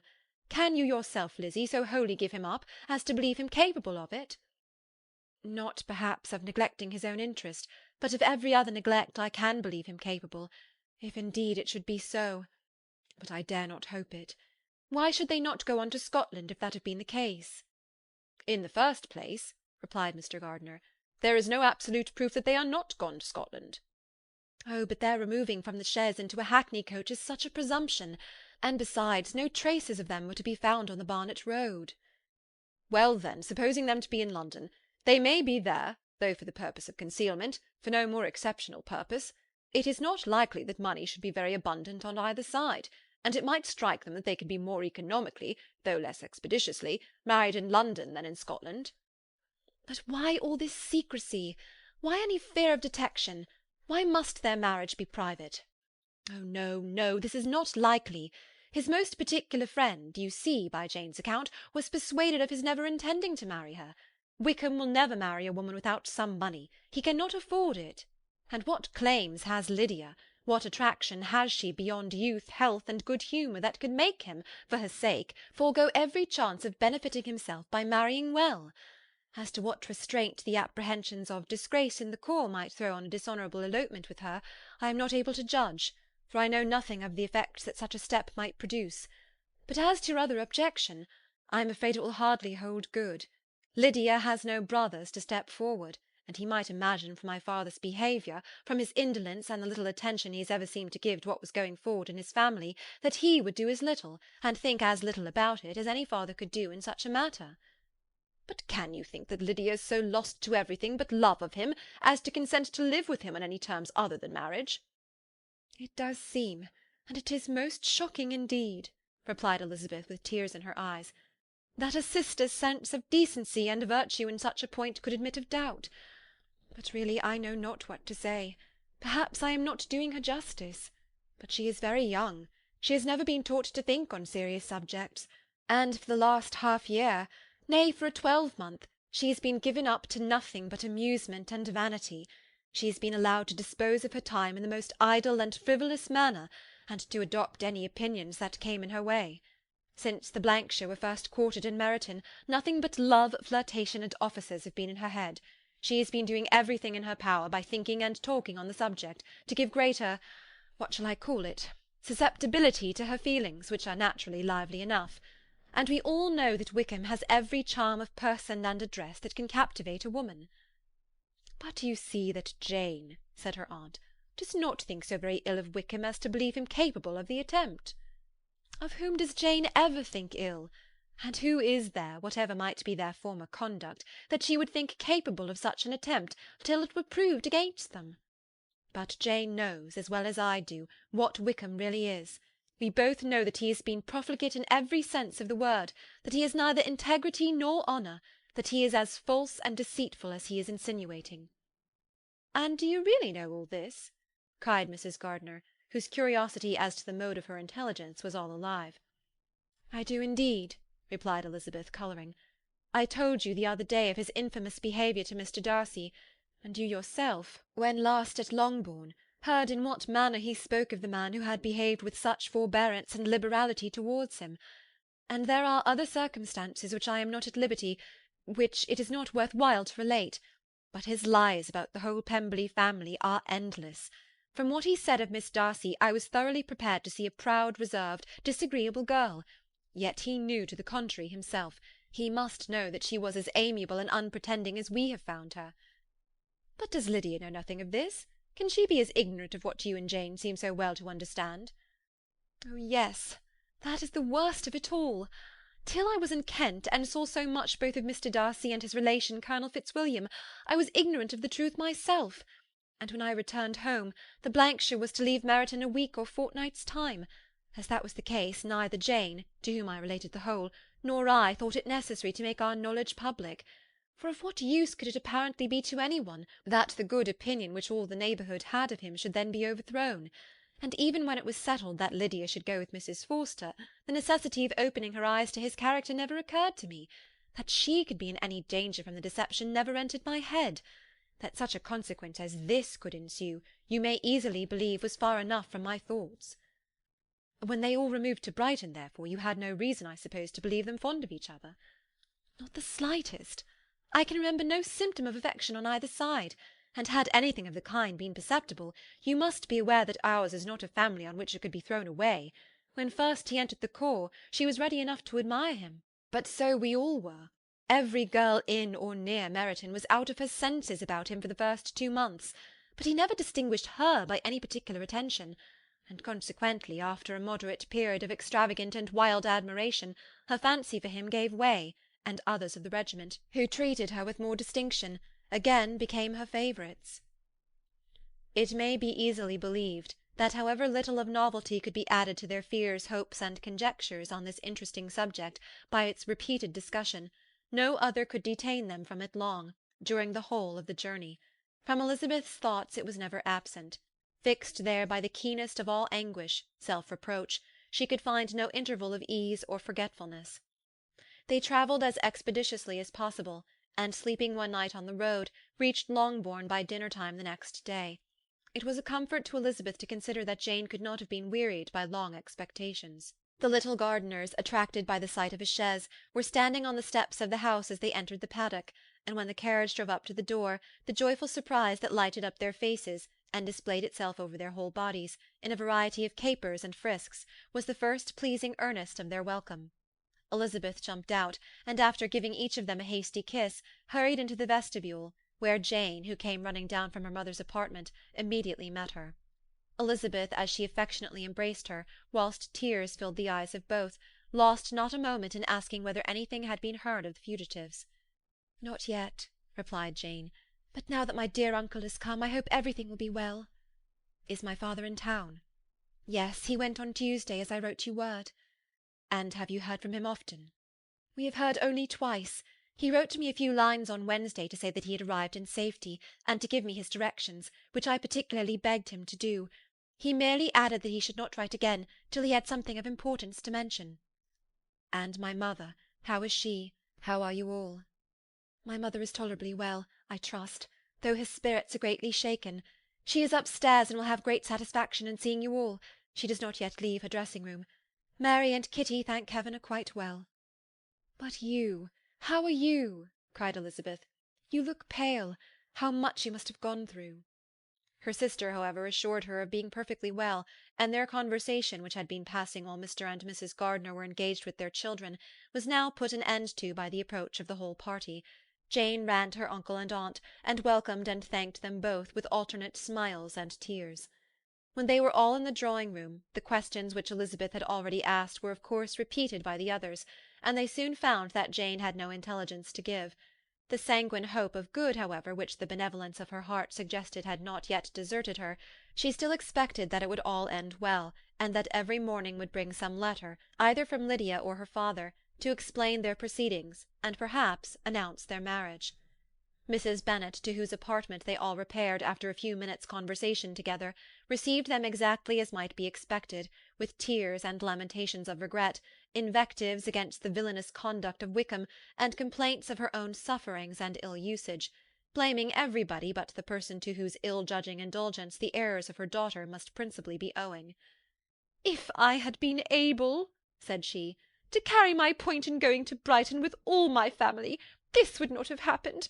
But poor dear Lydia had nobody to take care of her. Why did the Forsters ever let her go out of their sight? I am sure there was some great neglect or other on their side, for she is not the kind of girl to do such a thing if she had been well looked after. I always thought they were very unfit to have the charge of her, but I was overruled, as I always am. Poor dear child! And now here's Mr. Bennet gone away, and I know he will fight Wickham, wherever he meets him, and then he will be killed, and what is to become of us all? The Collinses will turn us out before he is cold in his grave, and if you are not kind to us, brother, I do not know what we shall do."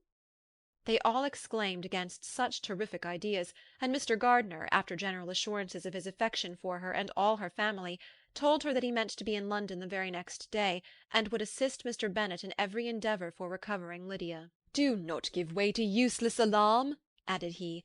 "Though it is right to be prepared for the worst, there is no occasion to look on it as certain. It is not quite a week since they left Brighton. In a few days more we may gain some news of them, and till we know that they are not married, and have no design of marrying, do not let us give over the matter as lost. As soon as I get to town I shall go to my brother, and make him come home with me to Gracechurch Street, and then we may consult together as to what is to be done." "Oh, my dear brother," replied Mrs. Bennet, "that is exactly what I could most wish for. And now do, when you shall get to town, find them out wherever they may be, and if they are not married already, make them marry. And as for wedding clothes, do not let them wait for that, but tell Lydia she shall have as much money as she chooses to buy them after they are married. And above all, keep Mr. Bennet from fighting. Tell him what a dreadful state I am in, that I am frightened out of my wits, and have such tremblings, such flutterings all over me, such spasms in my side, and pains in my head, and such beatings at heart, that I can get no rest by night or day. And tell my dear Lydia not to give any directions about her clothes till she has seen me, for she does not know which are the best warehouses. Oh, brother, how kind you are! I know you will contrive it all." But Mr. Gardiner, though he assured her again of his earnest endeavours in the cause, could not avoid recommending moderation to her, as well in her hopes as her fear, and after talking with her in this manner till dinner was on the table, they all left her to vent all her feelings on the housekeeper, who attended in the absence of her daughters. Though her brother and sister were persuaded that there was no real occasion for such a seclusion from the family, they did not attempt to oppose it, for they knew that she had not prudence enough to hold her tongue before the servants, while they waited at table, and judged it better that one only of the household, and the one whom they could most trust, should comprehend all her fears and solicitude on the subject. In the dining-room they were soon joined by Mary and Kitty, who had been too busily engaged in their separate apartments to make their appearance before. One came from her books, and the other from her toilette. The faces of both, however, were tolerably calm, and no change was visible in either, except that the loss of her favourite sister, or the anger which she had herself incurred in this business, had given more of fretfulness than usual to the accents of Kitty. As for Mary, she was mistress enough of herself to whisper to Elizabeth, with a countenance of grave reflection, soon after they were seated at table, "This is a most unfortunate affair, and will probably be much talked of. But we must stem the tide of malice, and pour into the wounded bosoms of each other the balm of sisterly consolation." Then, perceiving Elizabeth had no intention of replying, she added, "Unhappy as the event must be for Lydia, we may draw from it this useful lesson, that loss of virtue in a female is irretrievable, that one false step involves her in endless ruin, that her reputation is no less brittle than it is beautiful, and that she cannot be too much guarded in her behaviour towards the undeserving of the other sex." Elizabeth lifted up her eyes in amazement, but was too much oppressed to make any reply. Mary, however, continued to console herself with such kind of moral extractions from the evil before them. In the afternoon, the two elder Miss Bennets were able to be for a half-hour by themselves, and Elizabeth instantly availed herself of the opportunity of making any inquiries which Jane was equally eager to satisfy. After joining in general lamentations over the dreadful sequel of this event, which Elizabeth considered as all but certain, and Miss Bennet could not assert to be wholly impossible, the former continued the subject by saying, "But tell me all and everything about it which I have not already heard. Give me further particulars. What did Colonel Forster say? Had they no apprehension of anything before the elopement took place? They must have seen them together for ever." "Colonel Forster did own that he had often suspected some partiality, especially on Lydia's side, but nothing to give him any alarm. I am so grieved for him. His behaviour was attentive and kind to the utmost. He was coming to us in order to assure us of his concern, before he had any idea of their not being gone to Scotland. When that apprehension first got abroad, it hastened his journey." "And was Denny convinced that Wickham would not marry? Did he know of their intending to go off? Had Colonel Forster seen Denny himself?" "Yes, but when questioned by him, Denny denied knowing anything of their plans, and would not give his real opinion about it. He did not repeat his persuasion of their not marrying, and from that, I am inclined to hope, he might have been misunderstood before." "And till Colonel Forster came himself, not one of you entertained a doubt, I suppose, of their being really married?" "How was it possible that such an idea should enter our brains? I felt a little uneasy, a little fearful of my sister's happiness with him in marriage, because I know that his conduct had not been always quite right. My father and mother knew nothing of that. They only felt how imprudent a match it must be. Kitty then owned, with a very natural triumph on knowing more than the rest of us, that in Lydia's last letter she had prepared her for such a step. She had known, it seems, of their being in love with each other many weeks." "But not before they went to Brighton?" "No, I believe not." "And did Colonel Forster appear to think well of Wickham himself? Does he know his real character?" "I must confess that he did not speak so well of Wickham as he formerly did. He believed him to be imprudent and extravagant, and since this sad affair has taken place, it is said that he left Meryton greatly in debt, but I hope this may be false. Oh, Jane, had we been less secret, had we told what we knew of him, this could not have happened." "Perhaps it would have been better," replied her sister, "but to expose the former faults of any person without knowing what their present feelings were seemed unjustifiable. We acted with the best intentions." "Could Colonel Forster repeat the particulars of Lydia's note to his wife?" "He brought it with him for us to see." Jane then took it from her pocket-book, and gave it to Lydia. These were the contents. "My dearest Harriet, you will laugh when you know where I am gone, and I cannot help laughing myself at your surprise to-morrow morning, as soon as I am missed. I am going to Gretna Green, and if you cannot guess with who, I shall think you a simpleton, for there is but one man in the world I love, and he is an angel. I should never be happy without him, so think it no harm to be off.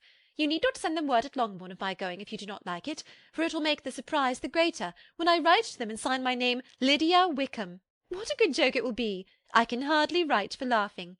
Pray make my excuses to Pratt for not keeping my engagement and dancing with him to-night.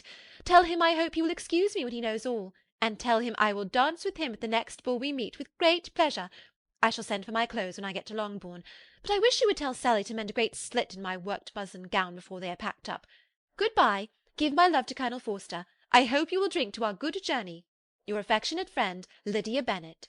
Oh, thoughtless, thoughtless Lydia! cried Elizabeth when she had finished it. What a letter is this, to be written at such a moment! But at least it shows that she was serious on the subject of their journey. Whatever he might afterwards persuade her to, it was not on her side a scheme of infamy. My poor father, how he must have felt it! I never saw anyone so shocked. He could not speak a word for full 10 minutes. My mother was taken ill immediately, and the whole house in such confusion. Oh, Jane, cried Elizabeth, was there a servant belonging to it who did not know the whole story before the end of the day? I do not know. I hope there was. But to be guarded at such a time is very difficult. My mother was in hysterics, and though I endeavoured to give her every assistance in my power, I am afraid I did not do so much as I might have done. But the horror of what might possibly happen almost took from me my faculties. Your attendance upon her has been too much for you. You do not look well. Oh, that I had been with you! You have had every care and anxiety upon yourself alone. Mary and Kitty have been very kind, and would have shared in every fatigue, I am sure, but I did not think it right for either of them. Kitty is slight and delicate, and Mary studies so much that her hours of repose should not be broken in on. My Aunt Phillips came to Longbourn on Tuesday after my father went away, and was so good as to stay till Thursday with me. She was of great use and comfort to us all. And Lady Lucas has been very kind. She walked here on Wednesday morning to condole with us, and offered her services, or any of her daughters, if they should be of any use to us. She had better have stayed at home, cried Elizabeth. Perhaps she meant well, but under such a misfortune as this, one cannot see too little of one's neighbours. Assistance is impossible, condolence insufferable. Let them triumph over us at a distance, and be satisfied. She then proceeded to inquire into the measures which her father had intended to pursue while in town for the recovery of his daughter.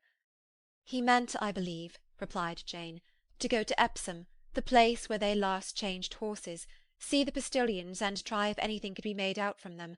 His principal object must be to discover the number of the hackney coach which took them from Clapham.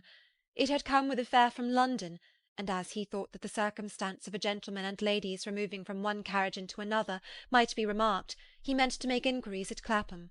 If he could anyhow discover at what house the coachman had before set down his fare, he determined to make inquiries there, and hoped it might not be impossible to find out the stand and number of the coach.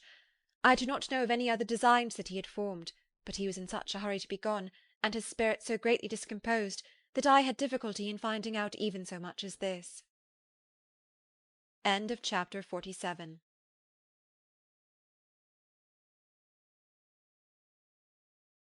Chapter 48. The whole party were in hopes of a letter from Mr. Bennet the next morning, but the post came in without bringing a single line from him.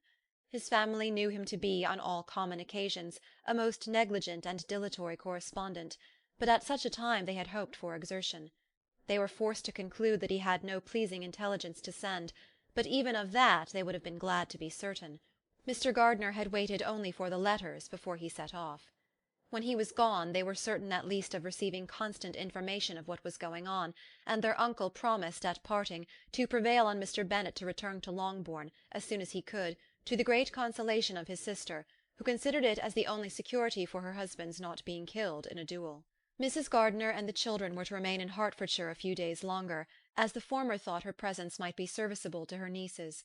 She shared in their attendance on Mrs. Bennet, and was a great comfort to them in their hours of freedom. Their other aunt also visited them frequently, and as always, as she said, with the design of cheering and heartening them up, though, as she never came without reporting some fresh instance of Wickham's extravagance or irregularity, she seldom went away without leaving them more dispirited than she found them. All Meryton seemed striving to blacken the man who, but 3 months before, had been almost an angel of light. He was declared to be in debt to every tradesman in the place, and his intrigues, all honoured with the title of seduction, had been extended into every tradesman's family. Everybody declared that he was the wickedest young man in the world, and everybody began to find out that they had always distrusted the appearance of his goodness. Elizabeth, though she did not credit above half of what was said, believed enough to make her former assurance of her sister's ruin more certain, and even Jane, who believed still less of it, became almost hopeless, more especially as the time was now come when, if they had gone to Scotland, which she had never before entirely despaired of, they must in all probability have gained some news of them. Mr. Gardiner left Longbourn on Sunday. On Tuesday his wife received a letter from him.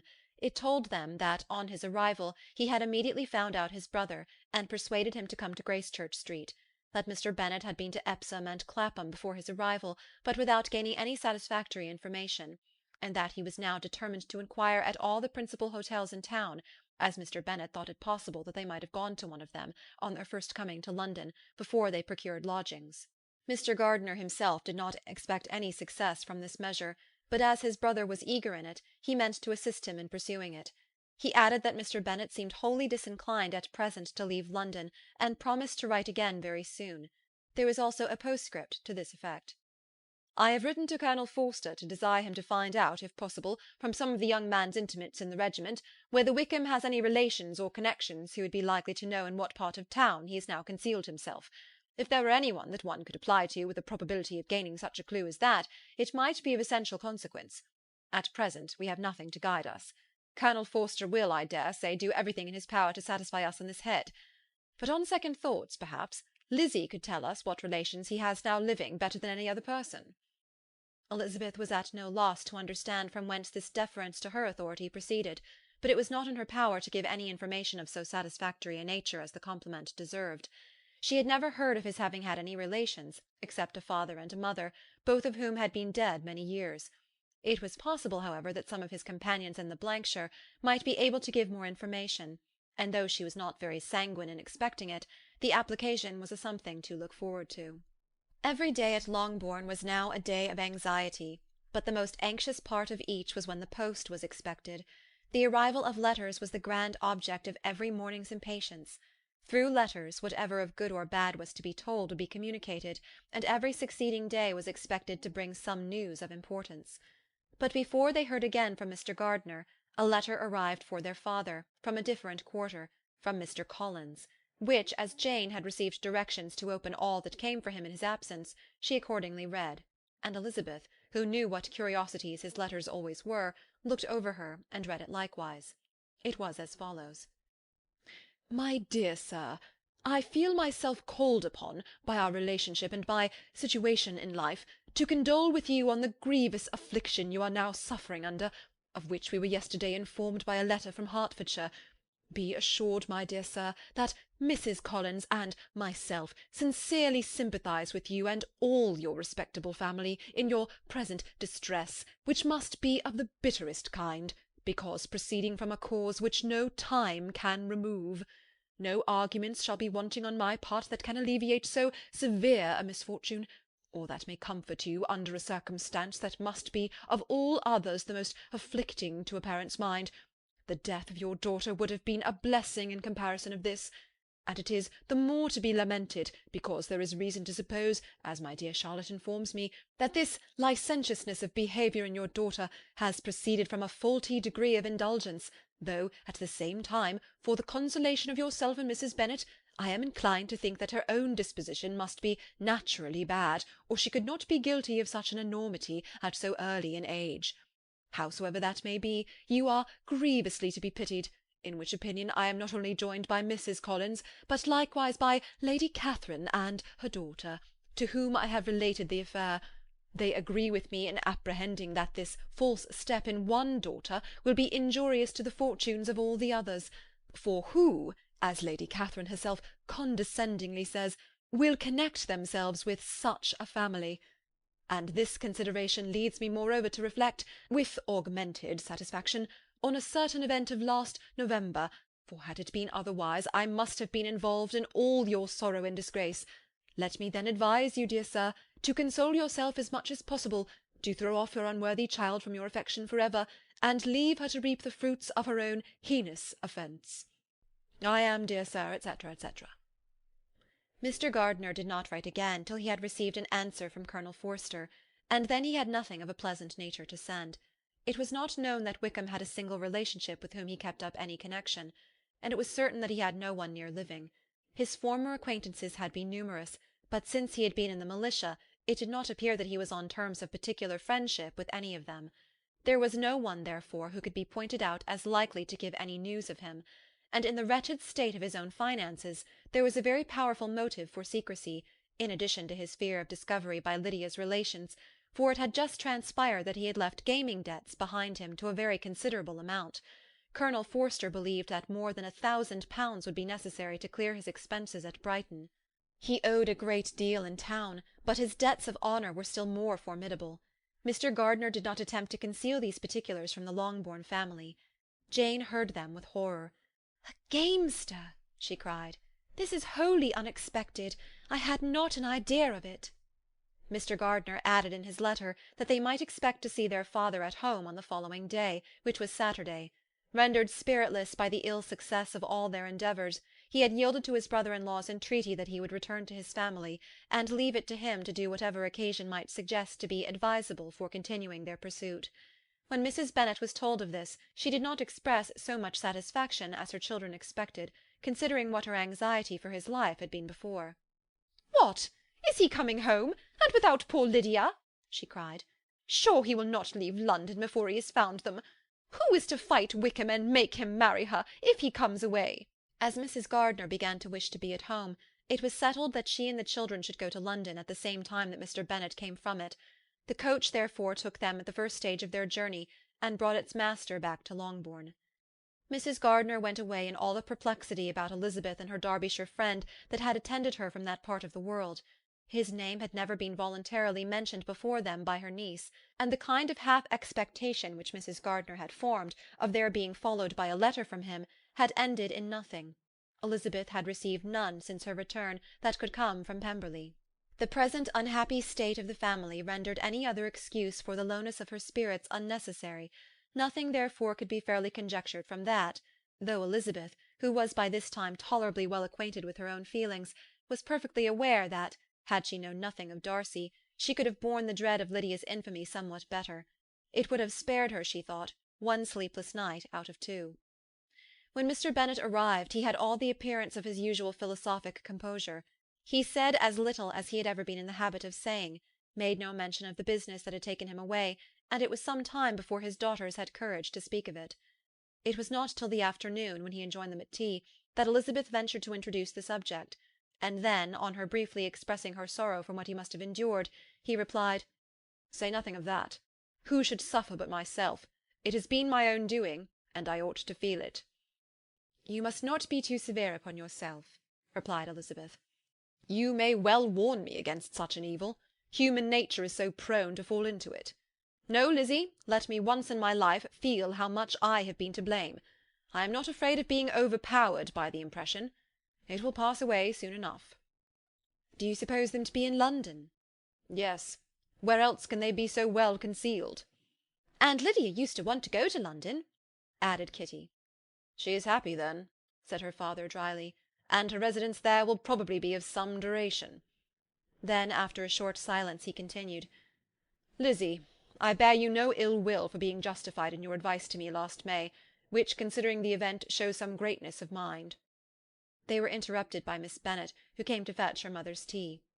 "This is a parade," he cried, "which does one good. It gives such an elegance to misfortune. Another day I will do the same. I will sit in my library in my nightcap and powdering gown, and give as much trouble as I can. Or perhaps I may defer it till Kitty runs away." "I am not going to run away, papa," said Kitty fretfully. "If I should ever go to Brighton, I would behave better than Lydia." "You go to Brighton? I would not trust you so near it as Eastbourne for £50. No, Kitty, I have at last learnt to be cautious, and you will feel the effects of it. No officer is ever to enter my house again, nor even to pass through the village. Balls will be absolutely prohibited. unless you stand up with one of your sisters, and you are never to stir out of doors till you can prove that you have spent 10 minutes of every day in a rational manner." Kitty, who took all these threats in a serious light, began to cry. "Well, well," said he, "do not make yourself unhappy. If you are a good girl for the next 10 years, I will take you to a review at the end of them." End of chapter 48.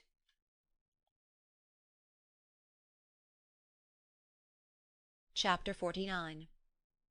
2 days after Mr. Bennet's return, as Jane and Elizabeth were walking together in the shrubbery behind the house, they saw the housekeeper coming towards them, and concluding that she came to call them to their mother, went forward to meet her, but instead of the expected summons when they approached her, she said to Miss Bennet, "I beg your pardon, madam, for interrupting you, but I was in hopes that you might have had some good news from town, so I took the liberty of coming to ask." "What do you mean, Hill? We have heard nothing from town." "Dear madam," cried Mrs. Hill in great astonishment, "don't you know there is an express come for master for Mr. Gardiner? He's been here this half-hour, and master has had a letter."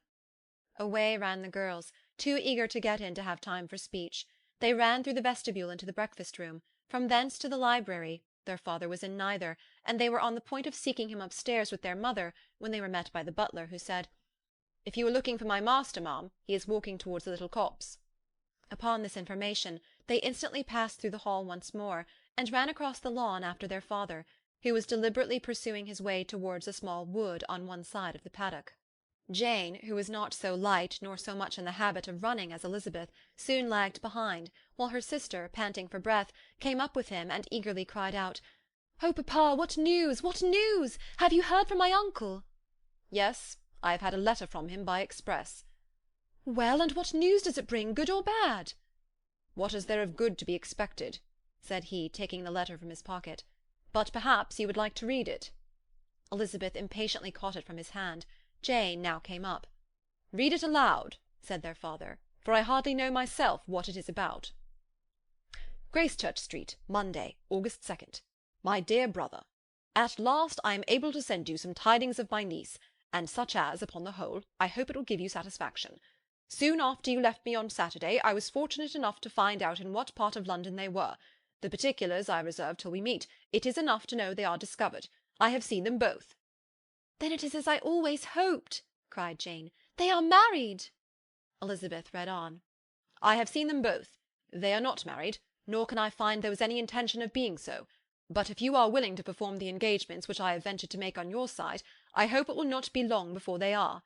All that is required of you is, to assure to your daughter, by settlement, her equal share of the £5,000 secured among your children after the decease of yourself and my sister, and moreover to enter into an agreement of allowing her, during your life, £100 per annum.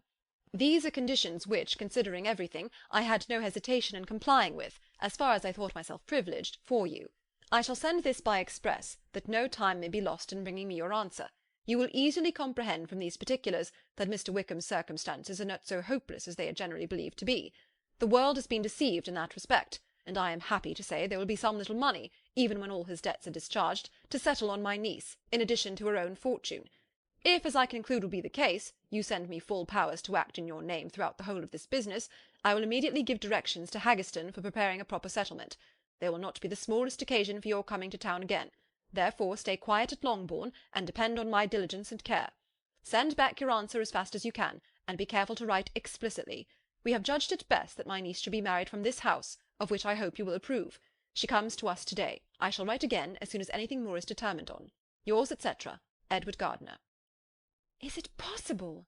cried Elizabeth when she had finished. "Can it be possible that he will marry her?" "Wickham is not so undeserving then as we had thought him," said her sister. "My dear father, I congratulate you." "And have you answered the letter?" cried Elizabeth. "No, but it must be done soon." Most earnestly did she then entreat him to lose no more time before he wrote. "Oh, my dear father," she cried, "come back and write immediately. Consider how important every moment is in such a case." "Let me write for you," said Jane, "if you dislike the trouble yourself." "I dislike it very much," he replied, "but it must be done." And so saying, he turned back with them and walked towards the house. "And may I ask," asked Elizabeth, "but the terms, I suppose, must be complied with." "Complied with? I am only ashamed of his asking so little." And they must marry, yet he is such a man. Yes, yes, they must marry. There is nothing else to be done. But there are two things that I want very much to know. One is, how much money your uncle has laid down to bring it about, and the other, how am I ever to pay him?" "Money! My uncle!" cried Jane. "What do you mean, sir?" "I mean that no man in his senses would marry Lydia on so slight a temptation as 100 a year during my life, and 50 after I am gone." "That is very true," said Elizabeth, "though it had not occurred to me before. His debts to be discharged, and something still to remain. Oh, it must be my uncle's doings. Generous, good man, I am afraid he has distressed himself. A small sum could not do all this." "No," said her father, "Wickham's a fool if he takes her with a farthing less than 10,000 pounds. I should be sorry to think so ill of him in the very beginning of our relationship." 10,000 pounds! Heaven forbid! How is half such a sum to be repaid?" Mr. Bennet made no answer, and each of them, deep in thought, continued silent till they reached the house. Their father then went on to the library to walk, and the girls walked into the breakfast-room. "And they are really to be married?" cried Elizabeth, as soon as they were by themselves. "How strange this is! And for this we are to be thankful. That they should marry, small as is their chance of happiness, and wretched as is his character, we are forced to rejoice. Oh, Lydia!" "I comfort myself with thinking," replied Jane, "that he certainly would not marry Lydia if he had not a real regard for her. Though our kind uncle has done something towards clearing him, I cannot believe that 10,000 pounds, or anything like it, has been advanced. He has children of his own, and may have more. How could he spare half 10,000 pounds?" "If he were ever able to learn what Wickham's debts have been," said Elizabeth, "and how much is settled on his side on our sister, we shall exactly know what Mr. Gardiner has done for them, because Wickham has not a sixpence of his own. The kindness of my uncle and aunt can never be requited. Their taking her home, and affording her their personal protection and countenance, is such a sacrifice to her advantage as years of gratitude cannot enough acknowledge. By this time she is actually with them. If such goodness does not make her miserable now, she will never deserve to be happy. What a meeting for her, when she first sees my aunt!" "We must endeavour to forget all that has passed on either side," said Jane. "I hope and trust they will yet be happy. His consenting to marry her is a proof, I will believe, that he has come to a right way of thinking.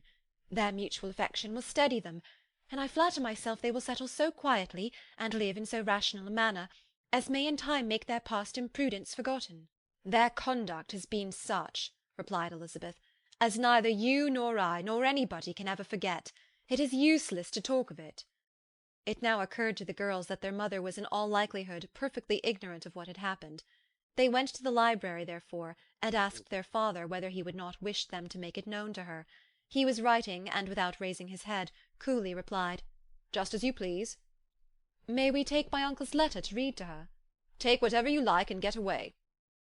Elizabeth took the letter from his writing-table, and they went upstairs together. Mary and Kitty were both with Mrs. Bennet. One communication would, therefore, do for all. After a slight preparation for good news, the letter was read aloud. Mrs. Bennet could hardly contain herself. As soon as Jane had read Mr. Gardiner's hope of Lydia's being soon married, her joy burst forth, and every following sentence added to its exuberance. She was now in an irritation as violent from delight as she had ever been fidgety from alarm and vexation. To know that her daughter would be married was enough. She was disturbed by no fear for her felicity, nor humbled by any remembrance of her misconduct. "My dear, dear Lydia!" she cried. "This is delightful indeed. She will be married. I shall see her again. She will be married at 16. My good, kind brother! I knew how it would be. I knew he would manage everything. How I long to see her, and to see dear Wickham too! Oh, but the clothes, the wedding clothes! I will write to my sister Gardiner about them directly. Lizzie, my dear, run down to your father and ask him how much he will give her. Oh, stay, I will go myself. Ring the bell, Kitty, for Hill. I will put on my things in a moment. My dear, dear Lydia, how merry we shall be together when we meet!" Her eldest daughter endeavoured to give some relief to the violence of these transports by leading her thoughts to the obligations which Mr. Gardiner's behaviour laid them all under. "For we must attribute this happy conclusion," she added, "in a great measure to his kindness. We are persuaded that he has pledged himself to assist Mr. Wickham with money." "Well," cried her mother, "it is all very right. Who should do it but her own uncle? If he had not a family of his own, I and my children must have had all his money, you know. and it is the first time we had ever had anything from him except a few presents. Well, I am so happy. In a short time I shall have a daughter married. Mrs. Wickham! How well it sounds! And she was only 16 last June. My dear Jane, I am in such a flutter that I am sure I can't write, so I will dictate and you will write for me. We will settle with your father about the money afterwards, but the things should be ordered immediately. She was then proceeding to all the particulars of calico, muslin, and cambric, and would shortly have dictated some very plentiful orders, had not Jane, though with some difficulty, persuaded her to wait till her father was at leisure to be consulted. One day's delay, she observed, would be of small importance, and her mother was too happy to be quite so obstinate as usual. Other schemes, too, came into her head. I will go to Meryton, said she, as soon as I am dressed, and tell the good news to my sister Phillips. And as soon as I come back, I can call on Lady Lucas and Mrs. Long. Kitty, run down and order the carriage. An airing would do me a great deal of good, I am sure. Girls, can I do anything for you in Meryton? Oh, here comes Hill. My dear Hill, have you heard the good news? Miss Lydia is going to be married, and you shall all have a bowl of punch to make merry at her wedding. Mrs. Hill began instantly to express her joy. Elizabeth received her congratulations among the rest, and then, sick of this folly, took refuge in her own room, that she might think with freedom. Poor Lydia's situation must at best be bad enough, but that it was no worse, she had need to be thankful. She felt it so, and though in looking forward neither rational happiness nor worldly prosperity could be justly expected for her sister, in looking back to what they had feared only 2 hours ago, she felt all the advantages of what they had gained. End of chapter 49. Chapter 50.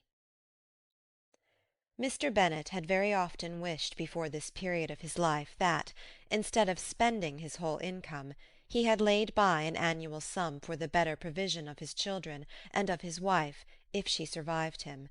He now wished it more than ever. Had he done his duty in that respect, Lydia need not have been indebted to her uncle for whatever of honour or credit could now be purchased for her. The satisfaction of prevailing on one of the most worthless young men in Great Britain to be her husband might then have rested in its proper place. He was seriously concerned that a cause of so little advantage to anyone should be forwarded at the sole expense of his brother-in-law, and he was determined, if possible, to find out the extent of his assistance and to discharge the obligation as soon as he could. When first Mr. Bennet had married, economy was held to be perfectly useless, for of course they were to have a son. The son was to join in cutting off the entail as soon as he should be of age, and the widow and younger children would by that means be provided for. 5 daughters successively entered the world, but yet the son was to come, and Mrs. Bennet, for many years after Lydia's birth, had been certain that he would. This event had at last been despaired of, but it was then too late to be saving. Mrs. Bennet had no turn for economy, and her husband's love of independence had alone prevented their exceeding their income. £5,000 was settled by marriage articles on Mrs. Bennet and the children, but in what proportions it should be divided amongst the latter depended on the will of the parents. This was one point, with regard to Lydia at least, which was now to be settled, and Mr. Bennet could have no hesitation in acceding to the proposal before him. In terms of grateful acknowledgment for the kindness of his brother, though expressed most concisely, he then delivered on paper his perfect approbation of all that was done, and his willingness to fulfil the engagements that had been made for him. He had never before supposed that, could Wickham be prevailed on to marry his daughter, it would be done with so little inconvenience to himself as by the present arrangement. He would scarcely be £10 a year the loser by the 100 that was to be paid them. For what with her board and pocket allowance, and the continual presents and money which passed to her through her mother's hands, Lydia's expenses had been very little within that sum. That it would be done with such trifling exertion on his side, too, was another very welcome surprise, for his wish at present was to have as little trouble in the business as possible. When the first transports of rage which had produced his activity in seeking her were over, he naturally returned to all his former indolence. His letter was soon dispatched, for, though dilatory in undertaking business, he was quick in its execution. He begged to know further particulars of what he was indebted to his brother, but was too angry with Lydia to send any message to her. The good news spread quickly through the house, and with proportionate speed through the neighbourhood. It was borne in the latter with decent philosophy. To be sure, it would have been more for the advantage of conversation had Miss Lydia Bennet come upon the town, or, as the happiest alternative, been secluded from the world in some distant farmhouse. But there was much to be talked of in marrying her, and the good-natured wishes for her well-doing which had proceeded before from all the spiteful old ladies in Meryton lost but a little of their spirit in this change of circumstances, because with such a husband her misery was considered certain. It was a fortnight since Mrs. Bennet had been downstairs, but on this happy day she again took her seat at the head of the table, and in spirits oppressively high. No sentiment of shame gave a damp to her triumph. The marriage of a daughter, which had been the first object of her wishes since Jane was 16, was now on the point of accomplishment, and her thoughts and her words ran wholly on those attendants of elegant nuptials, fine muslins, new carriages, and servants. She was busily searching through the neighbourhood for a proper situation for her daughter, and without knowing or considering what their income might be, rejected many as deficient in size and importance. "Hay Park might do," said she, "if the Goldings could quit it, or the great house at Stoke, if the drawing-room were larger. But Ashworth is too far off. I could not bear to have her 10 miles from me. And as for Pulvis Lodge, the attics are dreadful." Her husband allowed her to talk on without interruption while the servants remained. But when they had withdrawn, he said to her, "Mrs. Bennet, before you take any or all of those houses for your son and daughter, let us come to a right understanding. Into one house in this neighbourhood they shall never have admittance. I will not encourage the impudence of either by receiving them at Longbourn." A long dispute followed this declaration, but Mr. Bennet was firm. It soon led to another, and Mrs. Bennet found, with amazement and horror, that her husband would not advance a guinea to buy clothes for his daughter. He protested that she should receive from him no mark of affection whatever on the occasion. Mrs. Bennet could hardly comprehend it. That his anger could be carried to such a point of inconceivable resentment as to refuse his daughter a privilege without which her marriage would scarcely seem valid, exceeded all she could believe possible. She was more alive to the disgrace which her want of new clothes must reflect on her daughter's nuptials than to any sense of shame at her eloping and living with Wickham a fortnight before they took place. Elizabeth was now most heartily sorry that she had, from the distress of the moment, been led to make Mr. Darcy acquainted with their fears for her sister, for since her marriage would so shortly give the proper termination to the elopement, they might hope to conceal its unfavourable beginning from all those who were not immediately on the spot. She had no fear of its spreading farther through his means. There were few people on whose secrecy she would have more confidently depended, but at the same time there was no one whose knowledge of a sister's frailty would have mortified her so much, not, however, from any fear of disadvantage from it individually to herself, for at any rate there seemed a gulf impassable between them. Had Lydia's marriage been concluded on the most honourable terms, it was not to be supposed that Mr. Darcy would connect himself with a family where, to every other objection, would now be added an alliance and relationship of the nearest kind with a man whom he so justly scorned. From such a connection she could not wonder that he would shrink. The wish of procuring her regard, which she had assured herself of his feeling in Derbyshire, could not in rational expectation survive such a blow as this. She was humbled, she was grieved, she repented, though she hardly knew of what. She became jealous of his esteem, when she could no longer hope to be benefited by it. She wanted to hear of him, when there seemed the least chance of gaining intelligence. She was convinced that she could have been happy with him, when it was no longer likely they should meet.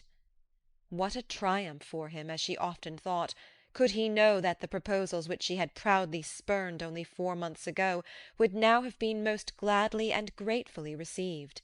He was as generous, she doubted not, as the most generous of his sex, but while he was mortal there must be a triumph. She began now to comprehend that he was exactly the man who, in disposition and talents, would most suit her. His understanding and temper, though unlike her own, would have answered all her wishes. It was an union that must have been to the advantage of both.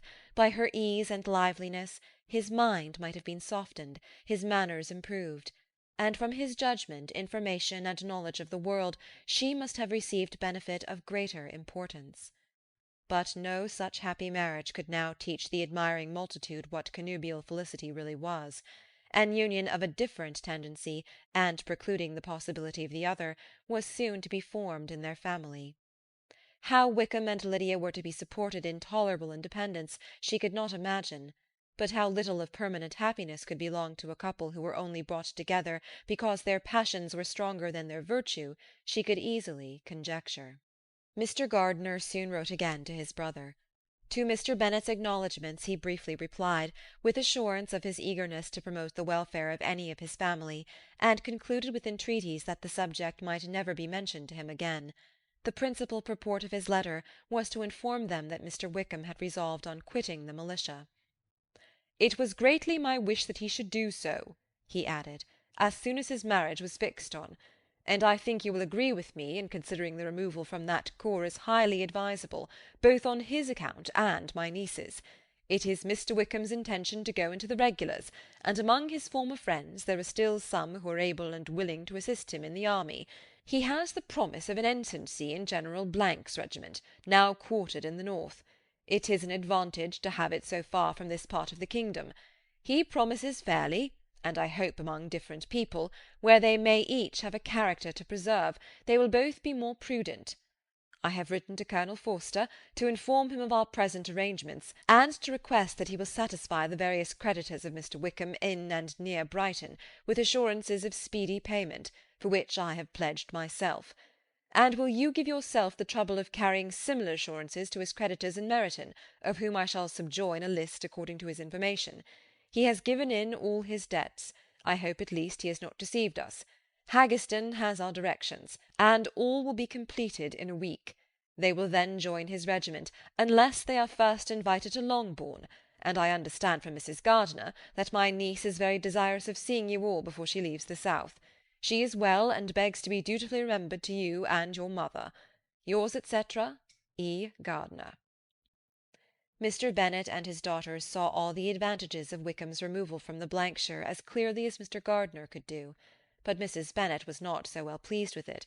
Lydia's being settled in the north, just when she had expected most pleasure and pride in her company, for she had by no means given up her plan of their residing in Hertfordshire, was a severe disappointment, and besides it was such a pity that Lydia should be taken from a regiment where she was acquainted with everybody, and had so many favourites.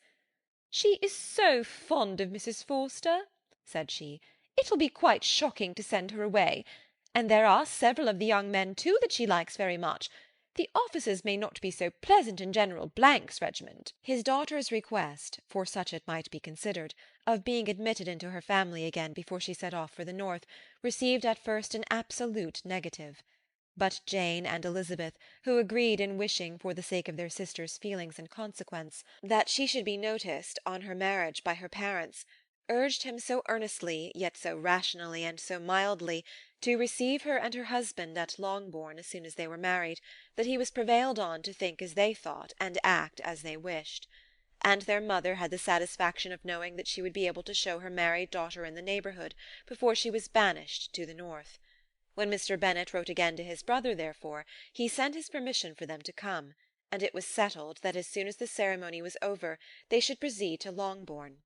Elizabeth was surprised, however, that Wickham should consent to such a scheme, and had she consulted only her own inclination, any meeting with him would have been the last object of her wishes. End of chapter 50.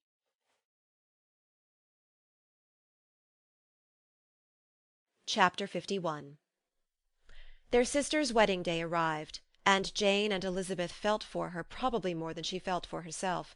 The carriage was sent to meet them at Blank, and they were to return in it by dinner-time.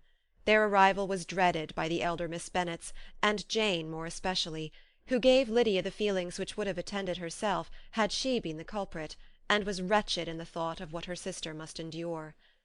They came. The family were assembled in the breakfast-room to receive them. Smiles decked the face of Mrs. Bennet as the carriage drove up to the door. Her husband looked impenetrably grave, her daughters alarmed, anxious, uneasy.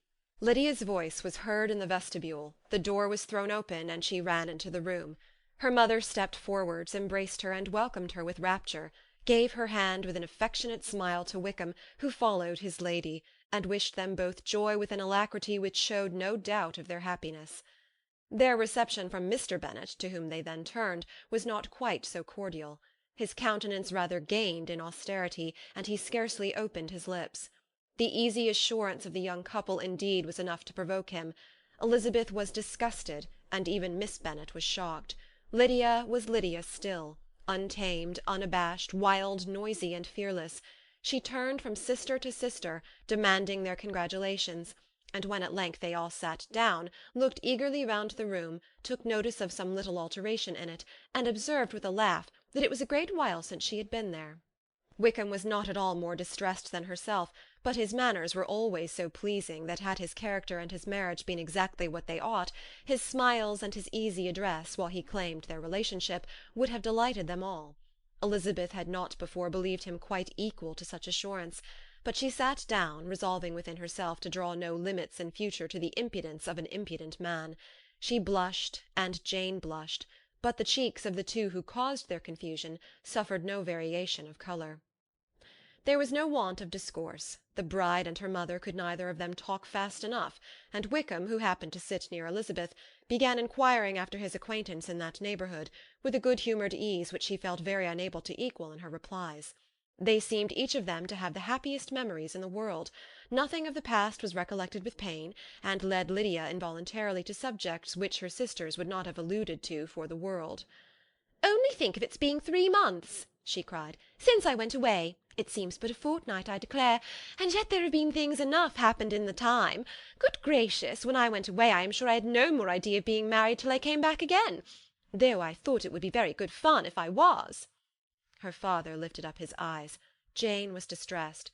Elizabeth looked expressively at Lydia, but she, who never heard or saw anything of which she chose to be insensible, gaily continued, "Oh, mamma, do the people hereabouts know I am married to-day? I was afraid they might not, and we overtook William Golding in his curricle, so I was determined he should know it, and so I let down the side-glass next to him, and took off my glove, and let my hand just rest upon the window-frame, so that he might see the ring, and then I bowed and smiled like anything." Elizabeth could bear it no longer. She got up and ran out of the room, and returned no more, till she heard them passing through the hall to the dining-parlour. She then joined them soon enough to see Lydia, with anxious parade, walk up to her mother's right hand, and hear her say to her eldest sister, "Ah, Jane, I take your place now, and you must go lower, because I am a married woman." It was not to be supposed that time would give Lydia that embarrassment from which she had been so wholly free at first. Her ease and good spirits increased. She longed to see Mrs. Phillips, the Lucases, and all their other neighbours, and to hear herself called Mrs. Wickham by each of them, and in the meantime she went after dinner to show her ring, and boast of being married, to Mrs. Hill and the 2 housemaids. "Well, mamma," said she, when they were all returned to the breakfast-room, "and what do you think of my husband? Is he not a charming man? I am sure my sisters must all envy me. I only hope they may have half my good luck. They must all go to Brighton. That is the place to get husbands. What a pity it is, mamma, we did not all go." "Very true, and if I had my will we should. But, my dear Lydia, I don't at all like your going such a way off. Must it be so?" "Oh, Lord, yes, there is nothing in that. I shall like it of all things. You and papa and my sisters must come down and see us. We shall be at Newcastle all the winter, and I dare say there will be some balls, and I will take good care to get partners for them all." "I should like it beyond anything," said her mother. "And then, when you go away, you may leave 1 or 2 of my sisters behind you, and I dare say I shall get husbands for them before the winter is over." "I thank you for my share of the favour," said Elizabeth, "but I do not particularly like your way of getting husbands." Their visitors were not to remain above 10 days with them. Mr. Wickham had received his commission before he left London, and he was to join his regiment at the end of a fortnight. No one but Mrs. Bennet regretted that their stay would be so short, and she made the most of the time by visiting about with her daughter and having very frequent parties at home. These parties were acceptable to all. To avoid a family circle was even more desirable to such as did think than such as did not. Wickham's affection for Lydia was just what Elizabeth had expected to find it, not equal to Lydia's for him. She had scarcely needed her present observation to be satisfied, from the reason of things, that their elopement had been brought on by the strength of her love rather than by his; and she would have wondered why, without violently caring for her, he chose to elope with her at all, had she not felt certain that his flight was rendered necessary by distress of circumstances, and if that were the case, he was not the young man to resist an opportunity of having a companion. Lydia was exceedingly fond of him. He was her dear Wickham on every occasion; no one was to be put in competition with him. He did everything best in the world, and she was sure he would kill more birds on the 1st of September than anybody else in the country. One morning, soon after their arrival, as she was sitting with her two elder sisters, she said to Elizabeth, "Lizzie, I never gave you an account of my wedding, I believe. You were not by when I told mamma and the others all about it. Are not you curious to hear how it was managed?" "Not really," replied Elizabeth. "I think there cannot be too little said on the subject." "La, you are so strange! But I must tell you how it went off. We were married, you know, at St. Clement's, because Wickham's lodgings were in that parish, and it was settled that we should all be there by 11 o'clock. My uncle and aunt and I were to go together, and the others were to meet us at the church.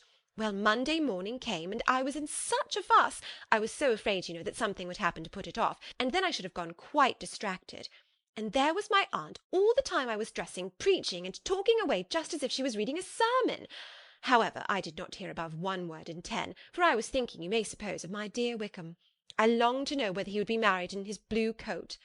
Well, and so we breakfasted at 10 as usual. I thought it would never be over, for by the by you are to understand that my uncle and aunt were horrid unpleasant all the time I was with them.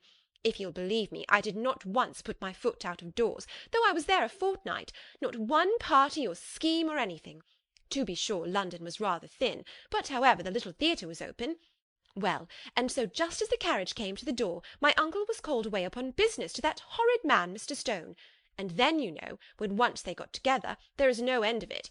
Well, I was so frightened I did not know what to do, for my uncle was to give me away, and if we were beyond the hour we could not be married all day.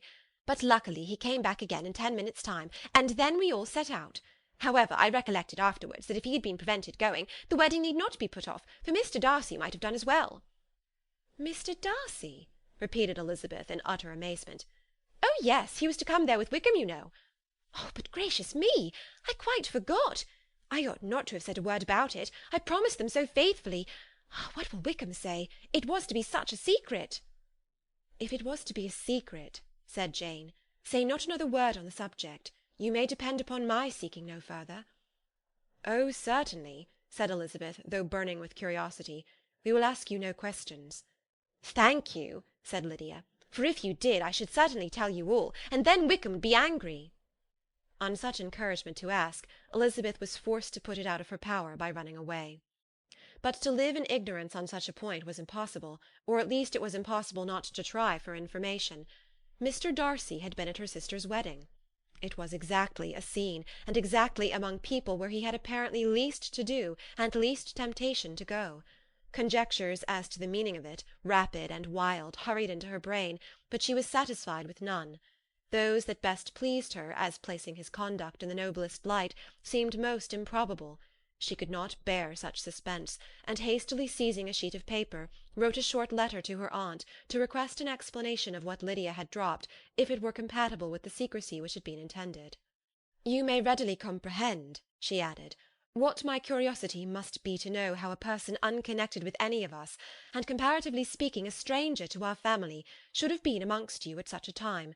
Pray write instantly, and let me understand it, unless it is, for very cogent reasons, to remain in the secrecy which Lydia seems to think necessary, and then I must endeavour to be satisfied with ignorance. Not that I shall, though," she added to herself as she finished the letter. "And, my dear aunt, if you do not tell me in an honourable manner, I shall certainly be reduced to tricks and stratagems to find it out." Jane's delicate sense of honour would not allow her to speak to Elizabeth privately of what Lydia had let fall. Elizabeth was glad of it. Till it appeared whether her inquiries would receive any satisfaction, she had rather be without a confidant. End of Chapter 51. Chapter 52. Elizabeth had the satisfaction of receiving an answer to her letter as soon as she possibly could. She was no sooner in possession of it than, hurrying into the little copse, where she was least likely to be interrupted, she sat down on one of the benches and prepared to be happy, for the length of the letter convinced her that it did not contain a denial. Gracechurch Street, September 6th. My dear niece, I have just received your letter, and shall devote this whole morning to answering it, as I foresee that a little writing will not comprise what I have to tell you. I must confess myself surprised by your application. I did not expect it from you. Don't think me angry, however, for I only mean to let you know that I did not imagine such inquiries to be necessary on your side. If you do not choose to understand me, forgive my impertinence. Your uncle is as much surprised as I am, and nothing but the belief of your being a party concerned would have allowed him to act as he has done. But if you are really innocent and ignorant, I must be more explicit. On the very day of my coming home from Longbourn, your uncle had a most unexpected visitor. Mr. Darcy called, and was shut up with him several hours. It was all over before I arrived, so my curiosity was not so dreadfully racked as yours seems to have been. He came to tell Mr. Gardiner that he had found out where your sister and Mr. Wickham were, and that he had seen and talked with them both, Wickham repeatedly, Lydia once. From what I can collect, he left Derbyshire only one day after ourselves, and came to town with the resolution of hunting for them. The motive professed was his conviction of its being owing to himself that Wickham's worthlessness had not been so well known as to make it impossible for any young woman of character to love or confide in him. He generously imputed the whole to his mistaken pride, and confessed that he had before thought it beneath him to lay his private actions open to the world. His character was to speak for itself. He called it, therefore, his duty to step forward, and endeavour to remedy an evil which had been brought on by himself. If he had another motive, I am sure it would never disgrace him. He had been some days in town before he was able to discover them, but he had something to direct his search, which was more than we had, and the consciousness of this was another reason for his resolving to follow us. There is a lady, it seems, a Mrs. Young, who was some time ago governess to Miss Darcy, and was dismissed from her charge on some cause of disapprobation, though he did not say what. She then took a large house in Edward Street, and has since maintained herself by letting lodgings. This Mrs. Young was, he knew, intimately acquainted with Wickham, and he went to her for intelligence of him as soon as he got to town. But it was 2 or 3 days before he could get from her what he wanted. She would not betray her trust, I suppose, without bribery and corruption, for she really did know where her friend was to be found. Wickham, indeed, had gone to her on their first arrival in London, and had she been able to receive them into her house, they would have taken up their abode with her. At length, however, our kind friend procured the wished-for direction. They were in Street. He saw Wickham, and afterwards insisted on seeing Lydia.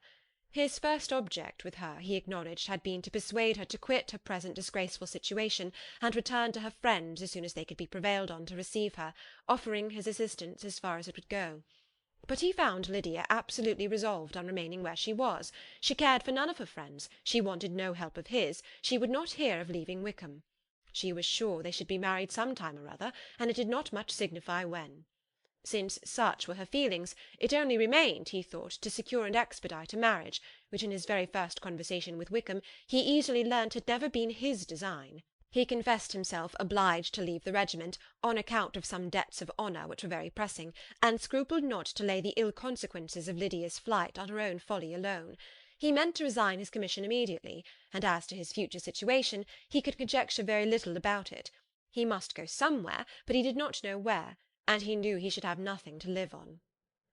Mr. Darcy asked him why he had not married your sister at once. Though Mr. Bennet was not imagined to be very rich, he would have been able to do something for him, and his situation must have been benefited by marriage.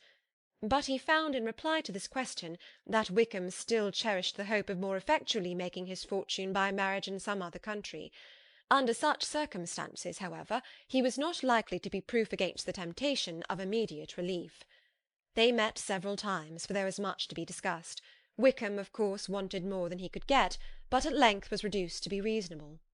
Everything being settled between them, Mr. Darcy's next step was to make your uncle acquainted with it, and he first called in Gracechurch Street the evening before I came home.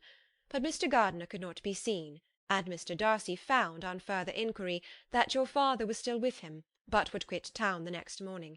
He did not judge your father to be a person whom he could so properly consult as your uncle, and therefore readily postponed seeing him until after the departure of the former. He did not leave his name, and till the next day it was only known that a gentleman had called on business. On Saturday he came again. Your father was gone, your uncle at home, and as I said before, they had a great deal of talk together. They met again on Sunday, and then I saw him too. It was not all settled before Monday. As soon as it was, the express was sent off to Longbourn. But our visitor was very obstinate. I fancy, Lizzie, that obstinacy is the real defect of his character after all. He has been accused of many faults at different times, but this is the true one. Nothing was to be done that he did not do himself, though I am sure, and I do not speak it to be thanked, therefore say nothing about it, your uncle would most readily have settled the whole. They battled it together for a long time, which was more than either the gentleman or lady concerned in it deserved. But at last your uncle was forced to yield, and instead of being allowed to be of use to his niece, was forced to put up with only having the probable credit of it, which went sorely against the grain, and I really believe your letter this morning gave him great pleasure, because it required an explanation that would rob him of his borrowed feathers, and give the praise where it was due. But, Lizzie, this must go no farther than yourself, or Jane at most. You know pretty well, I suppose, what has been done for the young people. His debts are to be paid, amounting, I believe, to considerably more than £1,000, another 1,000 in addition to her own settled upon her, and his commission purchased. The reason why all this was to be done by him alone was such as I have given above. It was owing to him, to his reserve and want of proper consideration, that Wickham's character had been so misunderstood, and consequently that he had been received and noticed as he was.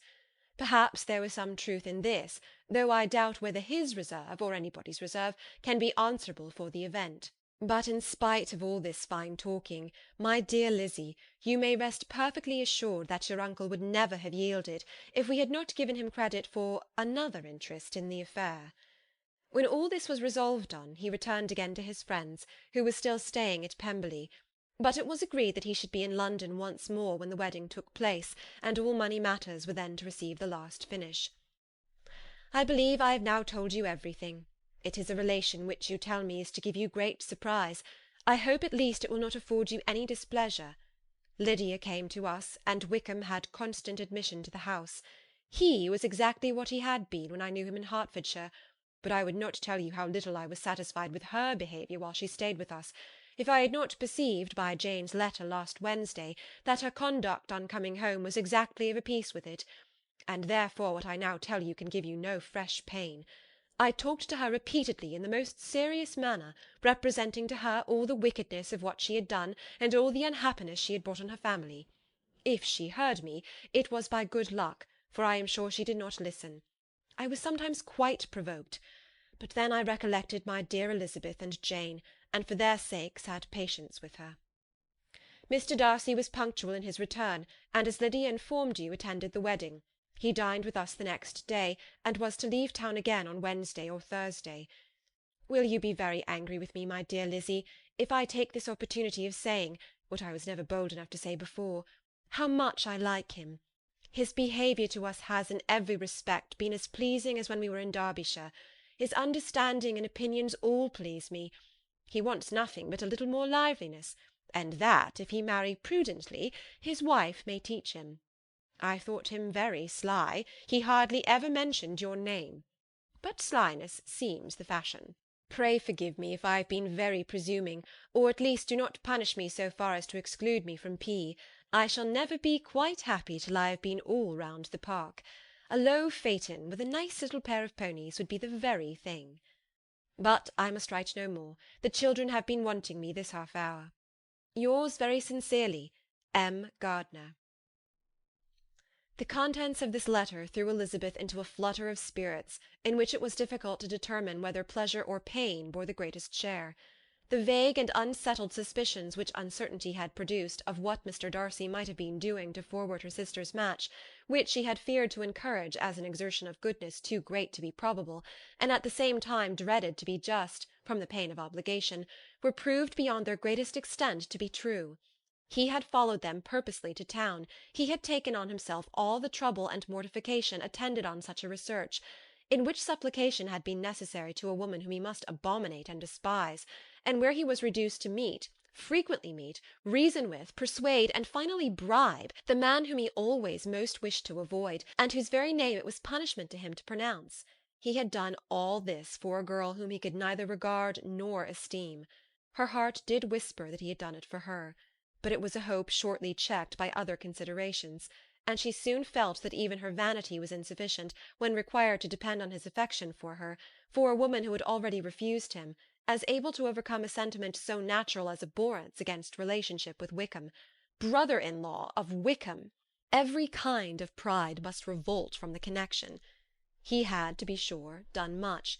She was ashamed to think how much. But he had given a reason for his interference, which asked no extraordinary stretch of belief. It was reasonable that he should feel he had been wrong. He had liberality, and he had the means of exercising it, and though she would not place herself as his principal inducement, she could perhaps believe that remaining partiality for her might assist his endeavours in a cause where her peace of mind must be materially concerned. It was painful, exceedingly painful, to know that they were under obligations to a person who could never receive a return. They owed the restoration of Lydia, her character, everything to him. Oh, how heartily did she grieve over every ungracious sensation she had ever encouraged, every saucy speech she had ever directed towards him. For herself she was humbled, but she was proud of him, proud that in a cause of compassion and honour he had been able to get the better of himself. She read over her aunt's commendation of him again and again. It was hardly enough, but it pleased her. She was even sensible of some pleasure, though mixed with regret, on finding how steadfastly both she and her uncle had been persuaded that affection and confidence subsisted between Mr. Darcy and herself. She was roused from her seat and her reflections by some one's approach, and before she could strike into another path she was overtaken by Wickham. "I am afraid I interrupt your solitary ramble, my dear sister," said he as he joined her. "You certainly do," she replied with a smile, "but it does not follow that the interruption must be unwelcome." "I should be sorry indeed if it were. We were always good friends, and now we are better." "True. Are the others coming out?" "I do not know. Mrs. Bennet and Lydia are going in the carriage to Meryton. And so, my dear sister, I find from our uncle and aunt that you have actually seen Pemberley." She replied in the affirmative. "I almost envy you the pleasure, and yet I believe it would be too much for me, or else I could take it in my way to Newcastle. And you saw the old housekeeper, I suppose? Poor Reynolds, she was always very fond of me, but of course she did not mention my name to you." "Yes, she did." "And what did she say?" "That you were gone into the army, and she was afraid had not turned out well. At such a distance as that, you know, things are strangely misrepresented." "Certainly," he replied, biting his lips. Elizabeth hoped she had silenced him, but he soon afterwards said, "I was surprised to see Darcy in town last month. We passed each other several times. I wonder what he can be doing there." "Perhaps preparing for his marriage with Mr. Berg," said Elizabeth. "It must be something particular to take him there at this time of year." "Undoubtedly. Did you see him while you were at Lambton? I thought I understood from the gardeners that you had." "Yes, he introduced us to his sister." "And do you like her?"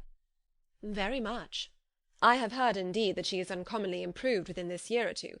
When I last saw her she was not very promising. I am very glad you liked her. I hope she will turn out well." "I dare say she will. She has got over the most trying age."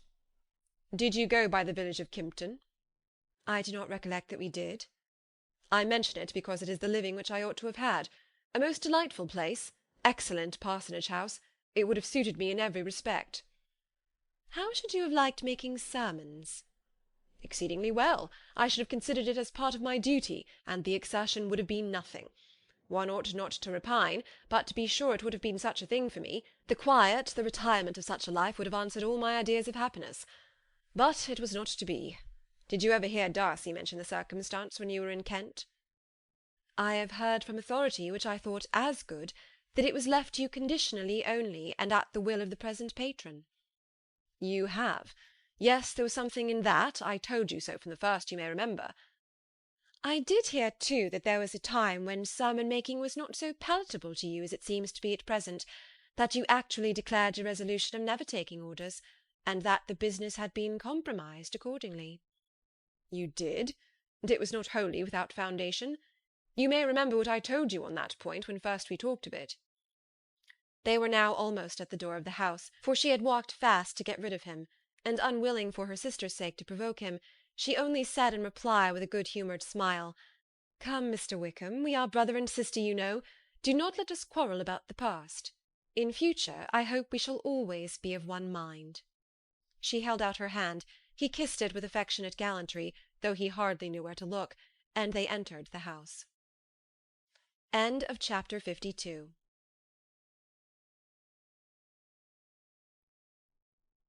Chapter 53. Mr. Wickham was so perfectly satisfied with this conversation that he never again distressed himself or provoked his dear sister Elizabeth by introducing the subject of it, and she was pleased to find that she had said enough to keep him quiet. The day of his and Lydia's departure soon came, and Mrs. Bennet was forced to submit to a separation, which, as her husband by no means entered into her scheme of their all going to Newcastle, was likely to continue at least a 12-month. "Oh, my dear Lydia," she cried, "when shall we meet again?" "Oh, Lord, I don't know. Not these 2 or 3 years, perhaps." "Write to me very often, my dear." "As often as I can, but you know married women have never much time for writing. My sisters may write to me. They will have nothing else to do." Mr. Wickham's adieus were much more affectionate than his wife's. He smiled, looked handsome, and said many pretty things. "He is as fine a fellow," said Mr. Bennet as soon as they were out of the house, "as ever I saw. He simpers and smirks and makes love to us all. I am prodigiously proud of him.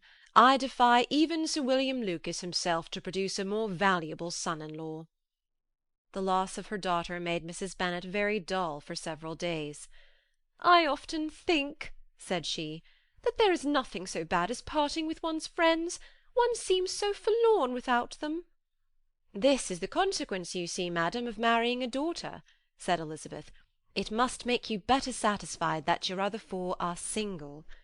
"It is no such thing. Lydia does not leave me because she is married, but only because her husband's regiment happens to be so far off. If that had been nearer, she would not have gone so soon." But the spiritless condition which this event threw her into was shortly relieved, and her mind opened again to the agitation of hope, by an article of news which then began to be in circulation.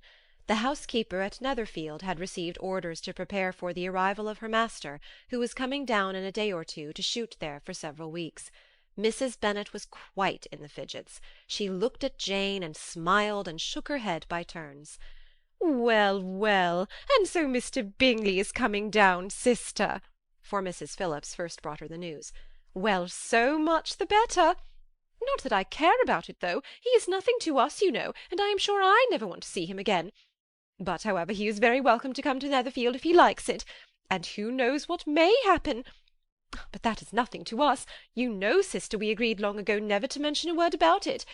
And so is it quite certain he is coming?" "You may depend on it," replied the other, "for Mrs. Nicholls was in Meryton last night. I saw her passing by, and went out myself on purpose to know the truth of it, and she told me that it was certain true. He comes down on Thursday at the latest, very likely on Wednesday. She was going to the butcher's, she told me, on purpose to order in some meat on Wednesday, and she has got 3 couple of duck just fit to be killed." Miss Bennet had not been able to hear of his coming without changing colour. It was many months since she had mentioned his name to Elizabeth, but now, as soon as they were alone together, she said, "I saw you look at me to-day, Lizzie, when my aunt told us of the present report, and I know I appeared distressed. But don't imagine it was from any silly cause. I was only confused for the moment, because I felt that I should be looked at. I do assure you that the news does not affect me either with pleasure or pain. I am glad of one thing, that he comes alone, because we shall see the less of him. Not that I am afraid of myself, but I dread other people's remarks." Elizabeth did not know what to make of it. Had she not seen him in Derbyshire, she might have supposed him capable of coming there with no other view than what was acknowledged, but she still thought him partial to Jane, and she wavered as to the greater probability of his coming there with his friend's permission, or being bold enough to come without it. "Yet it is hard," she sometimes thought, "that this poor man cannot come to a house which he has legally hired, without raising all this speculation. I will leave him to himself." In spite of what her sister declared, and really believed to be her feelings in the expectation of his arrival, Elizabeth could easily perceive that her spirits were affected by it. They were more disturbed, more unequal, than she had often seen them. The subject which had been so warmly canvassed between their parents about a 12-month ago was now brought forward again. "As soon as ever Mr. Bingley comes, my dear," said Mrs. Bennet. "You will wait on him, of course." "No, no, you forced me into visiting him last year, and promised if I went to see him he should marry one of my daughters. But it ended in nothing, and I will not be sent on a fool's errand again." His wife represented to him how absolutely necessary such an attention would be from all the neighbouring gentlemen on his returning to Netherfield. "'Tis an etiquette I despise," said he. "If he wants our society, let him seek it. He knows where we live. I will not spend my hours in running after my neighbours every time they go away and come back again." "Well, all I know is that it will be abominably rude if you do not wait on him. But, however, that shan't prevent my asking him to dine here. I am determined. We must have Mrs. Long and the Goldings soon. That will make 13 with ourselves, so there will be just room at table for him." Consoled by this resolution, she was the better able to bear her husband's incivility, though it was very mortifying to know that her neighbours might all see Mr. Bingley, in consequence of it, before they did. As the day of his arrival drew near, "I begin to be sorry that he comes at all," said Jane to her sister. "It would be nothing. I could see him with perfect indifference, but I can hardly bear to hear it thus perpetually talked of. My mother means well, but she does not know, no one can know, how much I suffer from what she says. Happy shall I be when his stay at Netherfield is over." "I wish I could say anything to comfort you," replied Elizabeth, "but it is wholly out of my power. You must feel it, and the usual satisfaction of preaching patience to a sufferer is denied me, because you have always so much." Mr. Bingley arrived. Mrs. Bennet, through the assistance of servants, contrived to have the earliest tidings of it, that the period of anxiety and fretfulness on her side might be as long as it could. She counted the days that must intervene before their invitation could be sent, hopeless of seeing him before. But on the third morning after his arrival in Hertfordshire, she saw him, from her dressing-room window, enter the paddock and ride towards the house. Her daughters were eagerly called to partake of her joy. Jane resolutely kept her place at the table, but Elizabeth, to satisfy her mother, went to the window. She looked, she saw Mr. Darcy with him, and sat down again by her sister. "There is a gentleman with him, mamma," said Kitty. "Who can it be?" "Some acquaintance or other, my dear, I suppose. I am sure I do not know." "La!" replied Kitty, "it looks just like that man that used to be with him before, Mr. What's-his-name, that tall, proud man." "Good gracious! Mr. Darcy! And so it does, I vow. Well, any friend of Mr. Bingley's will always be welcome here, to be sure, but I must say that I hate the very sight of him." Jane looked at Elizabeth with surprise and concern. She knew but little of their meeting in Derbyshire, and therefore felt for the awkwardness which must attend her sister in seeing him almost for the first time after receiving his explanatory letter. Both sisters were uncomfortable enough. Each felt for the other, and of course for themselves, and their mother talked on of her dislike of Mr. Darcy, and her resolution to be civil to him only as Mr. Bingley's friend, without being heard by either of them. But Elizabeth had sources of uneasiness which could not be suspected by Jane, to whom she had never yet had courage to show Mrs. Gardiner's letter, or to relate her own change of sentiment towards him. To Jane he could only be a man whose proposal she had refused, and whose merit she had undervalued, but to her own more extensive information, he was the person to whom the whole family were indebted for the first of benefits, and whom she regarded herself with an interest, if not quite so tender, at least as reasonable and just as what Jane felt for Bingley. Her astonishment at his coming to Netherfield, to Longbourn, and voluntarily seeking her again, was almost equal to what she had known on first witnessing his altered behaviour in Derbyshire. The colour which had been driven from her face returned for half a minute with an additional glow, and a smile of delight added lustre to her eyes, as she thought for that space of time that his affection and wishes must still be unshaken. But she would not be secure. "Let me first see how he behaves," said she. "It will then be early enough for expectation." She sat intently at work, striving to be composed, without daring to lift up her eyes, till anxious curiosity carried them to the face of her sister as the servant was approaching the door. Jane looked a little paler than usual, but more sedate than Elizabeth had expected. On the gentlemen's appearing her colour increased, yet she received them with tolerable ease, and with a propriety of behaviour equally free from any symptom of resentment or any unnecessary complaisance. Elizabeth said as little to either as civility would allow, and sat down again to her work, with an eagerness which it did not often command. She had ventured only one glance at Darcy. He looked serious as usual, and she thought more as he had been used to look in Hertfordshire than as she had seen him at Pemberley. But perhaps he could not, in her mother's presence, be what he was before her aunt and uncle. It was a painful, but not an improbable, conjecture. Bingley she had likewise seen for an instant, and in that short period saw him looking both pleased and embarrassed.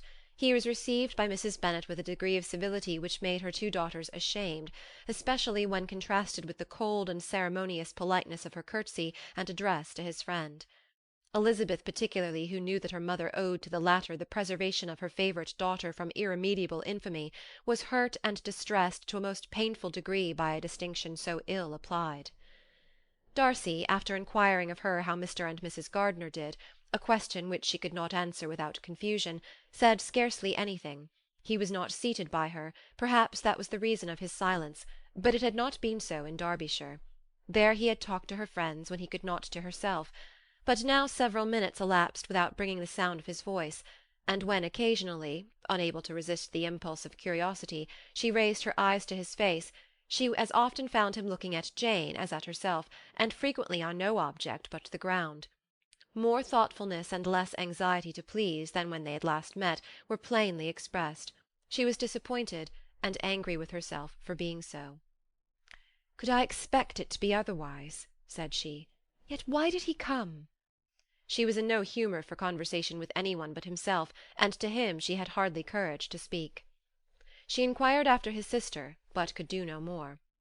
"It is a long time, Mr. Bingley, since you went away," said Mrs. Bennet. He readily agreed to it. "I began to be afraid you would never come back again. People did say you meant to quit the place entirely at Michaelmas, but however I hope it is not true. A great many changes have happened in the neighbourhood since you went away. Miss Lucas is married and settled, and one of my own daughters. I suppose you have heard of it?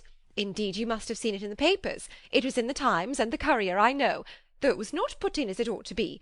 It was only said, lately, George Wickham, Esquire, to Miss Lydia Bennet, without there being a syllable said of her father, or the place where she lived, or anything. It was my brother Gardiner's drawing up too, and I wonder how he came to make such an awkward business of it. Did you see it?"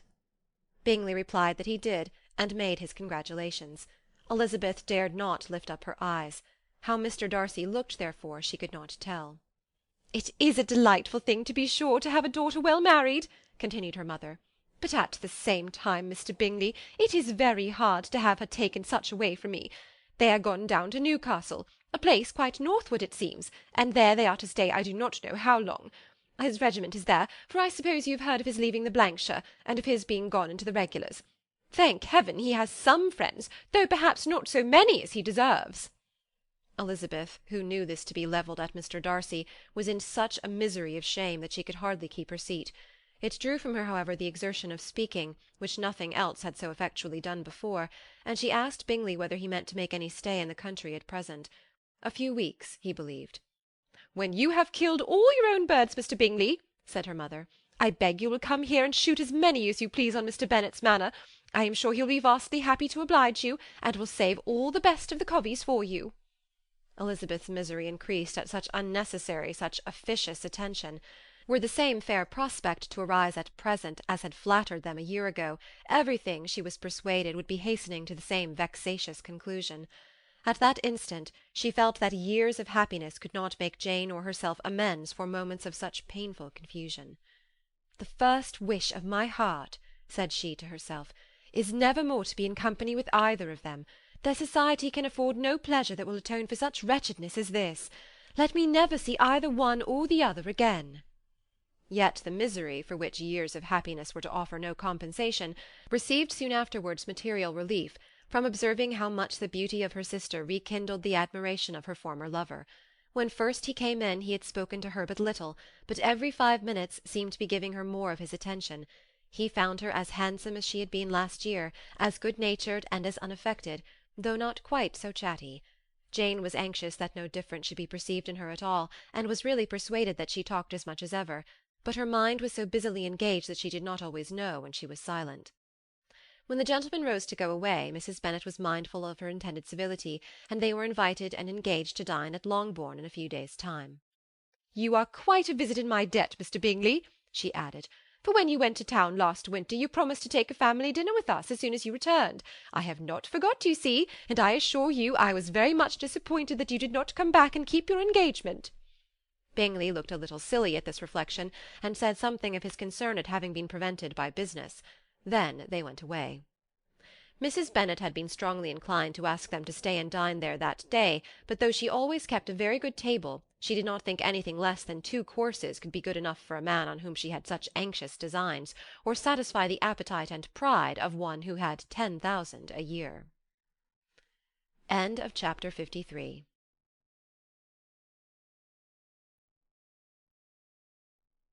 Chapter 54. As soon as they were gone, Elizabeth walked out to recover her spirits, or, in other words, to dwell without interruption on those subjects that must deaden them more. Mr. Darcy's behaviour astonished and vexed her. "Why, if he came only to be silent, grave, and indifferent," said she, "did he come at all?" She could settle it in no way that gave her pleasure. "He could be still amiable, still pleasing to my uncle and aunt when he was in town, and why not to me?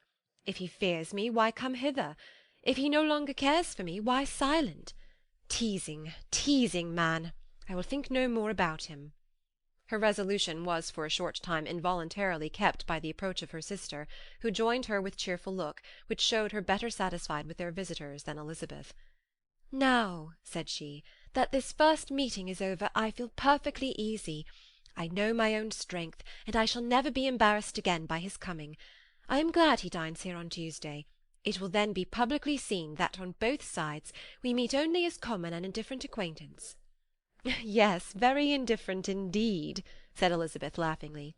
"Oh, Jane, take care." "My dear Lizzy, you cannot think me so weak as to be in danger now."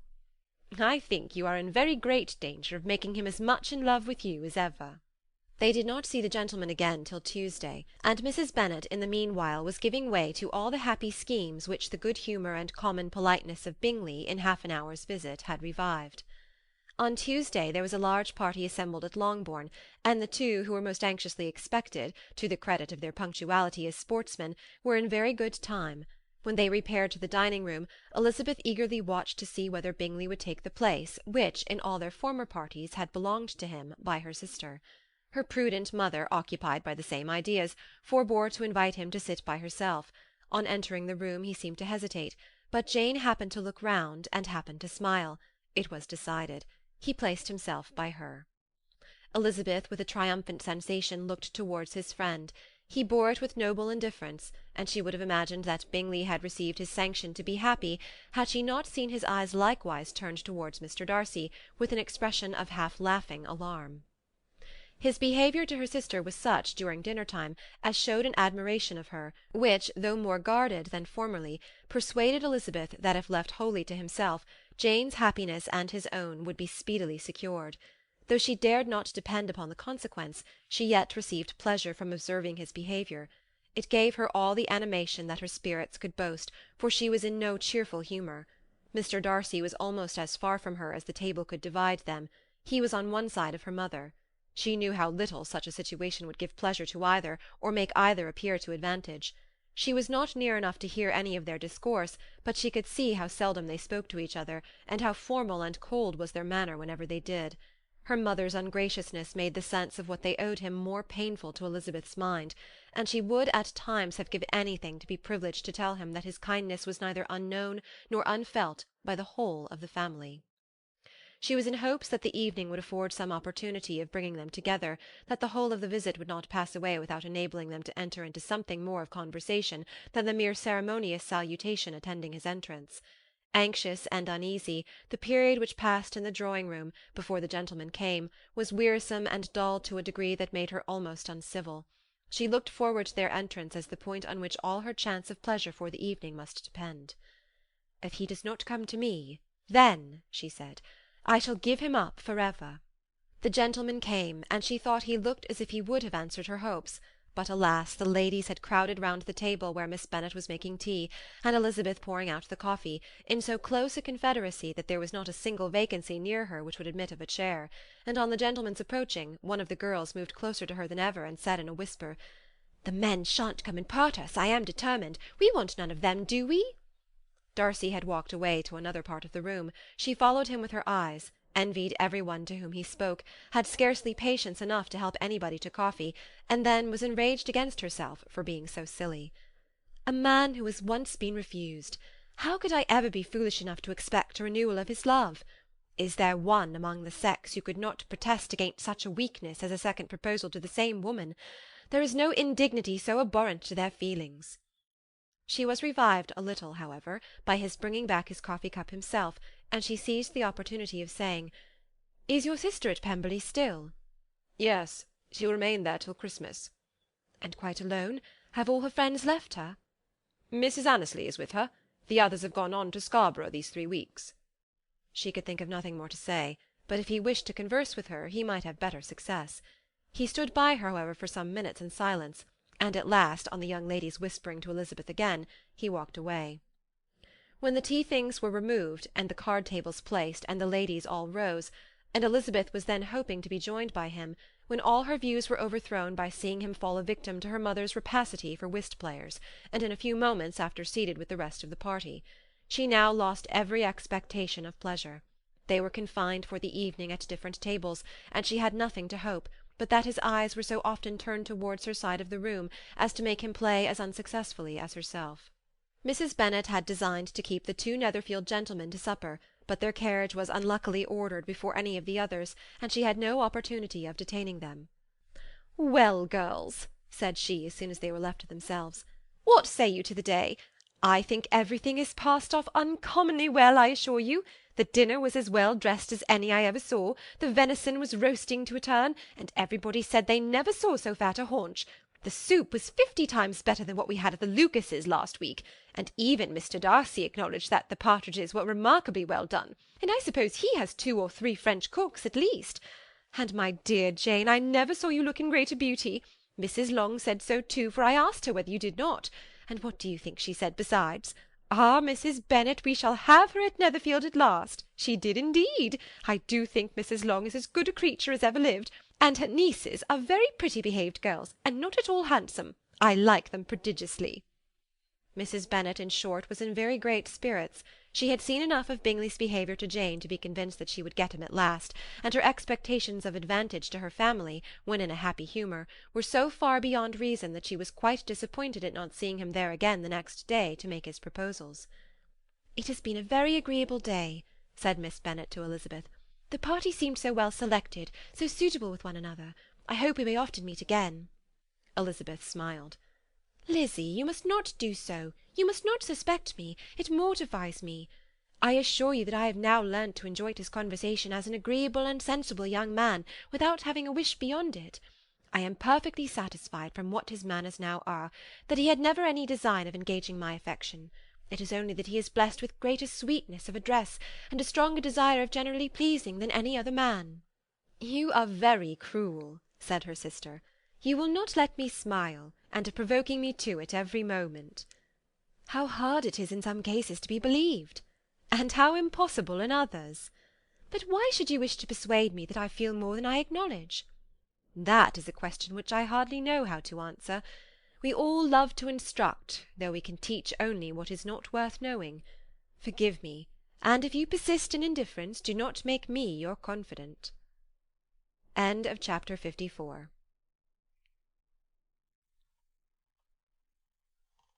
Chapter 55. A few days after this visit, Mr. Bingley called again, and alone. His friend had left him that morning for London, but was to return home in 10 days' time. He sat with them above an hour, and was in remarkably good spirits. Mrs. Bennet invited him to dine with them, but with many expressions of concern he confessed himself engaged elsewhere. "Next time you call," said she, "I hope we shall be more lucky." He should be particularly happy at any time, etc., etc., and if she would give him leave, would take an early opportunity of waiting on them. "Can you come to-morrow?" Yes, he had no engagement at all for to-morrow, and her invitation was accepted with alacrity. He came, and in such very good time that the ladies were none of them dressed. In ran Mrs. Bennet to her daughter's room in her dressing-gown, and with her hair half finished, crying out, My dear Jane, make haste and hurry down. He is come. Mr. Bingley is come. He is indeed. Make haste, make haste. Here, Sarah, come to Miss Bennet this moment, and help her on with her gown. Never mind Miss Lizzie's hair." "We will be down as soon as we can," said Jane. "But I dare say Kitty is forwarder than either of us, for she went upstairs half an hour ago." "Oh, hang Kitty! What has she to do with it? Come, be quick, be quick! Where is your sash, my dear?" But when her mother was gone, Jane would not be prevailed on to go down without one of her sisters. The same anxiety to get them by themselves was visible again in the evening. After tea, Mr. Bennet retired to the library, as was his custom, and Mary went upstairs to her instrument. 2 obstacles of the 5 being thus removed, Mrs. Bennet sat down, and winking at Elizabeth and Catherine for a considerable time, without making any impression on them. Elizabeth would not observe her, and when at last Kitty did, she very innocently said, "What is the matter, mamma? What do you keep winking at me for? What am I to do?" "Oh, nothing, child, nothing. I did not wink at you." She then sat still 5 minutes longer, but unable to waste such a precious occasion, she suddenly got up, and saying to Kitty, "Come here, my love, I want to speak to you," took her out of the room. Jane instantly gave a look at Elizabeth which spoke her distress at such premeditation, and her entreaty that she would not give in to it. In a few minutes Mrs. Bennet half opened the door, and called out, "Lizzie, my dear, I want to speak with you." Elizabeth was forced to go. "We may as well leave them by themselves, you know," said her mother as soon as she was in the hall. "Kitty and I are going upstairs to sit in my dressing-room." Elizabeth made no attempt to reason with her mother, but remained quietly in the hall, till she and Kitty were out of sight, then returned to the drawing-room. Mrs. Bennet's schemes for the day were ineffectual. Bingley was everything that was charming, except the professed lover of her daughter. His ease and cheerfulness rendered him a most agreeable addition to their evening party, and he bore with the ill-judged officiousness of the mother, and heard all her silly remarks with a forbearance and command of countenance particularly grateful to the daughter. He scarcely needed an invitation to stay supper, and before he went away an engagement was formed, chiefly through his own and Mrs. Bennet's means, for his coming next morning to shoot with her husband. After this day Jane said no more of her indifference. Not a word passed between the sisters concerning Bingley, but Elizabeth went to bed in the happy belief that all must speedily be concluded, unless Mr. Darcy returned within the stated time. Seriously, however, she felt tolerably persuaded that all this must have taken place with that gentleman's concurrence. Bingley was punctual to his appointment, and he and Mr. Bennet spent the morning together, as had been agreed on. The latter was much more agreeable than his companion expected. There was nothing of presumption or folly in Bingley that could provoke his ridicule, or disgust him into silence, and he was more communicative and less eccentric than the other had ever seen him. Bingley, of course, returned with him to dinner, and in the evening Mrs. Bennet's invention was again at work to get everybody away from him and her daughter. Elizabeth, who had a letter to write, went into the breakfast-room for that purpose soon after tea, for as the others were all going to sit down to cards, she could not be wanted to counteract her mother's schemes. But on returning to the drawing-room, when her letter was finished, she saw, to her infinite surprise, there was reason to fear that her mother had been too ingenious for her. On opening the door, she perceived her sister and Bingley standing together over the hearth, as if engaged in earnest conversation, and had this led to no suspicion, the faces of both, as they hastily turned round and moved away from each other, would have told it all. Their situation was awkward enough, but hers, she thought, was still worse. Not a syllable was uttered by either, and Elizabeth was on the point of going away again, when Bingley, who, as well as the other, had sat down, suddenly rose, and whispering a few words to her sister, ran out of the room. Jane could have no reserves from Elizabeth where confidence would give pleasure, and instantly embracing her, acknowledged with the liveliest emotion that she was the happiest creature in the world. "'Tis too much," she added, "by far too much. I do not deserve it. Oh, why is everybody not as happy?" Elizabeth's congratulations were given with a sincerity, a warmth, a delight, which words could but poorly express. Every sentence of kindness was a fresh source of happiness to Jane, but she would not allow herself to stay with her sister, or say half that remained to be said for the present. "I must go instantly to my mother," she cried. "I would not on any account trifle with her affectionate solicitude, or allow her to hear it from any one but myself. He is gone to my father already. Oh, Lizzie, to know that what I have to relate will give such pleasure to all my dear family! How shall I bear so much happiness?" She then hastened away to her mother, who had purposely broken up the card-party, and was sitting upstairs with Kitty. Elizabeth, who was left by herself, now smiled at the rapidity and ease with which such an affair was finally settled, that had given them so many previous months of suspense and vexation. "And this," said she, "is the end of all his friends' anxious circumspection, of all his sisters' falsehood and contrivance, the happiest, wisest, most reasonable end." In a few minutes she was joined by Bingley, whose conference with her father had been short and to the purpose. "Where is your sister?" said he hastily as he opened the door. "With my mother upstairs. She will be down in a moment, I dare say." He then shut the door, and coming up to her, claimed the good wishes and affection of a sister. Elizabeth honestly and heartily expressed her delight in the prospect of their relationship. They shook hands with great cordiality, and then, till her sister came down, she had to listen to all he had to say of his own happiness, and of Jane's perfections, and in spite of his being a lover, Elizabeth really believed all his expectations of felicity to be rationally founded, because they had for basis the excellent understanding and super-excellent disposition of Jane, and a general similarity of feeling and taste between her and himself.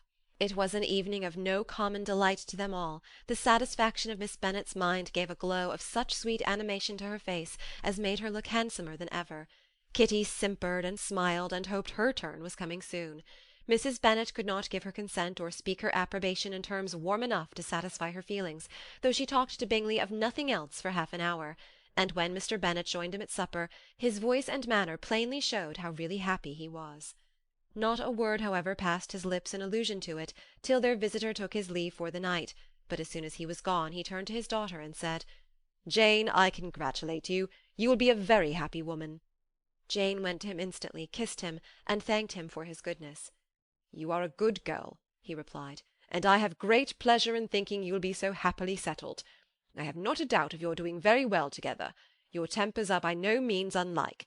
You are each of you so complying that nothing will be ever resolved on, so easy that every servant will cheat you, and so generous that you will always exceed your income." "I hope not so. Imprudence or thoughtlessness in money matters would be unpardonable in me." "Exceed their income! My dear Mr. Bennet!" cried his wife. "What are you talking of?" "Why, he has 4,000 or 5,000 a year, and very likely more." Then, addressing her daughter, "Oh, my dear, dear Jane, I am so happy! I am sure I shan't get a wink of sleep all night. I knew how it would be. I always said it must be so at last. I was sure you could not be so beautiful for nothing. I remember as soon as ever I saw him when he first came into Hertfordshire last year, I thought how likely it was that you should come together. Oh, he is the handsomest young man that ever was seen." Wickham, Lydia, were all forgotten. Jane was beyond competition her favourite child. At that moment she cared for no other. Her younger sisters soon began to make interest with her for objects of happiness which she might in future be able to dispense. Mary petitioned for the use of the library at Netherfield, and Kitty begged very hard for a few balls there every winter.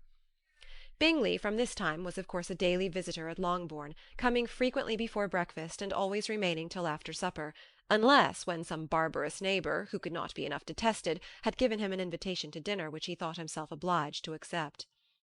Elizabeth had now but little time for conversation with her sister, for while he was present Jane had no attention to bestow on any one else, but she found herself considerably useful to both of them in those hours of separation that must sometimes occur.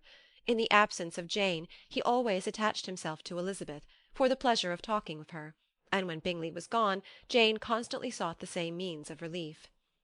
"He has made me so happy," said she one evening, "by telling me that he was totally ignorant of my being in town last spring. I had not believed it possible." "I suspected as much," said Elizabeth, "but how did he account for it?" "It must have been his sister's doing.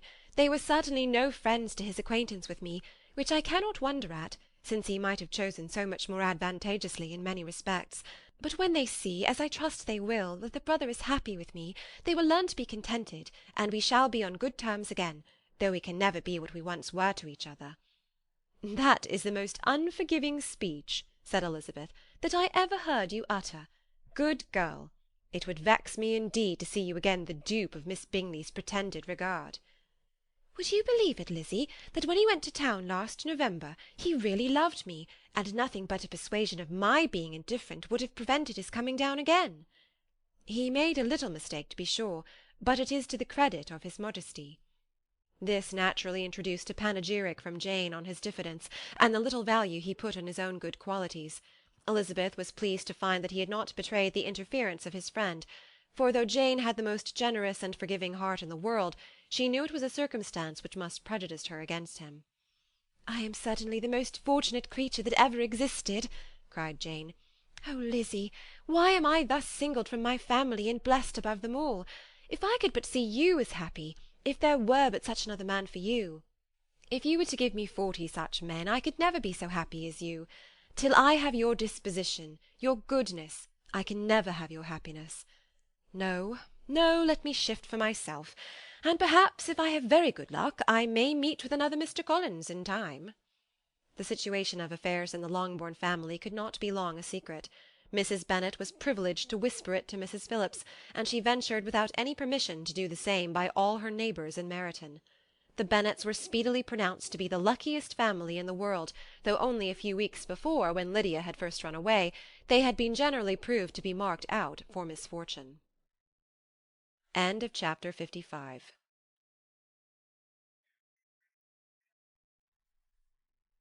Chapter 56.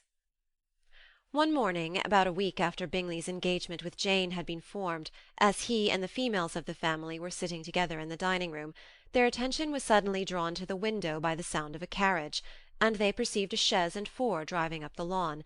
It was too early in the morning for visitors, and besides, the equipage did not answer to that of any of their neighbours.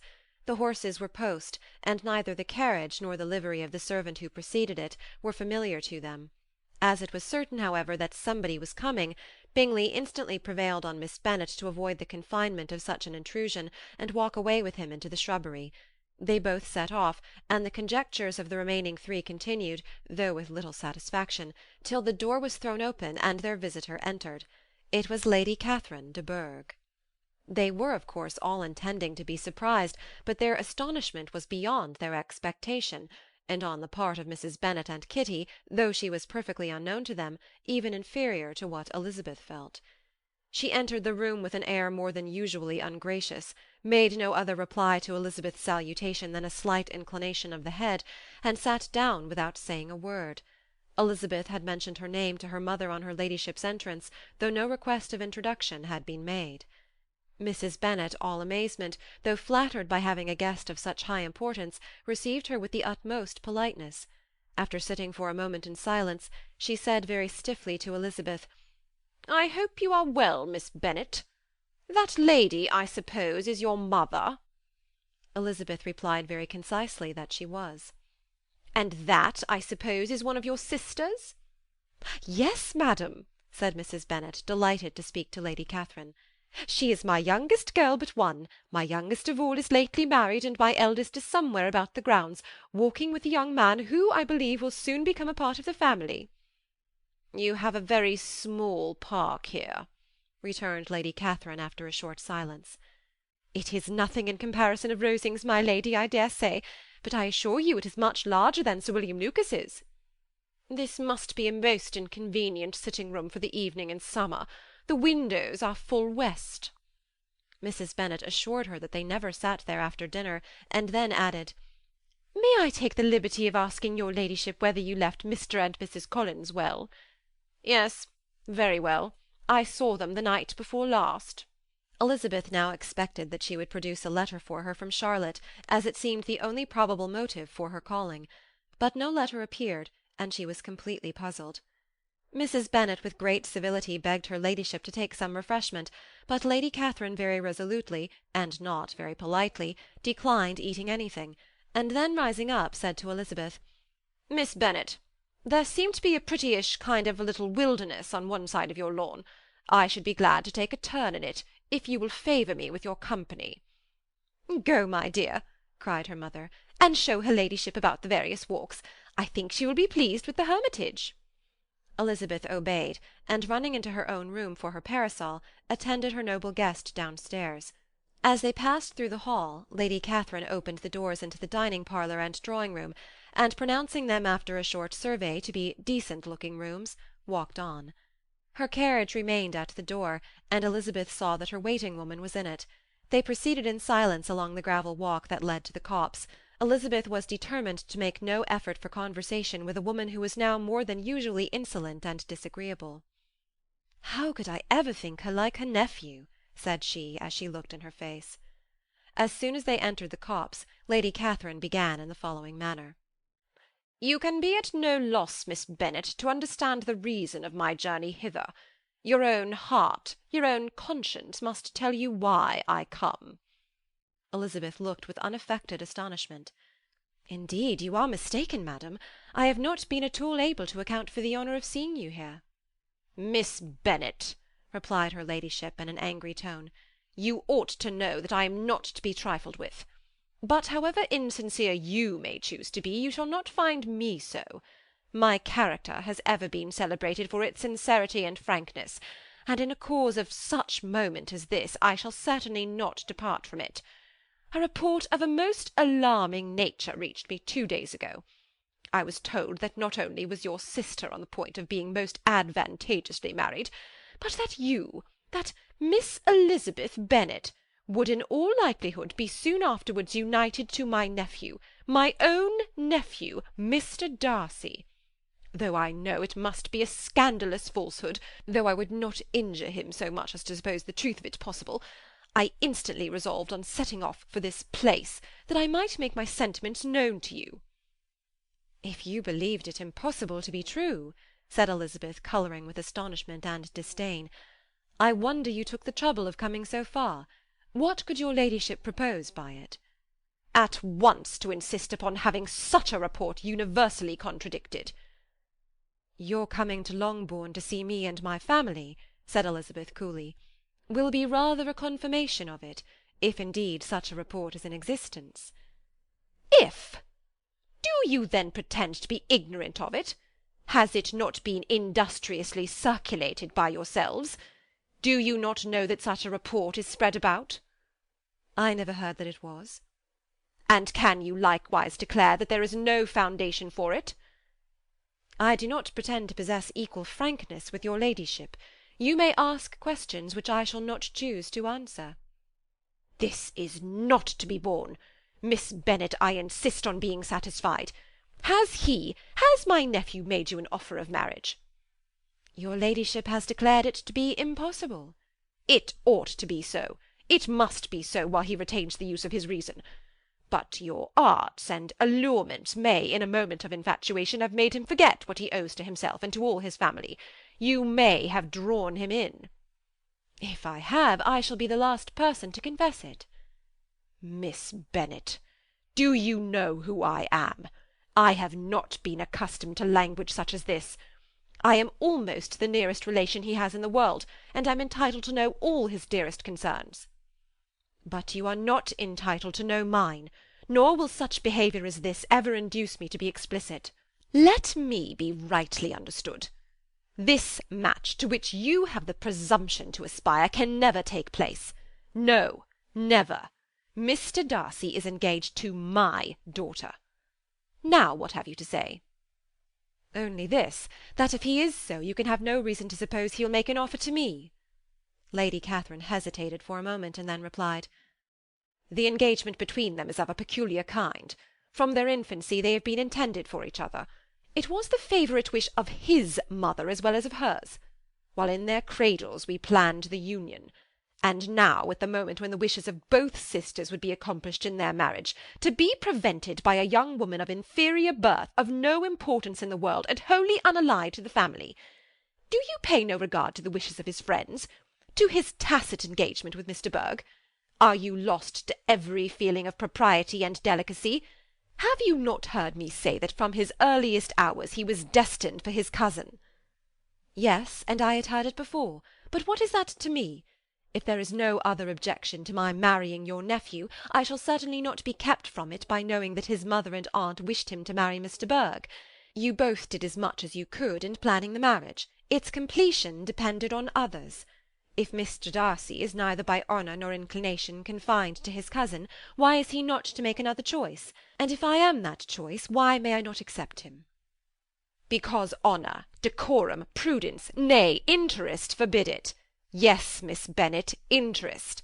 For do not expect to be noticed by his family or friends, if you wilfully act against the inclinations of all. You will be censured, slighted, and despised by every one connected with him. Your alliance will be a disgrace. Your name will never even be mentioned by any of us." "These are heavy misfortunes," replied Elizabeth. "But the wife of Mr. Darcy must have such extraordinary sources of happiness necessarily attached to her situation, that she could, upon the whole, have no cause to repine." "Obstinate, headstrong girl! I am ashamed of you.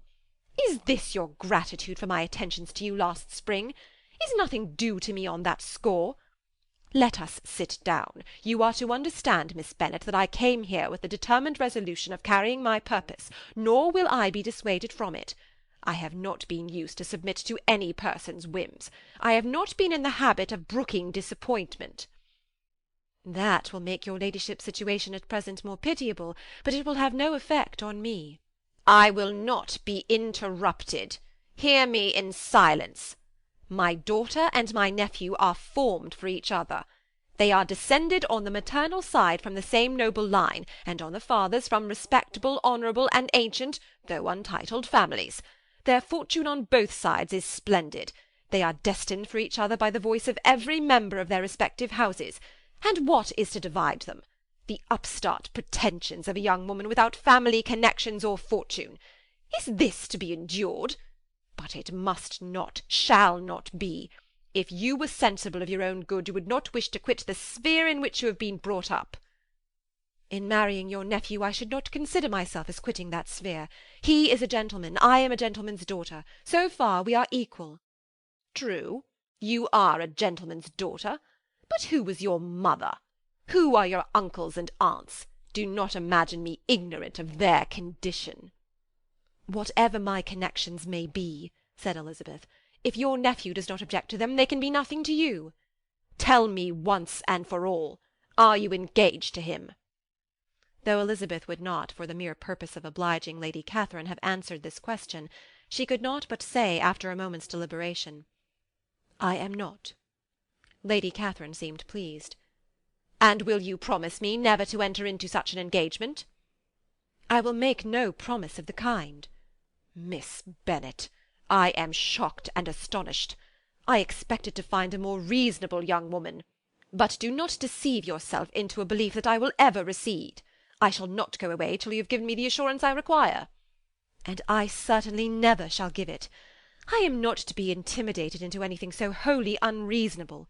Your ladyship wants Mr. Darcy to marry your daughter, but would my giving you the wished-for promise make their marriage at all more probable? Supposing him to be attached to me, would my refusing to accept his hand make him wish to bestow it on his cousin? Allow me to say, Lady Catherine, that the arguments with which you have supported this extraordinary application have been as frivolous as the application was ill-judged. You have widely mistaken my character, if you think I can be worked on by such persuasions as these. How far your nephew might approve of your interference in his affairs I cannot tell, but you have certainly no right to concern yourself in mine. I must beg, therefore, to be importuned no farther on the subject." "Not so hasty, if you please. I have by no means done. To all the objections I have already urged, I have still another to add. I am no stranger to the particulars of your youngest sister's infamous elopement. I know it all. That the young man's marrying her was a patched-up business, at the expense of your father and uncles. And is such a girl to be my nephew's sister? Is her husband, is the son of his late father's steward, to be his brother? Heaven and earth! Of what are you thinking? Are the shades of Pemberley to be thus polluted?" "You can now have nothing further to say," she resentfully answered. "You have insulted me in every possible method. I must beg to return to the house." And she rose as she spoke. Lady Catherine rose also, and they turned back. Her ladyship was highly incensed. "You have no regard, then, for the honour and credit of my nephew. Unfeeling, selfish girl! Do you not consider that a connection with you must disgrace him in the eyes of everybody?" "Lady Catherine, I have nothing further to say. You know my sentiments."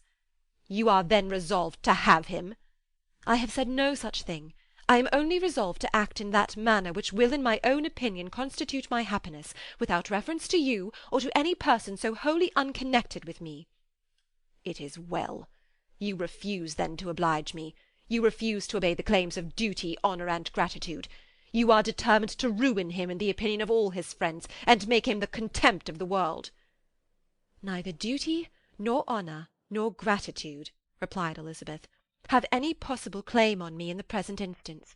No principle of either would be violated by my marriage with Mr. Darcy, and with regard to the resentment of his family, or the indignation of the world, if the former were excited by his marrying me, it would not give me one moment's concern, and the world in general would have too much sense to join in the scorn." "And this is your real opinion? This is your final resolve? Very well. I shall now know how to act. Do not imagine, Miss Bennet, that your ambition will ever be gratified. I came to try you. I hoped to find you reasonable, but depend upon it, I will carry my point." In this manner Lady Catherine talked on till they were at the door of the carriage, when, turning hastily round, she added, "I take no leave of you, Miss Bennet. I send no compliments to your mother. You deserve no such attention. I am most seriously displeased." Elizabeth made no answer, and without attempting to persuade her ladyship to return into the house, walked quietly into it herself. She heard the carriage drive away as she proceeded upstairs. Her mother impatiently met her at the door of the dressing-room, to ask why Lady Catherine would not come in again and rest herself. "She did not choose it," said her daughter. "She would go." "She is a very fine-looking woman, and her calling here was prodigiously civil, for she only came, I suppose, to tell us the Collinses were well. She is on her road somewhere, I dare say, and so, passing through Meryton, thought she might as well call on you. I suppose she had nothing particular to say to you, Lizzie?" Elizabeth was forced to give in to a little falsehood here, for to acknowledge the substance of their conversation was impossible. Chapter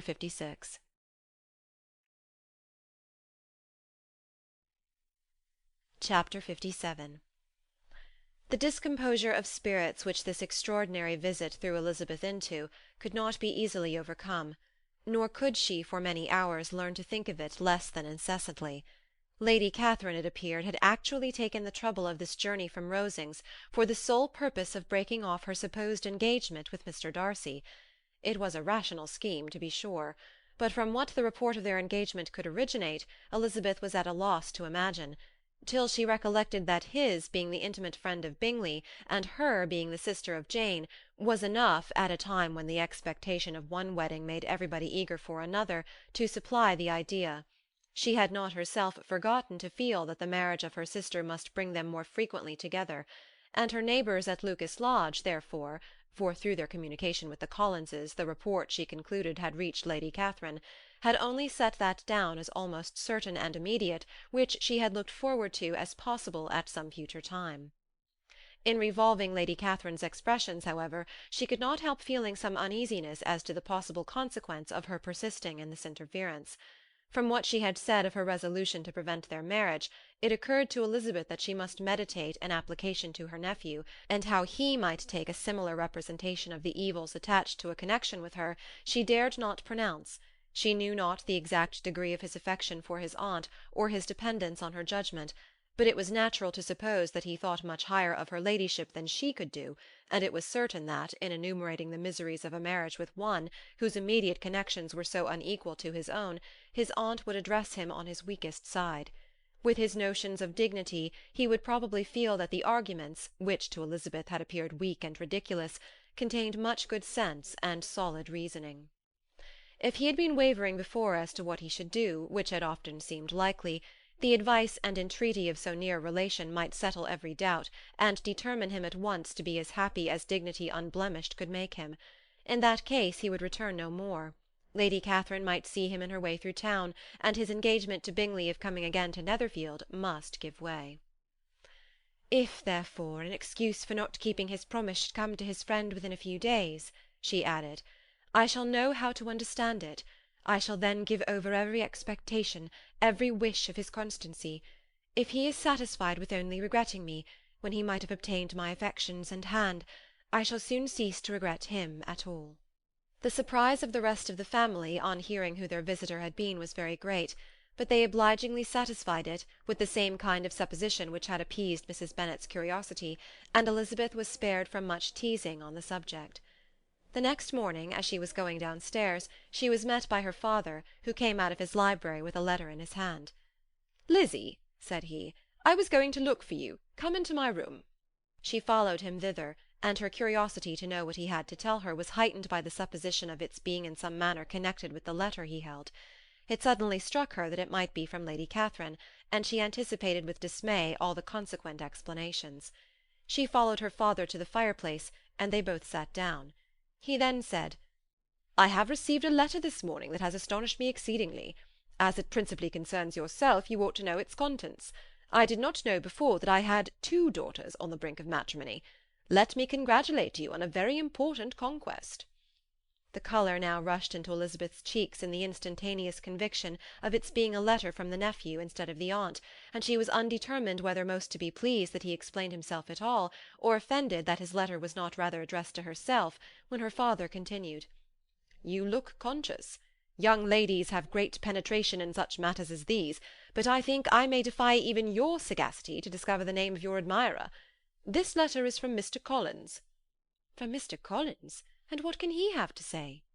"Something very much to the purpose, of course. He begins with congratulations on the approaching nuptials of my eldest daughter, of which, it seems, he has been told by some of the good-natured, gossiping Lucases. I shall not sport with your impatience by reading what he says on that point. What relates to yourself is as follows. Having thus offered you the sincere congratulations of Mrs. Collins and myself on this happy event, let me now add a short hint on the subject of another, of which we have been advertised by the same authority. Your daughter Elizabeth, it is presumed, will not long bear the name of Bennet after her elder sister has resigned it, and the chosen partner of her fate may be reasonably looked up to as one of the most illustrious personages in this land. Can you possibly guess, Lizzie, who is meant by this? This young gentleman is blessed in a peculiar way with everything the heart of mortal can most desire, splendid property, noble kindred, and extensive patronage. Yet in spite of all these temptations, let me warn my cousin Elizabeth and yourself of what evils you may incur by a precipitate closure with this gentleman's proposals, which, of course, you'll be inclined to take immediate advantage of. Have you any idea, Lizzie, who this gentleman is? But now it comes out. My motive for cautioning you is as follows. We have reason to imagine that his aunt, Lady Catherine de Bourgh, does not look on the match with a friendly eye. Mr. Darcy, you see, is the man. Now, Lizzie, I think I have surprised you. Could he or the Lucases have pitched on any man within the circle of our acquaintance whose name would have given the lie more effectually to what they related? Mr. Darcy, who never looks at any woman but to see a blemish, and who probably never looked at you in his life. It is admirable."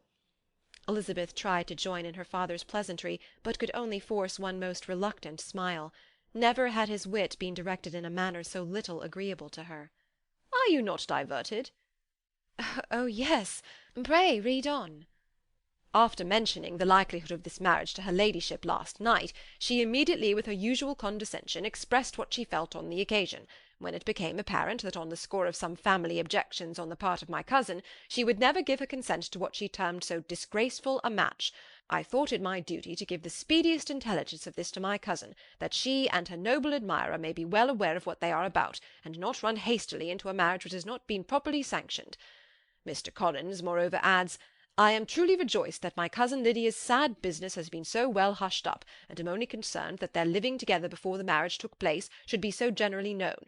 I must not, however, neglect the duties of my station, or refrain from declaring my amazement at hearing that you received the young couple into your house as soon as they were married. It was an encouragement of vice. Had I been the rector of Longbourn, I should very strenuously have opposed it. You ought certainly to forgive them as a Christian, but never to admit them in your sight, or allow their names to be mentioned in your hearing. That is his notion of Christian forgiveness. The rest of his letter is only about his dear Charlotte's situation, and his expectation of a young olive branch. But, Lizzie, you look as if you did not enjoy it. You are not going to be missish, I hope, and pretend to be affronted at an idle report. For what do we live but to make sport for our neighbours, and laugh at them in our turn? "Oh," cried Elizabeth, "I am excessively diverted, but it is so strange." Yes, that is what makes it amusing. Had they fixed on any other man, it would have been nothing. But his perfect indifference, and your pointed dislike, make it so delightfully absurd. Much as I abominate writing, I would not give up Mr. Collins' correspondence for any consideration. Nay, when I read a letter of his, I cannot help giving him the preference even over Wickham, much as I value the impudence and hypocrisy of my son-in-law. And pray, Lizzie, what said Lady Catherine about this report? Did she call to refuse her consent?" To this question his daughter replied only with a laugh, and as it had been asked without the least suspicion, she was not distressed by his repeating it. Elizabeth had never been more at a loss to make her feelings appear what they were not. It was necessary to laugh when she would rather have cried. Her father had most cruelly mortified her by what he said of Mr. Darcy's indifference, and she could do nothing but wonder at such a want of penetration, or fear that perhaps, instead of his seeing too little, she might have fancied too much. Chapter 57.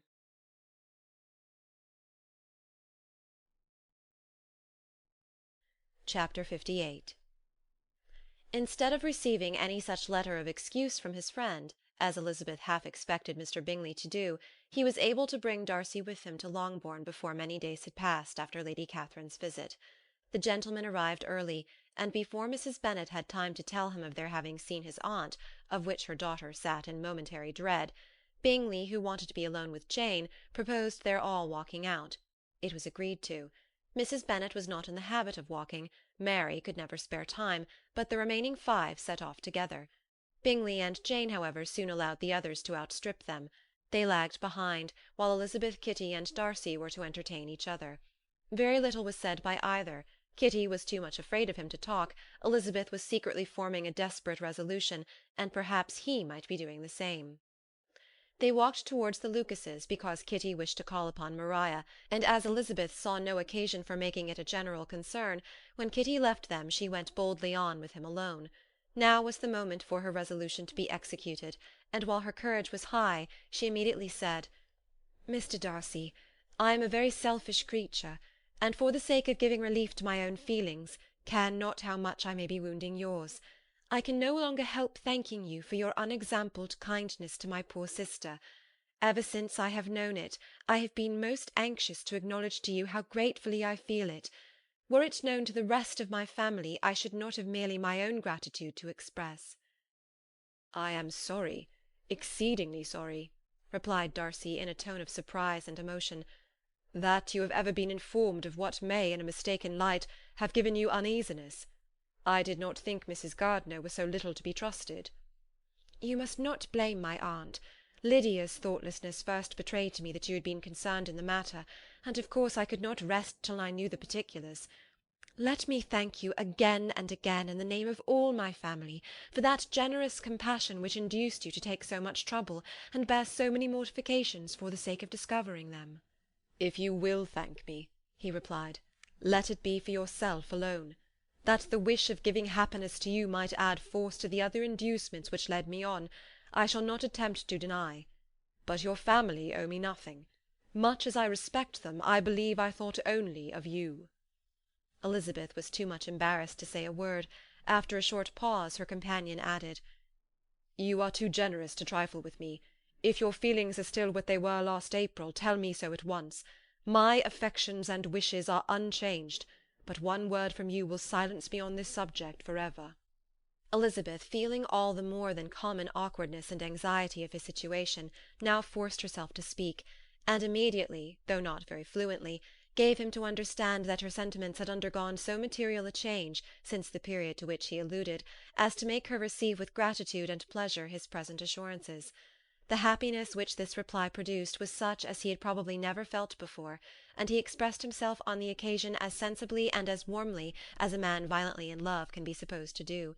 Had Elizabeth been able to encounter his eye, she might have seen how well the expression of heartfelt delight diffused over his face became him, but though she could not look, she could listen, and he told her of feelings which, in proving of what importance she was to him, made his affection every moment more valuable. They walked on, without knowing in what direction. There was too much to be thought and felt and said for attention to any other objects.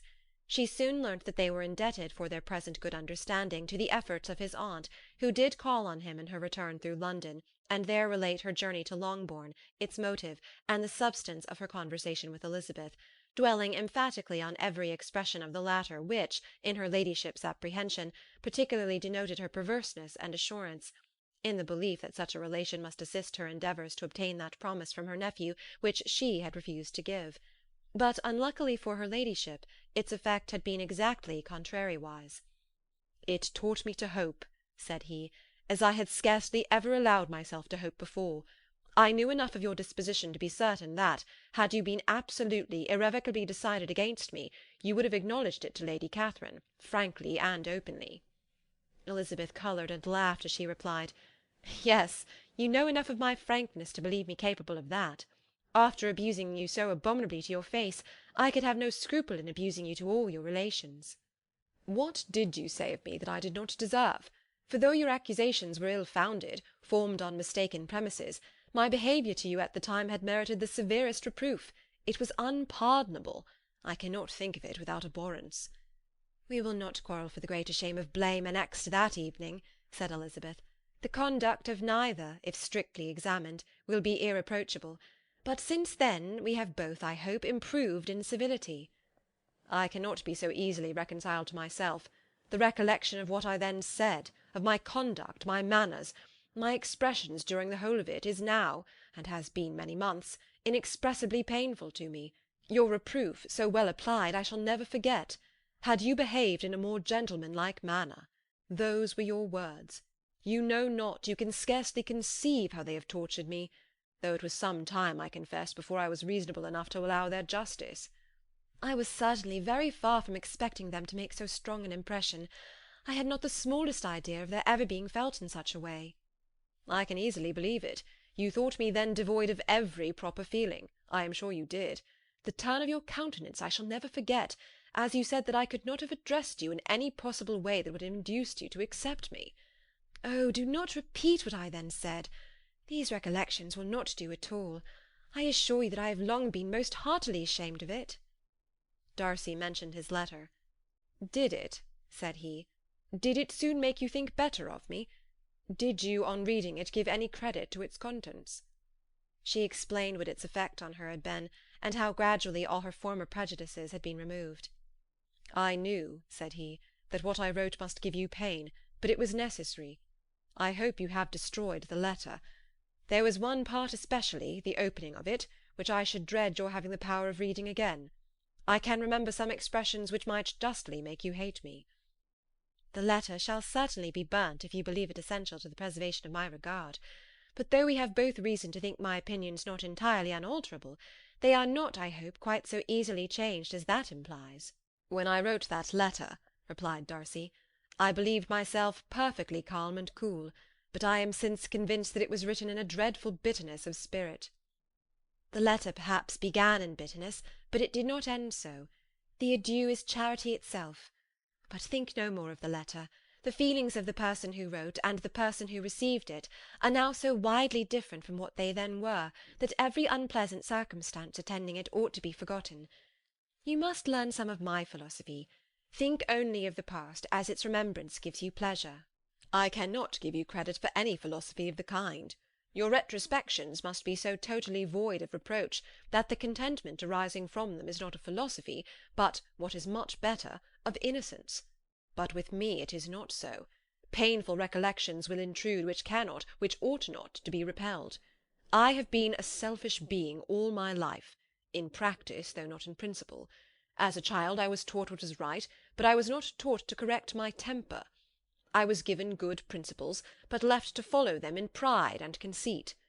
Unfortunately an only son, for many years an only child, I was spoilt by my parents, who, though good themselves, my father particularly, all that was benevolent and amiable, allowed, encouraged, almost taught me to be selfish and overbearing, to care for none beyond my own family circle, to think meanly of all the rest of the world, to wish at least to think meanly of their sense and worth compared with my own.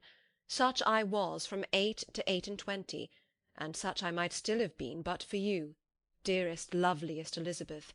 What do I not owe you? You taught me a lesson, hard indeed at first, but most advantageous. By you I was properly humbled. I came to you without a doubt of my reception. You showed me how insufficient were all my pretensions to please a woman worthy of being pleased." "Had you then persuaded yourself that I should?" "Indeed I had. What will you think of my vanity? I believed you to be wishing, expecting my addresses." "My manners must have been in fault, but not intentionally, I assure you.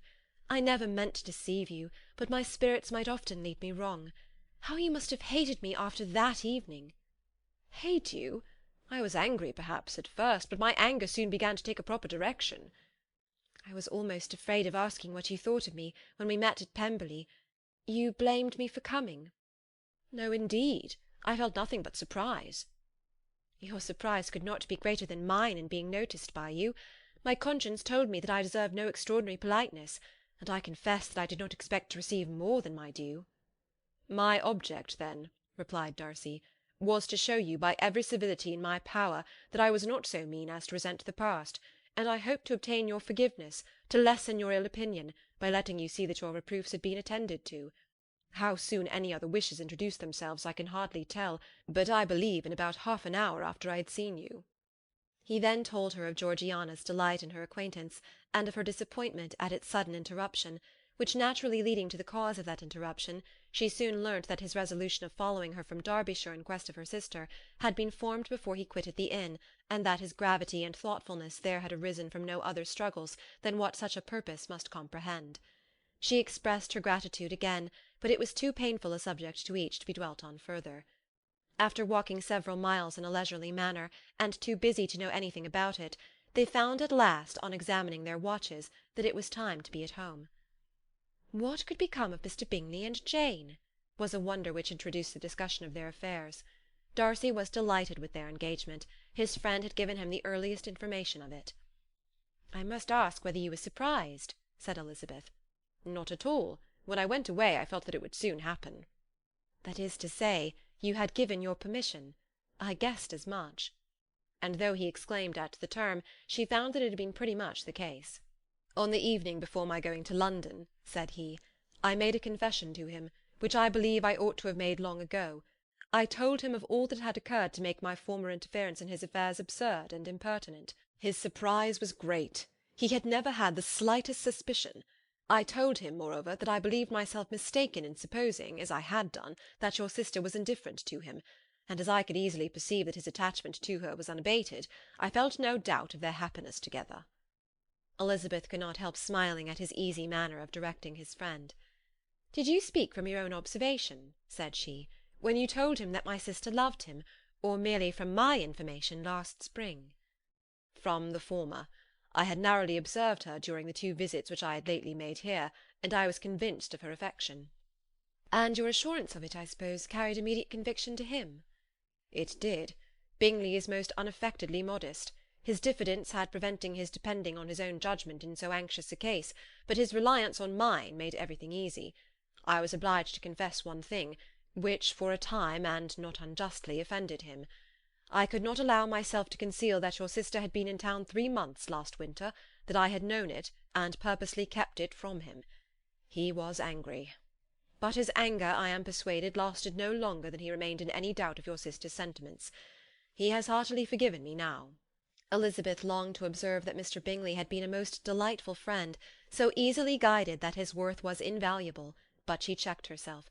She remembered that he had yet to learn to be laughed at, and it was rather too early to begin.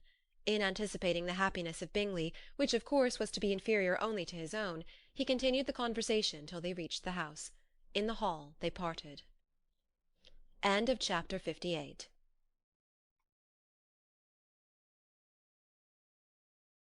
Chapter 59. "My dear Lizzie, where can you have been walking to?" was a question which Elizabeth received from Jane as soon as she entered their room, and from all the others when they sat down to table. She had only to say in reply that they had wandered about till she was beyond her own knowledge. She coloured as she spoke, but neither that nor anything else awakened a suspicion of the truth. The evening passed quietly, unmarked by anything extraordinary. The acknowledged lovers talked and laughed, the unacknowledged were silent. Darcy was not of a disposition in which happiness overflows in mirth, and Elizabeth, agitated and confused, rather knew that she was happy than felt herself to be so, for besides the immediate embarrassment there were other evils before her. She anticipated what would be felt in the family when her situation became known. She was aware that no one liked him but Jane, and even feared that with the others it was a dislike which not all his fortune and consequence might do away. At night she opened her heart to Jane. Though suspicion was very far from Miss Bennet's general habits, she was absolutely incredulous here. "You are joking, Lizzie. This cannot be. Engaged to Mr. Darcy! No, no, you shall not deceive me. I know it to be impossible." "This is a wretched beginning indeed. My sole dependence was on you, and I am sure nobody else will believe me if you do not. Yet indeed I am in earnest. I speak nothing but the truth. He still loves me, and we are engaged." Jane looked at her doubtingly. "Oh, Lizzie, it cannot be. I know how much you dislike him." "You know nothing of the matter. That is all to be forgot. Perhaps I did not always love him so well as I do now. But in such cases as these a good memory is unpardonable. This is the last time I shall ever remember it myself." Miss Bennet still looked all amazement. Elizabeth again and more seriously assured her of its truth. "Good heaven! Can it really be so? Yet now I must believe you," cried Jane. "My dear, dear Lizzie, I do congratulate you. But are you certain? Forgive the question. Are you quite certain that you can be happy with him?" "There can be no doubt of that. It is settled between us already that we are to be the happiest couple in the world. But are you pleased, Jane? Shall you like to have such a brother?"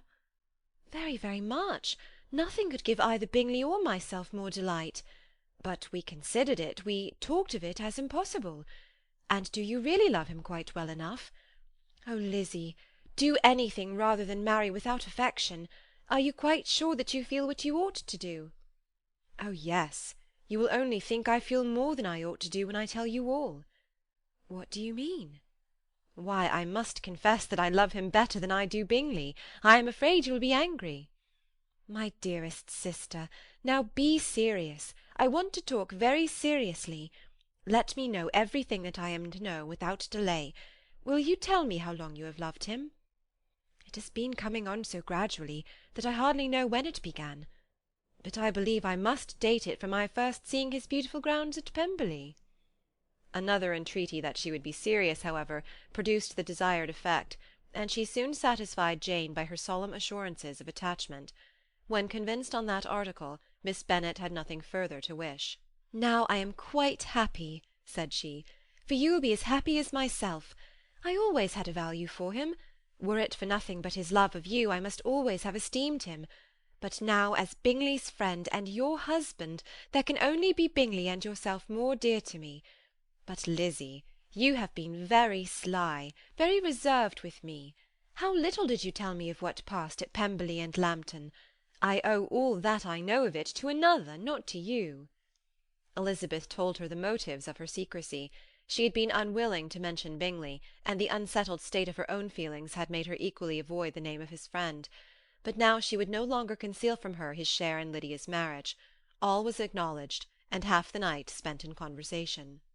"Good gracious!" cried Mrs. Bennet, as she stood at a window the next morning. "If that disagreeable Mr. Darcy is not coming here again with our dear Bingley, what can he mean by being so tiresome as to always be coming here? I had no notion but he would go a-shooting or something or other, and not disturb us with his company. What shall we do with him? Lizzie, you must walk out with him again, that he may not be in Bingley's way." Elizabeth could hardly help laughing at so convenient a proposal, yet was really vexed that her mother should be always giving him such an epithet. As soon as they entered, Bingley looked at her so expressively, and shook hands with such warmth, as left no doubt of his good information, and he soon afterwards said aloud, "Mrs. Bennet, have you no more lanes hereabouts in which Lizzie may lose her way again to-day?" "I advise Mr. Darcy and Lizzie and Kitty," said Mrs. Bennet, "to walk to Oakham Mount this morning. It is a nice long walk, and Mr. Darcy has never seen the view." "It may do very well for the others," replied Mr. Bingley, "but I am sure it will be too much for Kitty. Won't it, Kitty?" Kitty owned that she had rather stay at home. Darcy professed a great curiosity to see the view from the Mount, and Elizabeth silently consented. As she went upstairs to get ready, Mrs. Bennet followed her, saying, "I am quite sorry, Lizzie, that you should be forced to have that disagreeable man all to yourself. But I hope you will not mind it. It is all for Jane's sake, you know, and there is no occasion for talking to him, except just now and then. so do not put yourself to inconvenience." During their walk it was resolved that Mr. Bennet's consent should be asked in the course of the evening. Elizabeth reserved to herself the application for her mother's. She could not determine how her mother would take it, sometimes doubting whether all his wealth and grandeur would be enough to overcome her abhorrence of the man. But whether she were violently set against the match, or violently delighted with it, it was certain that her manner would be equally ill adapted to do credit to her sense, and she could no more bear that Mr. Darcy should hear the first raptures of her joy than the first vehemence of her disapprobation. In the evening, soon after Mr. Bennet withdrew to the library, she saw Mr. Darcy rise also and follow him, and her agitation on seeing it was extreme. She did not fear her father's opposition, but he was going to be made unhappy, and that it should be through her means, that she, his favourite child, should be distressing him by her choice, should be filling him with fears and regrets in disposing of her, was a wretched reflection, and she sat in misery till Mr. Darcy appeared again, when, looking at him, she was a little relieved by his smile. In a few minutes he approached the table where she was sitting with Kitty, and while pretending to admire her work, said in a whisper, "Go to your father, he wants you in the library." She was gone directly. Her father was walking about the room, looking grave and anxious. "Lizzie," said he, "what are you doing? Are you out of your senses to be accepting this man? Have you not always hated him?" How earnestly did she then wish that her former opinions had been more reasonable, her expressions more moderate. It would have spared her from explanations and professions which it was exceedingly awkward to give, but they were now necessary, and she assured him, with some confusion, of her attachment to Mr. Darcy. "Or, in other words, you are determined to have him. He is rich, to be sure, and you may have more fine clothes and fine carriages than Jane, but will they make you happy?" "Have you any other objection," said Elizabeth, "than your belief of my indifference?" "None at all. We all know him to be a proud, unpleasant sort of man, but this would be nothing if you really liked him." I do like him," she replied with tears in her eyes. "I love him. Indeed, he has no improper pride. He is perfectly amiable. You do not know what he really is. Then pray do not pain me by speaking of him in such terms." "Lizzie," said her father, "I have given him my consent. He is the kind of man, indeed, to whom I should never dare refuse anything which he condescended to ask. I now give it to you, if you are resolved on having him. But let me advise you to think better of it. I know your disposition, Lizzie. I know that you could be neither happy nor respectable unless you truly esteemed your husband, unless you looked up to him as a superior. Your lively talents would place you in the greatest danger in an unequal marriage. You could scarcely escape discredit and misery. My child, let me not have the grief of seeing you unable to respect your partner in life. You know not what you are about."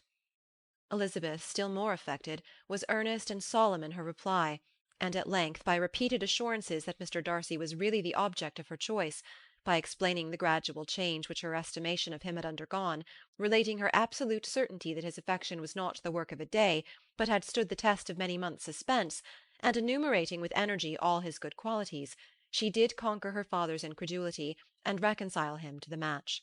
"Well, my dear," said he, when she ceased speaking, "I have no more to say. If this be the case, he deserves you.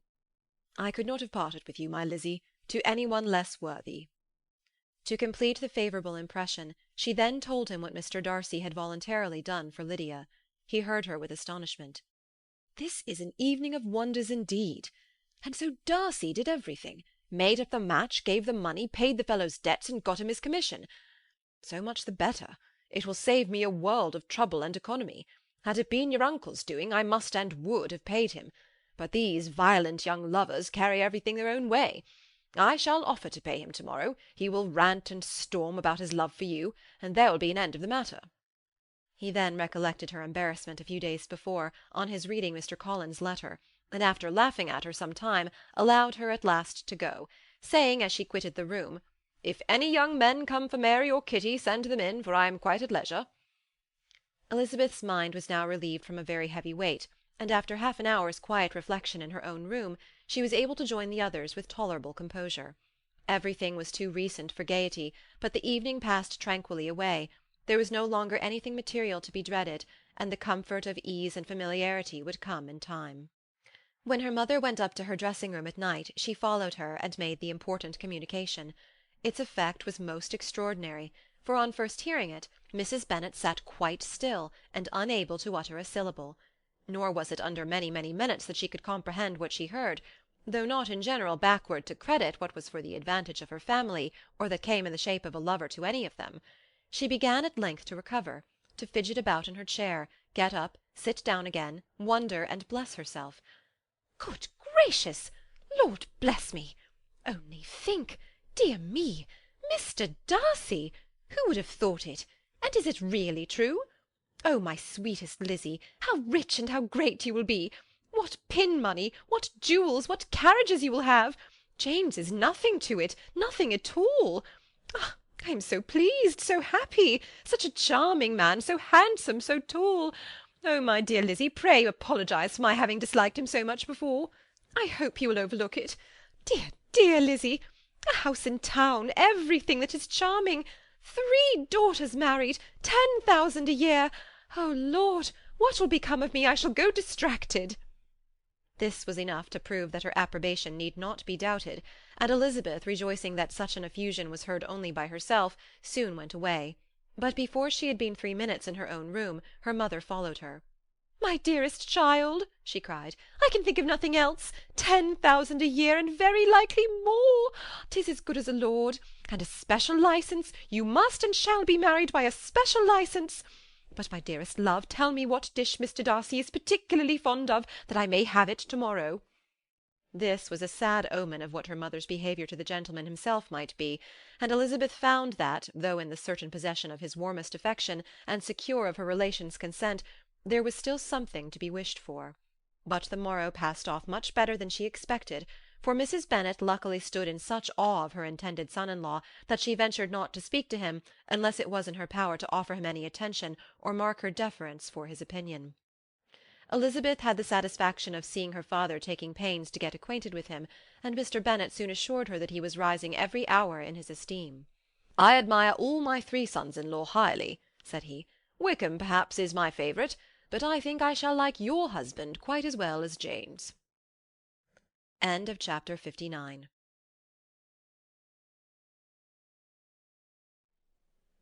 Chapter 60.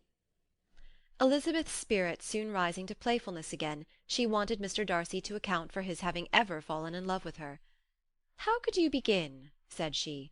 "I can comprehend your going on charmingly when once you had made a beginning, but what could set you off in the first place?" "I cannot fix on the hour, or the spot, or the look, or the words which laid the foundation. It is too long ago. I was in the middle before I knew that I had begun." "My beauty you had early withstood, and as for my manners, my behaviour to you was at least always bordering on the uncivil, and I never spoke to you without rather wishing to give you pain than not. Now be sincere. Did you admire me for my impertinence?" "For the liveliness of your mind, I did." "You may as well call it impertinence at once. It was very little less. The fact is that you were sick of civility, of deference, of officious attention. You were disgusted with the women who were always speaking and looking and thinking for your approbation alone. I roused and interested you because I was so unlike them.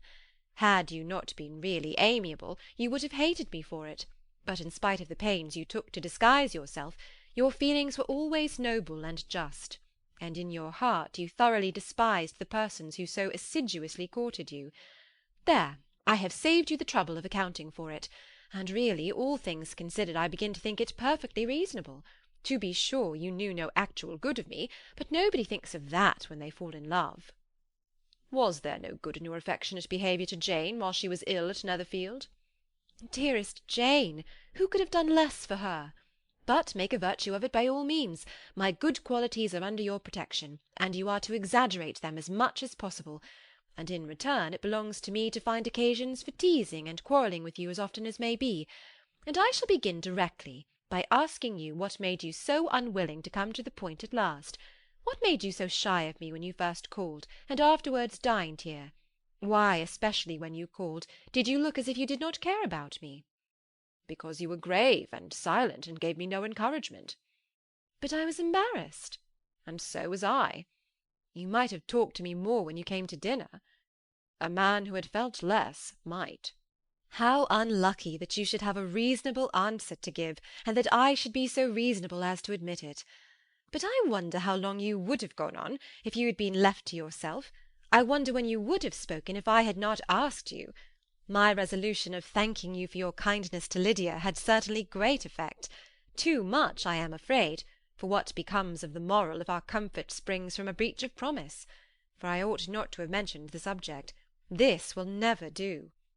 You need not distress yourself. The moral will be perfectly fair. Lady Catherine's unjustifiable endeavours to separate us were the means of removing all my doubts. I am not indebted for my present happiness to your eager desire of expressing your gratitude. I was not in a humour to wait for any opening of yours. My aunt's intelligence had given me hope, and I was determined at once to know everything. Lady Catherine has been of infinite use, which ought to make her happy, for she loves to be of use. But tell me, what did you come down to Netherfield for? Was it merely to ride to Longbourn and be embarrassed, or had you intended any more serious consequence? My real purpose was to see you, and to judge, if I could, whether I might ever hope to make you love me. My avowed one, or what I avowed to myself, was to see whether your sister was still partial to Bingley, and if she were, to make the confession to him which I have since made. Shall you ever have courage to announce to Lady Catherine what is to befall her? I am more likely to want more time than courage, Elizabeth, but it ought to be done, and if you will give me a sheet of paper, it shall be done directly. And if I had not a letter to write myself, I might sit by you and admire the evenness of your writing, as another young lady once did. But I have an aunt too who must not be longer neglected. From an unwillingness to confess how much her intimacy with Mr. Darcy had been overrated, Elizabeth had never yet answered Mrs. Gardiner's long letter. But now, having that to communicate which she knew would be most welcome, she was almost ashamed to find that her uncle and aunt had already lost 3 days of happiness, and immediately wrote as follows: "I would have thanked you before, my dear aunt, as I ought to have done, for your long, kind, satisfactory detail of particulars, but to say the truth, I was too cross to write. You supposed more than really existed. But now suppose as much as you choose. Give a loose rein to your fancy, indulge your imagination in every possible flight which the subject will afford, and unless you believe me actually married, you cannot greatly err. You must write again very soon, and praise him a great deal more than you did in your last. I thank you again and again for not going to the Lakes. How could I be so silly as to wish it? Your idea of the ponies is delightful. We will go round the park every day. I am the happiest creature in the world. Perhaps other people have said so before, but not one with such justice. I am happier even than Jane. She only smiles. I laugh. Mr. Darcy sends you all the love in the world that he can spare from me. You are all to come to Pemberley at Christmas. Yours, etc." Mr. Darcy's letter to Lady Catherine was in a different style, and still different from either was what Mr. Bennet sent to Mr. Collins, in reply to his last. "Dear Sir, I must trouble you once more for congratulations. Elizabeth will soon be the wife of Mr. Darcy. Console Lady Catherine as well as you can. But if I were you, I would stand by the nephew. He has more to give. Yours sincerely, etc." Miss Bingley's congratulations to her brother on his approaching marriage were all that was affectionate and insincere. She wrote even to Jane on the occasion, to express her delight, and repeat all her former professions of regard. Jane was not deceived, but she was affected, and though feeling no reliance on her, could not help writing her a much kinder answer than she knew was deserved. The joy which Miss Darcy expressed on receiving similar information was as sincere as her brother's in sending it. 4 sides of paper were insufficient to contain all her delight and all her earnest desire of being loved by her sister. Before any answer could arrive from Mr. Collins, or any congratulations to Elizabeth from his wife, the Longbourn family heard that the Collinses were come themselves to Lucas Lodge. The reason of this sudden removal was soon evident. Lady Catherine had been rendered so exceedingly angry by the contents of her nephew's letter, that Charlotte, really rejoicing in the match, was anxious to get away till the storm was blown over. At such a moment the arrival of her friend was a sincere pleasure to Elizabeth, though in the course of their meeting she must sometimes think the pleasure dearly bought, when she saw Mr. Darcy exposed to all the parading and obsequious civility of her husband. He bore it, however, with admirable calmness. He could even listen to Sir William Lucas, when he complimented him on carrying away the brightest jewel of the country, and expressed his hopes of their all meeting frequently at St. James's, with very decent composure. If he did shrug his shoulders, it was not till Sir William was out of sight. Mrs. Phillips's vulgarity was another, and perhaps a greater tax on his forbearance. and though Mrs. Phillips, as well as her sister, stood in too much awe of him to speak with the familiarity which Bingley's good humour encouraged, yet whenever she did speak she must be vulgar. Nor was her respect for him, though it made her more quiet, at all likely to make her more elegant.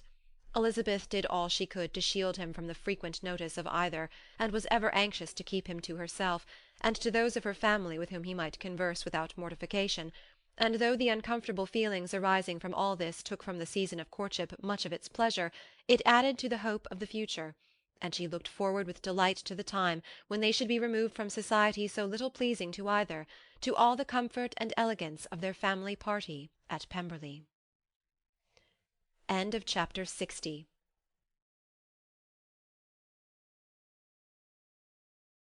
Chapter 61.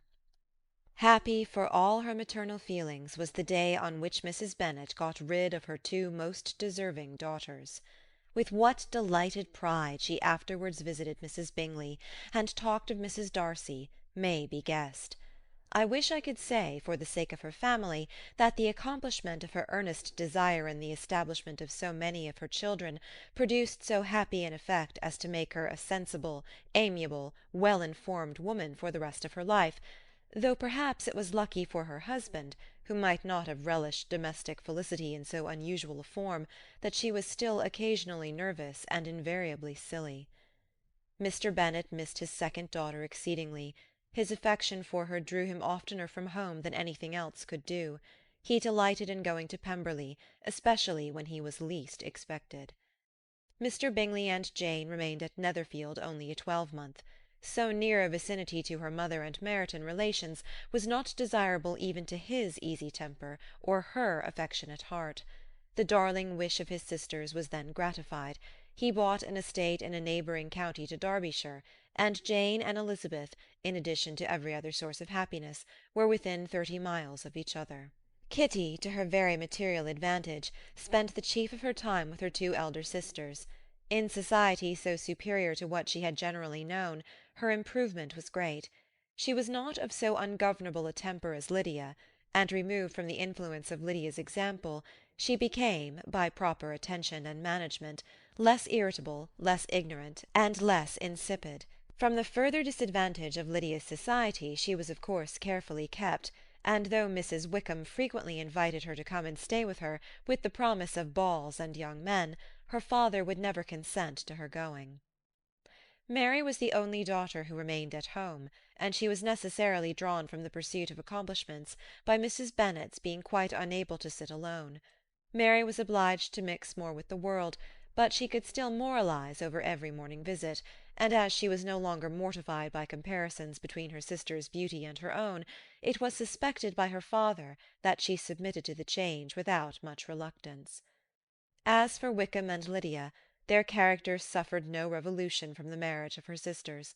He bore with philosophy the conviction that Elizabeth must now become acquainted with whatever of his ingratitude and falsehood had before been unknown to her, and in spite of everything was not wholly without hope that Darcy might yet be prevailed on to make his fortune.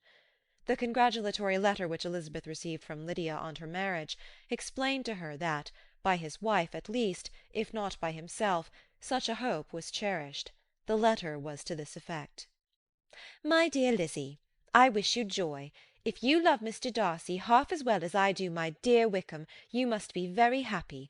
It is a great comfort to have you so rich, and when you have nothing else to do, I hope you will think of us. I am sure Wickham would like a place at court very much, and I do not think we shall have quite money enough to live upon without some help.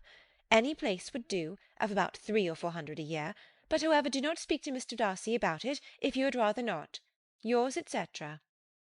As it happened that Elizabeth had much rather not, she endeavoured in her answer to put an end to every entreaty and expectation of the kind. Such relief, however, as it was in her power to afford, by the practice of what might be called economy in her own private expenses, she frequently sent them. It had always been evident to her that such an income as theirs, under the direction of two persons so extravagant in their wants and heedless of the future, must be very insufficient to their support, and whenever they changed their quarters, either Jane or herself were sure of being applied to for some little assistance towards discharging their bills. Their manner of living, even when the restoration of peace dismissed them to a home, was unsettled in the extreme. They were always moving from place to place in quest of a cheap situation, and always spending more than they ought. His affection for her soon sunk into indifference. Hers lasted a little longer, and in spite of her youth and her manners, she retained all the claims to reputation which her marriage had given her. Though Darcy could never receive him at Pemberley, yet for Elizabeth's sake he assisted him further in his profession.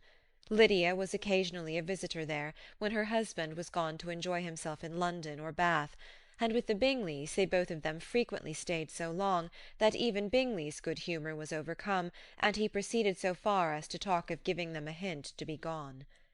Miss Bingley was very deeply mortified by Darcy's marriage, but as she thought it advisable to retain the right of visiting at Pemberley, she dropped all her resentment, was fonder than ever of Georgiana, almost as attentive to Darcy as heretofore, and paid off every arrear of civility to Elizabeth. Pemberley was now Georgiana's home, and the attachment of the sisters was exactly what Darcy had hoped to see. They were able to love each other even as well as they intended. Georgiana had the highest opinion in the world of Elizabeth, though at first she often listened with an astonishment bordering on alarm at her lively, sportive manner of talking to her brother. He, who had always inspired in herself a respect which almost overcame her affection, she now saw the object of open pleasantry. Her mind received knowledge which had never before fallen in her way. By Elizabeth's instructions, she began to comprehend that a woman may take liberties with her husband which a brother will not always allow in a sister more than 10 years younger than himself. Lady Catherine was extremely indignant on the marriage of her nephew, and as she gave way to all the genuine frankness of her character, in her reply to the letter which announced its arrangement, she sent him language so very abusive, especially of Elizabeth, that for some time all intercourse was at an end.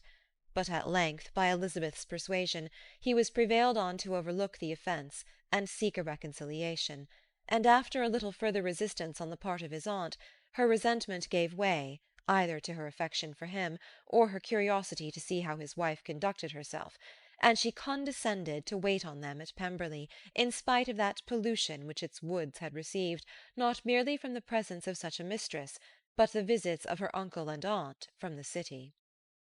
With the Gardiners they were always on the most intimate terms. Darcy, as well as Elizabeth, really loved them, and they were both ever sensible of the warmest gratitude towards the persons who, by bringing her into Derbyshire, had been the means of uniting them. End of Chapter 61. End of Pride and Prejudice by Jane Austen.